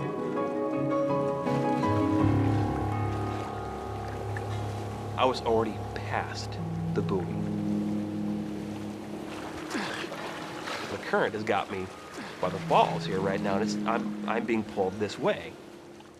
And that's when everything changed. It went from survival, I'm big, strong swimmer, I'll get across, to, I'm not gonna get out of this. 8 hours since he capsized, Larry is nearly 4 miles out to sea. But the Coast Guard is still searching the island where they found his boat. Because they found a paddle with it, they assume he must have paddled to shore. What they don't know is that Saul equipped the kayak with a spare paddle. Our best hope is that he'd be on the island right now. Yeah, he paddled here. He left a red paddle with his boat. Did you say red paddle? The red paddle's the storm paddle. It's tied to the boat. The boat with nobody in it would still have the red paddle. Did you say red paddle? Yes. No black and white paddle? No. Are you near the boat? Yes. How many holes are in the top of the boat? 2, 1 for each person. No, it's a one-man kayak. That's the storage hatch. Is there anything in there? Yes, there's gear in here. A dry bag with what feels like clothes and maybe a sleeping bag. He's not on the island. Damn it! At this point, I'm really going, man, we're in trouble. I really screwed up. He's dead and we're going to find the body. You realize that somebody that you're fairly close to is no longer here, and you're the one that killed him. Just an incredible sense of no hope again. Just no, it's all over. It's all over. Why did I invite him on this trip without making sure that we're both ready for this trip?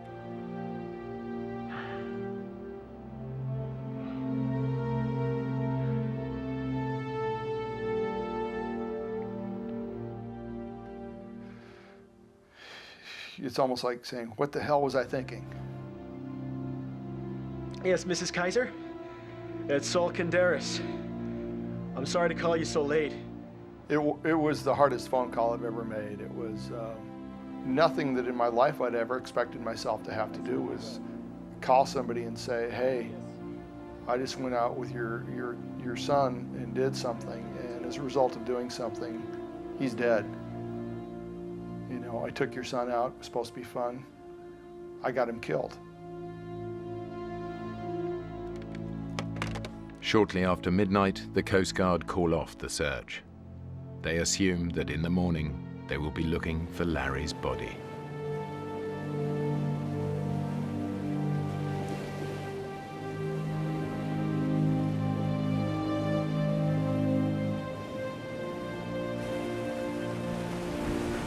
At that point, I was fully thinking, there's just no chance in hell I'm ever getting out of this water alive. Exhausted, Larry's body temperature is now so low, his life is in danger. If he doesn't start swimming again to get warm, he'll die.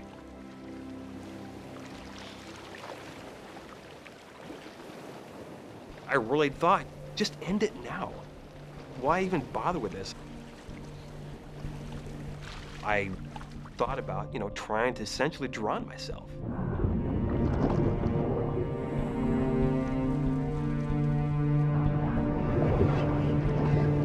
You think about weird stuff like that.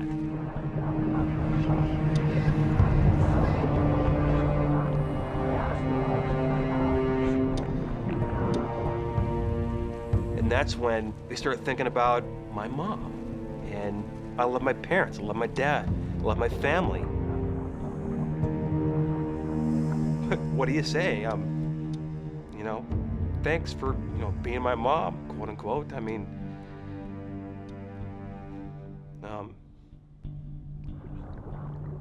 I was ready to die. That's not an issue. I didn't want them to feel that suffering and pain, though. And not know what happened to me.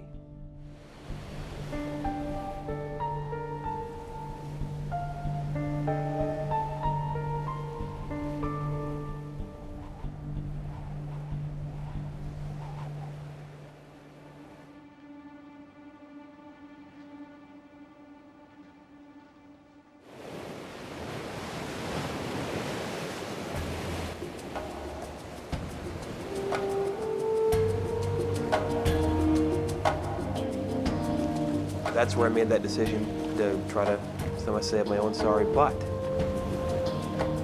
As I'm continuing down, I can see this lighthouse coming off to my right as I'm coming up on it. And it seemed like I'd gotten a little closer to land from where I was at. I was in the middle of the channel when I first started. And I kind of came to this lighthouse, and it looked closer. And I'm thinking, I could maybe get that. I can maybe swim for that. The tide is sweeping Larry towards the Pacific. But by sheer luck, a side current carries him within striking distance of the last available piece of dry land. I start swimming, and it's getting closer. And keep swimming, it's getting closer and closer. I'm like, I'm gonna make this.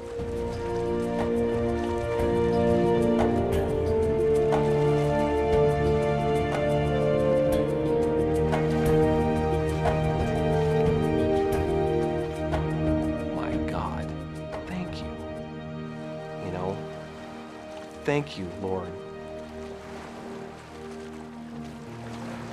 I come up onto shore, and there's this big rock right there, and I just swim up and put my arms around this rock. This is the most beautiful rock I've seen in my life. That's all I could think of. No one else, nothing else, just lie there and enjoy this rock. This stupid rock that was my buddy at the time. Feeling of relief.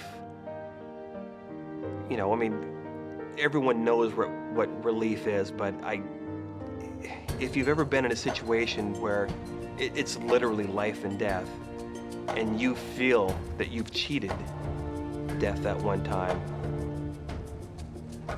it doesn't get much sweeter than that.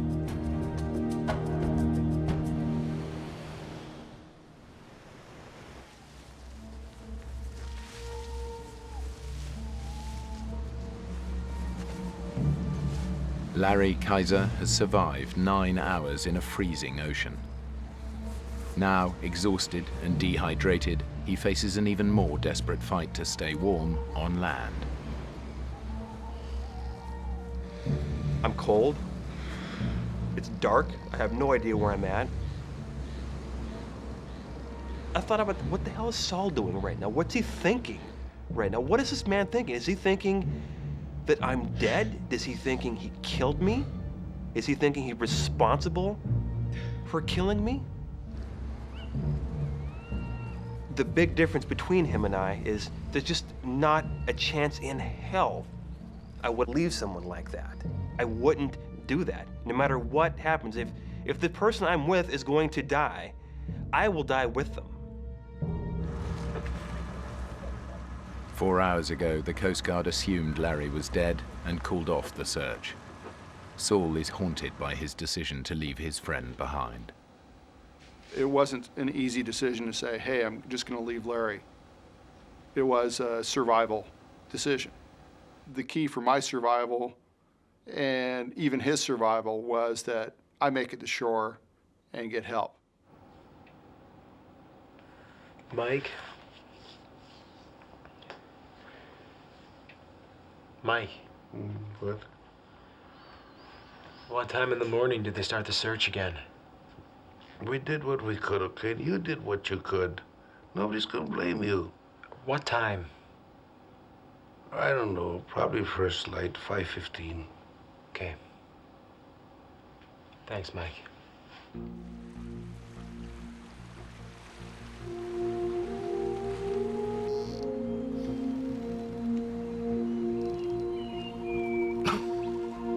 Larry assumes he's on the mainland. Now in daylight, he thinks he can walk to the lighthouse he saw the night before and get help.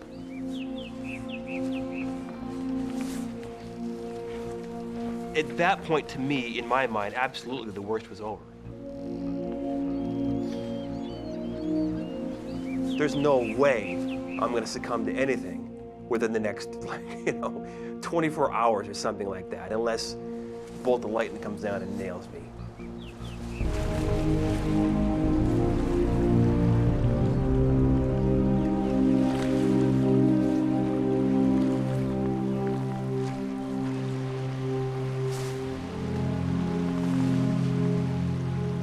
I'm thinking, what is this? I'm on an island right now, and it's another mile across to get to land again. What's the first thing they tell you to do when you're lost? You know, tell you to stay put. I don't see any helicopters, I don't see any planes, I don't see anything. So I just figured they'd given me up for dead, and I'm on my own again.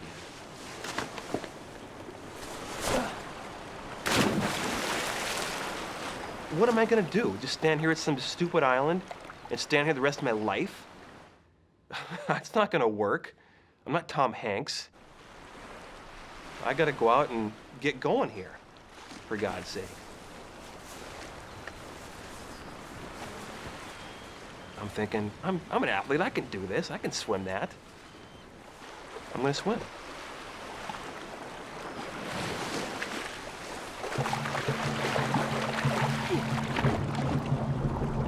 To reach the lighthouse, Larry faces another mile in freezing water. Already dehydrated and hypothermic, he will again be at the mercy of the area's lethal currents. I'm swimming across the water. I'm literally right in the middle. I stopped swimming, I turned around in the water, and there behind me, where I was standing for the previous hour, was this giant helicopter 50 feet up above the shore, right where I was standing. You've got to be kidding me. You know, you have to be kidding me. This can't be happening.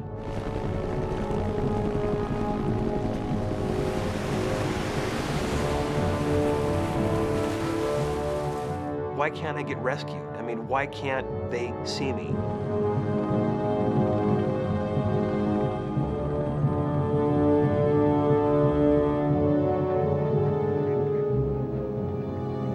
As time went by and we hadn't found Larry, I had more and more doubt as to whether or not I made the right decision.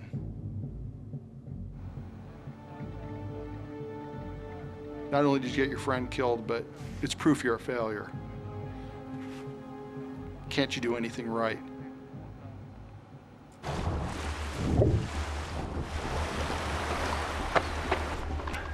Is there anybody here? Hello? Is anybody there? The lighthouse. It was uninhabited. Everything I do is not the right decision. Hello?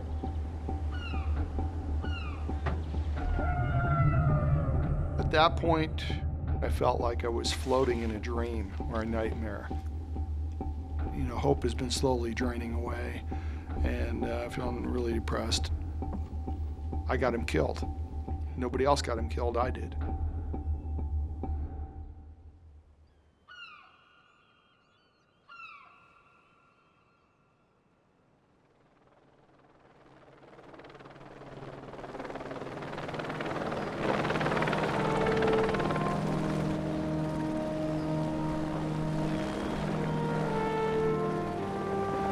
At 11:35 a.m., a rescue helicopter spots Larry and rushes him to the Ana Cortez Hospital ER. Then the helicopter kind of flies overhead, and the guy there crewing the station just jumps up and says, "God, great news for you." He said, "They picked your friend up and they're taking him to the hospital and he's okay." Man, was I happy. Never seen somebody so happy in his life, like, okay, where's the hospital? Where's the hospital? Where's the hospital?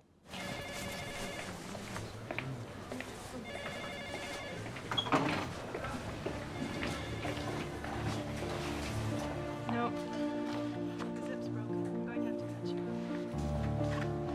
I remember seeing him walk into the room that I was at, and you could tell without him verbalizing his feeling. Yo, Larry. You okay? Lift. Hey, Saul. I felt good having Saul there, but you don't leave your buddy. It's not correct. It's just not right to leave someone like that. You left me.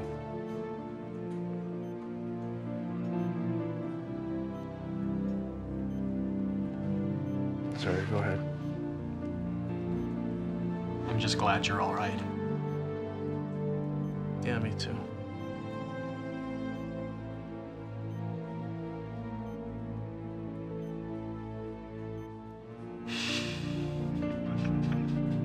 With who I am, I wanted him not to feel guilty. I wanted him to hopefully be relieved in the fact that I'm okay. Do I hold a grudge against him for doing that? No, I don't. It's just one of those things, you know, it's like, yeah. The main thing I remember is being so happy to see him. It was like better than any Christmas present is your buddy's still alive. 10 years after their misadventure, Saul and Larry remain friends and have even kayaked together in the San Juan Islands. But they never discuss what happened, nor can they agree if Saul's decision to leave his friend behind was the right thing to do.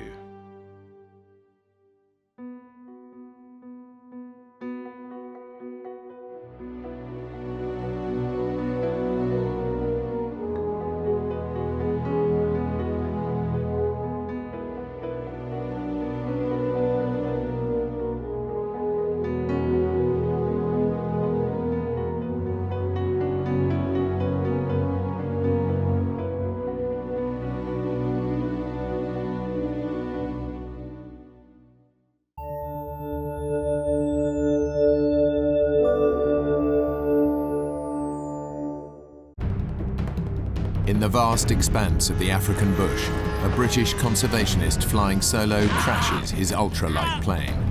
Severely injured and carrying no food or water in the wilds of Africa, his chances of survival are slim.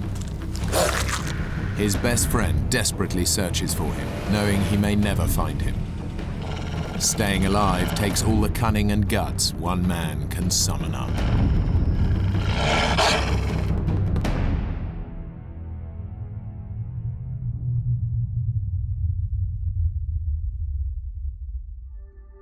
Zimbabwe, Africa, home to some of the most varied animal life in the world, much of it under threat from poachers and encroaching civilization.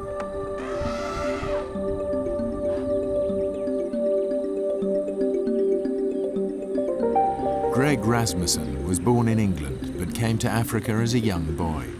For the past 12 years, he's dedicated himself to saving a rare species of African dog on the brink of extinction. I've always been passionate about wildlife from day one. I mean, even as a child, I love the bush, I love Africa. It holds an endless fascination. I mean, it's always changing, and there's just so much to learn. It's like a book that just never ends. Greg is one of the few pilots in the area, and even though he's busy with his own project, he's agreed to help a fellow conservationist search for a lost rhino. People very concerned about the rhino, and National Park said, would I assist? And I said, of course I will. If wildlife needs help, I'll help. Greg's a capable pilot, but flying a plane and tracking animals requires intense concentration, and he'll be flying over unfamiliar terrain. And I was aware of that, I was fully aware of that, but we had rhinos that needed locating. There were poachers out there. I mean, you can't turn your back. I can't turn my back on things like that.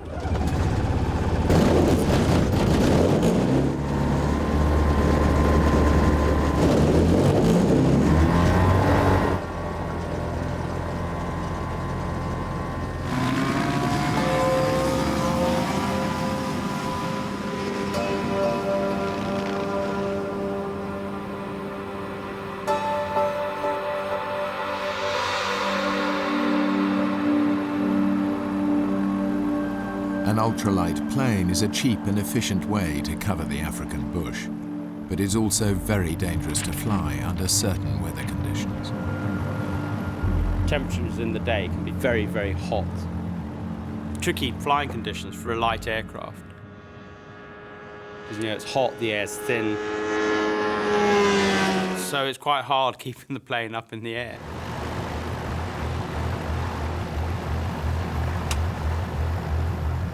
This was a very harsh, dry, rocky, rugged area. I'd never flown that area before, and I realized I was in a completely different territory. The Rhino is electronically tagged, and in no time, Greg's tracking device picks it up. I just found it. I hadn't actually seen it, but I realized that it was alive by this movement signal.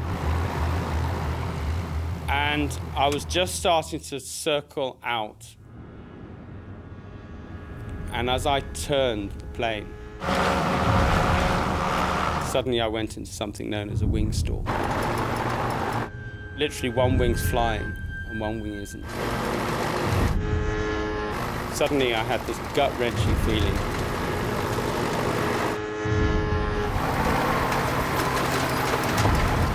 I'd put full power on the rudder. Pulling back on the stick, I was doing the right thing, and it wasn't working. And the plane started to go down in a spiral. And the ground was coming up pretty damn fast. And then there's a split second. You know you've passed the point of any return.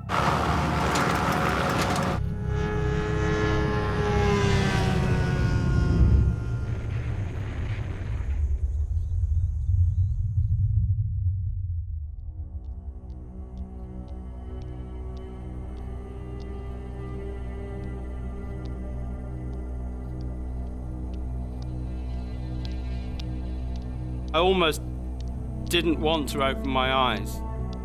I didn't know what I was going to see, what I was going to feel, what I was going to find. I was totally dazed, stunned. And I was like, I'm alive. I'm alive. And at that second, petrol started dripping over me.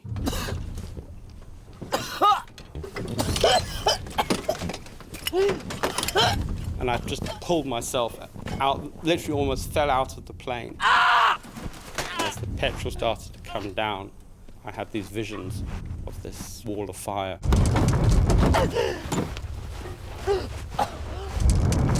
I could just see myself being incinerated alive. And I knew my legs were doing nothing. I couldn't do anything with the legs at all, but I just had to get away from this plane. I mean, this thing was a nightmare now.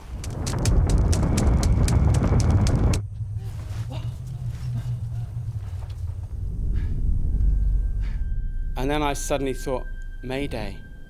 I've got to call Mayday. And I didn't want to go back to that plane. I didn't want to go near it. But I had to brave it, because I knew that that was my only means of survival. And I knew the quicker I got a message out, the better. Greg has to try and make a call. No one knows exactly where he is or that he has crashed. He has no survival gear with him, no food, no water, and he's severely injured. Mayday! Mayday! And the whole handset was hot. The crash had short-circuited all the batteries and had literally fried my only means of survival, the emergency radio. And then something happened that literally just changed almost everything. The pain hit, because the adrenaline had worn off. On the outside of his body, Greg has only a few superficial scrapes, but inside he is bleeding badly, and his legs are broken in 6 different places. That was a pain that I'd never experienced before. Anything like it, anything that even came close to it. My legs felt like they were going to explode from within. My feet were just doing this. My legs were just one big lump of jelly.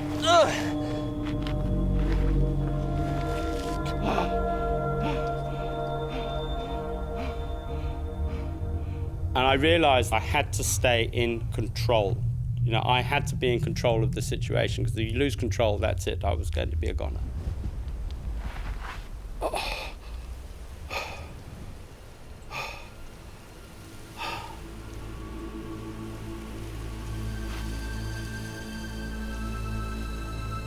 I started to try and take stock of the situation.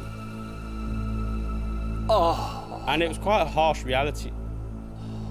I suddenly realized there was no 999. There was, you know, if I was going to get out of this, it was only going to be me and me alone. Greg is over 70 miles away from the nearest road. By the time anyone realizes he's in trouble, it may be too late. The brutal heat of the African sun will bake him alive. If he survives that, he will face worse horrors. As night approaches and hungry predators come out to feed. Unable to move, Greg is easy meat. But right now the pain from his smashed legs is all he can think of. There was this pain in my ankles. They felt like they were going to explode, because I'd got these boots on. Yeah, and of course there was no space for the swelling to go. There was no way I could even get anywhere near my shoelaces. But I was thinking, if I don't get those boots off, there's going to be gangrene, and I'm going to lose my feet. I lose my legs. I managed to look back, and I thought, well, maybe if I can drag myself to this tree, I can tilt my body forward so that I can maybe get to my shoelaces somehow.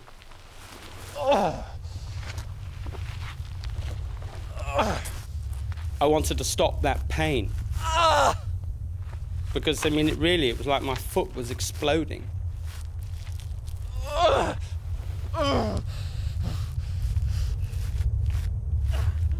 Fate is being cruel today. The closest tree to Greg is a thorn tree. But as its thorns dig deep into his back, Greg realizes they might be useful. And I managed to just break a twig off that was about a foot long, and it got a hooked thorn on the end of it. And I lay there and I could hardly focus. There was just so much pain. I started to pick the shoelace. I thought, well, this is all I've got.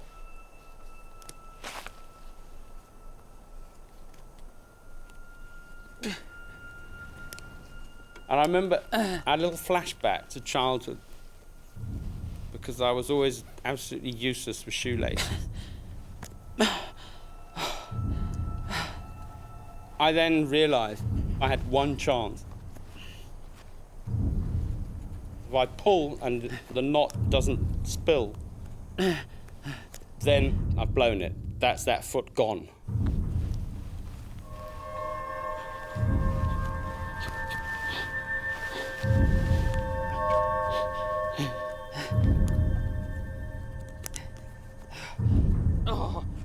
Greg manages to loosen the shoelaces and get them both to the same stage, but nothing happens. But the boots remained absolutely solid on my feet. And I realized then I had to pick the shoelace, eye by eye, through every single eyelid. And all the time, all I'm thinking of is, if I don't get those boots off, I'm going to lose my feet. And it was almost, it was like a nightmare.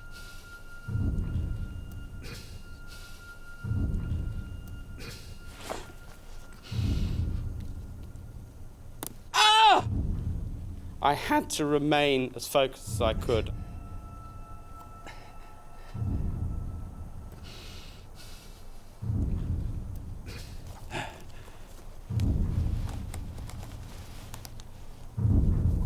And I picked and I kept on picking until I finally got to the point where the shoelace was free. Loosening his boots isn't having the effect Greg expected. The pain is just as bad because his feet keep swelling up to fill the newly expanded space. He has to try something else. I saw a stick. And that was all there was. I thought, well, that's the only tool there is that I can see other than rock. I'll go for that. And as I even just touched the shoe, the pain was just, it was terrible. And I thought, oh my God, I'm not, you know, and now I've got to push this. And absolutely bizarre, you know, then I had a flashback to a movie. You know, I mean, ridiculous. It was a John Wayne movie, you know. Oh, well, you bite on that while I cut this. And I grabbed this stick.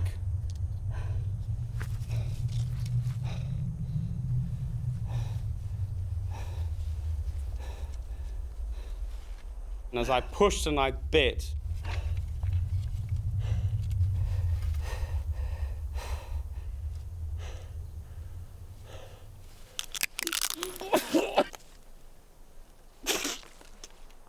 this stick was just rotten. It was full of termites. And my mouth was now even drier than before, and I went, but I pushed with such force. The shoe came off. And I just forced the other shoe off. And lay there.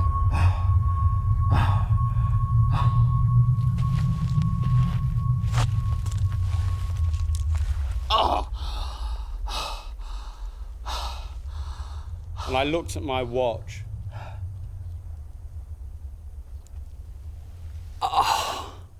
And it had taken me 2.5 hours.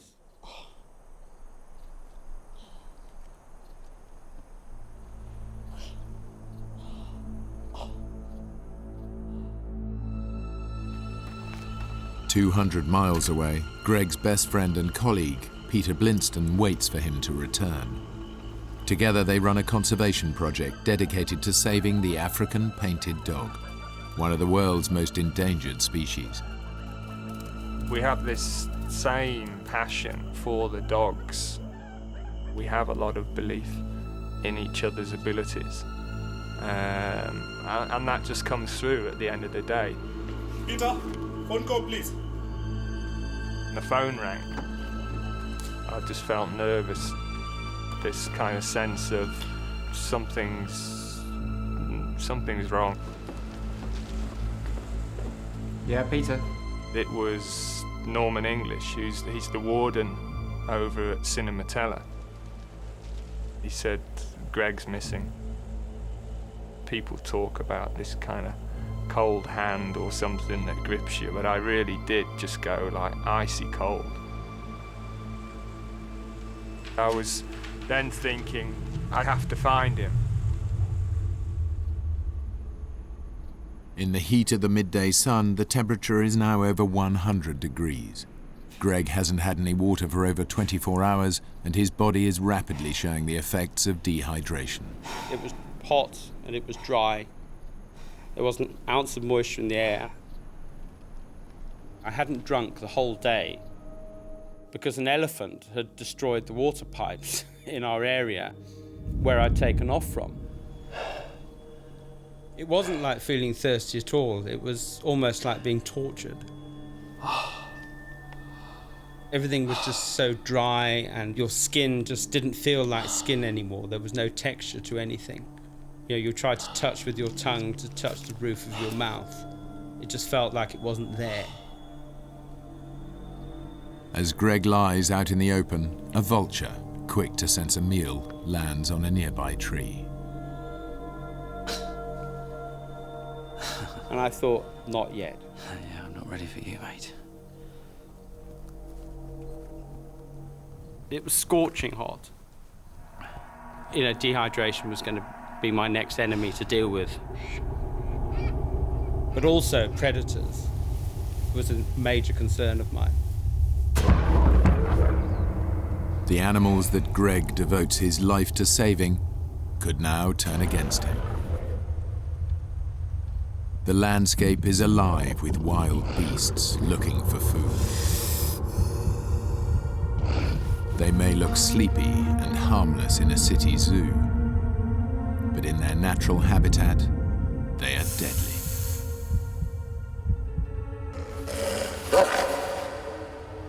My fear wasn't the predators themselves, it was the fact that I couldn't run away. Here was me lying with a pair of legs that were just jelly. Greg knows he has to find shelter, both from potential predators and the sun. His only option is the plane. Fire or no fire, I got to get back, and I've got to face that plane again. Every single movement was terrible, but I realized that it was that or die. I tried to pull, and I had no more energy. I've come this far, and now I've got no power anymore to pull on my back. And I suddenly thought, I've got to roll over. Because he's a biologist, Greg knows that some species move more efficiently on their stomachs. I thought, how am I going to roll over? How? I had 2 shoelaces and a stick. I made a loop on the end of one shoelace and tied it onto the end of the stick. I hooked the stick underneath my leg. And I knew that this was going to be one very, very painful experience. And I had to just concentrate on what I was doing, because I knew what was coming. I almost had the fear of pain before it came.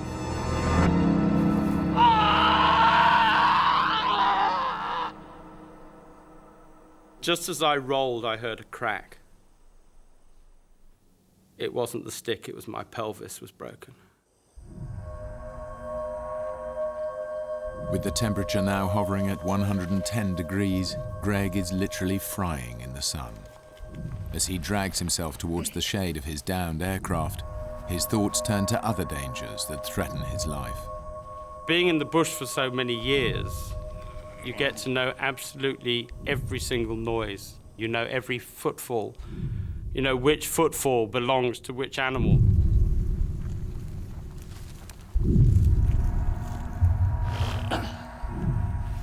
I was terrified that maybe something would come and sneak up on me. And I couldn't do anything, I couldn't run.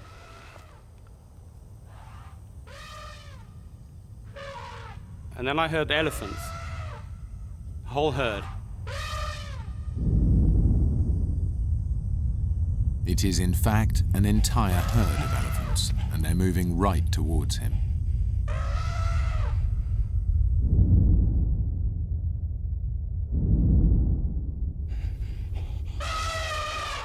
And I thought, they've got to sense that I'm here.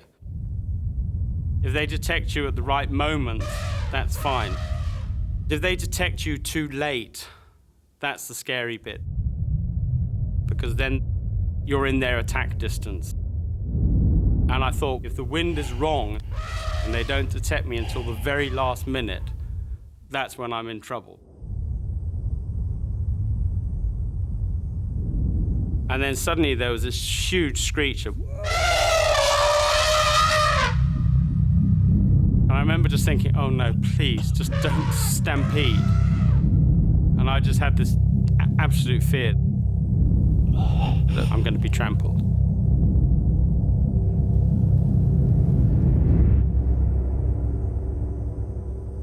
Greg has dodged a bullet.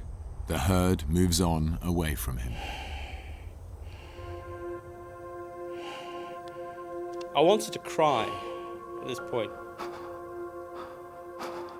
And I realized then that I couldn't have cried even if I wanted to. There was no moisture for me to expend on tears. They wouldn't have come anyway.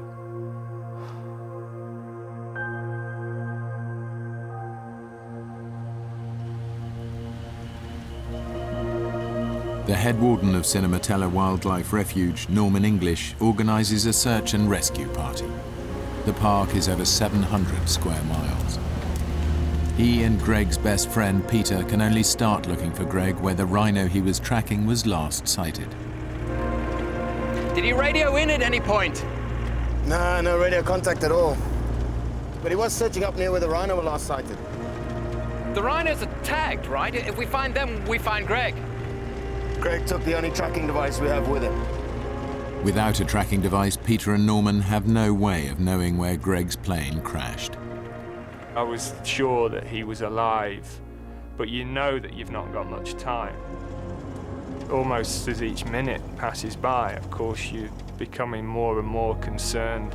What about an aerial search? Already started. Pilot from Victoria Falls came up in his Cessna. I was thinking, we have to find him. Even if you've survived the crash, there's animals, there's wildlife that can kill him. The chances of him surviving are getting slimmer and slimmer. Peter and Norman have no idea that Greg is 40 miles from where they think he is. Greg's condition is now critical because of his injuries, exposure in the hot temperatures, and lack of water. I was so close to the plane, I could smell the petrol. I gave it all the energy I possibly could. And just as I got underneath it, something felt a bit sticky on my mouth. My lips had turned to rubber. They'd plasticized. And a piece of my lip came off.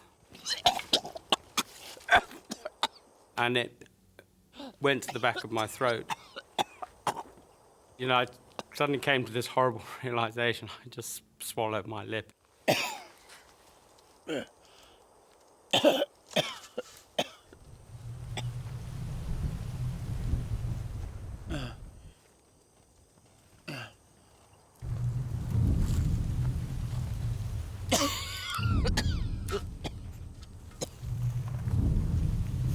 But within moments, Greg has a new worry. He hears the sound of an animal walking nearby. It was lion footfall. And I listened very, very carefully, and it was getting closer and closer. And then I heard this call. It was a lioness. And lionesses have a very distinctive call they use when they're calling cubs. And obviously, because she was a mother with cubs, that makes her far more dangerous. Greg knows that animals in the wild have a unique defense strategy. They make sharp, sudden noises to scare off their enemies.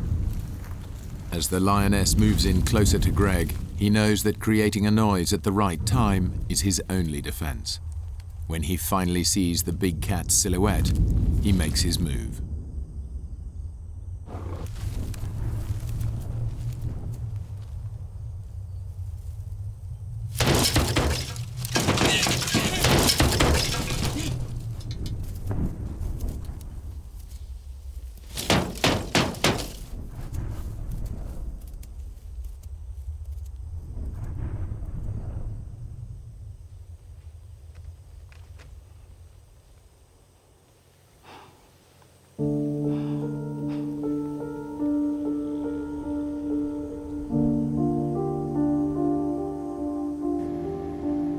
With daylight fading, the search pilot will soon have to return to base.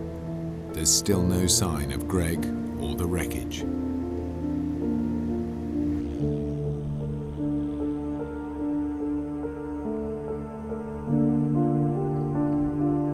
I heard the plane.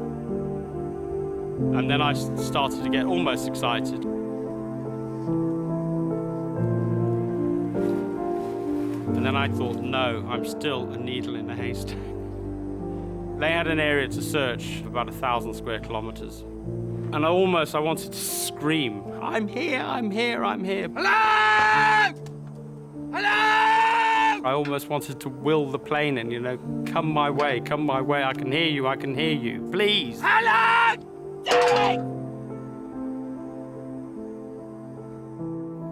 and then there was silence. I remember that silence now so well. It was killing. Nothing is going to happen now until tomorrow morning, at the very earliest. And I've got to start thinking about the night. And of course, as a biologist, you know the night is always a dangerous time anywhere.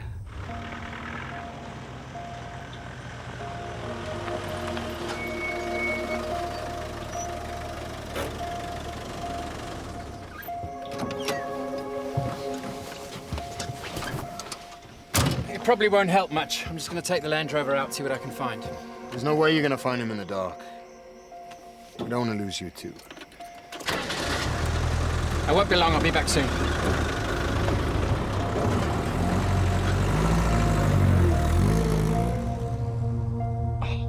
I suddenly came to the harsh realization that there's not much left of me. I'm a mess.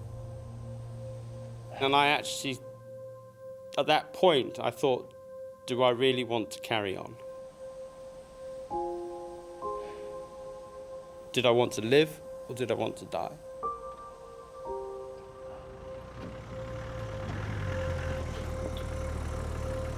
As the night closed in, it was an awful feeling. It was really awful.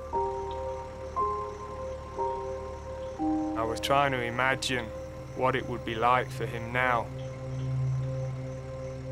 still being out there. I thought about my life, and I thought, well, I've had a good life. I have achieved. I was suddenly, for a very short period of time, I was at total peace with myself. I wasn't afraid of it. I wasn't afraid of that death experience. I suddenly realized that I had it in me, the power to just switch off and just let myself go. People started to voice their doubts that he was now alive. I was thinking about what they were saying, and for a moment, thinking maybe they're right. But I wouldn't hear that. Greg wouldn't give up, and neither will I.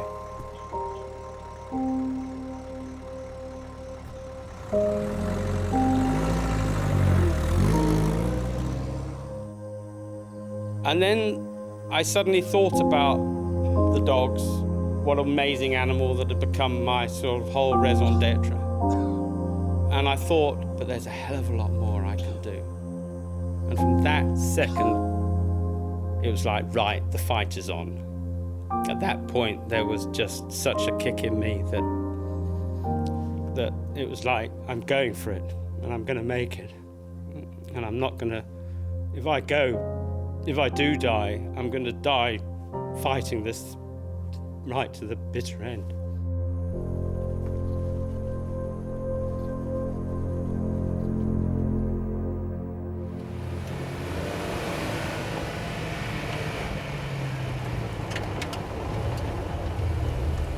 Night comes on very quickly in Africa, and with it a blanket of darkness that provides cover for the predators. This is the time they come out to hunt. I was trying to picture how terrifying, really, it would be, even for somebody like Greg. You would almost wish that he were dead and not have to face a night like that.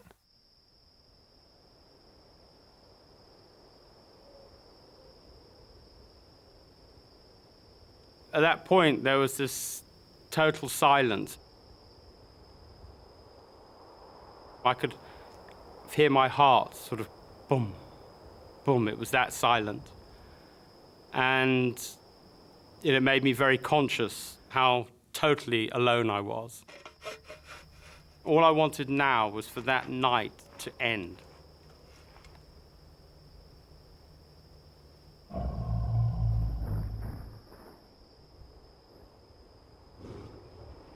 I had this nightmare that a hyena was going to come up behind me. I know what hyenas are capable of. Bone crushers, as they're also known.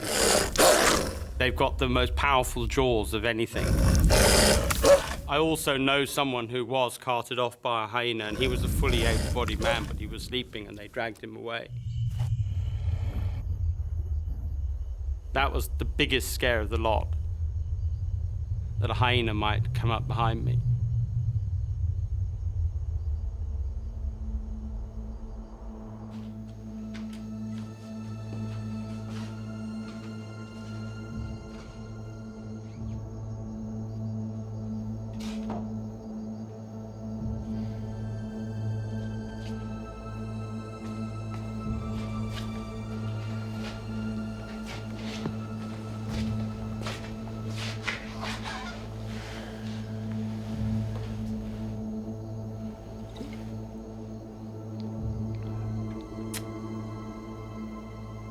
Are you all right? Yeah. Thanks, Norman. Peter, the men feel like Greg may not have made it. You'll get through this. He's a stubborn beggar. Yeah, well, you know him better than they do. They, don't think there's any point in him going out again tomorrow. He's alive, okay? You know Greg. He wouldn't give up. I won't either. I'll talk to the pilot and the others, see if they can give us another morning at least. Thanks.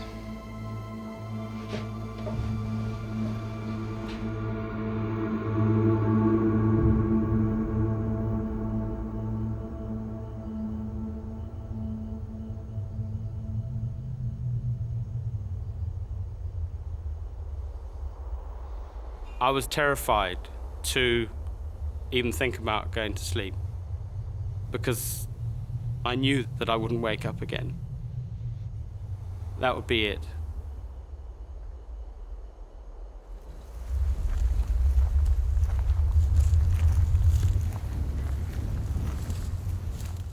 Then Greg's worst nightmare comes to life. Once again, he recognizes an animal by the sound its feet make when they touch the ground. He hears a hyena. And I thought, it's coming behind me. And it's going to come right in the worst spot. It's going to come round the back, which is where I really had absolutely no control.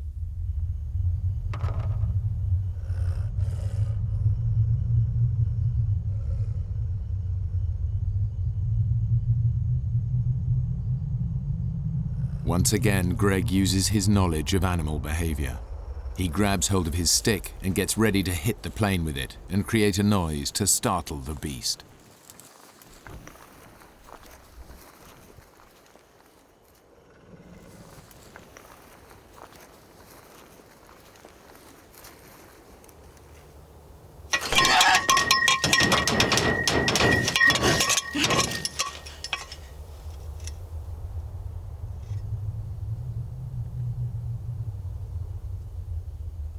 And I waited until it seemed like forever.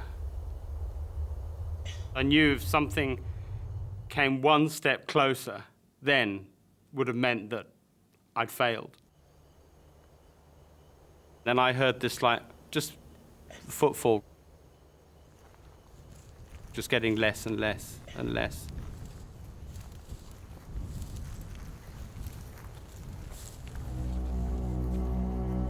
I remember lying there at that particular point thinking, is there anything else that's going to be chucked at me? You know, what else is going to come? You know, what other brick's going to come down? Greg does his best to stay positive. In 1 hour, the sun will rise and he will have made it through the night. But it is one very long hour.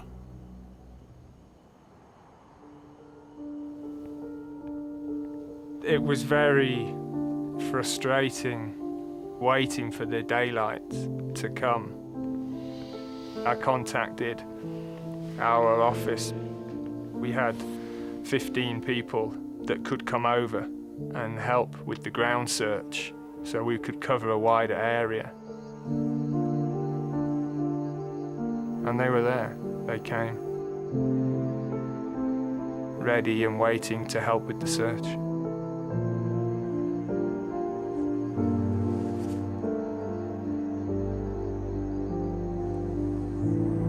I watched, looking for the sun to come over the horizon.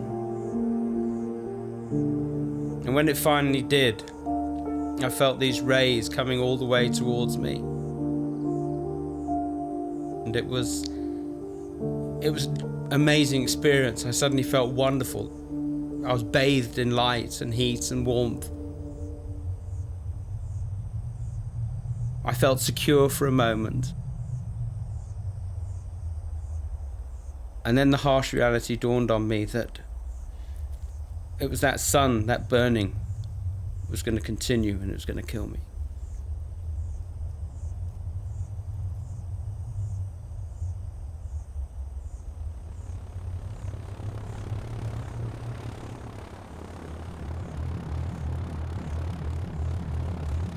At first light, the spotter plane sets out again. It'll make a systematic search of the places where Greg's plane might have crashed. At Peter's suggestion, Norman is on board. He knew the area better than anybody. I really felt strongly that if anybody was going to find Greg, it would actually be him. The additional members of the search team fan out, but they're still looking in the wrong area. It's been nearly 24 hours since Greg crashed, a deadly amount of time to be out in the African bush injured and unarmed. You know, I was beginning to doubt if he'd survived. Greg has a global positioning system, yet the technology is useless if he can't tell anybody else where he is. But every time he turns it on, it records the exact time. I was checking on the GPS, trying to get the coordinates and times. And then I suddenly had this horrible feeling that this GPS was almost acting like a record of when I was still alive and when I died. If I was dead when they arrived, Peter would pick up the GPS and he'd look at it and think, oh my God, he was alive at, I don't know, 11:40. And it's now 12 o'clock, and if only we'd... And he'd have been left with this eternal guilt. And I almost wanted to destroy the GPS at that point.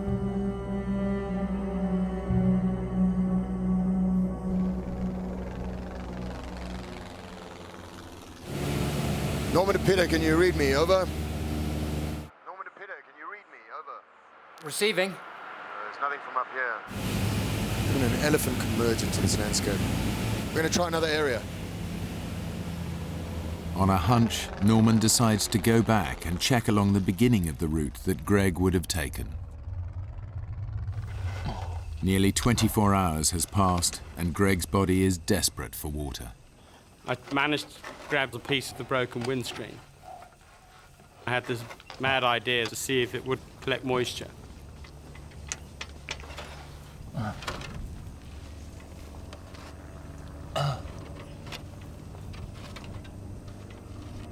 And then I heard this plane. And when I heard the plane get louder and louder, I thought, right. I was going to try to see if I could get something out of that radio. Basically, it was all I had left that I could think of. Even if it gives the weakest signal, it's worth a try. And I gave it all I'd got. I remember it now. Mayday. This is Zulu Mike Echo Bravo calling Mayday. And then my position is 20 miles east-northeast, Cinematella. Mayday. I thought I heard the plane get louder. And I thought, it's worked. And I gave myself almost an elated sort of feeling. But that's because that's what I wanted to hear. I knew I was lying to myself. Mentally, I had to stay with it Because if you get into depression, that's it, the game's over. Not knowing whether he's imagining the search plane or if it's really there, Greg grabs a piece of his wreckage, one of the struts, hoping it will reflect the light and be seen by the plane above.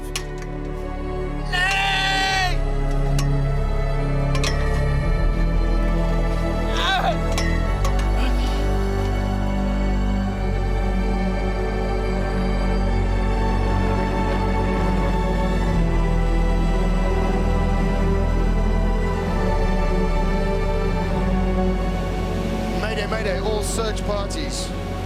We've located the wreckage 40 miles south of the main search area. No sign of Greg.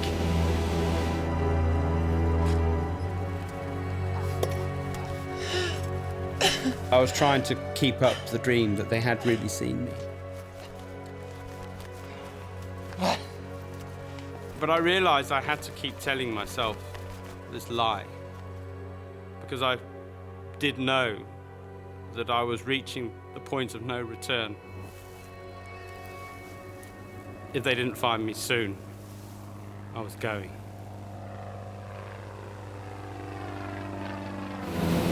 We can't land. I repeat, we can't land. We're gonna have to go by road. Meet back at the base camp immediately. I repeat, meet back at the base camp immediately. I felt numb. I wanted to see, what was there. I wanted to see Greg. I wanted to just get to the site.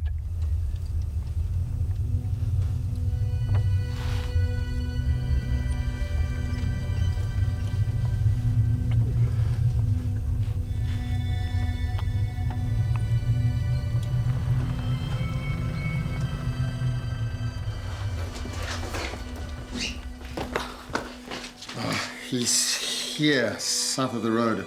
The rhino's obviously moved. Okay, let's move it. Peter, I didn't see any sign of life. I don't know if it's a good idea that you come. I need to see him. I was really afraid. You're just thinking, okay, we've found him, but we don't know what we've found yet. And you imagining all sorts of horrors.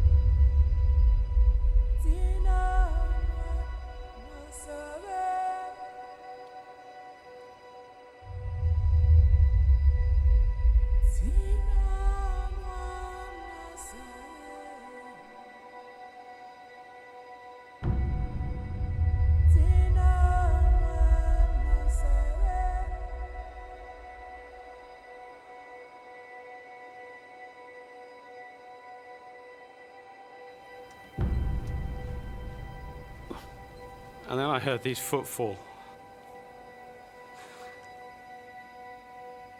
I can't describe.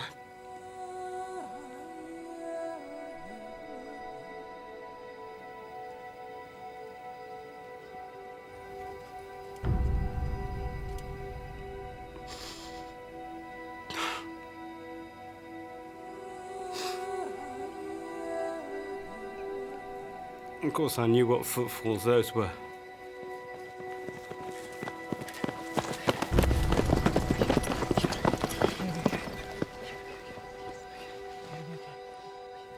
And among them was Peter. And I suddenly looked and I couldn't believe it, that was him. I couldn't even speak to anybody. And people were just saying, what happened? And I just had to say, wing, stall. And that's all I could say. It was really overwhelming. He'd survived. And it was sort of affirmation of my belief in him. The feeling that I wasn't going to die was just indescribable. I'd fought this and I'd won.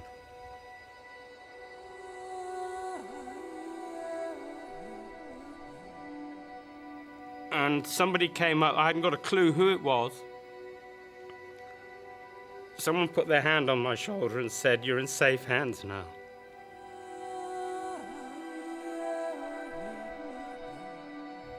Since the accident, Greg has undergone more than 100 operations to save his legs.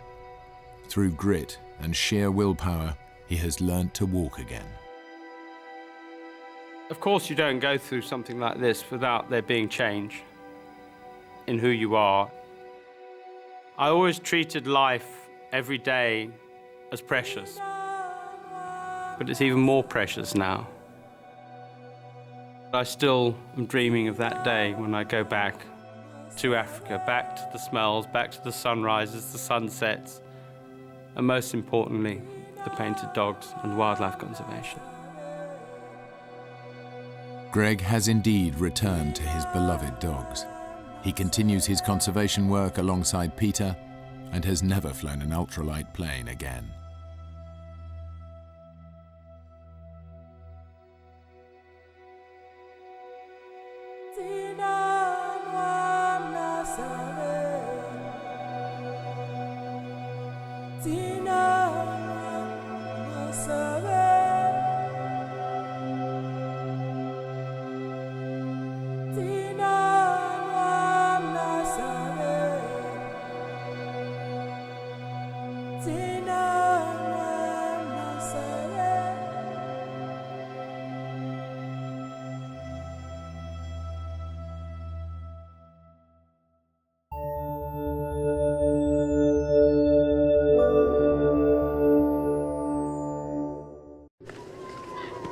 A day on the ski slopes turns into every parent's nightmare. Come on, Matt. Let's go. Stranded in an icy wilderness, hopes of rescue fade.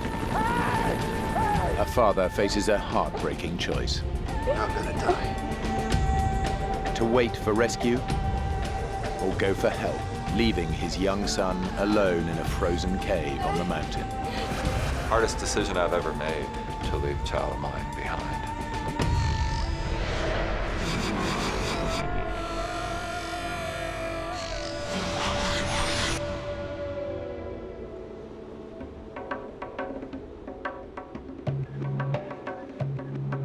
Kartalkaya, a mountain ski resort in northwest Turkey.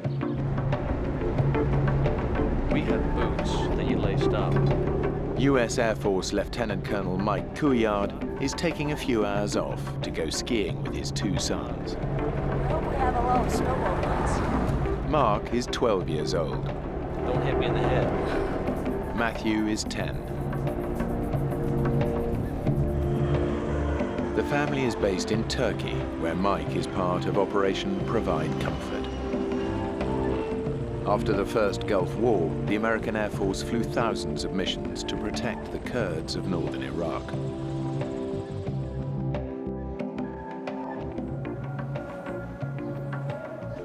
While Mike takes the boys skiing, his wife Mary stays at home with daughter Marisa. A lot of people we know are going, but it's mostly dads and their sons.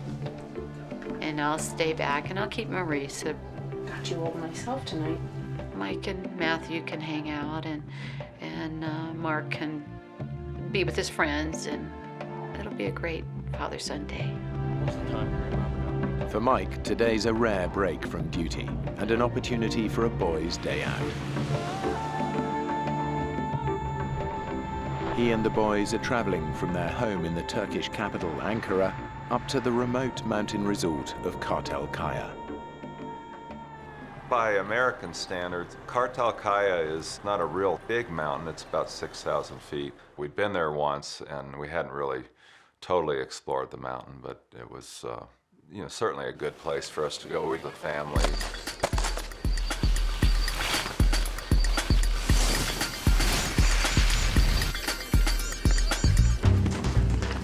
I thought, well, what a great time for my sons and I to get some bonding time. Get out of it. Matthew's got a quiet strength and heart of gold. He just cares about people. Mark's always been a very curious one, very adventurous. After lunch, Mike and Matthew head back up the mountain, while Mark stays behind to ski with his friends. Matthew and I were together, and Mark and his friends gonna go on their own for a while. He said that him and Matt were gonna ski together, and that was the last time I saw him that day. Tired? We were pretty tired from skiing all day, and the resort was about to close, so we decided to go on one last run and take 3 different lifts all the way up to the top of the mountain. We've been skiing in Colorado where you have a nice sunny day and then you see these wispy clouds rolling around the top of the mountain, and that's kind of what it was starting to look like. The weather at the top was much worse than at the bottom. The mountain of Cartel-Kaya is rarely welcoming. And by the time Mike and Matthew reach the top of the lift, a solid bank of fog has rolled in from the Black Sea. Locals call it the Mister. It produces a whiteout, and the ski slope back down to the resort is no longer visible. There's 2 different paths you could take, the left or the right.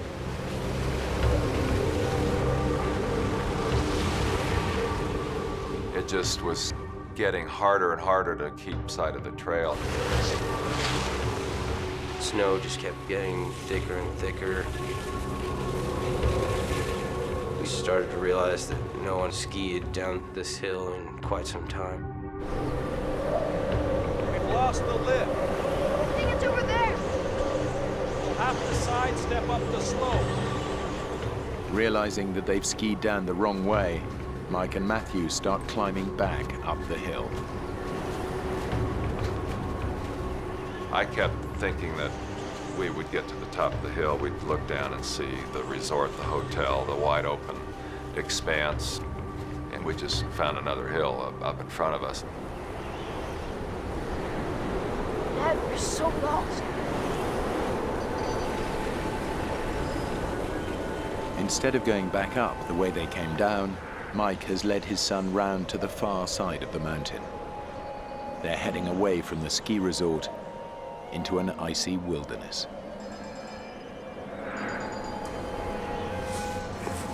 Probably by now it's between 3:30 and 4, and it's already starting to look like the sun's going down and it's getting on towards twilight. Dad, you okay? It's okay. I'm good. Down at the ski resort, the bus home is about to leave. Mark hasn't seen his dad and brother since lunchtime. When I got to the bus, my brother and dad weren't there. So I figure, the bus will have to wait a minute, but they'll show up, and they didn't. We've gone miles by now. I just knew we couldn't go on. Matthew was just totally exhausted, cold and soaking wet. We were in a complete whiteout and the temperature was dropping by the minute. I just couldn't believe the situation I'd gotten myself into. I mean, it was like one moment we were having a nice time skiing in the sun, and then the next we were facing this terrible situation. We're already looking at darkness, and we're still not anywhere close to being able to connect with this bus. Close to exhaustion, Mike and Matthew struggle on through heavy snow for 7 hours. As the temperature on the mountain drops, hypothermia and frostbite become a real danger.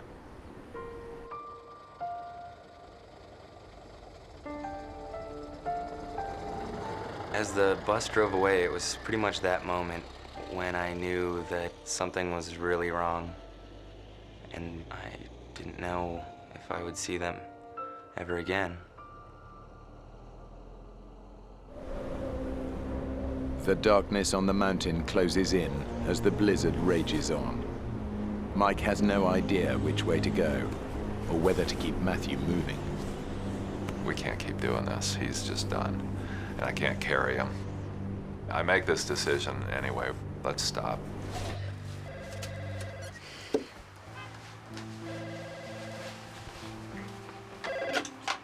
Hello? Hello, Mary. It's Wanda. At the ski resort, Mike's colleague, Major Wanda Villiers, is looking after Mark. Look, Mary, there's a bit of a problem. My friend Wanda was on the phone, and she said that Mike and Matthew had not come down off the mountain. Well, where are they? Well, we just don't know. I'd had a lot of survival training. You know, I knew how to make a shelter. So I decided to go up the slope a bit and see if I can find a good tree to spend the night underneath. Just took my ski and wove it in between the branches, put our ski poles in there and branches off the surrounding trees and just wove those in, and it made kind of like a little roof. The lion's share of your body temperature can be soaked up by just laying on cold ground, so it's very important to get a layer of pine boughs underneath us. What comes from the back of my mind, like a ton of bricks, is the full weight of the situation. Hey, we're gonna be out here. Despite the conditions, a search and rescue team is sent onto the mountain. As I was looking out the window, kind of hoping I would see them coming down the mountain, I could hear the loudspeakers playing Turkish pop music on all the ski runs, hoping that my dad and brother would hear it and find the hotel. By now it's late into the night, and I'm just thinking, how is Mary gonna take this news that we haven't come back? As we're settling in, I'm formulating a plan. What am I gonna do tomorrow? Because tomorrow's got to go on, and we've got to get ourselves out of this mess. Mike and Matthew have passed a night on the mountain in a howling blizzard and freezing temperatures. Mike had decided they should stay put. As dawn breaks, their survival depends on being found soon.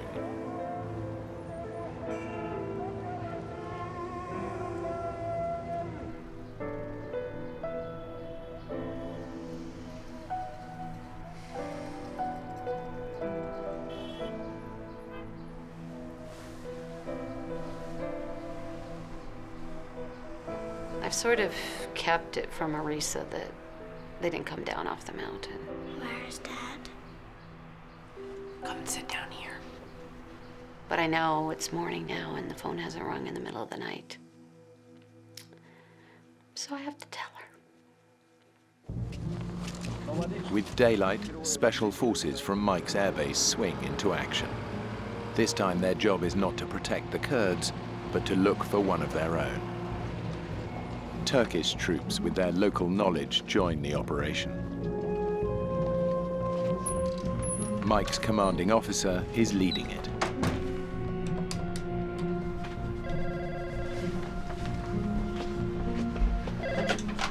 Hello?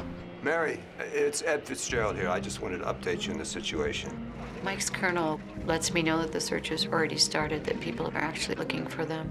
He's going to coordinate the search from the lodge there at the ski resort. The search makes national news, but it's focusing on the area surrounding the ski slopes. Mike and Matthew are in fact miles away. After an uncomfortable night, Matthew awakes cold, wet, and still exhausted. We woke up kind of groggy that morning. I think because we had slept off and on the whole night. In the daylight, I was able to see there was like an opening in the rock. Mike's survival training kicks in. When lost, find shelter and stay where you are.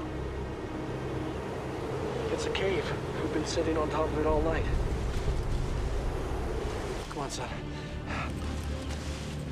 They can stay in the cave and wait to be rescued.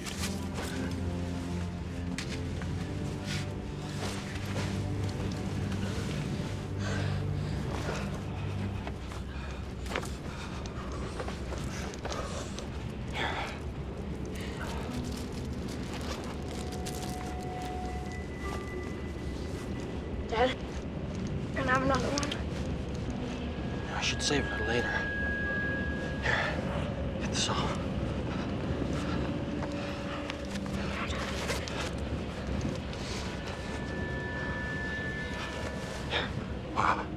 That's wet, huh?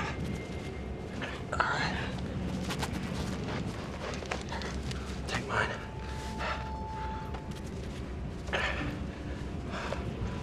Put that on.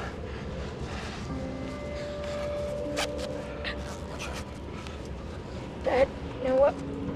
I don't think I can ski today. That's okay. Because we're staying here tonight. First rule of survival: give people a chance to find us. Yeah? They'll be looking for us right now.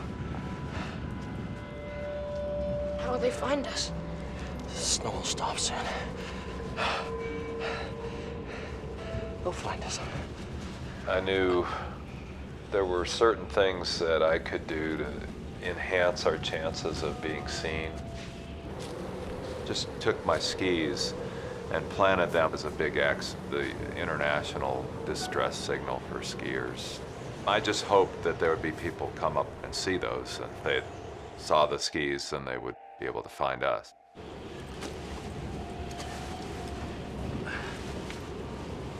Mike and Matthew have been in freezing temperatures for 24 hours. The cave offers protection from the blizzard outside, but little else.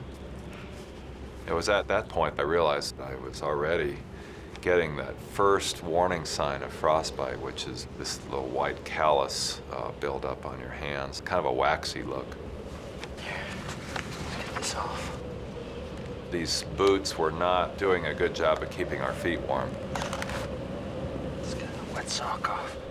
Having looked at my own hands and seen the condition I was in, I decided, maybe I'd investigate Matthew's feet. Dad, I can't feel my toes. He was starting to experience some of the first stages of frostbite there on his feet, too. Wiggle your toes. Get the circulation going. That's it. I'm not gonna put your boots back on. Here, give me your scarf.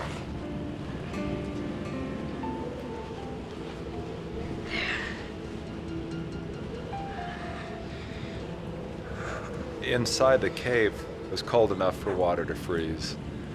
The temperature dropped below freezing. Let's get this one on.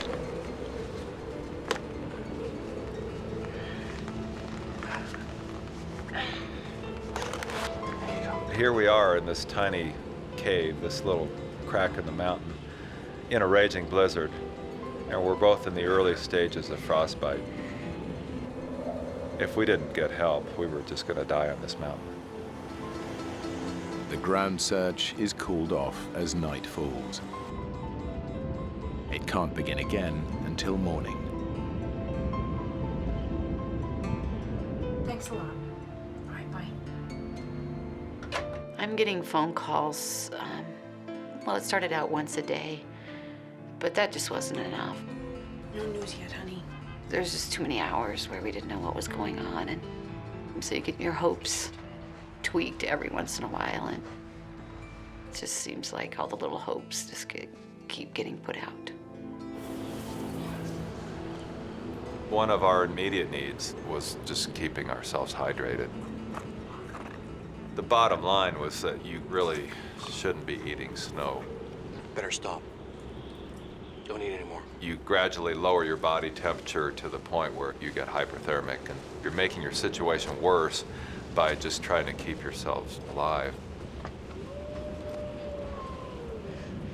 What was that? Just a small animal, nothing to worry about. Remember when we were in the Mediterranean? All that Italian food? And you and Mark, you just wanted to eat burgers. Yeah.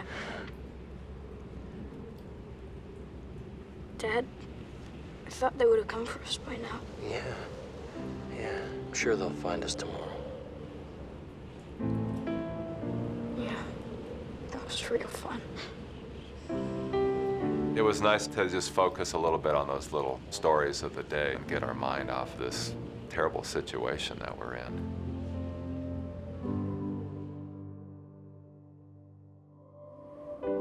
As dawn breaks on the mountain, the storm clears. Thanks. I will. See you, Mark. Snowplows have opened the way to the resort, and Mark is able to get home. I'm keeping sane because I'm thinking Mike would never leave Matthew. I'm thinking he's had survival training. Dad, I'm real hungry. I'm realizing they probably don't have food, but maybe some of the snacks they took, they just had stuffed in their pockets. It's our last one.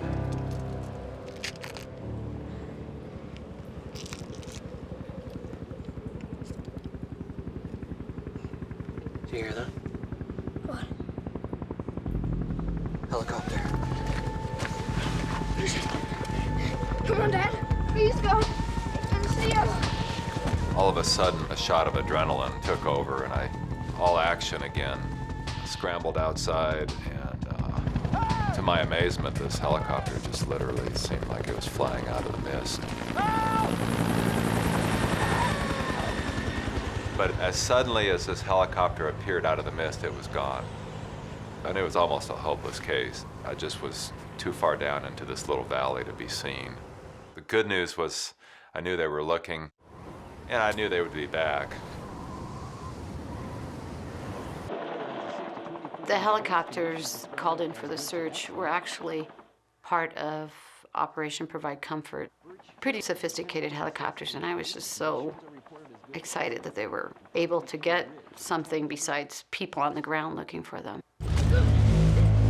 Quick, Matt, we might come back. Dad, I can't get my boot on. It won't fit. I'll help you.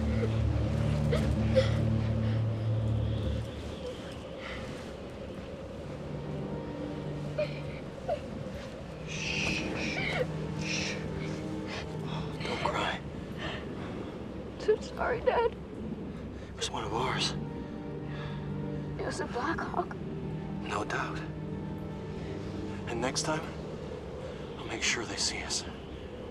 To see this Black Hawk was a solid sign that they were putting everything into the search. I knew that would be a challenge if they ever came back, that I'd have to figure out a better way to be spotted.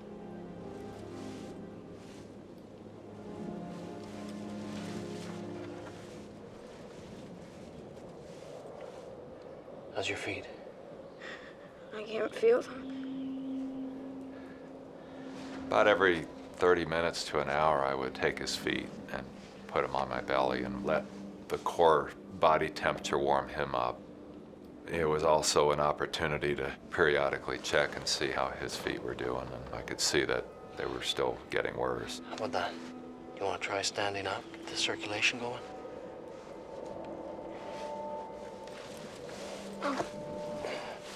Dad, let's just stay here. Mike can't carry Matthew to safety. I'm gonna take your boot, okay? So he pins all his hopes on rescue. I figured, use these boots that he's probably not going to use. It's bright and sunny outside, and it just seemed like now might be a good time to go and do a little more exploring. Mike knows that the improved weather will make the search easier, but they're hard to spot down amongst the trees. I had to do everything in my power to get them to see me. And if I was to be seen, I needed to get up above where we were. And I thought, you know, if I could go across the stream and climb up on top of that ridge, I figured it'd be a lot easier to be spotted. But climbing to the top of the ridge would mean leaving Matthew alone, and Mike's not prepared to consider doing that yet. The search is still concentrated around the resort. Mike and Matthew are miles away, on the other side of the mountain.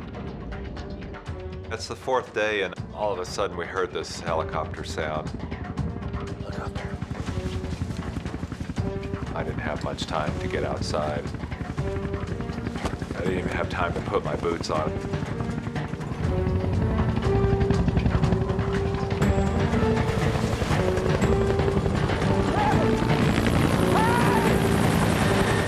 It out of nowhere. I could even see the American flag painted on the side. It just flew right over the top of us and was gone. It never made 2 passes. Mike realizes that the helicopters aren't looking for them where they are. They're flying over on their way to a search grid on the other side of the mountain. My hopes took a plunge into despair. They're never gonna find us, Dad. Matt, listen. There's a ridge I'm gonna try and get to the top of. Maybe see a way out. What's the point? We gotta stay positive. Matt, snap out of it! Dad, you're wrong! We're never gonna get out of here! We're gonna die here! Mike now faces the unthinkable. Matthew can't move. Mike won't leave without him. But if they wait to be rescued, they may die together.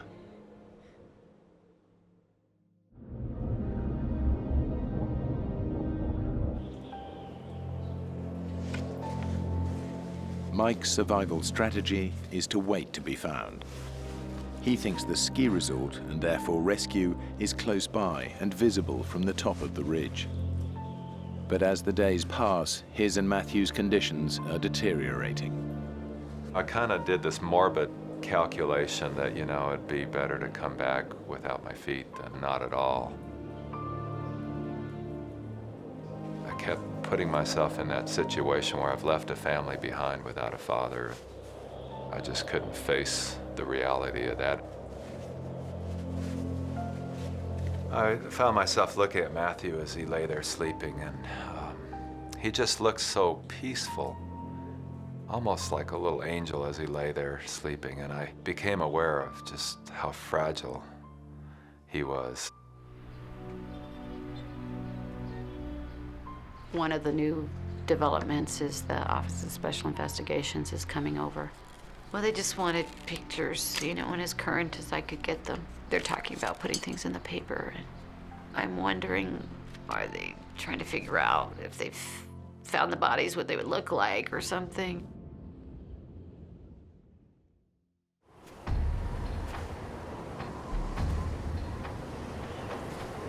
Next morning, during his daily explorations, Mike, though weakened by the cold and lack of food, decides to tackle the ridge.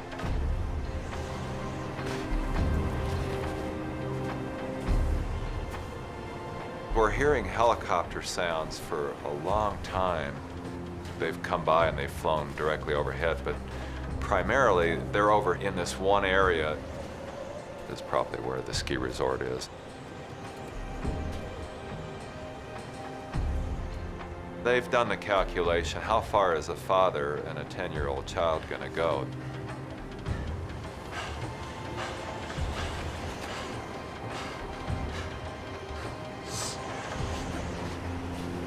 I tried it several times, and it seemed every time I did that, there were big boulders and trees falling, and I just could not get up on top of this ridge.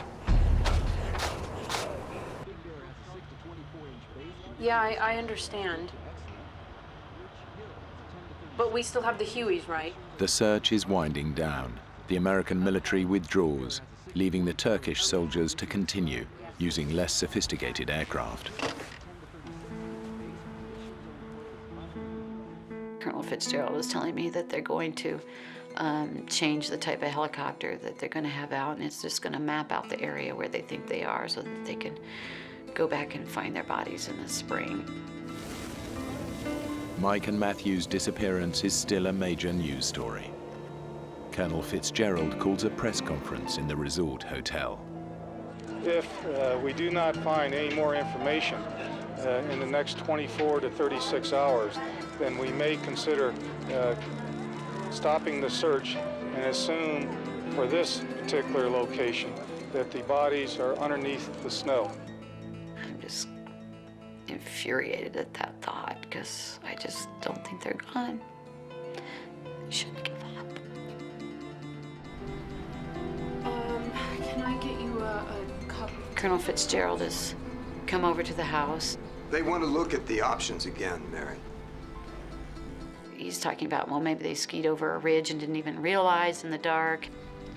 It's kind of snow coverage. He's got pictures of all this tons and tons of snow, and you can't even tell trees are trees, and of course it is pretty bad looking. Mike wouldn't leave Matt. They're waiting for us to find them. Yes, I don't know, I just feel like I should have a sense, if they're gone, that I would know it.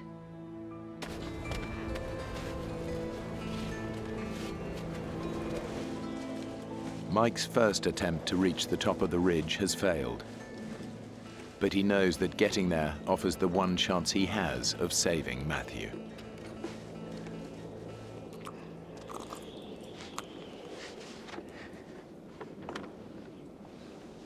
They didn't come. When we get out of here, I'm gonna buy you the biggest hamburger you've ever seen.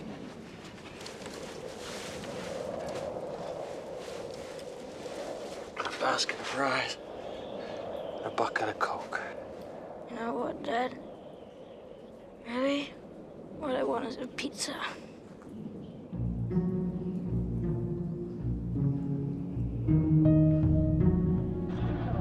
Well, the Turkish government had decided to do one last big push, and they were going to send out 500 Turkish commandos to search for Mike and Matthew. I just can't believe the amount of people involved in searching for them, and on the other hand, I'm worried if they think they're just looking for bodies, and it's hard to keep being hopeful. Silence on the mountain. There's been no sign of rescue helicopters for days. Mike realizes that staying put is not going to get them rescued. But Matthew can't move, and his condition is getting even worse. I was not pleased with what I saw. Even more of this waxy gray flesh that was not good. As careful as I was being, it was still not enough. How about that? Can you feel that? No, I can't feel anything.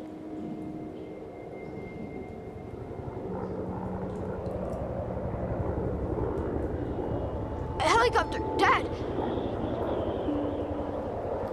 Sounds like a Huey. It's not worth it, son.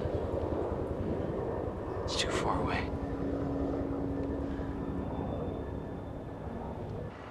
The Turkish government's last search attempt has found no signs of Mike and Matthew. The rescue team doubts they could have survived for 7 days in these conditions. The search is called off. Dad?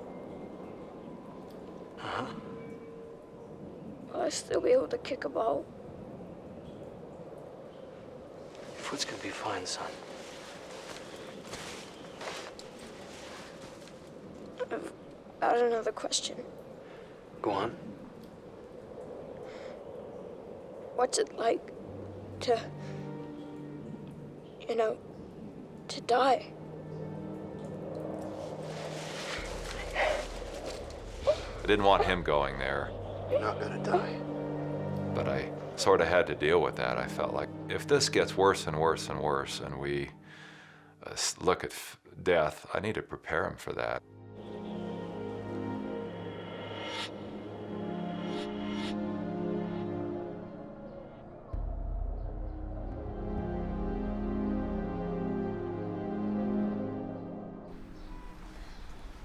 Friday afternoon, my friend Wanda comes in, and she says that they're thinking of sending Mark and Marisa and I back to the States. Maybe it's time we think about getting you guys home. To be near family. This is my family, Wanda. I'm adamant that I'm not going.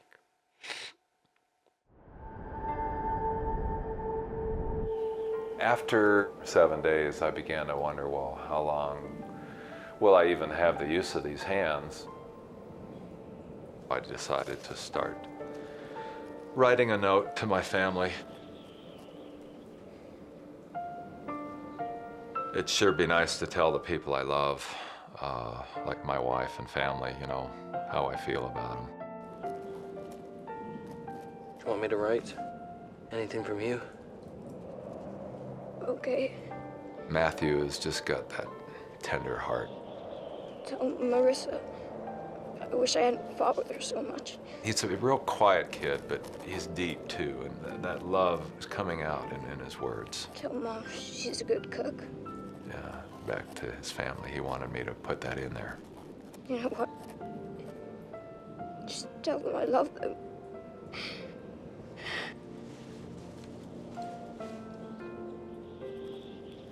Dad, leave it.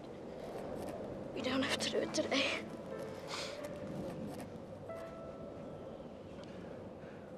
What are you doing? I thought maybe you could warm my feet. Mike knows they cannot survive much longer. He also knows that it's up to him to find a way out.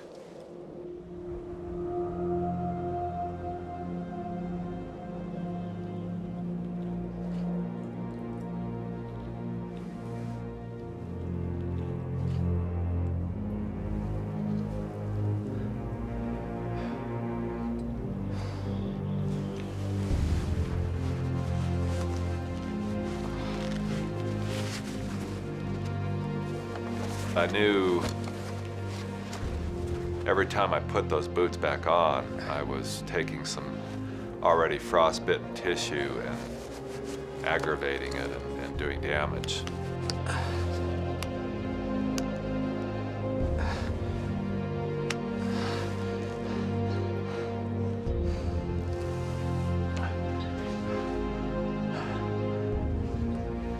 I'm gonna go back up onto the ridge and take another look.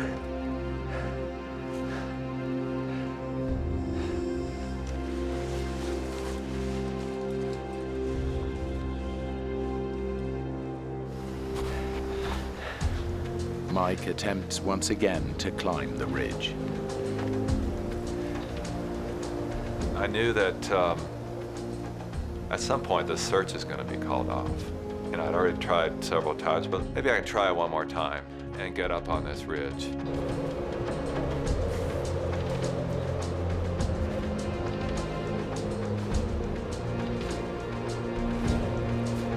From the top, Mike hopes to get a sense of where he and Matthew are.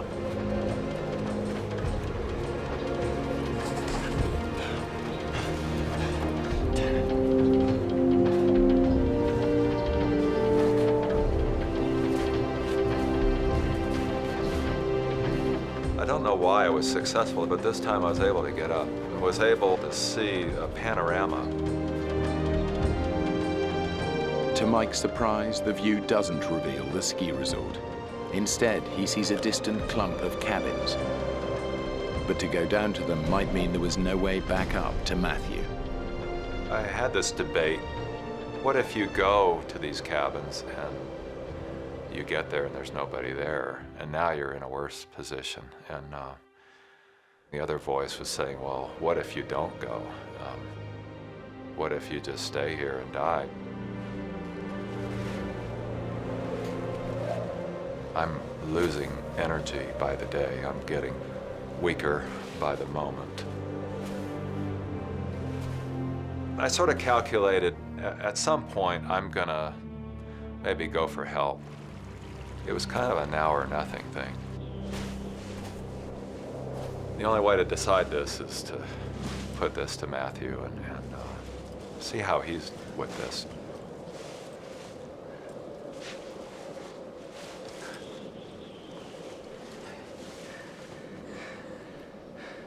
Matthew, listen. I've seen some cabins I think I can get to. I'm just not sure I can leave you behind.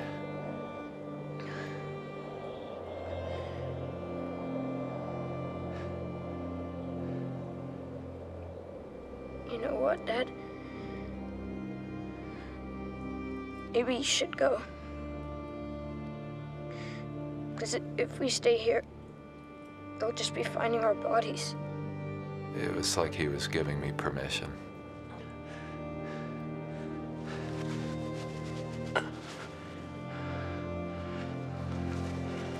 I'm gonna leave you my coat. Okay?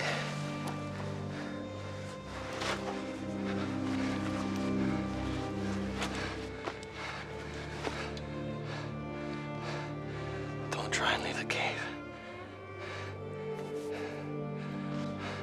I'll be back before nightfall.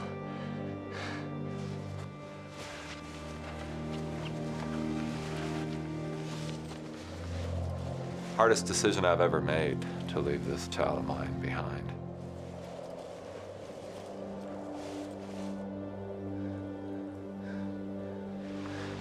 It's tearing my heart out to do that, even knowing that it was the logical best thing to do.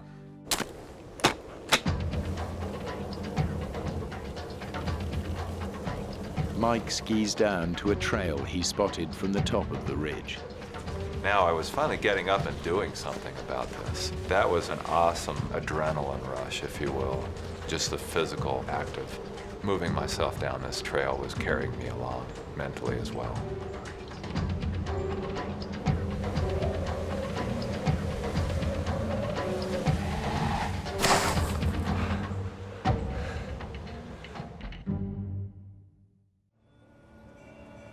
The idea comes up to have a service of hope on the Monday, 8 days after they're missing. Absolutely, it wasn't going to be anything like a funeral for us. It was going to be the last big push in the spiritual battle.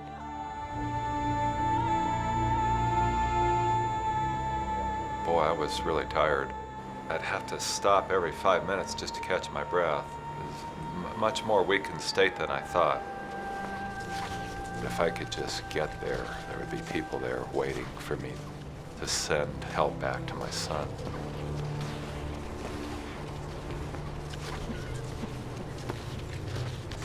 Well, as I get closer to this village, I'm looking for telephone lines, power lines, signs that there really are people there.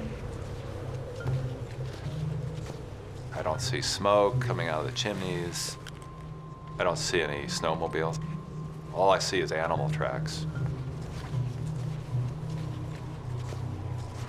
It's pretty obvious that there's nobody there.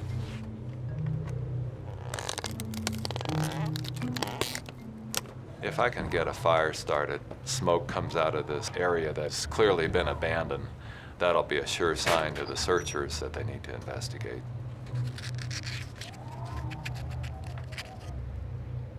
I found a box and it had one match in it. And it was like, this is my one chance. I only get one.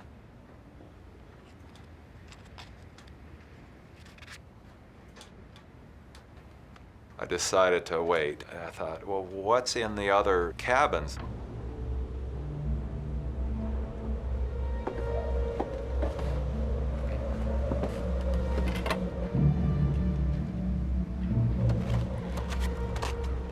I found a bottle of kerosene, but I found no matches there either. I went back, got ready to strike my one match.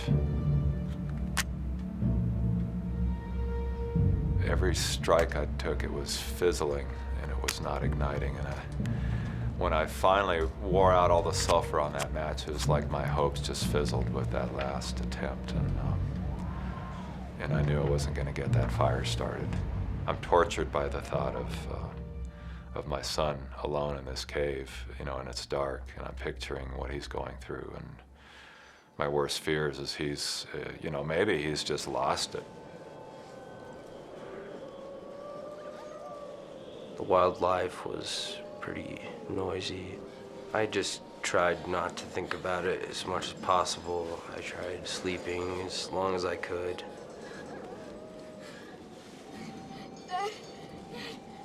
He wasn't there, and I was really scared.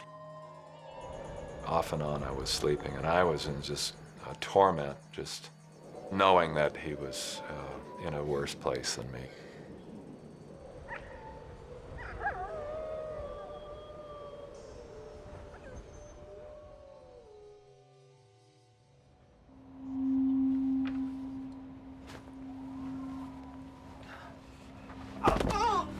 woke up in such excruciating pain, and I imagine what it must be like to be burned, because frostbite is very much like a freezer burn.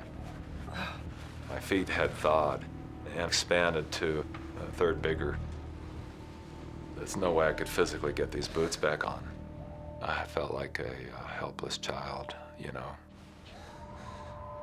You know, I've lost control. Now I can't.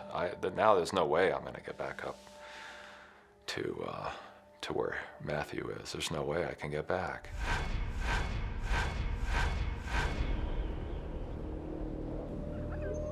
Matthew is alone in the cave.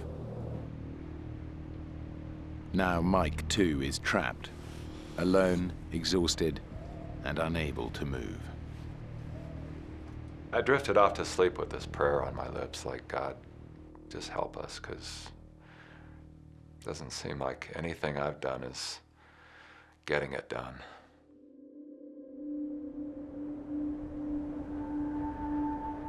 Two days had gone by, and I didn't know what kind of mental state he would be in, let alone his physical state. I had to let him go. I can't take care of him anymore. I just came to the thought that I don't know what I'd do if I had to go back and face Mary without Matthew with me. I'd run out of water. I grabbed a couple pots and pans and crawled my way to the front door to just scoop some snow off the steps.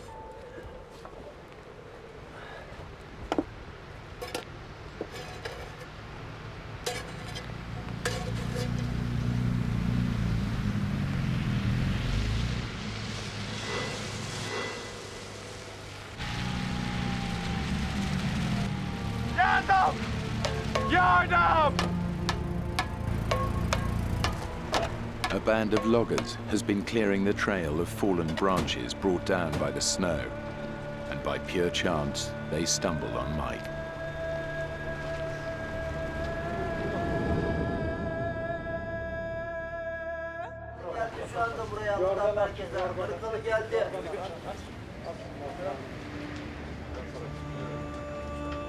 There was a man at a shortwave radio, and they were telling me, well, we're in contact with these people that are out looking for your son.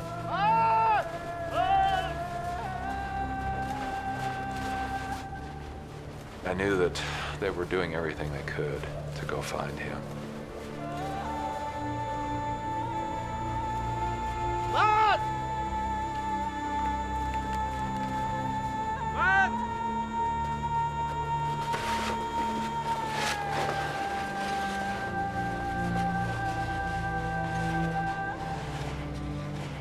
By now, I mean, it's a sea of humanity.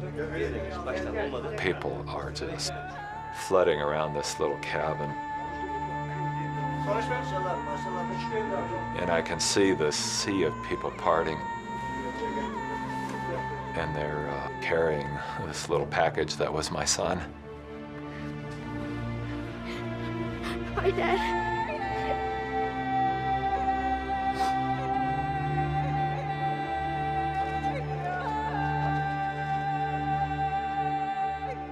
Things were happening pretty quick, you know, they were getting in touch with all the embassy folks. Finally, they put Mary on, and well, I said, hey, dear, we've been separated a little bit, Matthew and I, but we're okay. Little did I know, she had no idea that we'd been separated for days.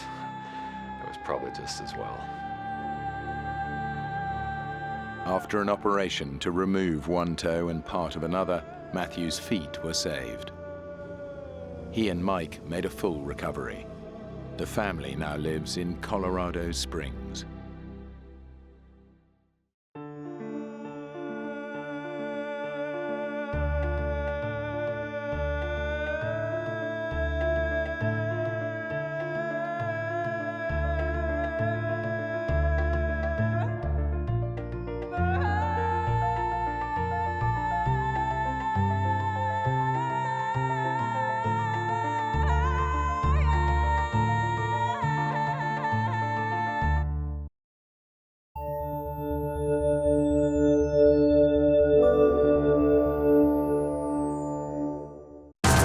This is the story of a very bad thing happening in a very bad place. Controlled explosion ready.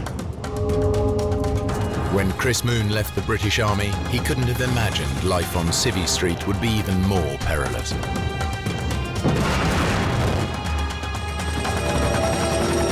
Working for a charity clearing landmines in Cambodia, he is kidnapped by armed guerrillas. We are demining the area. Getting out alive will be the biggest challenge of his life. We are a neutral organization. What happens if we stay here?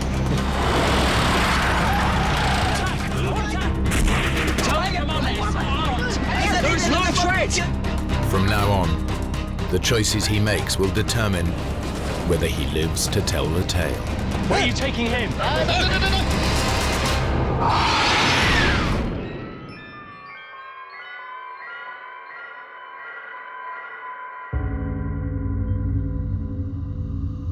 North Mozambique, 1995.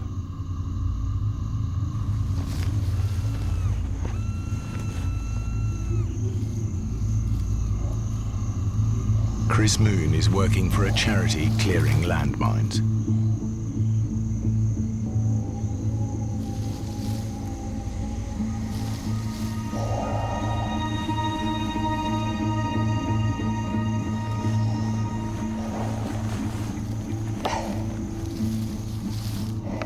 I was walking in a cleared area, 7th of March 1995.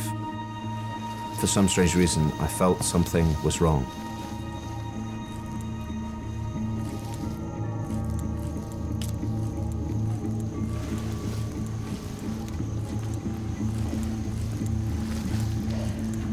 I turned.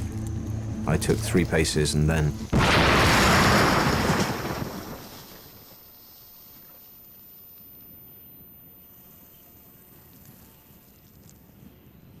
I realized in a split second that there was only one possible cause for the blast, and that must have been something I stepped on.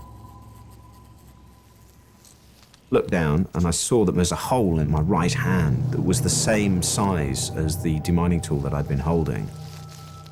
The blast drove the flat end of this prodder through my hand.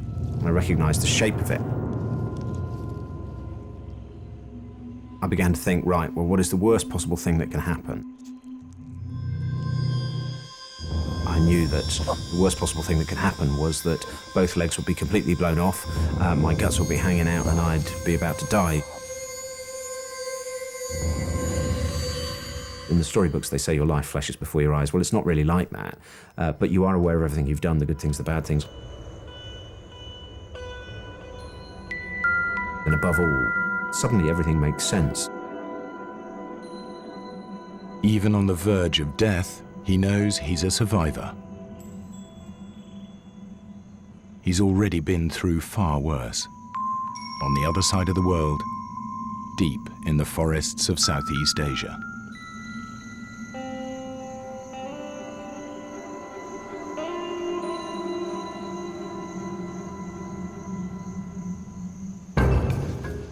Two years earlier, after leaving the army, Chris Moon traveled to Cambodia.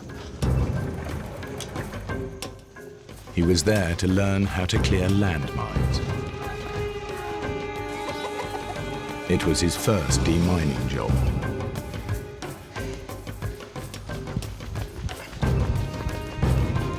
The whole Cambodian landscape was riddled with landmines, the deadly legacy of civil war. 6 to 10 million mines scattered across the country. In roads, fields, even school playgrounds. The problem with landmines is that once the fighting stops, these things are killing and maiming people for decades afterwards. Chris and his team started working in a small village in a safe but remote area. We were working all together in Posat province for mine clearance. My job as his interpreter. Mine clearance is relatively straightforward. They're working in a metre-wide lane, which is very clearly denoted with white sticks.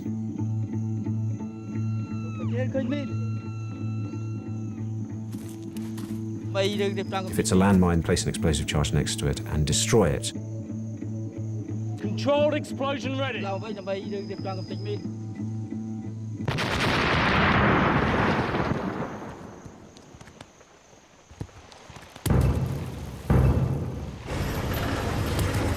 Although the Civil War had finished and the United Nations were now running the country, the Khmer Rouge still posed a serious threat. And what about Khmer Rouge in this area? No, you're safe around here. They're all well out into the jungle. The Khmer Rouge were holding the forests, and the forests and all of those areas were very much for us no-go areas. Anything else I need to know about? Stop unless you absolutely have to.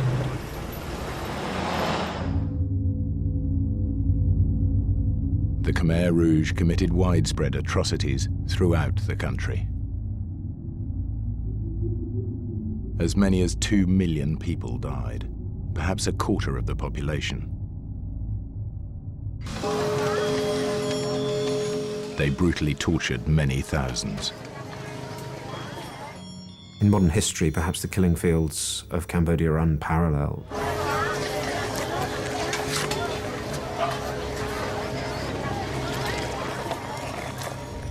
When Chris first arrived in Phnom Penh, he visited the S-21 Genocide Museum. Previously a school, the Khmer Rouge had used it to hold prisoners before execution and to torture them.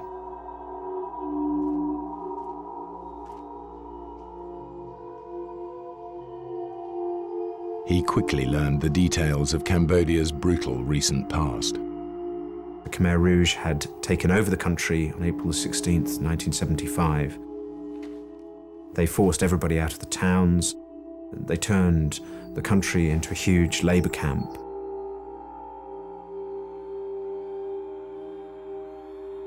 Anybody associated with the previous regime was tortured and executed.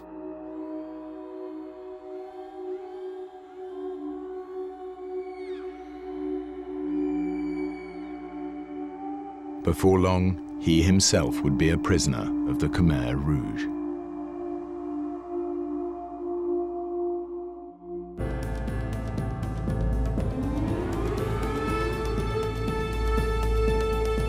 It's 1993.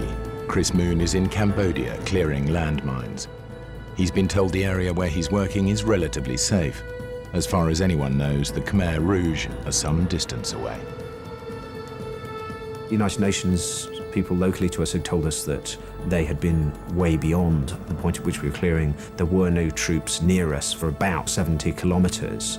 So the small village that we were working in was quite safe.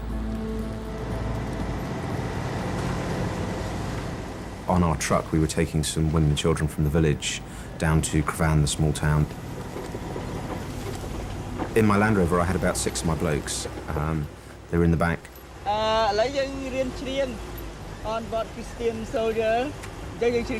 My Cambodian colleagues asked me if I knew any English songs, and for some strange reason, the only song that I could remember the words for was Onward Christian Soldiers. Okay, and onward Christian soldiers.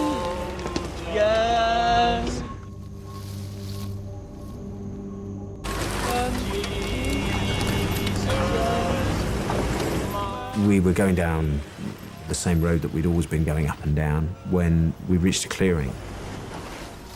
And I saw some movement in the bushes, and I just felt something was wrong.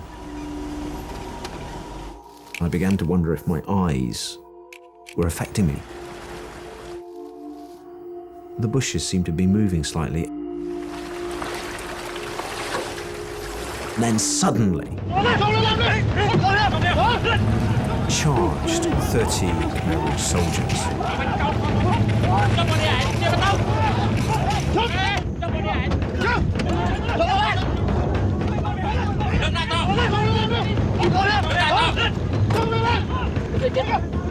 I kept thinking, what am I going to do? What am I going to do? I have to do something. There's nothing I can do except choose my attitude. I feel very scared at that time. Stand still. When the Khmer Rouge kidnap anybody, they were killed. Chris, he didn't scare, he looked normal.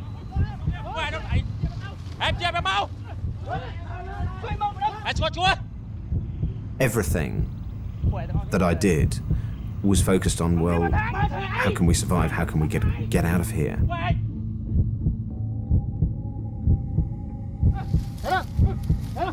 I thought about every gesture, every move, every blink of an eye.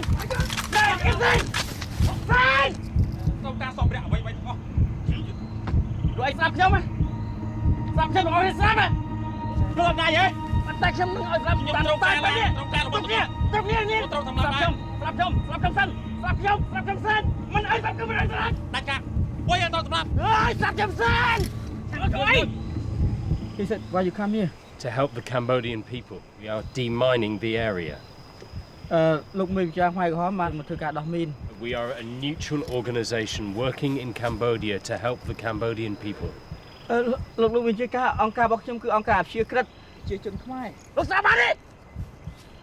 He said that he doesn't care neutral or it's not neutral, but this is his area. He tried to say more words, you're gonna kill us. And then they tell us to take our clothes off.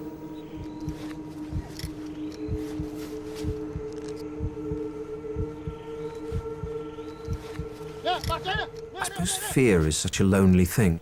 Here you are with all these people, and yet inside I felt very lonely. And I'm standing there in my underpants thinking, right, no matter what happens, I'll never assume the role of victim. Because I do think that if you behave in a certain way, you pre-program others to treat you in a certain way.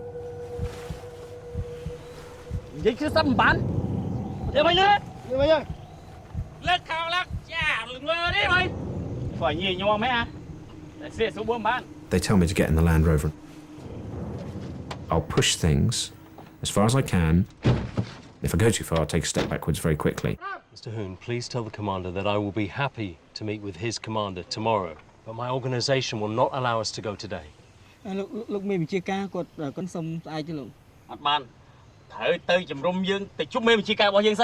said, no, you have to go to see his commander today. I'm now a Khmer Rouge prisoner of war. Which way? Let's go straight.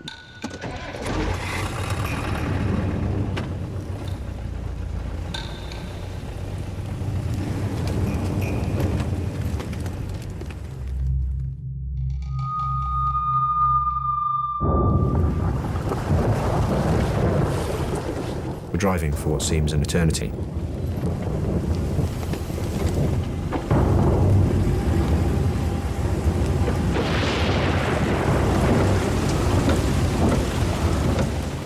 And then the most heavy monsoon rain.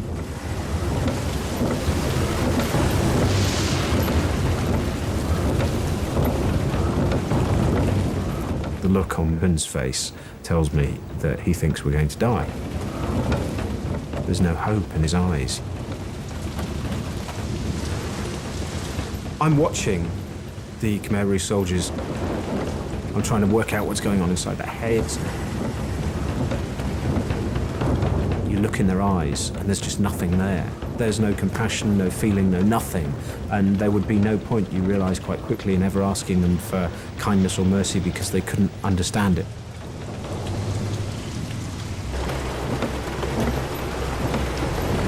Mr. Hoon? Yes? We asked the commander if he knows this area well.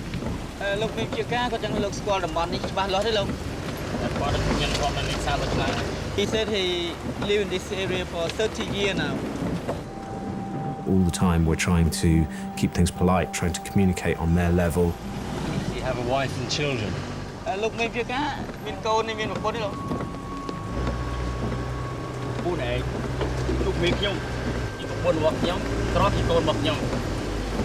Before he's married, but now he used the weapon as his wife, and the bullet is his son.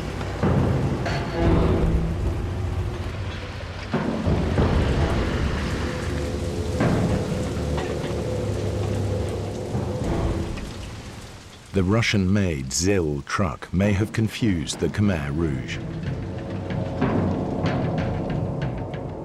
Their enemies have been using Russian military advisors for many years. Perhaps they think that's what Chris is really doing in Cambodia.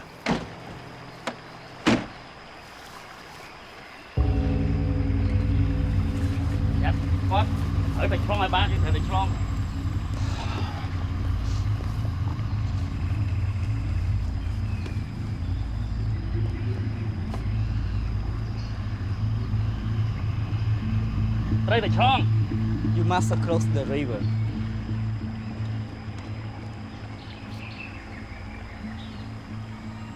Tell the commander to send one of his men through the river first. Psychologically, it's going to be far better if I make him send one of his men in to get wet. What I need to do is create some sort of a relationship with them in which they respect me. The commander would be very unlikely himself to walk through. He'd get one of his guys to do it. This river marks the unofficial boundary between government and Khmer Rouge territory. The recent heavy monsoon rain has made it virtually impossible to cross. No, it is too deep for the Land Rover. We cannot go across. For the first time that day, I feel good because I'm calling the shots. I'm saying no. I am now in control.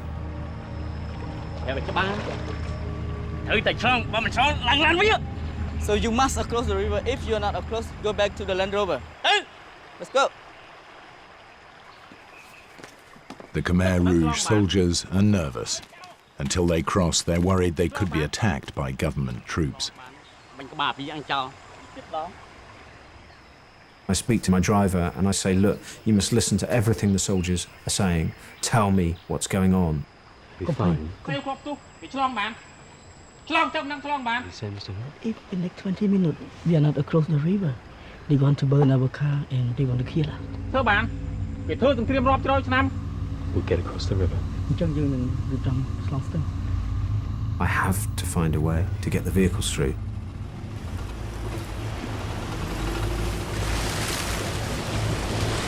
We get into the middle of this fast-flowing stream at 2'6" of water, and I have a few anxious moments as I see the water starting to come under the doors.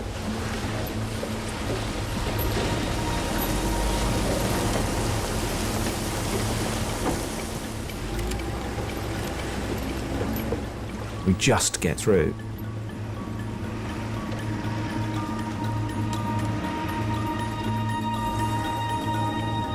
Into the deep forest, home of the Khmer Rouge.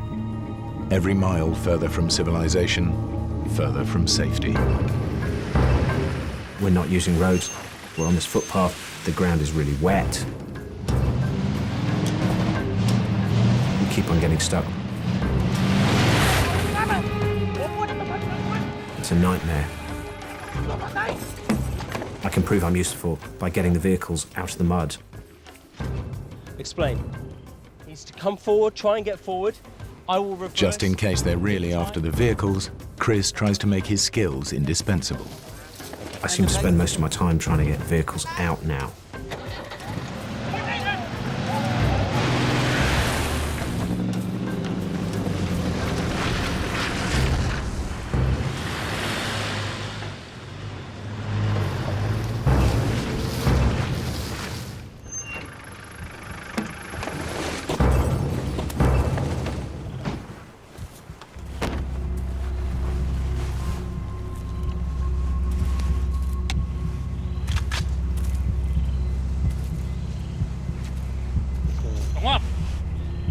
Don't look at them.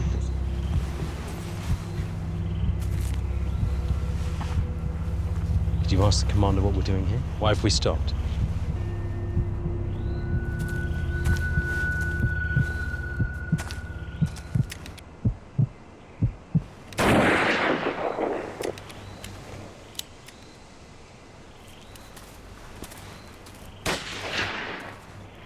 I know by now that we must be deep into their territory. This is their jungle. Okay. What's going on? You have to follow the commander. Ask him why. Where are we going? ទៅទីណាលោកបញ្ហាអីខ្ញុំទៅជាមួយលោក Don't talk too much.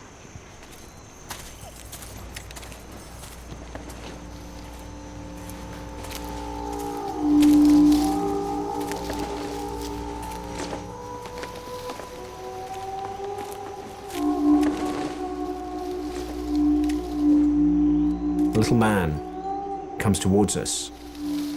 He's got a hard face.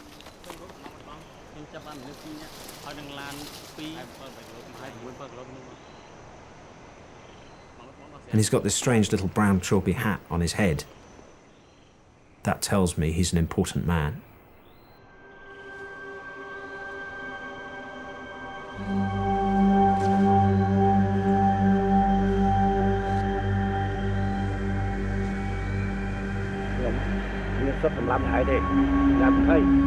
I don't have the authority to shoot you today. Let's go with us to see my commander. Let's go.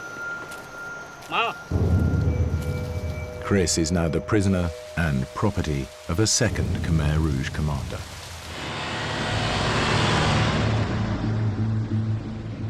Each of the commanders has his own territory and his own men.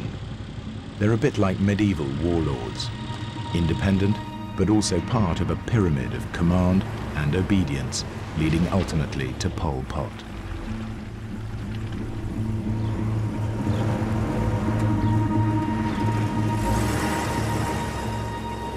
At the end of the first day, they stop by a stream. They tell us that we are now in a minefield. I'm not sure if I believe them or not.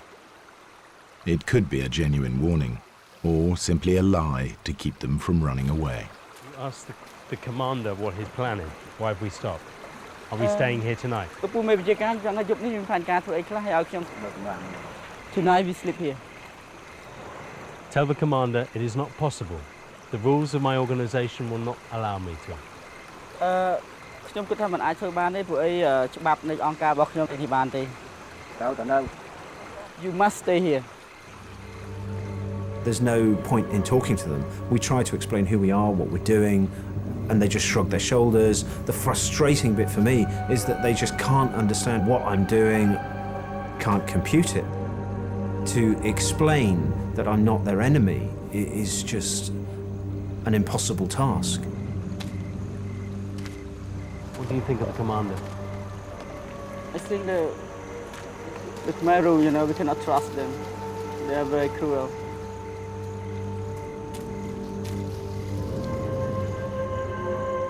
I can see from the look in his eye that he believes that this is going to be his last night alive.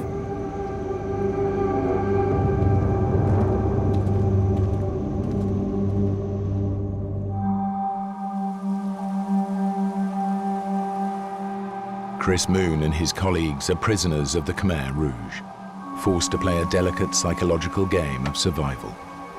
It's morning on the second day, and Chris asks his captors for permission to wash.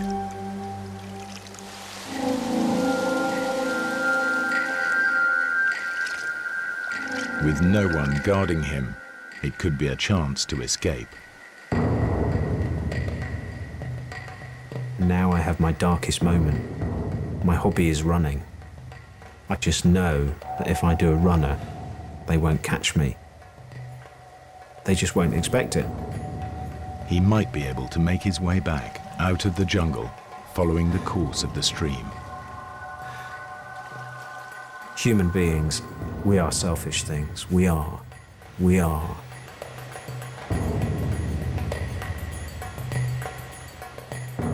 Chris, he has chance to escape. If he escaped, we would be killed. But he decides not. I can't leave my colleagues. Now I can't leave them, so I walk back slowly to the vehicle. I think that Chris Moon is a brave man in my heart.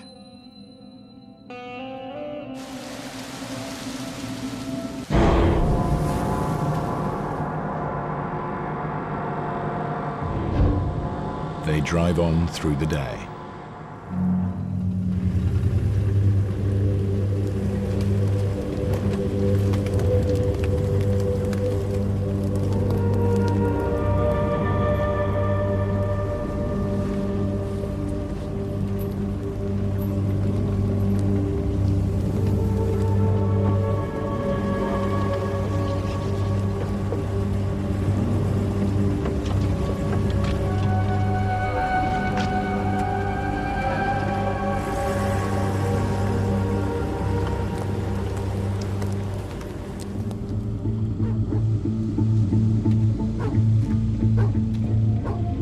At last, they approach the heart of darkness, a Khmer Rouge base deep in the jungle.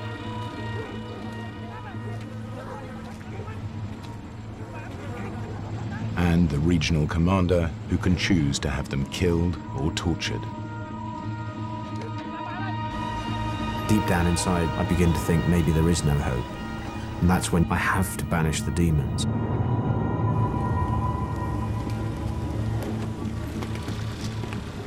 The only images I keep in my mind are all of us returning to the village. I stop thinking about just what the worst case scenario might be.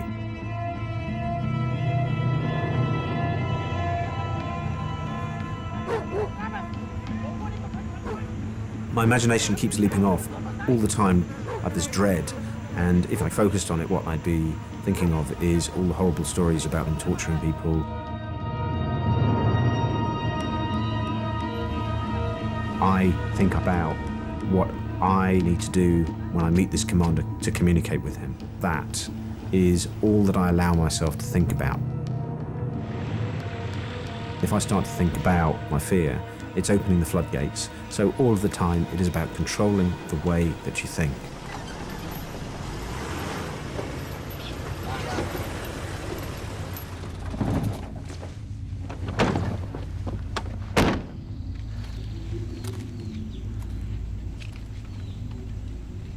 Why? Not up there. He said they will bring you to the house. Where you go? Where are you taking him? The Khmer Rouge, when they want to kill, firstly, they separate, and then they can't kill quite early. They've separated me from Pern.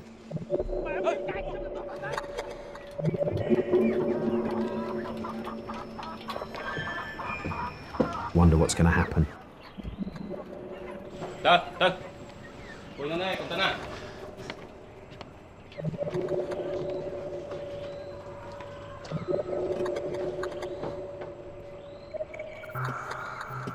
All of the time, I'm telling myself not to focus on stories that I've heard of people being tortured.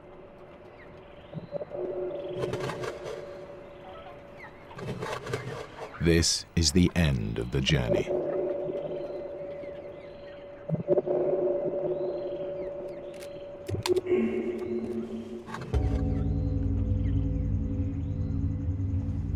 Now Chris comes face to face with the one man with absolute authority to decide their fate.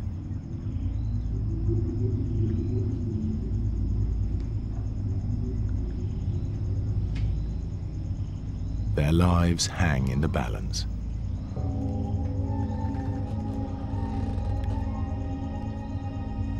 Speak Khmer? No. Speak Thailand? No.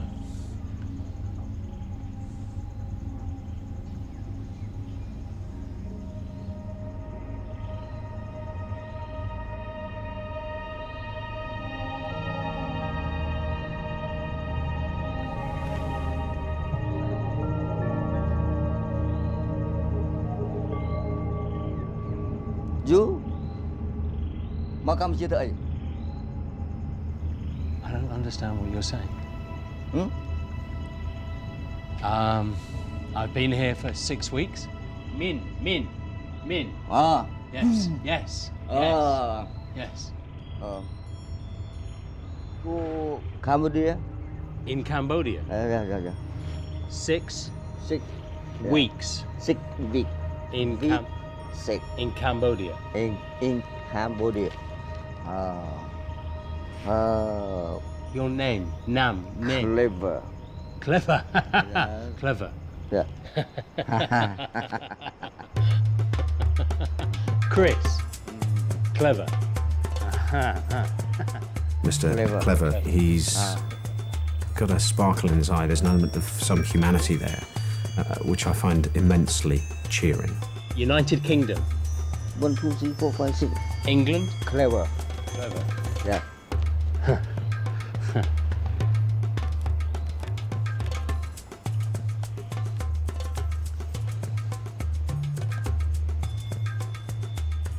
Look, Chris Moon,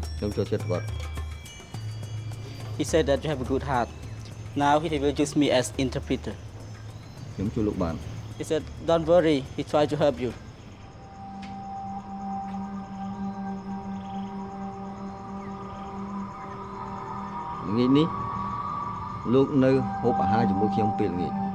This evening, you should have dinner with him.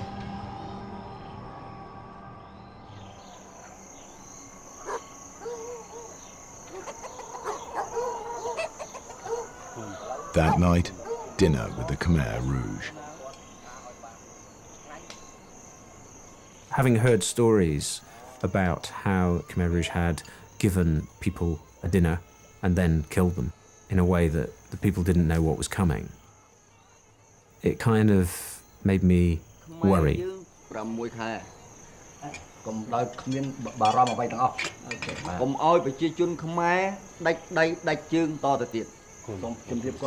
Please bring beer. Please all of you enjoy. Look at I live in Pol Pot regime. When someone say good, especially the Khmer Rouge officer say good to us and provides good food to us, it means that we would be killed. They start to talk. It's a bizarre experience.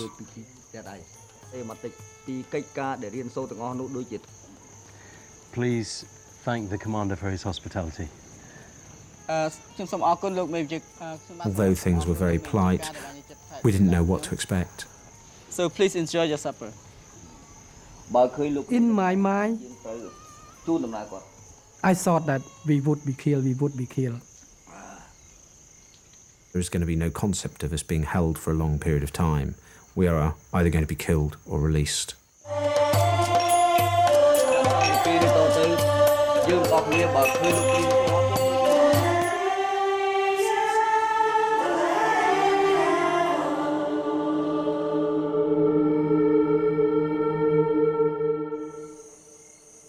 I keep waking up during the night.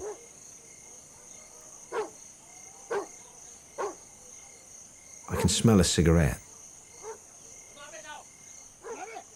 I can see a cigarette light somewhere out in the darkness on the edge of the trees.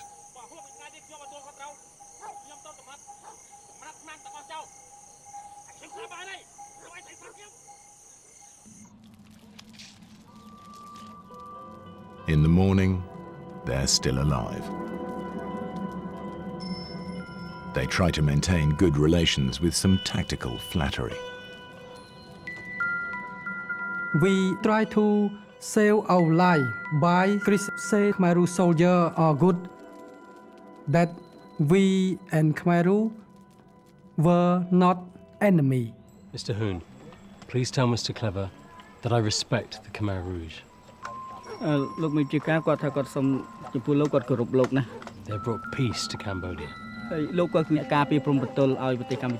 Defeated the Vietnamese. And we look forward to leaving and telling everybody how good the Khmer Rouge are.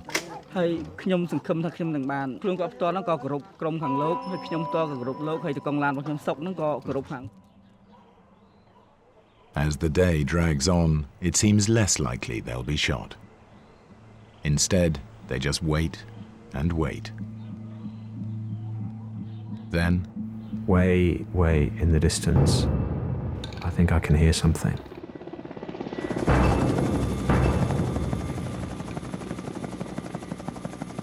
And then I see a tiny dot of a helicopter.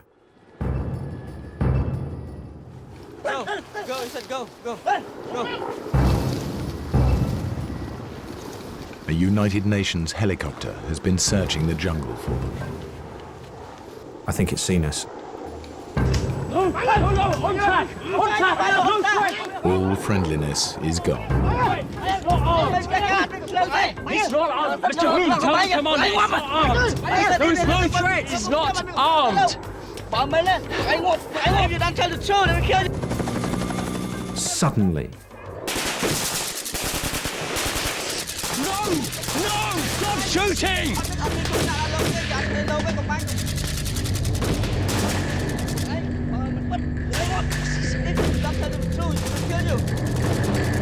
Chris and his colleagues have become a dangerous liability. Mr. Clever needs to get rid of them, fast. So Mr. Clever changed his mind.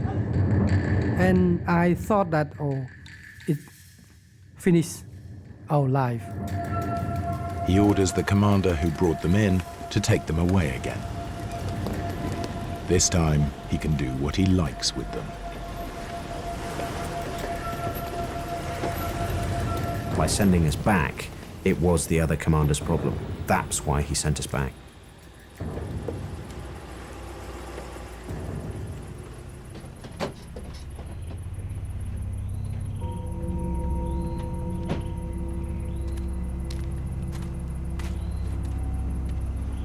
But when they reach his base, they get an extraordinary surprise. Hello? He said now he let us free to go. He sets them free and grants them safe passage for a day. We're free. We're going back.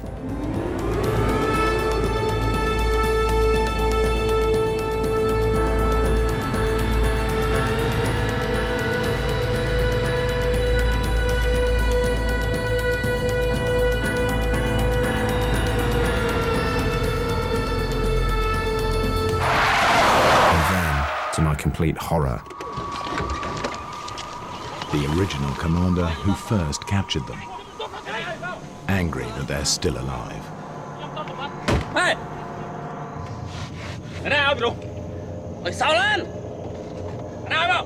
Who allowed you to come? He said, give me the key and get down. Tell the commander. His commander has given us safe passage through this area. Look, make your guy look. Give me the car key. If I give him the car keys, how are we going to get home? He said, get in the truck.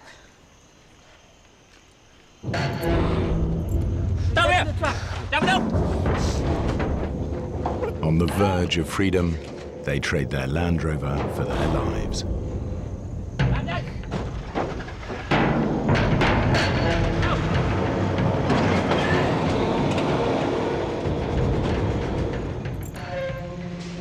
Chris and his companions are being driven out of Khmer Rouge territory on an old logging truck, with 2 boy soldiers guarding them.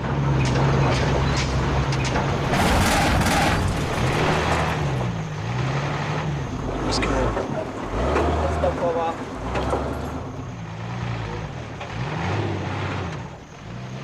They only have safe passage for 1 day. If they haven't made it home by then, all bets are off.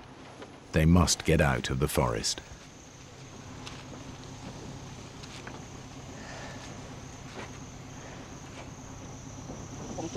We cannot get out. It's stuck too deep. What happens if we stay here? Another Khmer will come and kill us because they only let us pass today.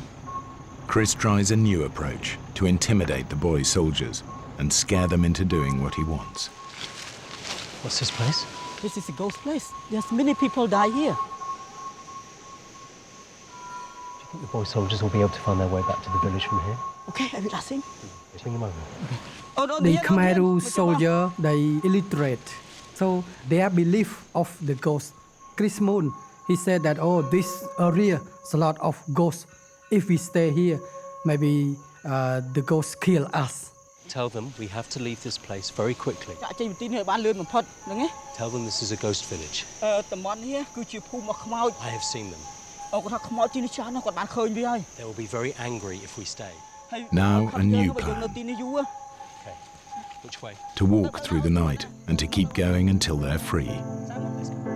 It will mean walking in the dark, through jungle, through rivers, through minefields.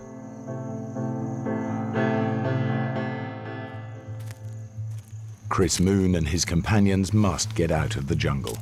It's now their third night in Khmer Rouge territory, and Chris is determined it'll be the last.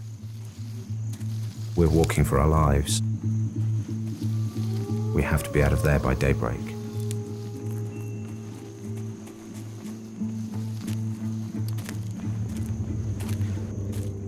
I make everyone put their hands on their shoulders.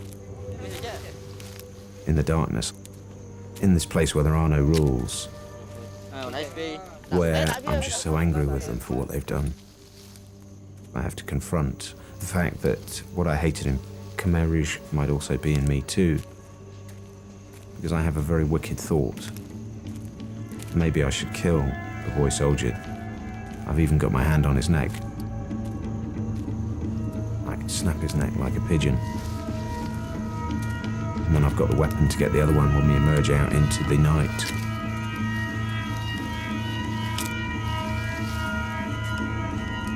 In the end, of course, reason wins through.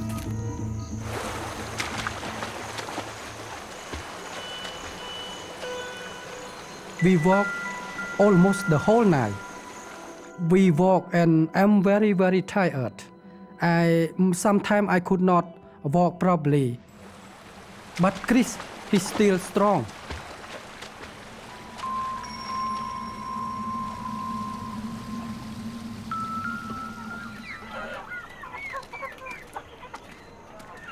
Two hours after sunrise, they reach the village where they started, and the villagers they last saw at the ambush.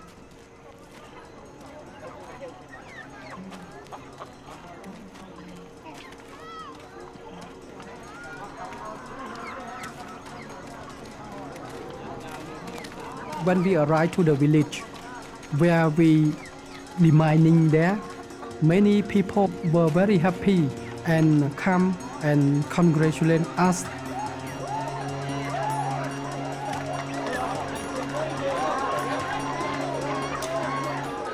This is a place where the children are laughing and the children are playing. I think it's the most moving moment of my life. Simply because of the goodwill of these people who've suffered so much. And they're just so pleased that a bad thing hasn't happened. I said that, oh, they still alive, they still alive. Oh, God help them. Just said like that. And then somebody comes up to her and says, thank you for coming to clear the mines here. And at this point I get a very big lump in my throat and I must confess I shed a tear, which I rapidly wiped away in a sensible and British fashion.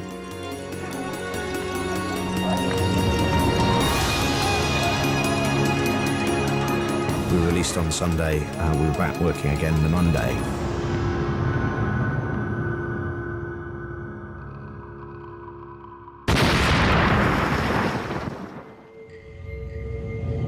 Get back! No one in the safety lane! Get onto US aid! Try to get the copter to come in and do a casevac!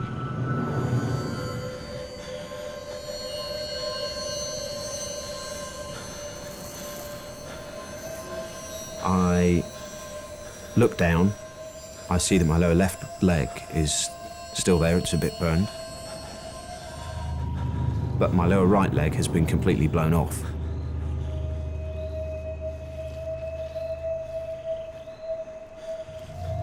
And And then I have this overwhelming desire to scream, oh my God, I've had my leg blown off. I take a deep breath and I say, think before you act, think before you act. Fine, I'm back in control. And I think, well, there's actually not much point in shouting that, because when the medic gets here, he's probably going to notice.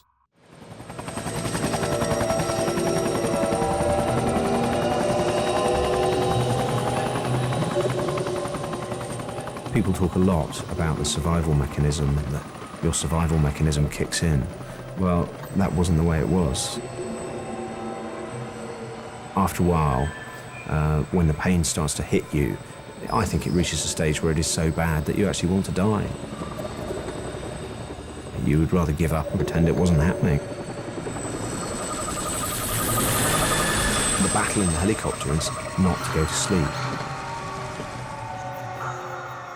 It was easier to go to sleep, to pretend it wasn't happening, to turn over and just fade out.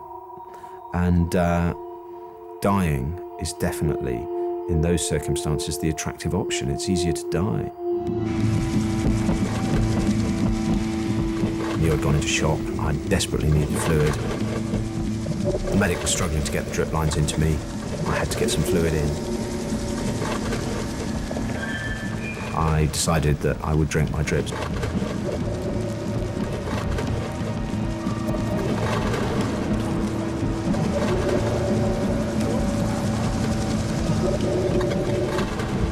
I drank 2 litres of saline, and I felt, as I bit through the plastic, that I would survive. It didn't enter my head that I wouldn't survive. Once I'd made that decision to live, I thought of all the reasons I had to live. To see my family again, to see my friends, to see my niece grow up, who was then very young, and also I still had my job to do. I had a responsibility to my program. I didn't want to die because I knew it would be bad for funding for my program. When Chris reached hospital, his red blood cell count was so low, he should have been dead. His right leg was lost below the knee, and his right lower arm had to be amputated. But he vowed to make a full recovery. Within a year, he was running marathons. Eventually, he ran the Marathon des Sables, 7 grueling marathons across the Sahara Desert. 7 marathons in 7 days. Now downhill a bit. Big like this. When you've given all that you have to give, that's when you maybe start to get a bit of luck. But what happens most of the time is that we stop here at this point at which it's uncomfortable, at which it all hurts a bit too much. But the reality is that we have the capacity to go beyond that point if we believe we can. And many of the challenges that I've faced have been about having the confidence to say, right, I won't give in. I don't know if I'll make it, but I will never give up. I will just take one more step. And maybe that's what the journey of life is about keeping on going. If you fall over, keep on getting up.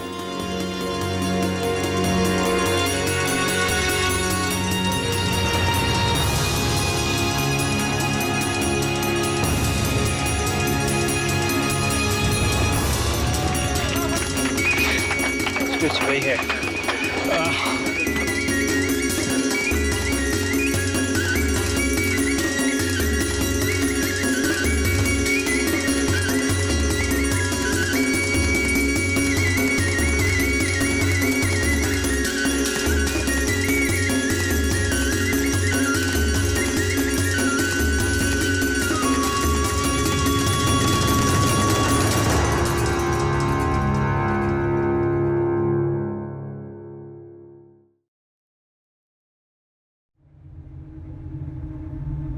This is the true story of an ordinary journey I think we took a wrong turn back there. that becomes a descent into hell. Jim, stop! Oh, God. A family is lost in the wilderness for 9 days, in sub-zero temperatures with no food. Nobody knows where to look for them. a young father faces an agonizing choice: to stay with his family and face certain death, or walk into the unknown to seek help. How the hell are we gonna get out of this?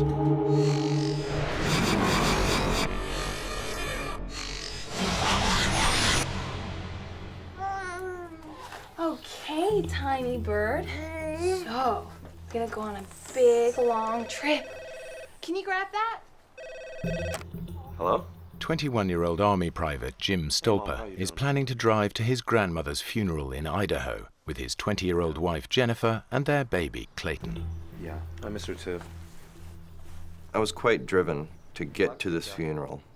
I was a very family-oriented person, and the loss of any member of the family was hard on me. Well, Kevin and me were thinking maybe you should just stay put for now. Well, it's nearly 1,000 miles, and the weather's going to get bad again. Jim's mother and stepfather are already in Idaho and growing concerned about the weather. Don't worry, Mom.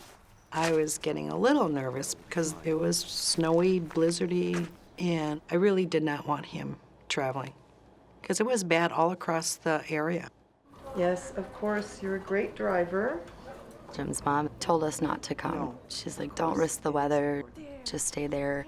She didn't want us to go for reasons that we didn't think were good enough to stay back, so we decided, nah, we're leaving anyways.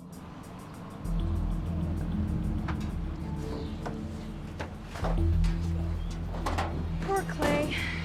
He's gonna be stuck in this thing forever. What is it, like a 13-hour drive? He'll sleep right through. Isn't that right, little boy? Are we good?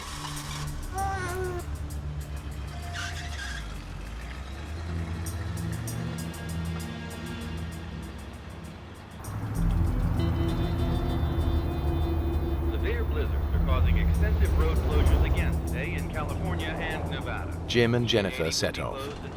They haven't made the 800-mile journey before, but reckon it'll take at least 12 hours. They head northeast from the San Francisco Bay towards Pocatello, Idaho. What they hadn't bargained for are blizzards, which have already closed the main interstate highway, their most direct route. They were telling us the roads would be closed until the next morning, and we certainly didn't want to wait a whole nother day. So we thought we'd try to get a map and maybe see if there was an alternate route.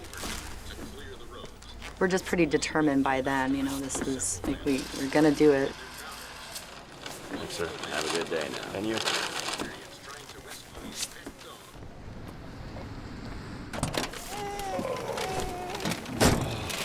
Great. Okay, so blizzard's right here. The I-80's closed. Okay, let's go north and cut across east, which takes us onto the I-140 right here. All the way to Pocatello. We just thought, okay, here's where the roads are closed. This is the main part of the storm. Here we go. Let's take this road that goes way up and around it to try to just go. That's what we thought we were doing, was going around the storm. Little did we know it had already been through there and dumped a lot of snow on the ground. We could see dark skies coming from the west. It was getting to be late, and there wasn't much traffic.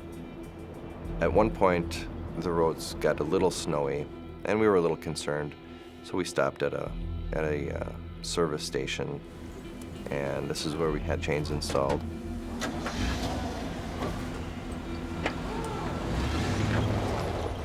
We had planned to call and let my mother and stepfather and family know that we had taken this alternate route. We didn't have a cell phone, so we looked for a payphone. Damn it. It's eating all my quarters. We knew that my mother would be worried about us. So we were disappointed we couldn't call, but we were also relieved that we weren't adding to her grief at the moment.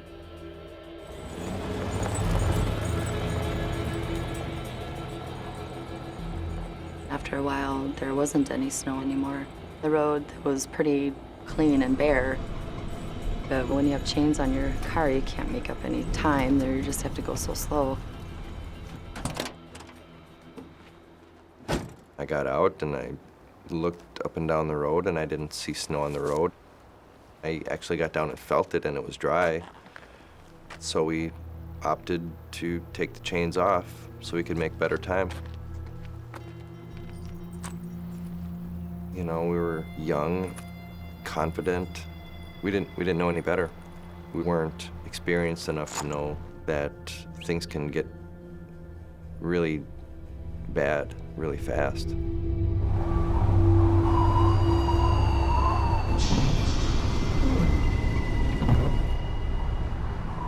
There was snow back on the road by this time. It was like getting pretty bad. But we didn't want to slow down and stop, and at this point we're just figuring, okay, well, I can still see the road ahead of us, let's just keep going. This is a very minor road. We shouldn't have been on the road in the first place, but the sign that declared the road closed was buried in snow. The road was covered with just unbroken snow, and we were making the tracks now. Where the hell are we? This map makes no sense.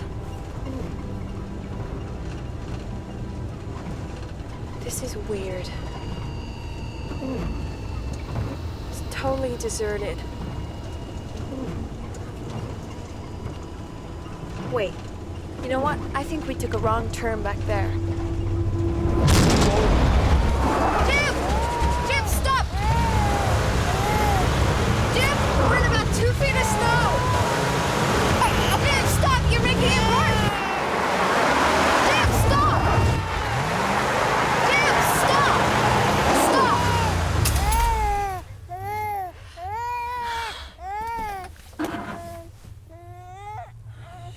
It's okay.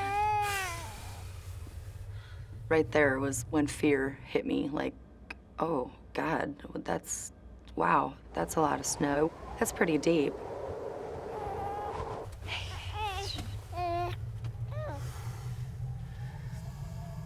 It took a while to really figure out what really had just happened.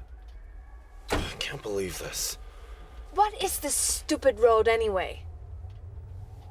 We were a little concerned, but people get stuck in the snow all the time, and it's not that much of an issue because there are other people around to help. Oh, we are going nowhere tonight. So we decided to just wait it out and hope for somebody to come along and help us. Look, honey, we still got plenty of time to get to Idaho. If we don't freeze to death first.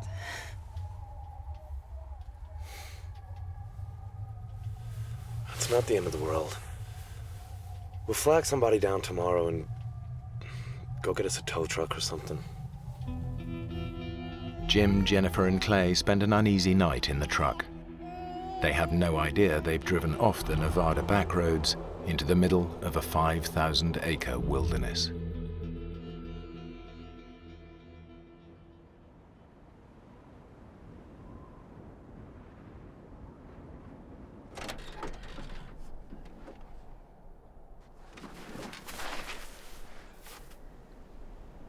Oh, God.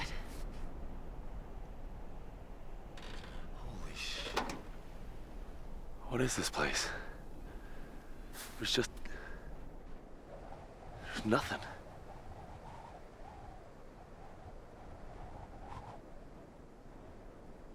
What have we done? When we saw how desolate the area was, it occurred to us that that road probably wasn't very well used. And I guess there was a little bit of anger at first. Gravel! Because it looked main enough to us at the time. This isn't even a paved road. How could we be so stupid? We didn't know really where we were. Look. But the last town we had passed through was well over 50 miles. The only place we can be is here. We must have left the 299 right about here. Let me look.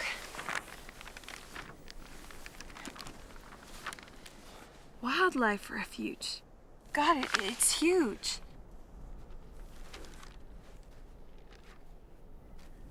How are we gonna get out of here? We'll never get those too tight, crappy chains back on without tools. To make us feel like we were doing something to help the situation, we decided to try to dig the truck out. So pretty much all day long, that's what we did. The wind was blowing. The snow was really dry, so as fast as we could shovel it out with our hands and cups, the wind was blowing it right back in our way. There was so much snow underneath the truck, in front of it, behind it. We really couldn't get it moved at all. This wasn't the answer. This isn't how we're going to get out of this. But we were still kind of hopeful that somebody would notice this truck in this location or drive by, or if a plane flew overhead or something. We decided to stay with the truck. We spent time getting cozy, using clothing and towels and whatever we could find to plug up any areas where cool air was getting in. Every now and then we would turn the truck on and get the heat going and listen on the radio for any news of a search for us, but we never heard anything. F for fries. No. Just decided to kill the time by playing hangman and 20 questions. M. No. Oh, man. The food issue was always right there. C for chocolate. Oh, God, chocolate. Hunger wasn't quite as bad as being as thirsty as we were. Okay. Surviving on very dry snow. D. A D. No, you are dead. Man. Ow.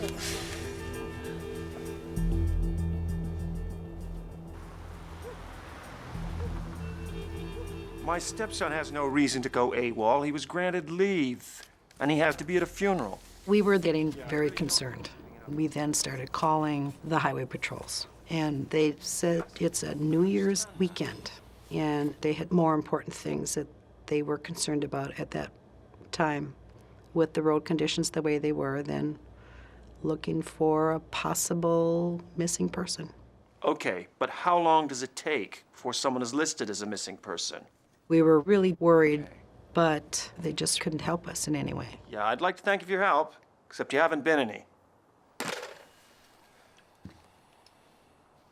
Kevin really wanted to leave, but we still had the funeral to go to.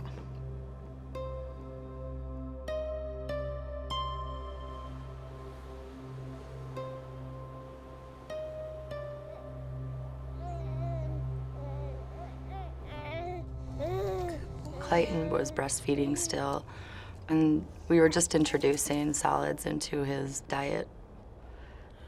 The little bits of baby food that we had left, we tried to ration to him in conjunction with breastfeeding as best we could. You want some fruitcake? You should eat, you know. We should have brought some real food.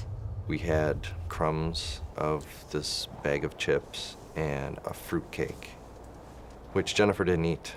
She didn't like it and didn't want it. So I ate that, and that was all we had as far as food goes. We left my sister's house, left a note on the door for Jim and Jennifer just in case they would show up, to give them directions on where the church was and hoping that they would make it there. And we had to go to the funeral. Kevin and I had already packed our things the night before because Kevin needed to get back to the Bay Area. I'm so sorry to rush off, Jean, but we have to get home tonight. Kevin's gonna get some of his TV buddies to help us find them. Hey, everything's under control here. So we headed back to California. Kevin had contacts there because of his background in cable television, and he knew if we didn't get the media involved, it would be just another missing person that no one ever knew about again.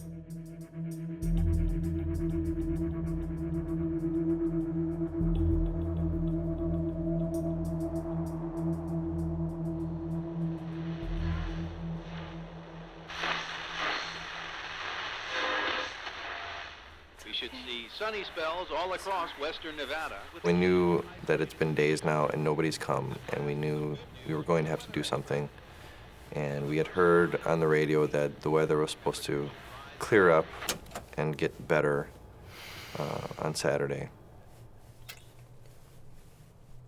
Listen, I've been thinking. Nobody's coming, are they?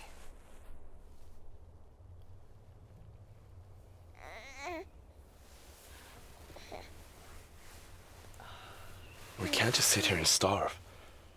And if the weather's gonna break, then we could walk. We could make it to the highway. How far do you think, Jim? Well,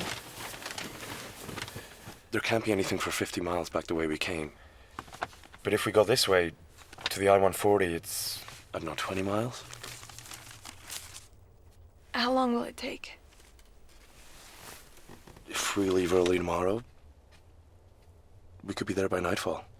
If the weather guys are right.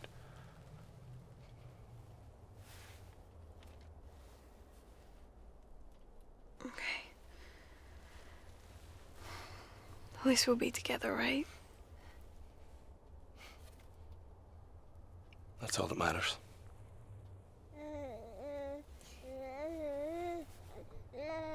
We should maybe write something. Just a note to whoever might... You know, just in case.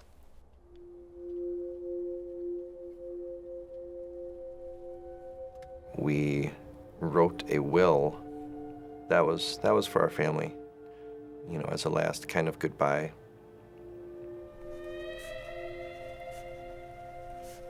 Mostly just apologies, really, like just really sorry that we put our parents through that, and that if this is how it turned out, you know, just to know that we're happy that we were together, and you know, we loved each other, and if that was what was going to happen, at least we were all together for it.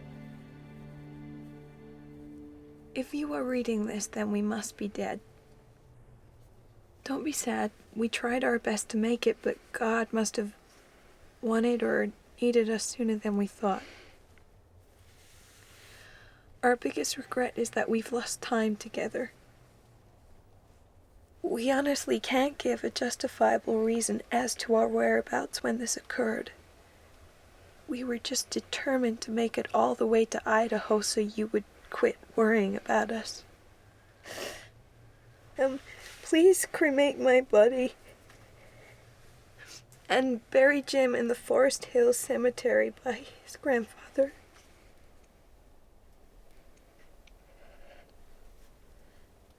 And Clay?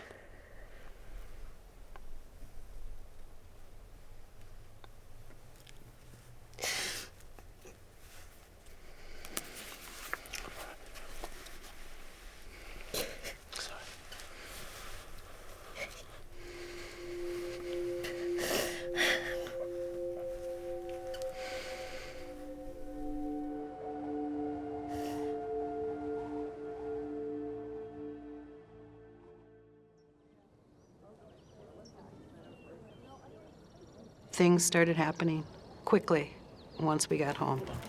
Sandy, be sure and get on the deck at NBC. Kevin got some action going. Our house then became command central. It just became a zoo. All the news channels were there on a daily basis. And I think if we can get those press releases out to the local papers, I think that'd be a good start. All right. It was just a very busy kind of time for everyone, trying to generate enough interest in these three people. Try not to worry. Kevin got a truck from a friend to go search himself through Nevada and California. He would have gone nuts sitting there, not being able to do anything. We needed to go. Nobody's coming. We're alone. We're gonna have to do something to get Clayton and ourselves out of there.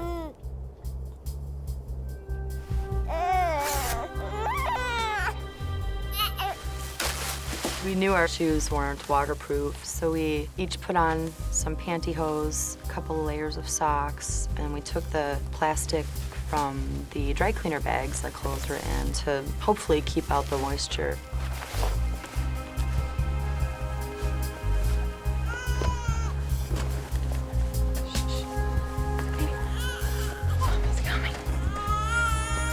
Okay, little boy. We had dress clothes to attend a funeral, tennis shoes, and comfortable clothes. We were not prepared at all for these conditions.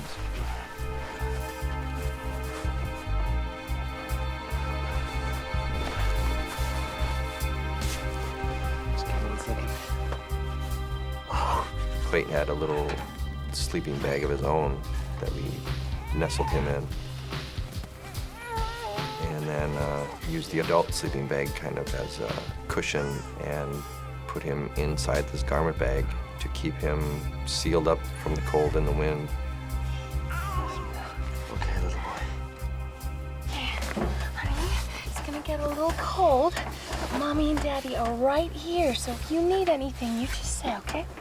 Good boy. I was a little worried that he might freak out being in the dark and everything, but that kid was, I don't know, it's like he just knew. He just really knew what was happening. He was just really calm and okay with it.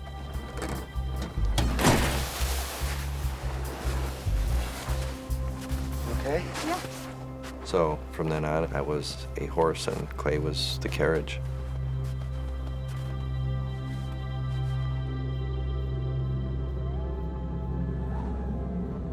Dragging a 4-month-old baby 20 miles through the snow in search of a highway is a huge gamble. But it's Jim and Jennifer's only hope.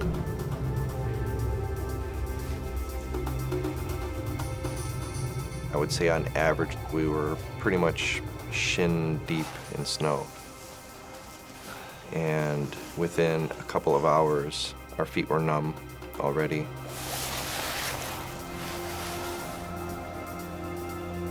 We were getting very thirsty, so eating snow was a full-time thing. Our mouths were tired and cold because we would be chewing on a mouthful of snow, trying to suck it and melt it and drink the water from it. And almost as soon as your mouth was empty, you're already reaching for the ground for more.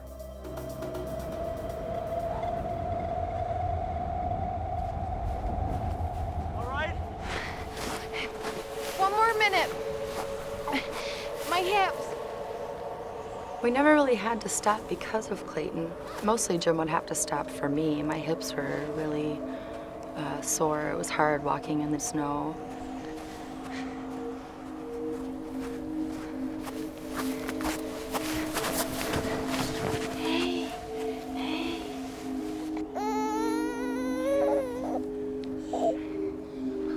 Okay, little man.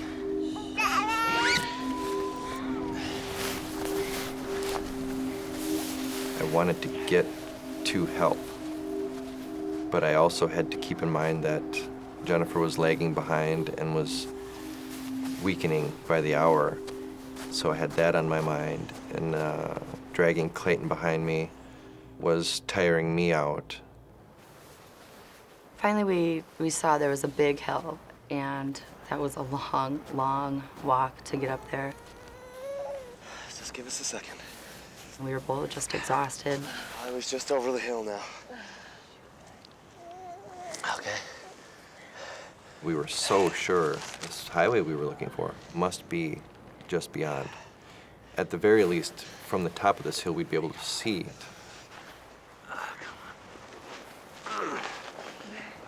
The map says that the road was over here, so it was sort of a boost for us to keep going because we just knew we were getting close. It's just taking us really long to get there.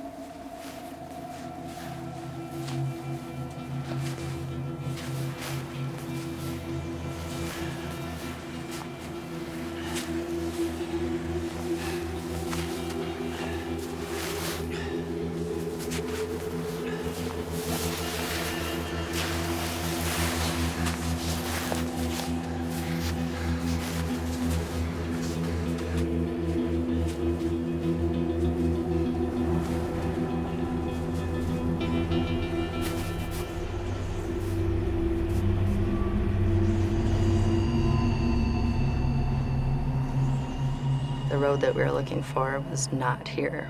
We were heading in the wrong direction or something, because there's just nothing.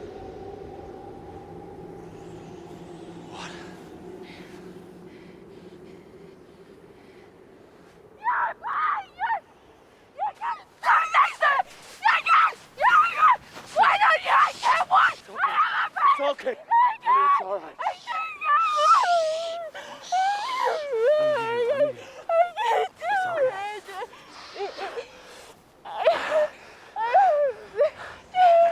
Honey, listen to me. Look at me, listen. We know there's a town back the way we came. We just follow our tracks back, okay? I'll follow the tracks, okay? It's all right. It's all right. After my total freak out, we just pretty much realized that's what we're gonna have to do now. We were just gonna have to turn around and go back, miles and miles to the truck. I can't. Yes, you can, come on. I got you. Ow. All right.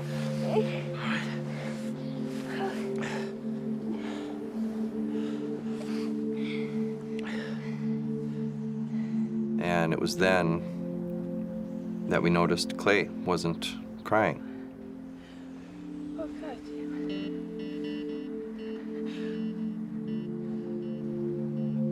That was scary because every time we stopped, he would cry. And so when he didn't, we were both just so afraid, just freaking out, going, oh my God, why isn't he moving? And or making any noise.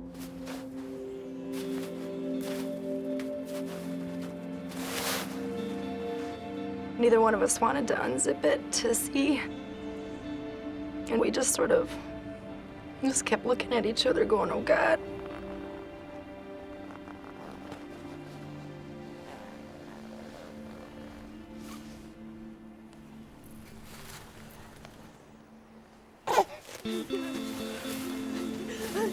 And he was fine. He was still pink and okay, but that was really, really scary. If Clayton wasn't with us at that point, I just would have stayed there. I just would have laid next to him and not even cared anymore.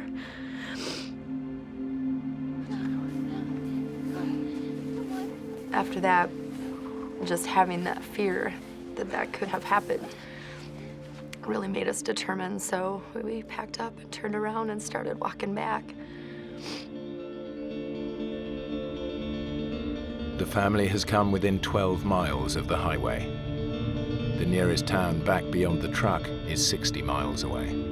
Hi, it's me. Anything to report? No. Look, I just need you to map a new sighting for me. I'm in a little town called Whiting, Nevada, and I've got a storekeeper here who thinks he might have sold some maps to a guy who matches Jim's description. Okay. By this time, we were getting information from people who thought they'd seen them. He thinks they might have headed to Reno. They had seen them south, they had seen them north, they had seen them along the highway with some strange person. And that horrible thought of maybe them being abducted came to mind because one of the callers had kind of suggested that maybe they had run into some bad situation. Television executive Kevin Mulligan is following a trail of clues that he hopes... By that time, the highway patrol, the police, everyone had realized that these kids had not just run away.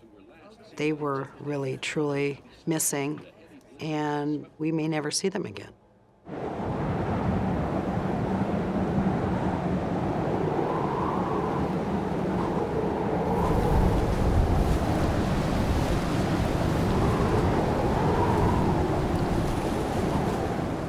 Late that evening, we made it back to this big outcropping of rocks. Oh, it was so windy that it was blowing me over. It was just awful. We decided to try to find a little cove or just something to get out of the wind to protect ourselves.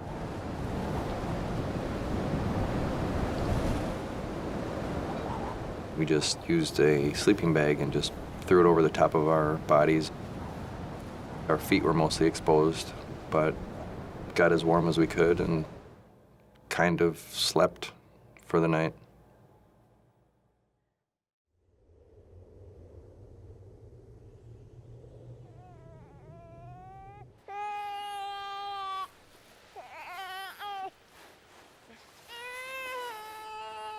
Jim?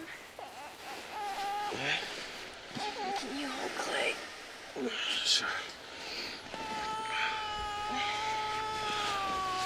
There you go. Hey, little man. Okay.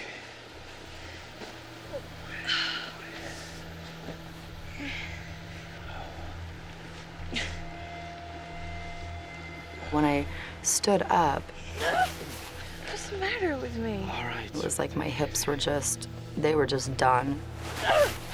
I could not walk. The pain was just excruciating.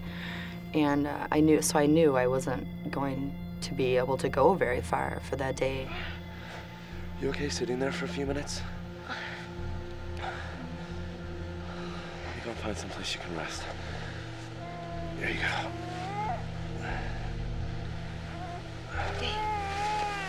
Okay. I knew I needed to walk, and I wanted to, but my body just wasn't gonna let me do it. So we looked around and found a little cave in the rocks. And I thought maybe we could all get warm and rest again. Are you okay in there? Sure. I was thinking, here we are in the middle of nowhere, now farther from the truck, no food. How the hell are we gonna get out of this? Come and see for yourself. Honey, I can't. I need to go on alone. You and Clay can stay in here out of the cold. We said we stay together no matter what. I need help, Jen. I have to keep going. Please.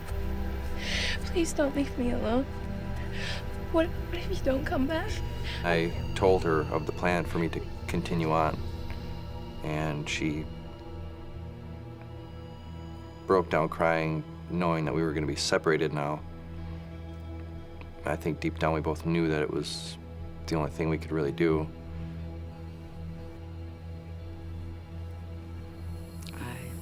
Didn't want him to do that. But I understood where he was coming from, but I didn't want him to go. I thought that separating would probably be the worst thing. Please, Jim, please. I'll be back. I promise. We kissed each other and told each other we loved each other, just tons, and promised me that he would be back in 3 days.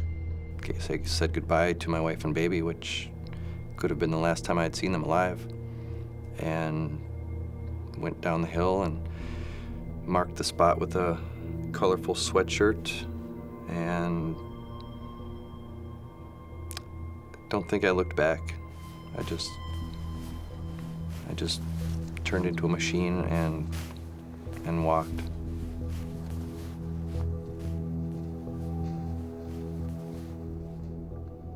It was very, very frightening to watch him walk away. Very. I don't know, just didn't know if I was ever gonna see him again, or if I was just gonna die here in the cave with my son, or what,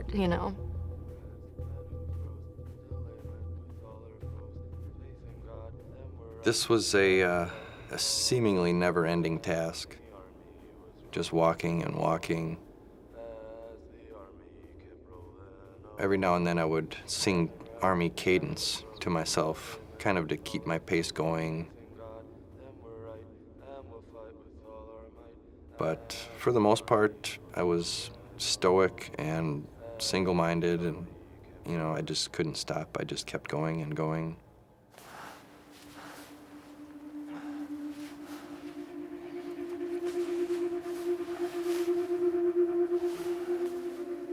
Periodically, if I found an area that I could get out of the wind, I would huddle down and maybe let my eyes close a few times and just try to relax a little bit.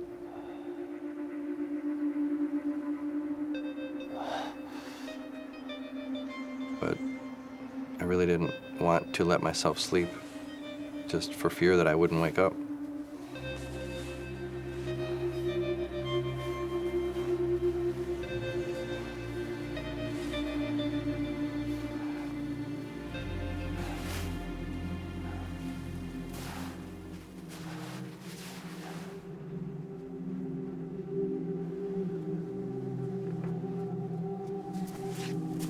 I did the best I could with keeping Clay hydrated.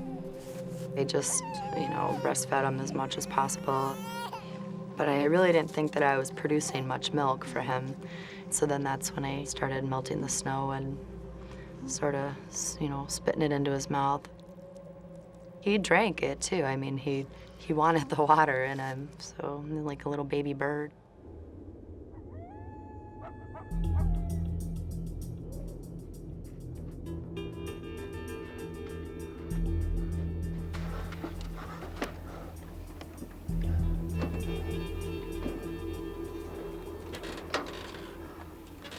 I got back to the truck that night, thankful that I was going to be out of the wind, and hoping that I could start the truck and feel the warmth for the first time in a few days.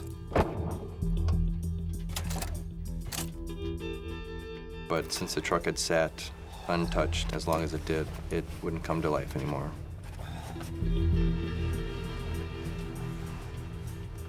And I just laid on the front seat and went to sleep.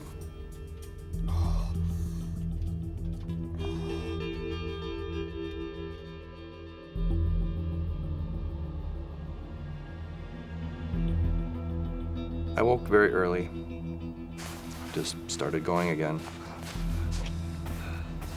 Not too far down the road, I came across a sign. So I knew that I must be getting close to something.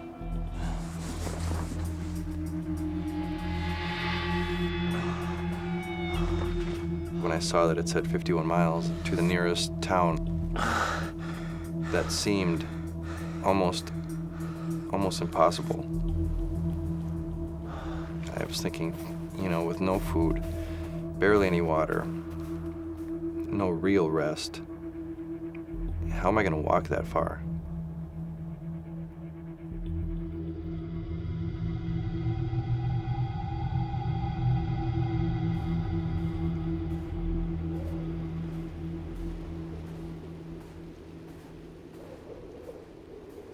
That extreme isolation was the hardest thing to deal with.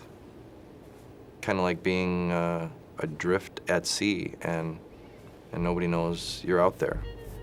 You could scream as loud as you wanted and a bird might hear you. There was one point I could have swore that I heard Jennifer's voice not 10 feet behind me. Keep going.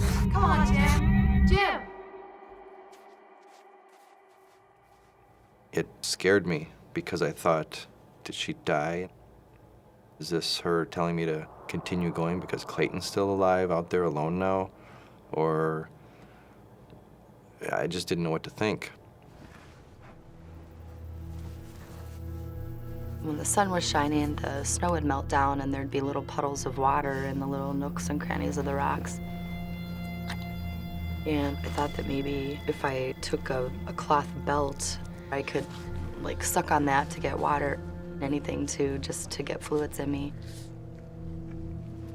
My feet really, really started hurting really bad. And my shoes were just frozen. I mean, they were solid. And I thought that it might be good to take them off, to let my feet warm up.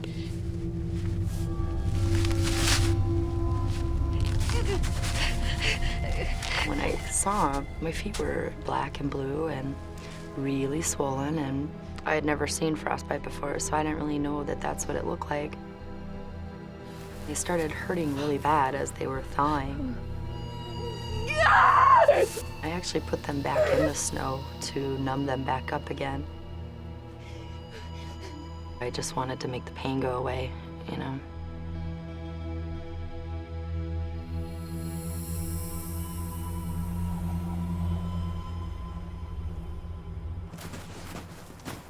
I knew that I must be getting close to something when the road was somewhat plowed. So that lightened my spirit a little bit. Then I could have swore that I saw a pickup truck. No, it can't be. Who would live out here? For an instant, I thought maybe I was hallucinating, but I didn't have time to second-guess myself. Help! Help! Help! Help!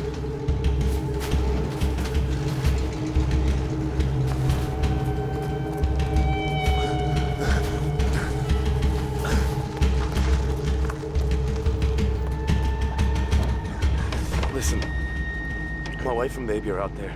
I blurted out everything that had just happened, and this grizzled-looking, middle-of-nowhere living man, Dave Peterson, looked at me like I was just crazy. Hey, tiny bird.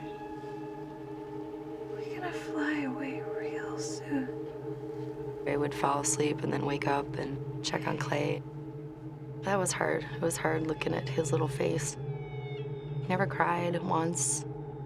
It was almost like, I know, Mom, it's okay. But I didn't think it was okay at all because he wasn't really making any, he wasn't crying, it looked like he was slowly dying, is what it seemed like, because he just wasn't doing anything, just laying there.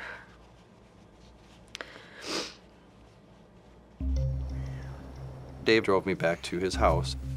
They don't even have a phone there. So we radioed his coworker, Dusty. This is Dave P. Dusty, are you there? Over. Come in, Dusty. Come in, Dusty. Over.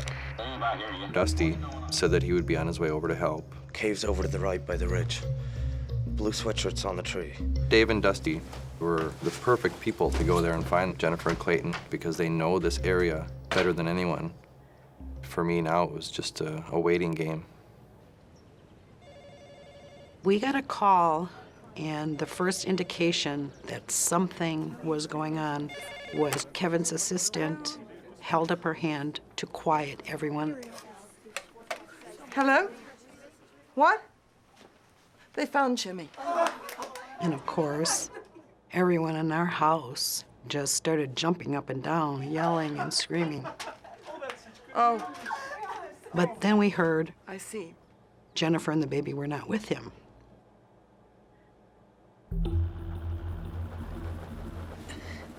I had been sleeping. I woke up and I thought I had heard engine sounds. I didn't really know if I was still dreaming or if I was really hearing something. I sat there for a minute listening and I thought, okay, yeah, I think I really am hearing something here.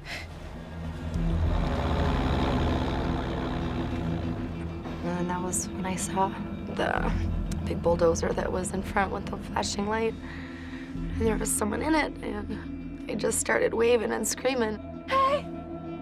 Hey! Help!" It was really, it was amazing seeing those guys, coming up there. And I've never been so happy to see two people, just strangers, in my entire life. I had Clayton in my arms already. I was just so anxious for them to come up there, and I just gave Dusty Clayton right away, and I knew he wasn't, doing really well, but... Is Jim okay? They said, yeah, he's okay, or we wouldn't be here. And, I couldn't walk, so they had to carry me down the hill, and I felt really awful that they had to do that, and I looked awful. My hair was a big rat's nest, and I just kept apologizing to them. I'm sorry, I stink. Oh, and I was just so thirsty. I just begged, please, do one of you guys have something to drink? And Dusty had an orange in his lunch from work. Thank you. Oh, it just looked like heaven. I mean, it was like, oh, an orange flavor. I gave some to Clay, right, just stuck the little wedge like right in his mouth. He just really started sucking on, nursing on it.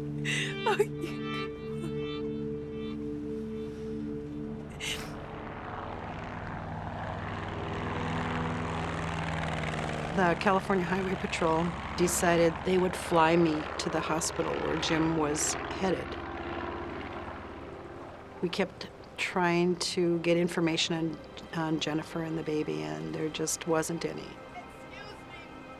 Just before we landed, we heard Jennifer had been found.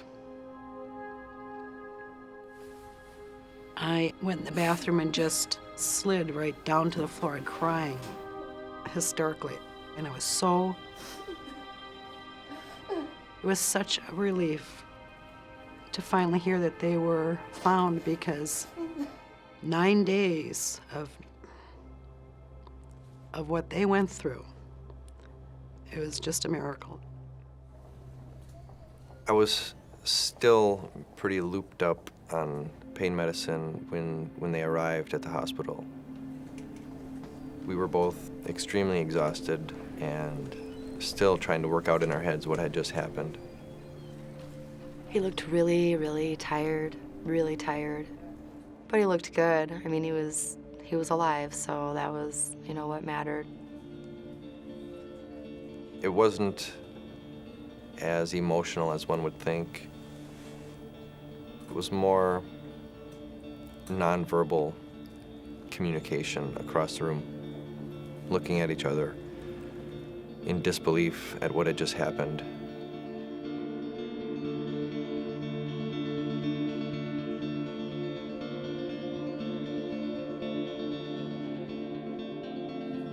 Good boy. How are you? They told us Clayton was really, really dehydrated. He had a really bad diaper rash. But then otherwise, once they gave him fluids and everything, that they thought he was going to be all right. Hey. The price that we paid, our feet, was just nothing compared to having Clayton be whole and healthy. And I mean, I'd die for that.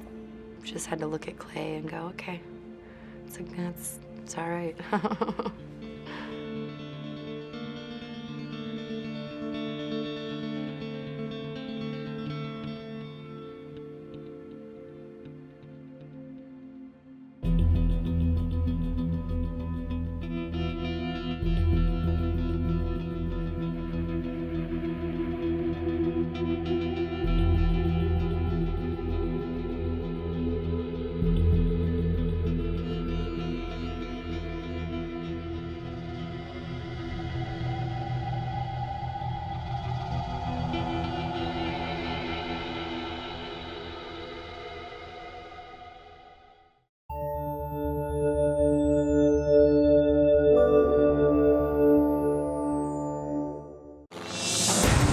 Hey, watch that! When a plane full of executives develops engine trouble over the Kalahari Desert, Put your head between your knees! an enjoyable business trip becomes a journey to hell. Badly injured, the survivors are vulnerable to attack by animals. As two men trek out into the hostile wilderness to find help, this was the lowest I've felt in my life. Time is running out for their injured friends. You have to come to terms with reality. I think we're going to die.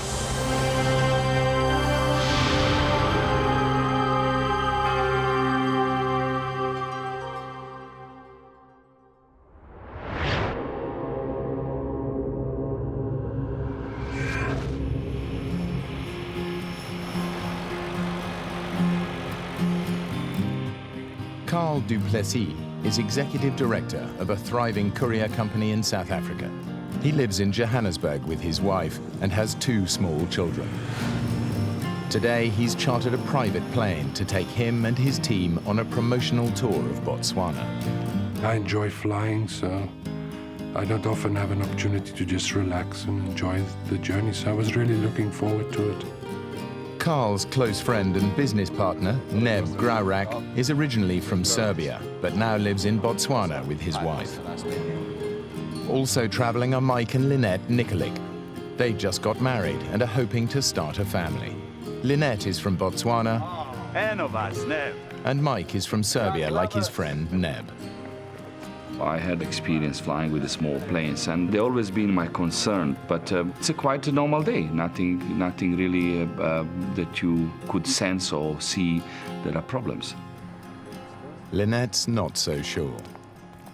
I am looking forward to the trip, but I was just feeling a bit uneasy. I thought to myself, Lynette, if you need to say anything, it should be now. But I couldn't get myself to express my feelings to anybody. It was all internal.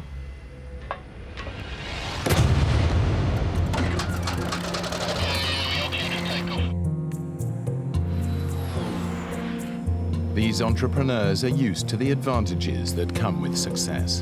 Today, their chartered plane is taking them from the capital of Botswana, Gaborone, to the small town of Maun, 600 miles away.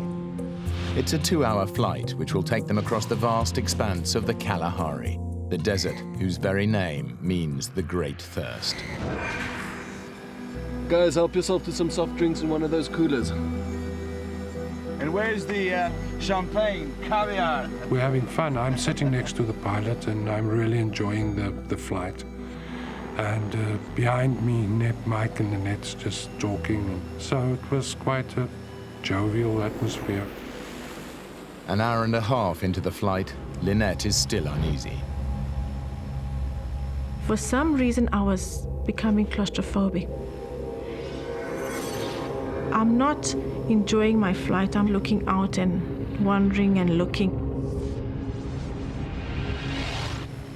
Don't worry. We take a big plane back, huh?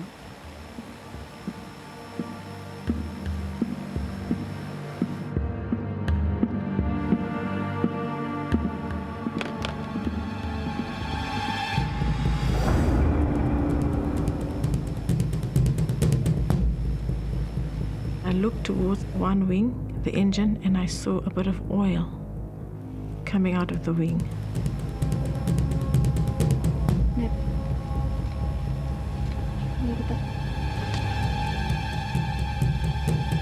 Costa! What? There's oil coming from the engine. First of all, there were drops, and then it becomes a proper brownish line. Pilot Costa Macandonatis tries to reassure the passengers. It's nothing serious. Just sit back, keep your safety belts on. Without oil, the engine will seize up and could catch fire. Costa has no choice. Hey, what's that? Mike. It's just a precaution. I had to shut off the port engine. The plane should be able to fly on one engine. But in the African heat, the air is thin, and with a full passenger load, it begins to lose altitude. We need to make a precautionary landing. Costa radios the control tower to get his coordinates so he can find a landing strip nearby. What are they saying? You can't pick us up on the radar. Just look for a landing strip. There's nothing out here. You've got to keep on flying. I'm losing altitude. I can't. Gaborone requesting our position. Their only lifeline is the radio. Gaborone? Gaborone. Damn! Lost radio contact.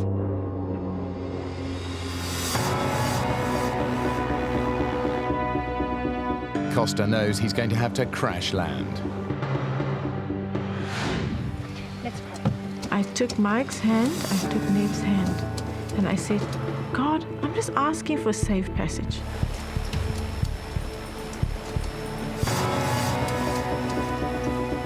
All I know that I have maybe a minute or a minute and a half to live, and I'm just worried about my children.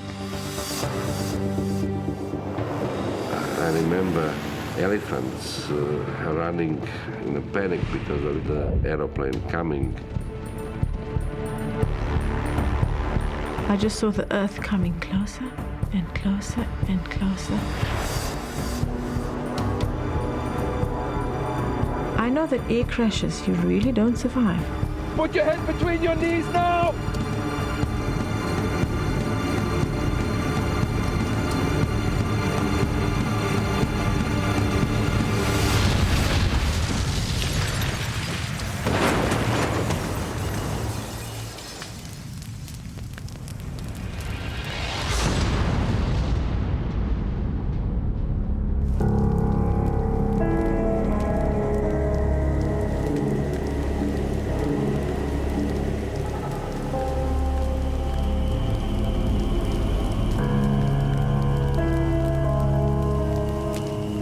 The impact should have killed them all.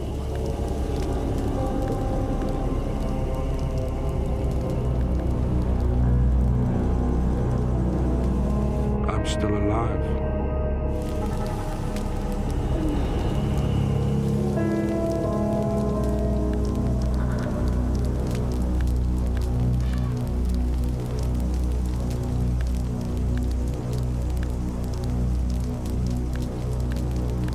I open my eyes. I see my wife. She's burning. The metal's burning me! Help me, Mike! When I touch the belt to unbuckle her, I realize it's very hot and I burn myself now. The plane's leaking fuel tanks could explode at any moment. We need to get out of that as quick as possible.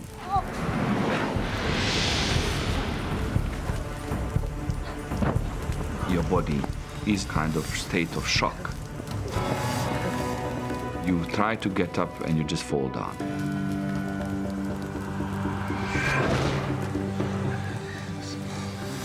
Guys, where's Neb? We realize, but there is no name. Where's Neb? It's in the plane. Neb, he's still in the plane, let's get him. We are panicking because we don't know how fast the aircraft's going to burn. Are you okay? Let's get him out! Careful, shoulder up. Neb, please. Is he still breathing? I don't know. Neb, it's okay.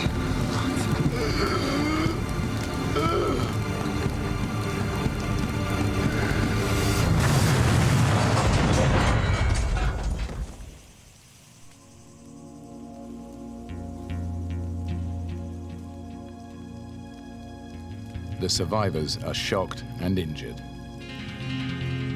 There's lots of blood around. My nose was broken. Mike, Costa, and Carl's injuries are superficial. But Neb is in a bad way.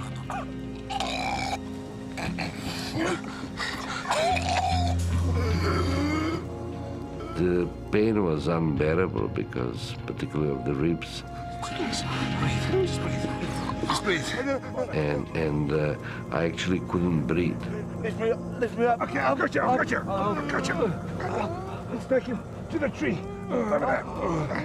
Neb has punctured his lung. He has to prop himself up in order to breathe. I couldn't lie down. I had to stand most of the time.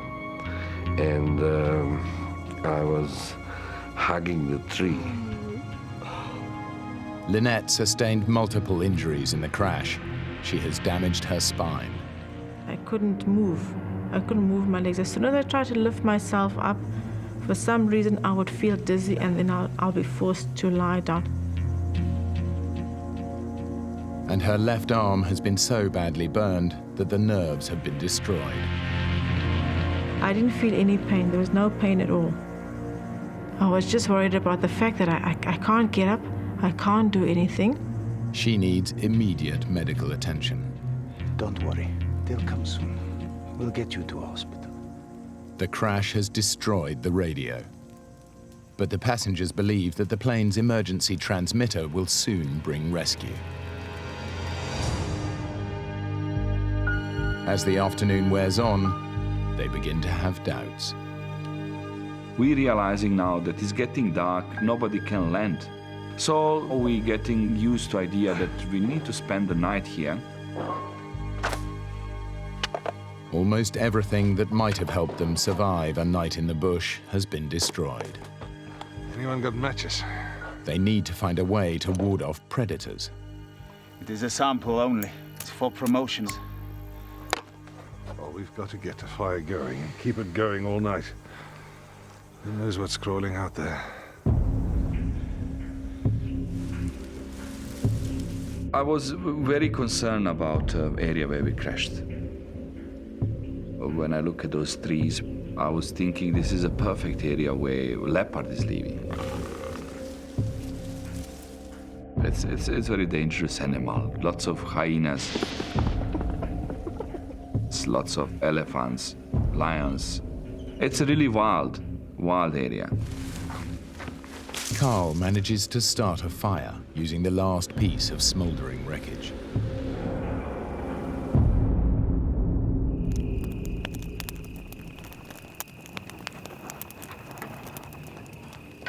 The pilot and the executives prepare themselves for a terrifying night in the bush. They know it's a dangerous time. Lion, leopard, and hyena are out hunting, on the lookout for weak, vulnerable, or injured prey. I can hear things move around in the forest, and I'm scared. There's a totally alien environment. You can feel the presence. There are they, you know, you don't see them, but you can feel that there is something is around you. The only thing that keeps them going through the night is the knowledge that they will be rescued in the morning.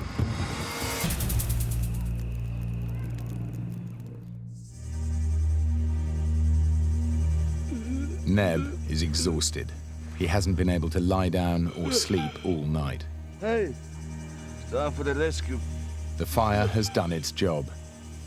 It's protected them from the perils of the night, but the heat of the day brings the bush's biggest killer. The morning came, and thirst. I wanted water. It was something that I needed desperately.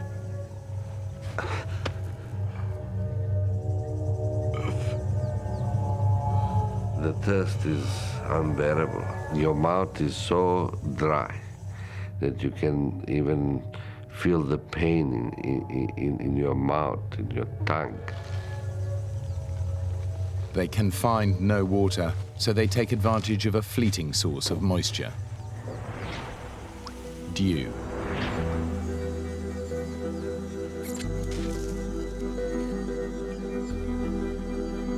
You get a little bit here and there, a couple drops, but it's not enough. In no time, the African sun evaporates their only source of water. All they can hope for now is that rescue will come quickly. We're under the impression that there's an emergency transponder unit in the tail transmitting our position. So if people look for you, that they will be able to find us. I can hear a plane.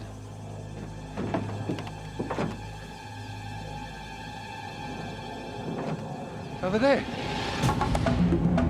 Over here! Help! Over here! Oh, let's make some smoke! Over here! That's right! Help! Over here! Help! Over here!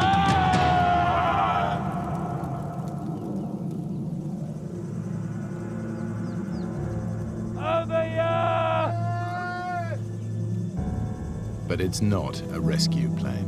We look up, it's very high, and it's clear that it's never going to see us.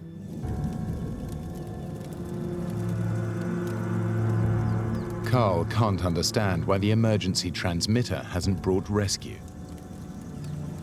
If you check if it's transmitting. Emergency transmitters are compulsory in Botswana. You have transponder, right? It's not compulsory.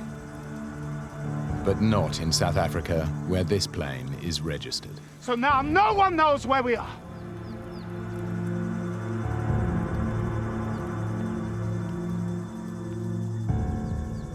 We're realizing now that things are not so straightforward as we thought. What is going on? They'll be here soon. Their only hope is that planes will search the flight path and spot the wreckage. But as the morning drags on, there is still no sign of rescue. I find it very strange that nobody's looking for us.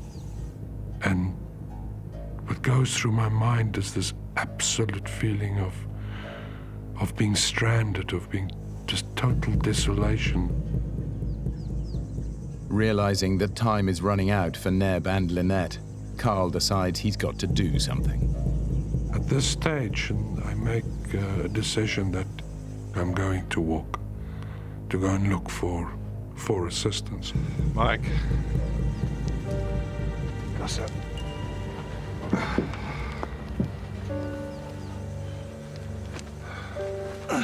We're gonna walk. Don't be crazy. You'll die. If I walk, we double our chances of rescue, and Lynette and Neb need a doctor. I go with you. No. I'm not injured. I'll go. Be safer with the two of us. Costa has calculated that they've crashed about 150 kilometers south of Maun. So when do we leave? I think the sooner the better.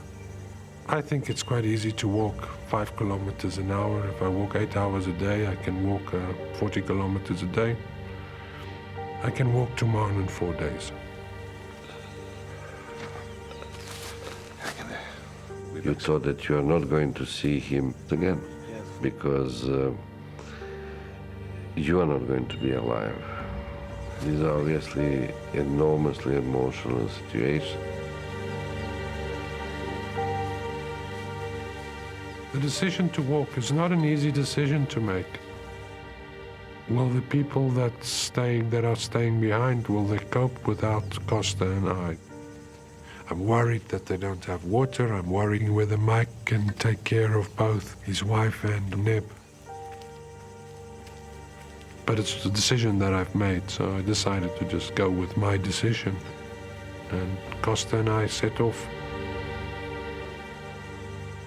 They set out and we said bye-bye to them. I felt very vulnerable again because now I felt that I couldn't help in any way. I was just lying there, and it wasn't my nature to feel helpless.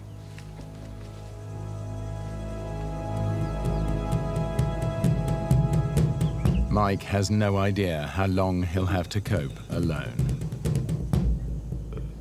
If I collapsed, then things can go bad. Mike was my lifeline. It was very frightening because now I felt this is getting very serious.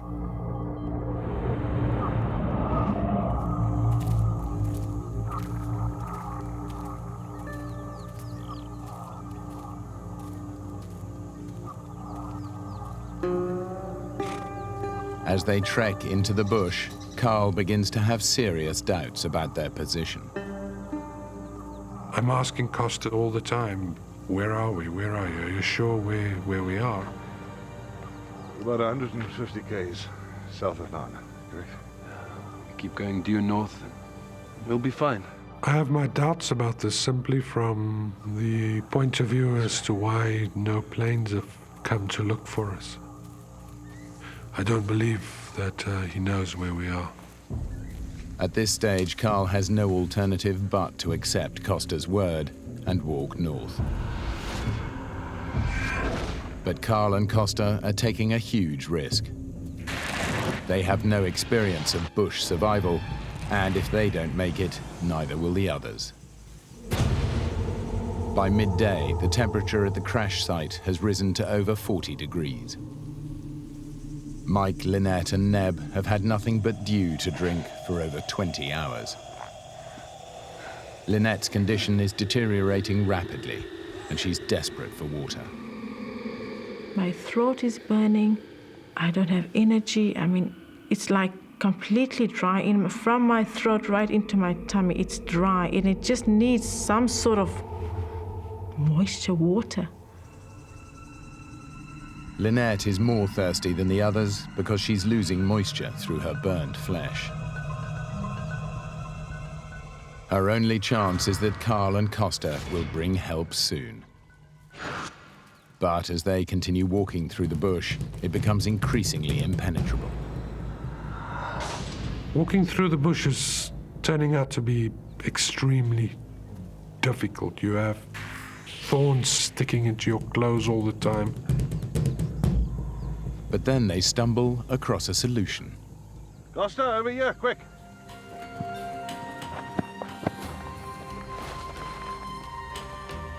It's a track. They've found an elephant path. The whole area is crisscrossed by hundreds of these paths, made by elephants treading down the foliage and knocking away the trees. And it should lead them to water. The elephant walks from waterhole to waterhole, week in, week out, year in, year out, decade in, decade out. So it's a proper path. But these paths don't go 100% north. Carl and Costa's need to find water could get them completely lost and bring them face to face with the biggest killer of man in the African bush.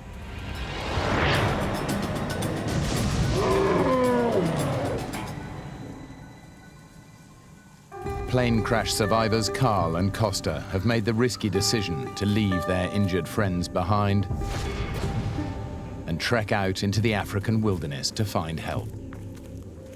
They've been following elephant paths for hours and are desperate for water. Costa, look. Right in front of us, next to the path, is a waterhole. It's just a really small, little, muddy waterhole.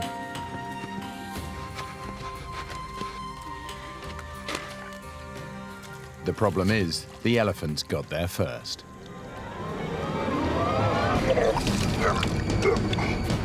It smells awful.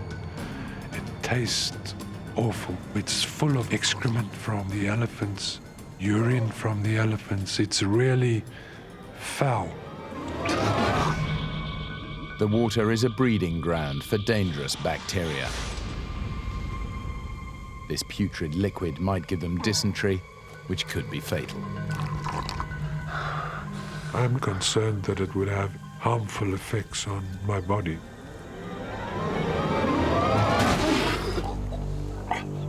And yet, when you're thirsty, it's drinkable.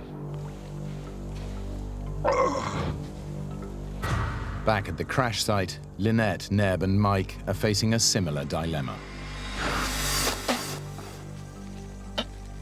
What came to my mind is to drink urine, so that is the something which will carry us alive. I was worried about kidneys, I was worried about dehydrating and things like that. There is nothing else we could do. But recycling their urine is a short-term solution. It will soon become poisonous. Facing another night in the African bush, their only hope is that Carl and Costa have reached safety and will bring rescue in the morning. We've now walked a whole day and we haven't come across any sign of people. We're exhausted, so we take one step out of the elephant path and lay down to go to sleep. What they don't realize is that they're blocking the path of a herd of elephants.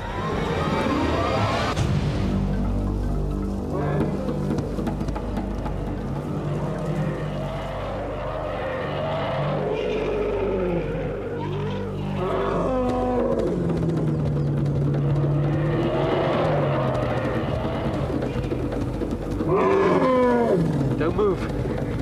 Don't move. It is absolutely petrifying.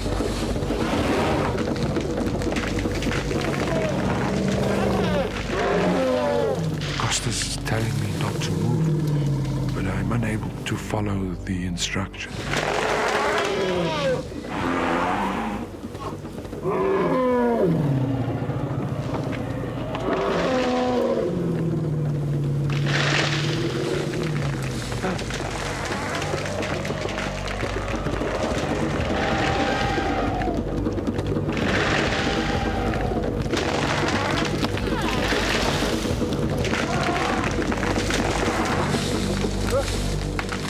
Luckily, the elephant decides to warn them off instead of trampling them to death.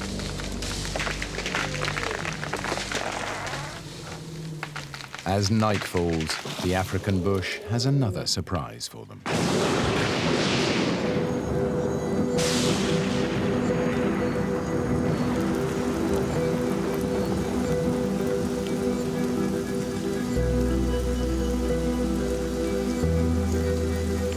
The rain is a welcome relief, but Mike is struggling to collect it. I put various plastic things around just to try to collect some water, because obviously that's what we need. But the rain brings with it a terrible worry. It's in danger of putting the fire out, and Mike has no means of relighting it. Without fire, they're vulnerable to attack by predators. I try even to go back to the aeroplane.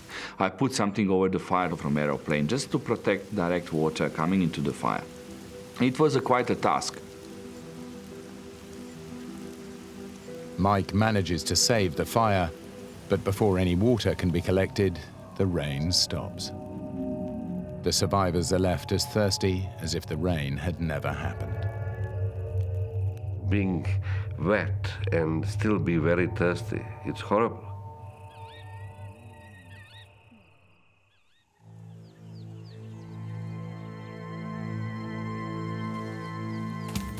Carl and Costa have survived another night in the bush, but Carl is increasingly worried that they're nowhere near to Mound. If we are walking towards Mound, we should be directly under the flight path. Where's the planes? Costa and I discuss why we haven't seen any planes. We're heading the right way. But I just feel that we are, of course, because we haven't come across any sign of people. I didn't see a track of a car. I didn't see a piece of paper. Nothing. This is wilderness. So I feel that we might be way, way away from Mound. Carl's suspicions are correct. Their flight veered way off course and crashed 140 miles east of Mound in uninhabited bush, which is why they have seen no search planes. Although a massive rescue operation has been launched, it's scouring an area over 200 miles away, beneath the Gaborone to Mound flight path.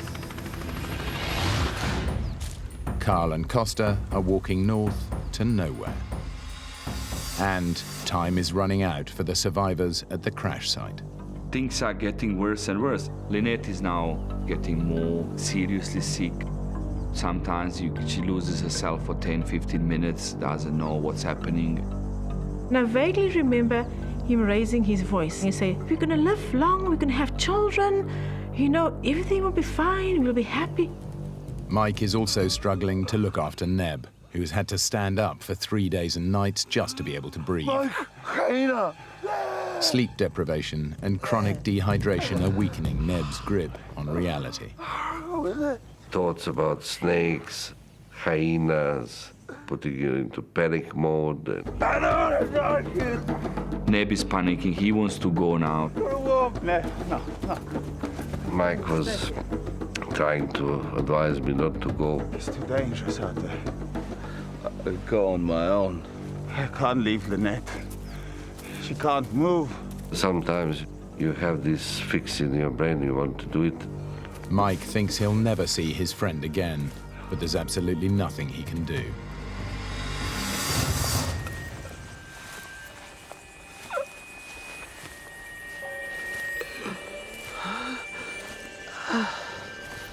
Neb's condition is causing him to hallucinate. I wanted to find village with the people who will just pull us and rescue us.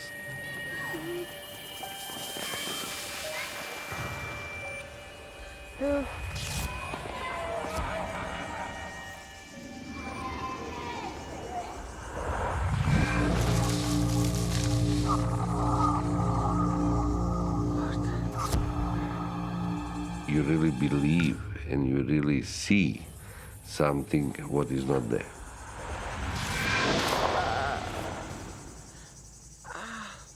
The moment when you see there is nothing there, That is a big disappointment.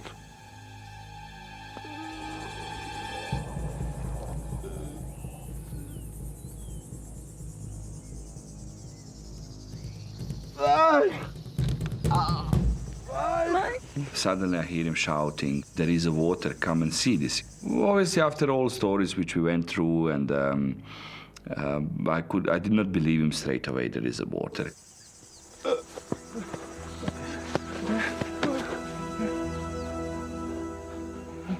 But this time, it really is water. We had plenty of Zippo lighters, but we were actually using for as a promotional material, and that lid of Zippo lighter was very useful to extract that water.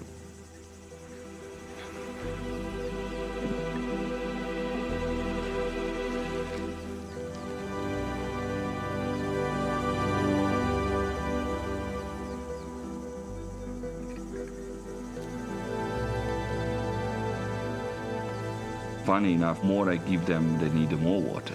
They put lots of pressure on me. They need the water now. Now or they're dying. No, I need more. So I said, okay, fine.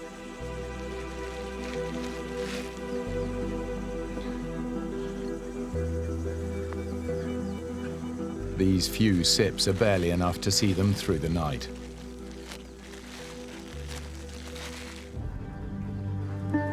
But Carl and Costa aren't even that lucky.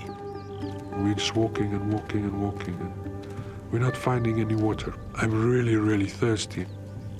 And I'm constantly thinking about how the other people are doing, constantly evaluating whether the decision was the right one to leave them there. And it becomes clear to me that we're going to have to go to sleep that night without having had anything to drink.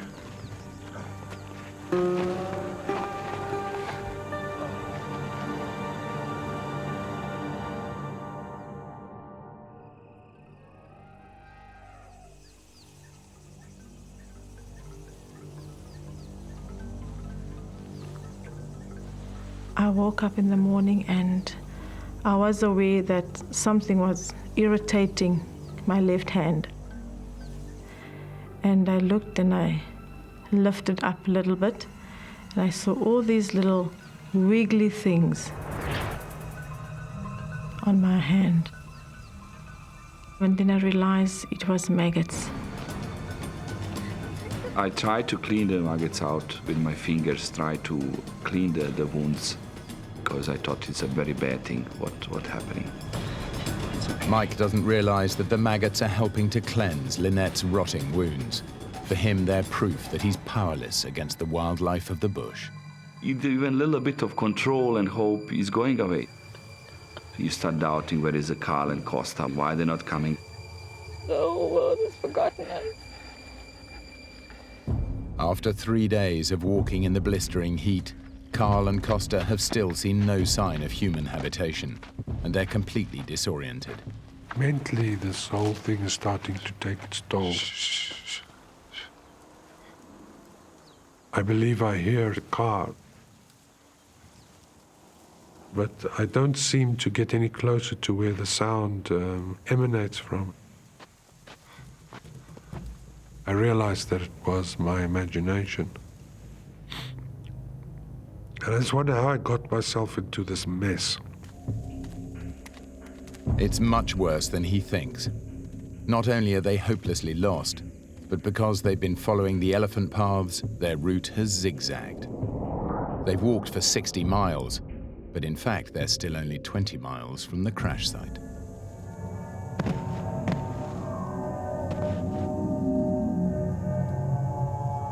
I'm older than Costa, so I think I'm mentally stronger, even if I'm not physically stronger. All my life I've been taught to be stoic. I realize that Costas and I have only ourselves to extricate ourselves from this situation. There's no alternative. You know, I have children, responsibilities that I have to take care of. I can't perish in Botswana. Can't do it. But I'm wondering for how long I can actually walk, keep it up like this.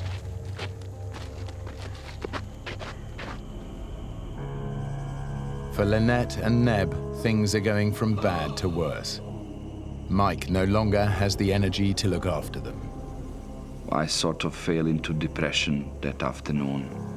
I remember even crossed my mind to go and commit suicide, take my belt or hang myself on the tree, because, you know, you just wanted to end it.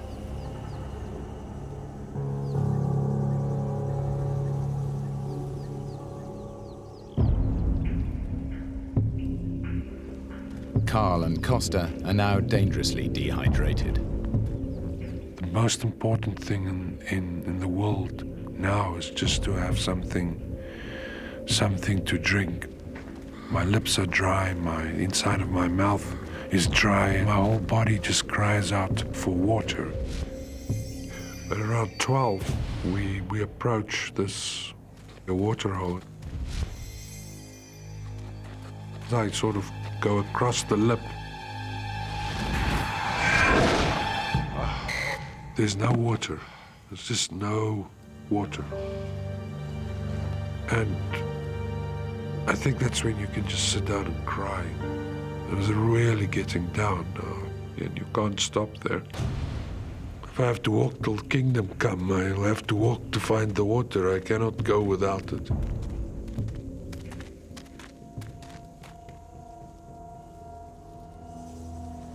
Mike, convinced that rescue is never going to come, decides to make preparations for death.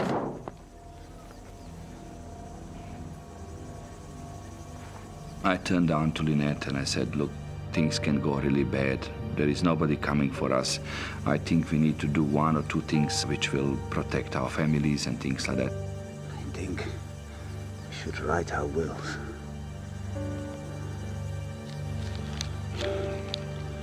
So we took one of my credit card slips and eyebrow liner, and then we wrote the last will and testimony.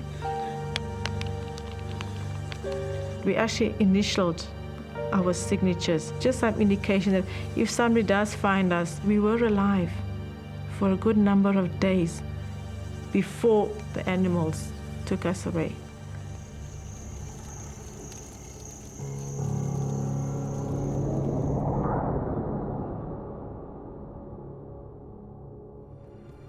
After a team of business executives crashed in the African bush, survivors Carl and Costa set off into the wilderness to get help for their injured colleagues.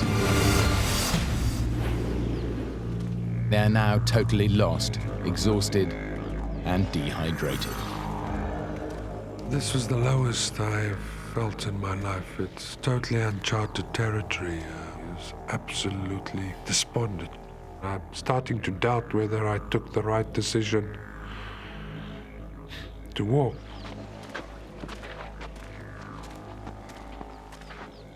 The path reaches the choice either to go left or right. Left or right? At this stage, I don't really think it really matters if we go left or right. What difference does it make? He doesn't realize that this is a life or death decision. Right.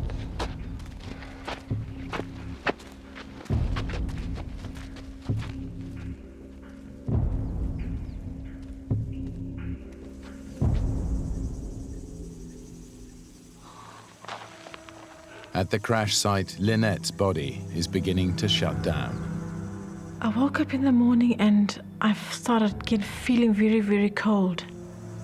And I was lying in the sun, thinking now, Lynette, you have to come to terms with reality. I could see that she's losing strength in her and the body getting like an old tree. You could feel that he's coming to the end. Neb is also getting worse and worse. The pain is now unbearable, awful. We were thinking definitely that we are coming to our end. I think my mind and my body was kind of giving up on the situation.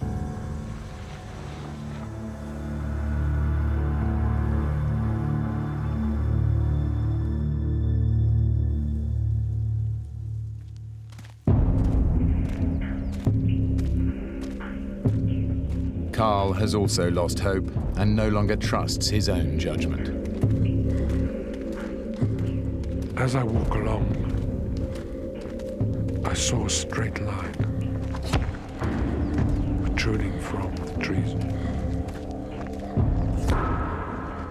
I immediately banished it from my brain, as I know there are no perfectly straight lines in nature, and I just don't feel like being disappointed again. I'm sure that I'm imagining it.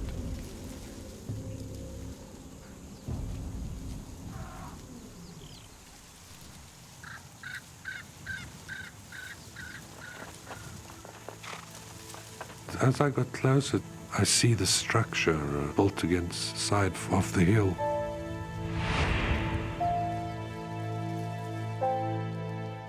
It's a hunting lodge, the only building for over 30 miles in any direction.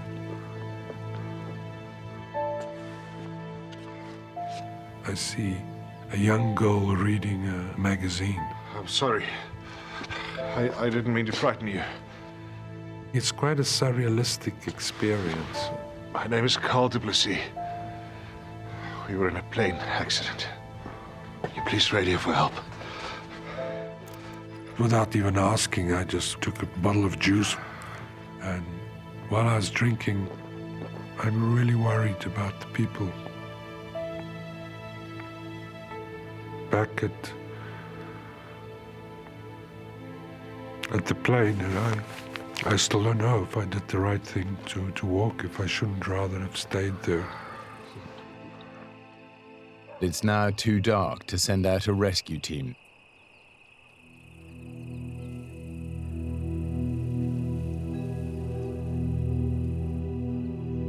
It is difficult looking at the partner that dying. You just got married and then you lose your wife like that in such a bad accident or kind of stupid accident, call it. I need to tell you something.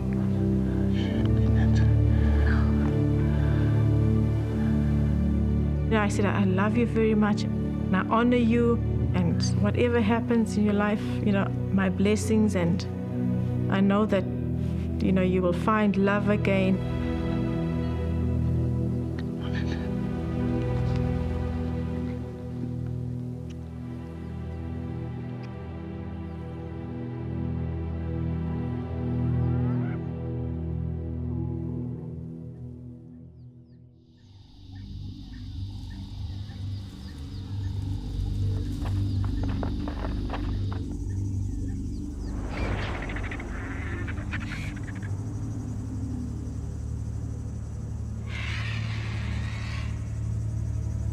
I was start seeing the vultures coming around our crash site. I felt that they coming for the meal.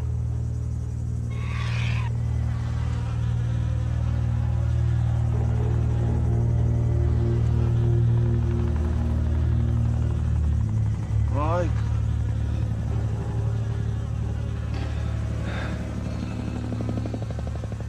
Helicopter. After 5 days here, even mosquito for me is like a helicopter. I just hallucinating. Helicopter. Over here.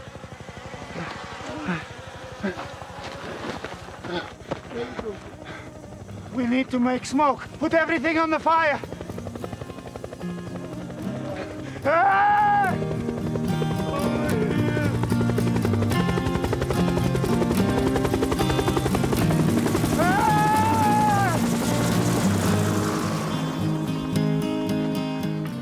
Although the Botswana Defence Force launched its largest ever rescue mission, the plane had crashed so far off course that they would never have found them in time. One of the soldiers comes to me and look at me like this, I said, "Hey man, you're so strong." If Carl had not made the decision to walk, all of them would have died in the African bush. When I saw Nep and Mike and Lynette was alive, it was just an immense relief that washes over you.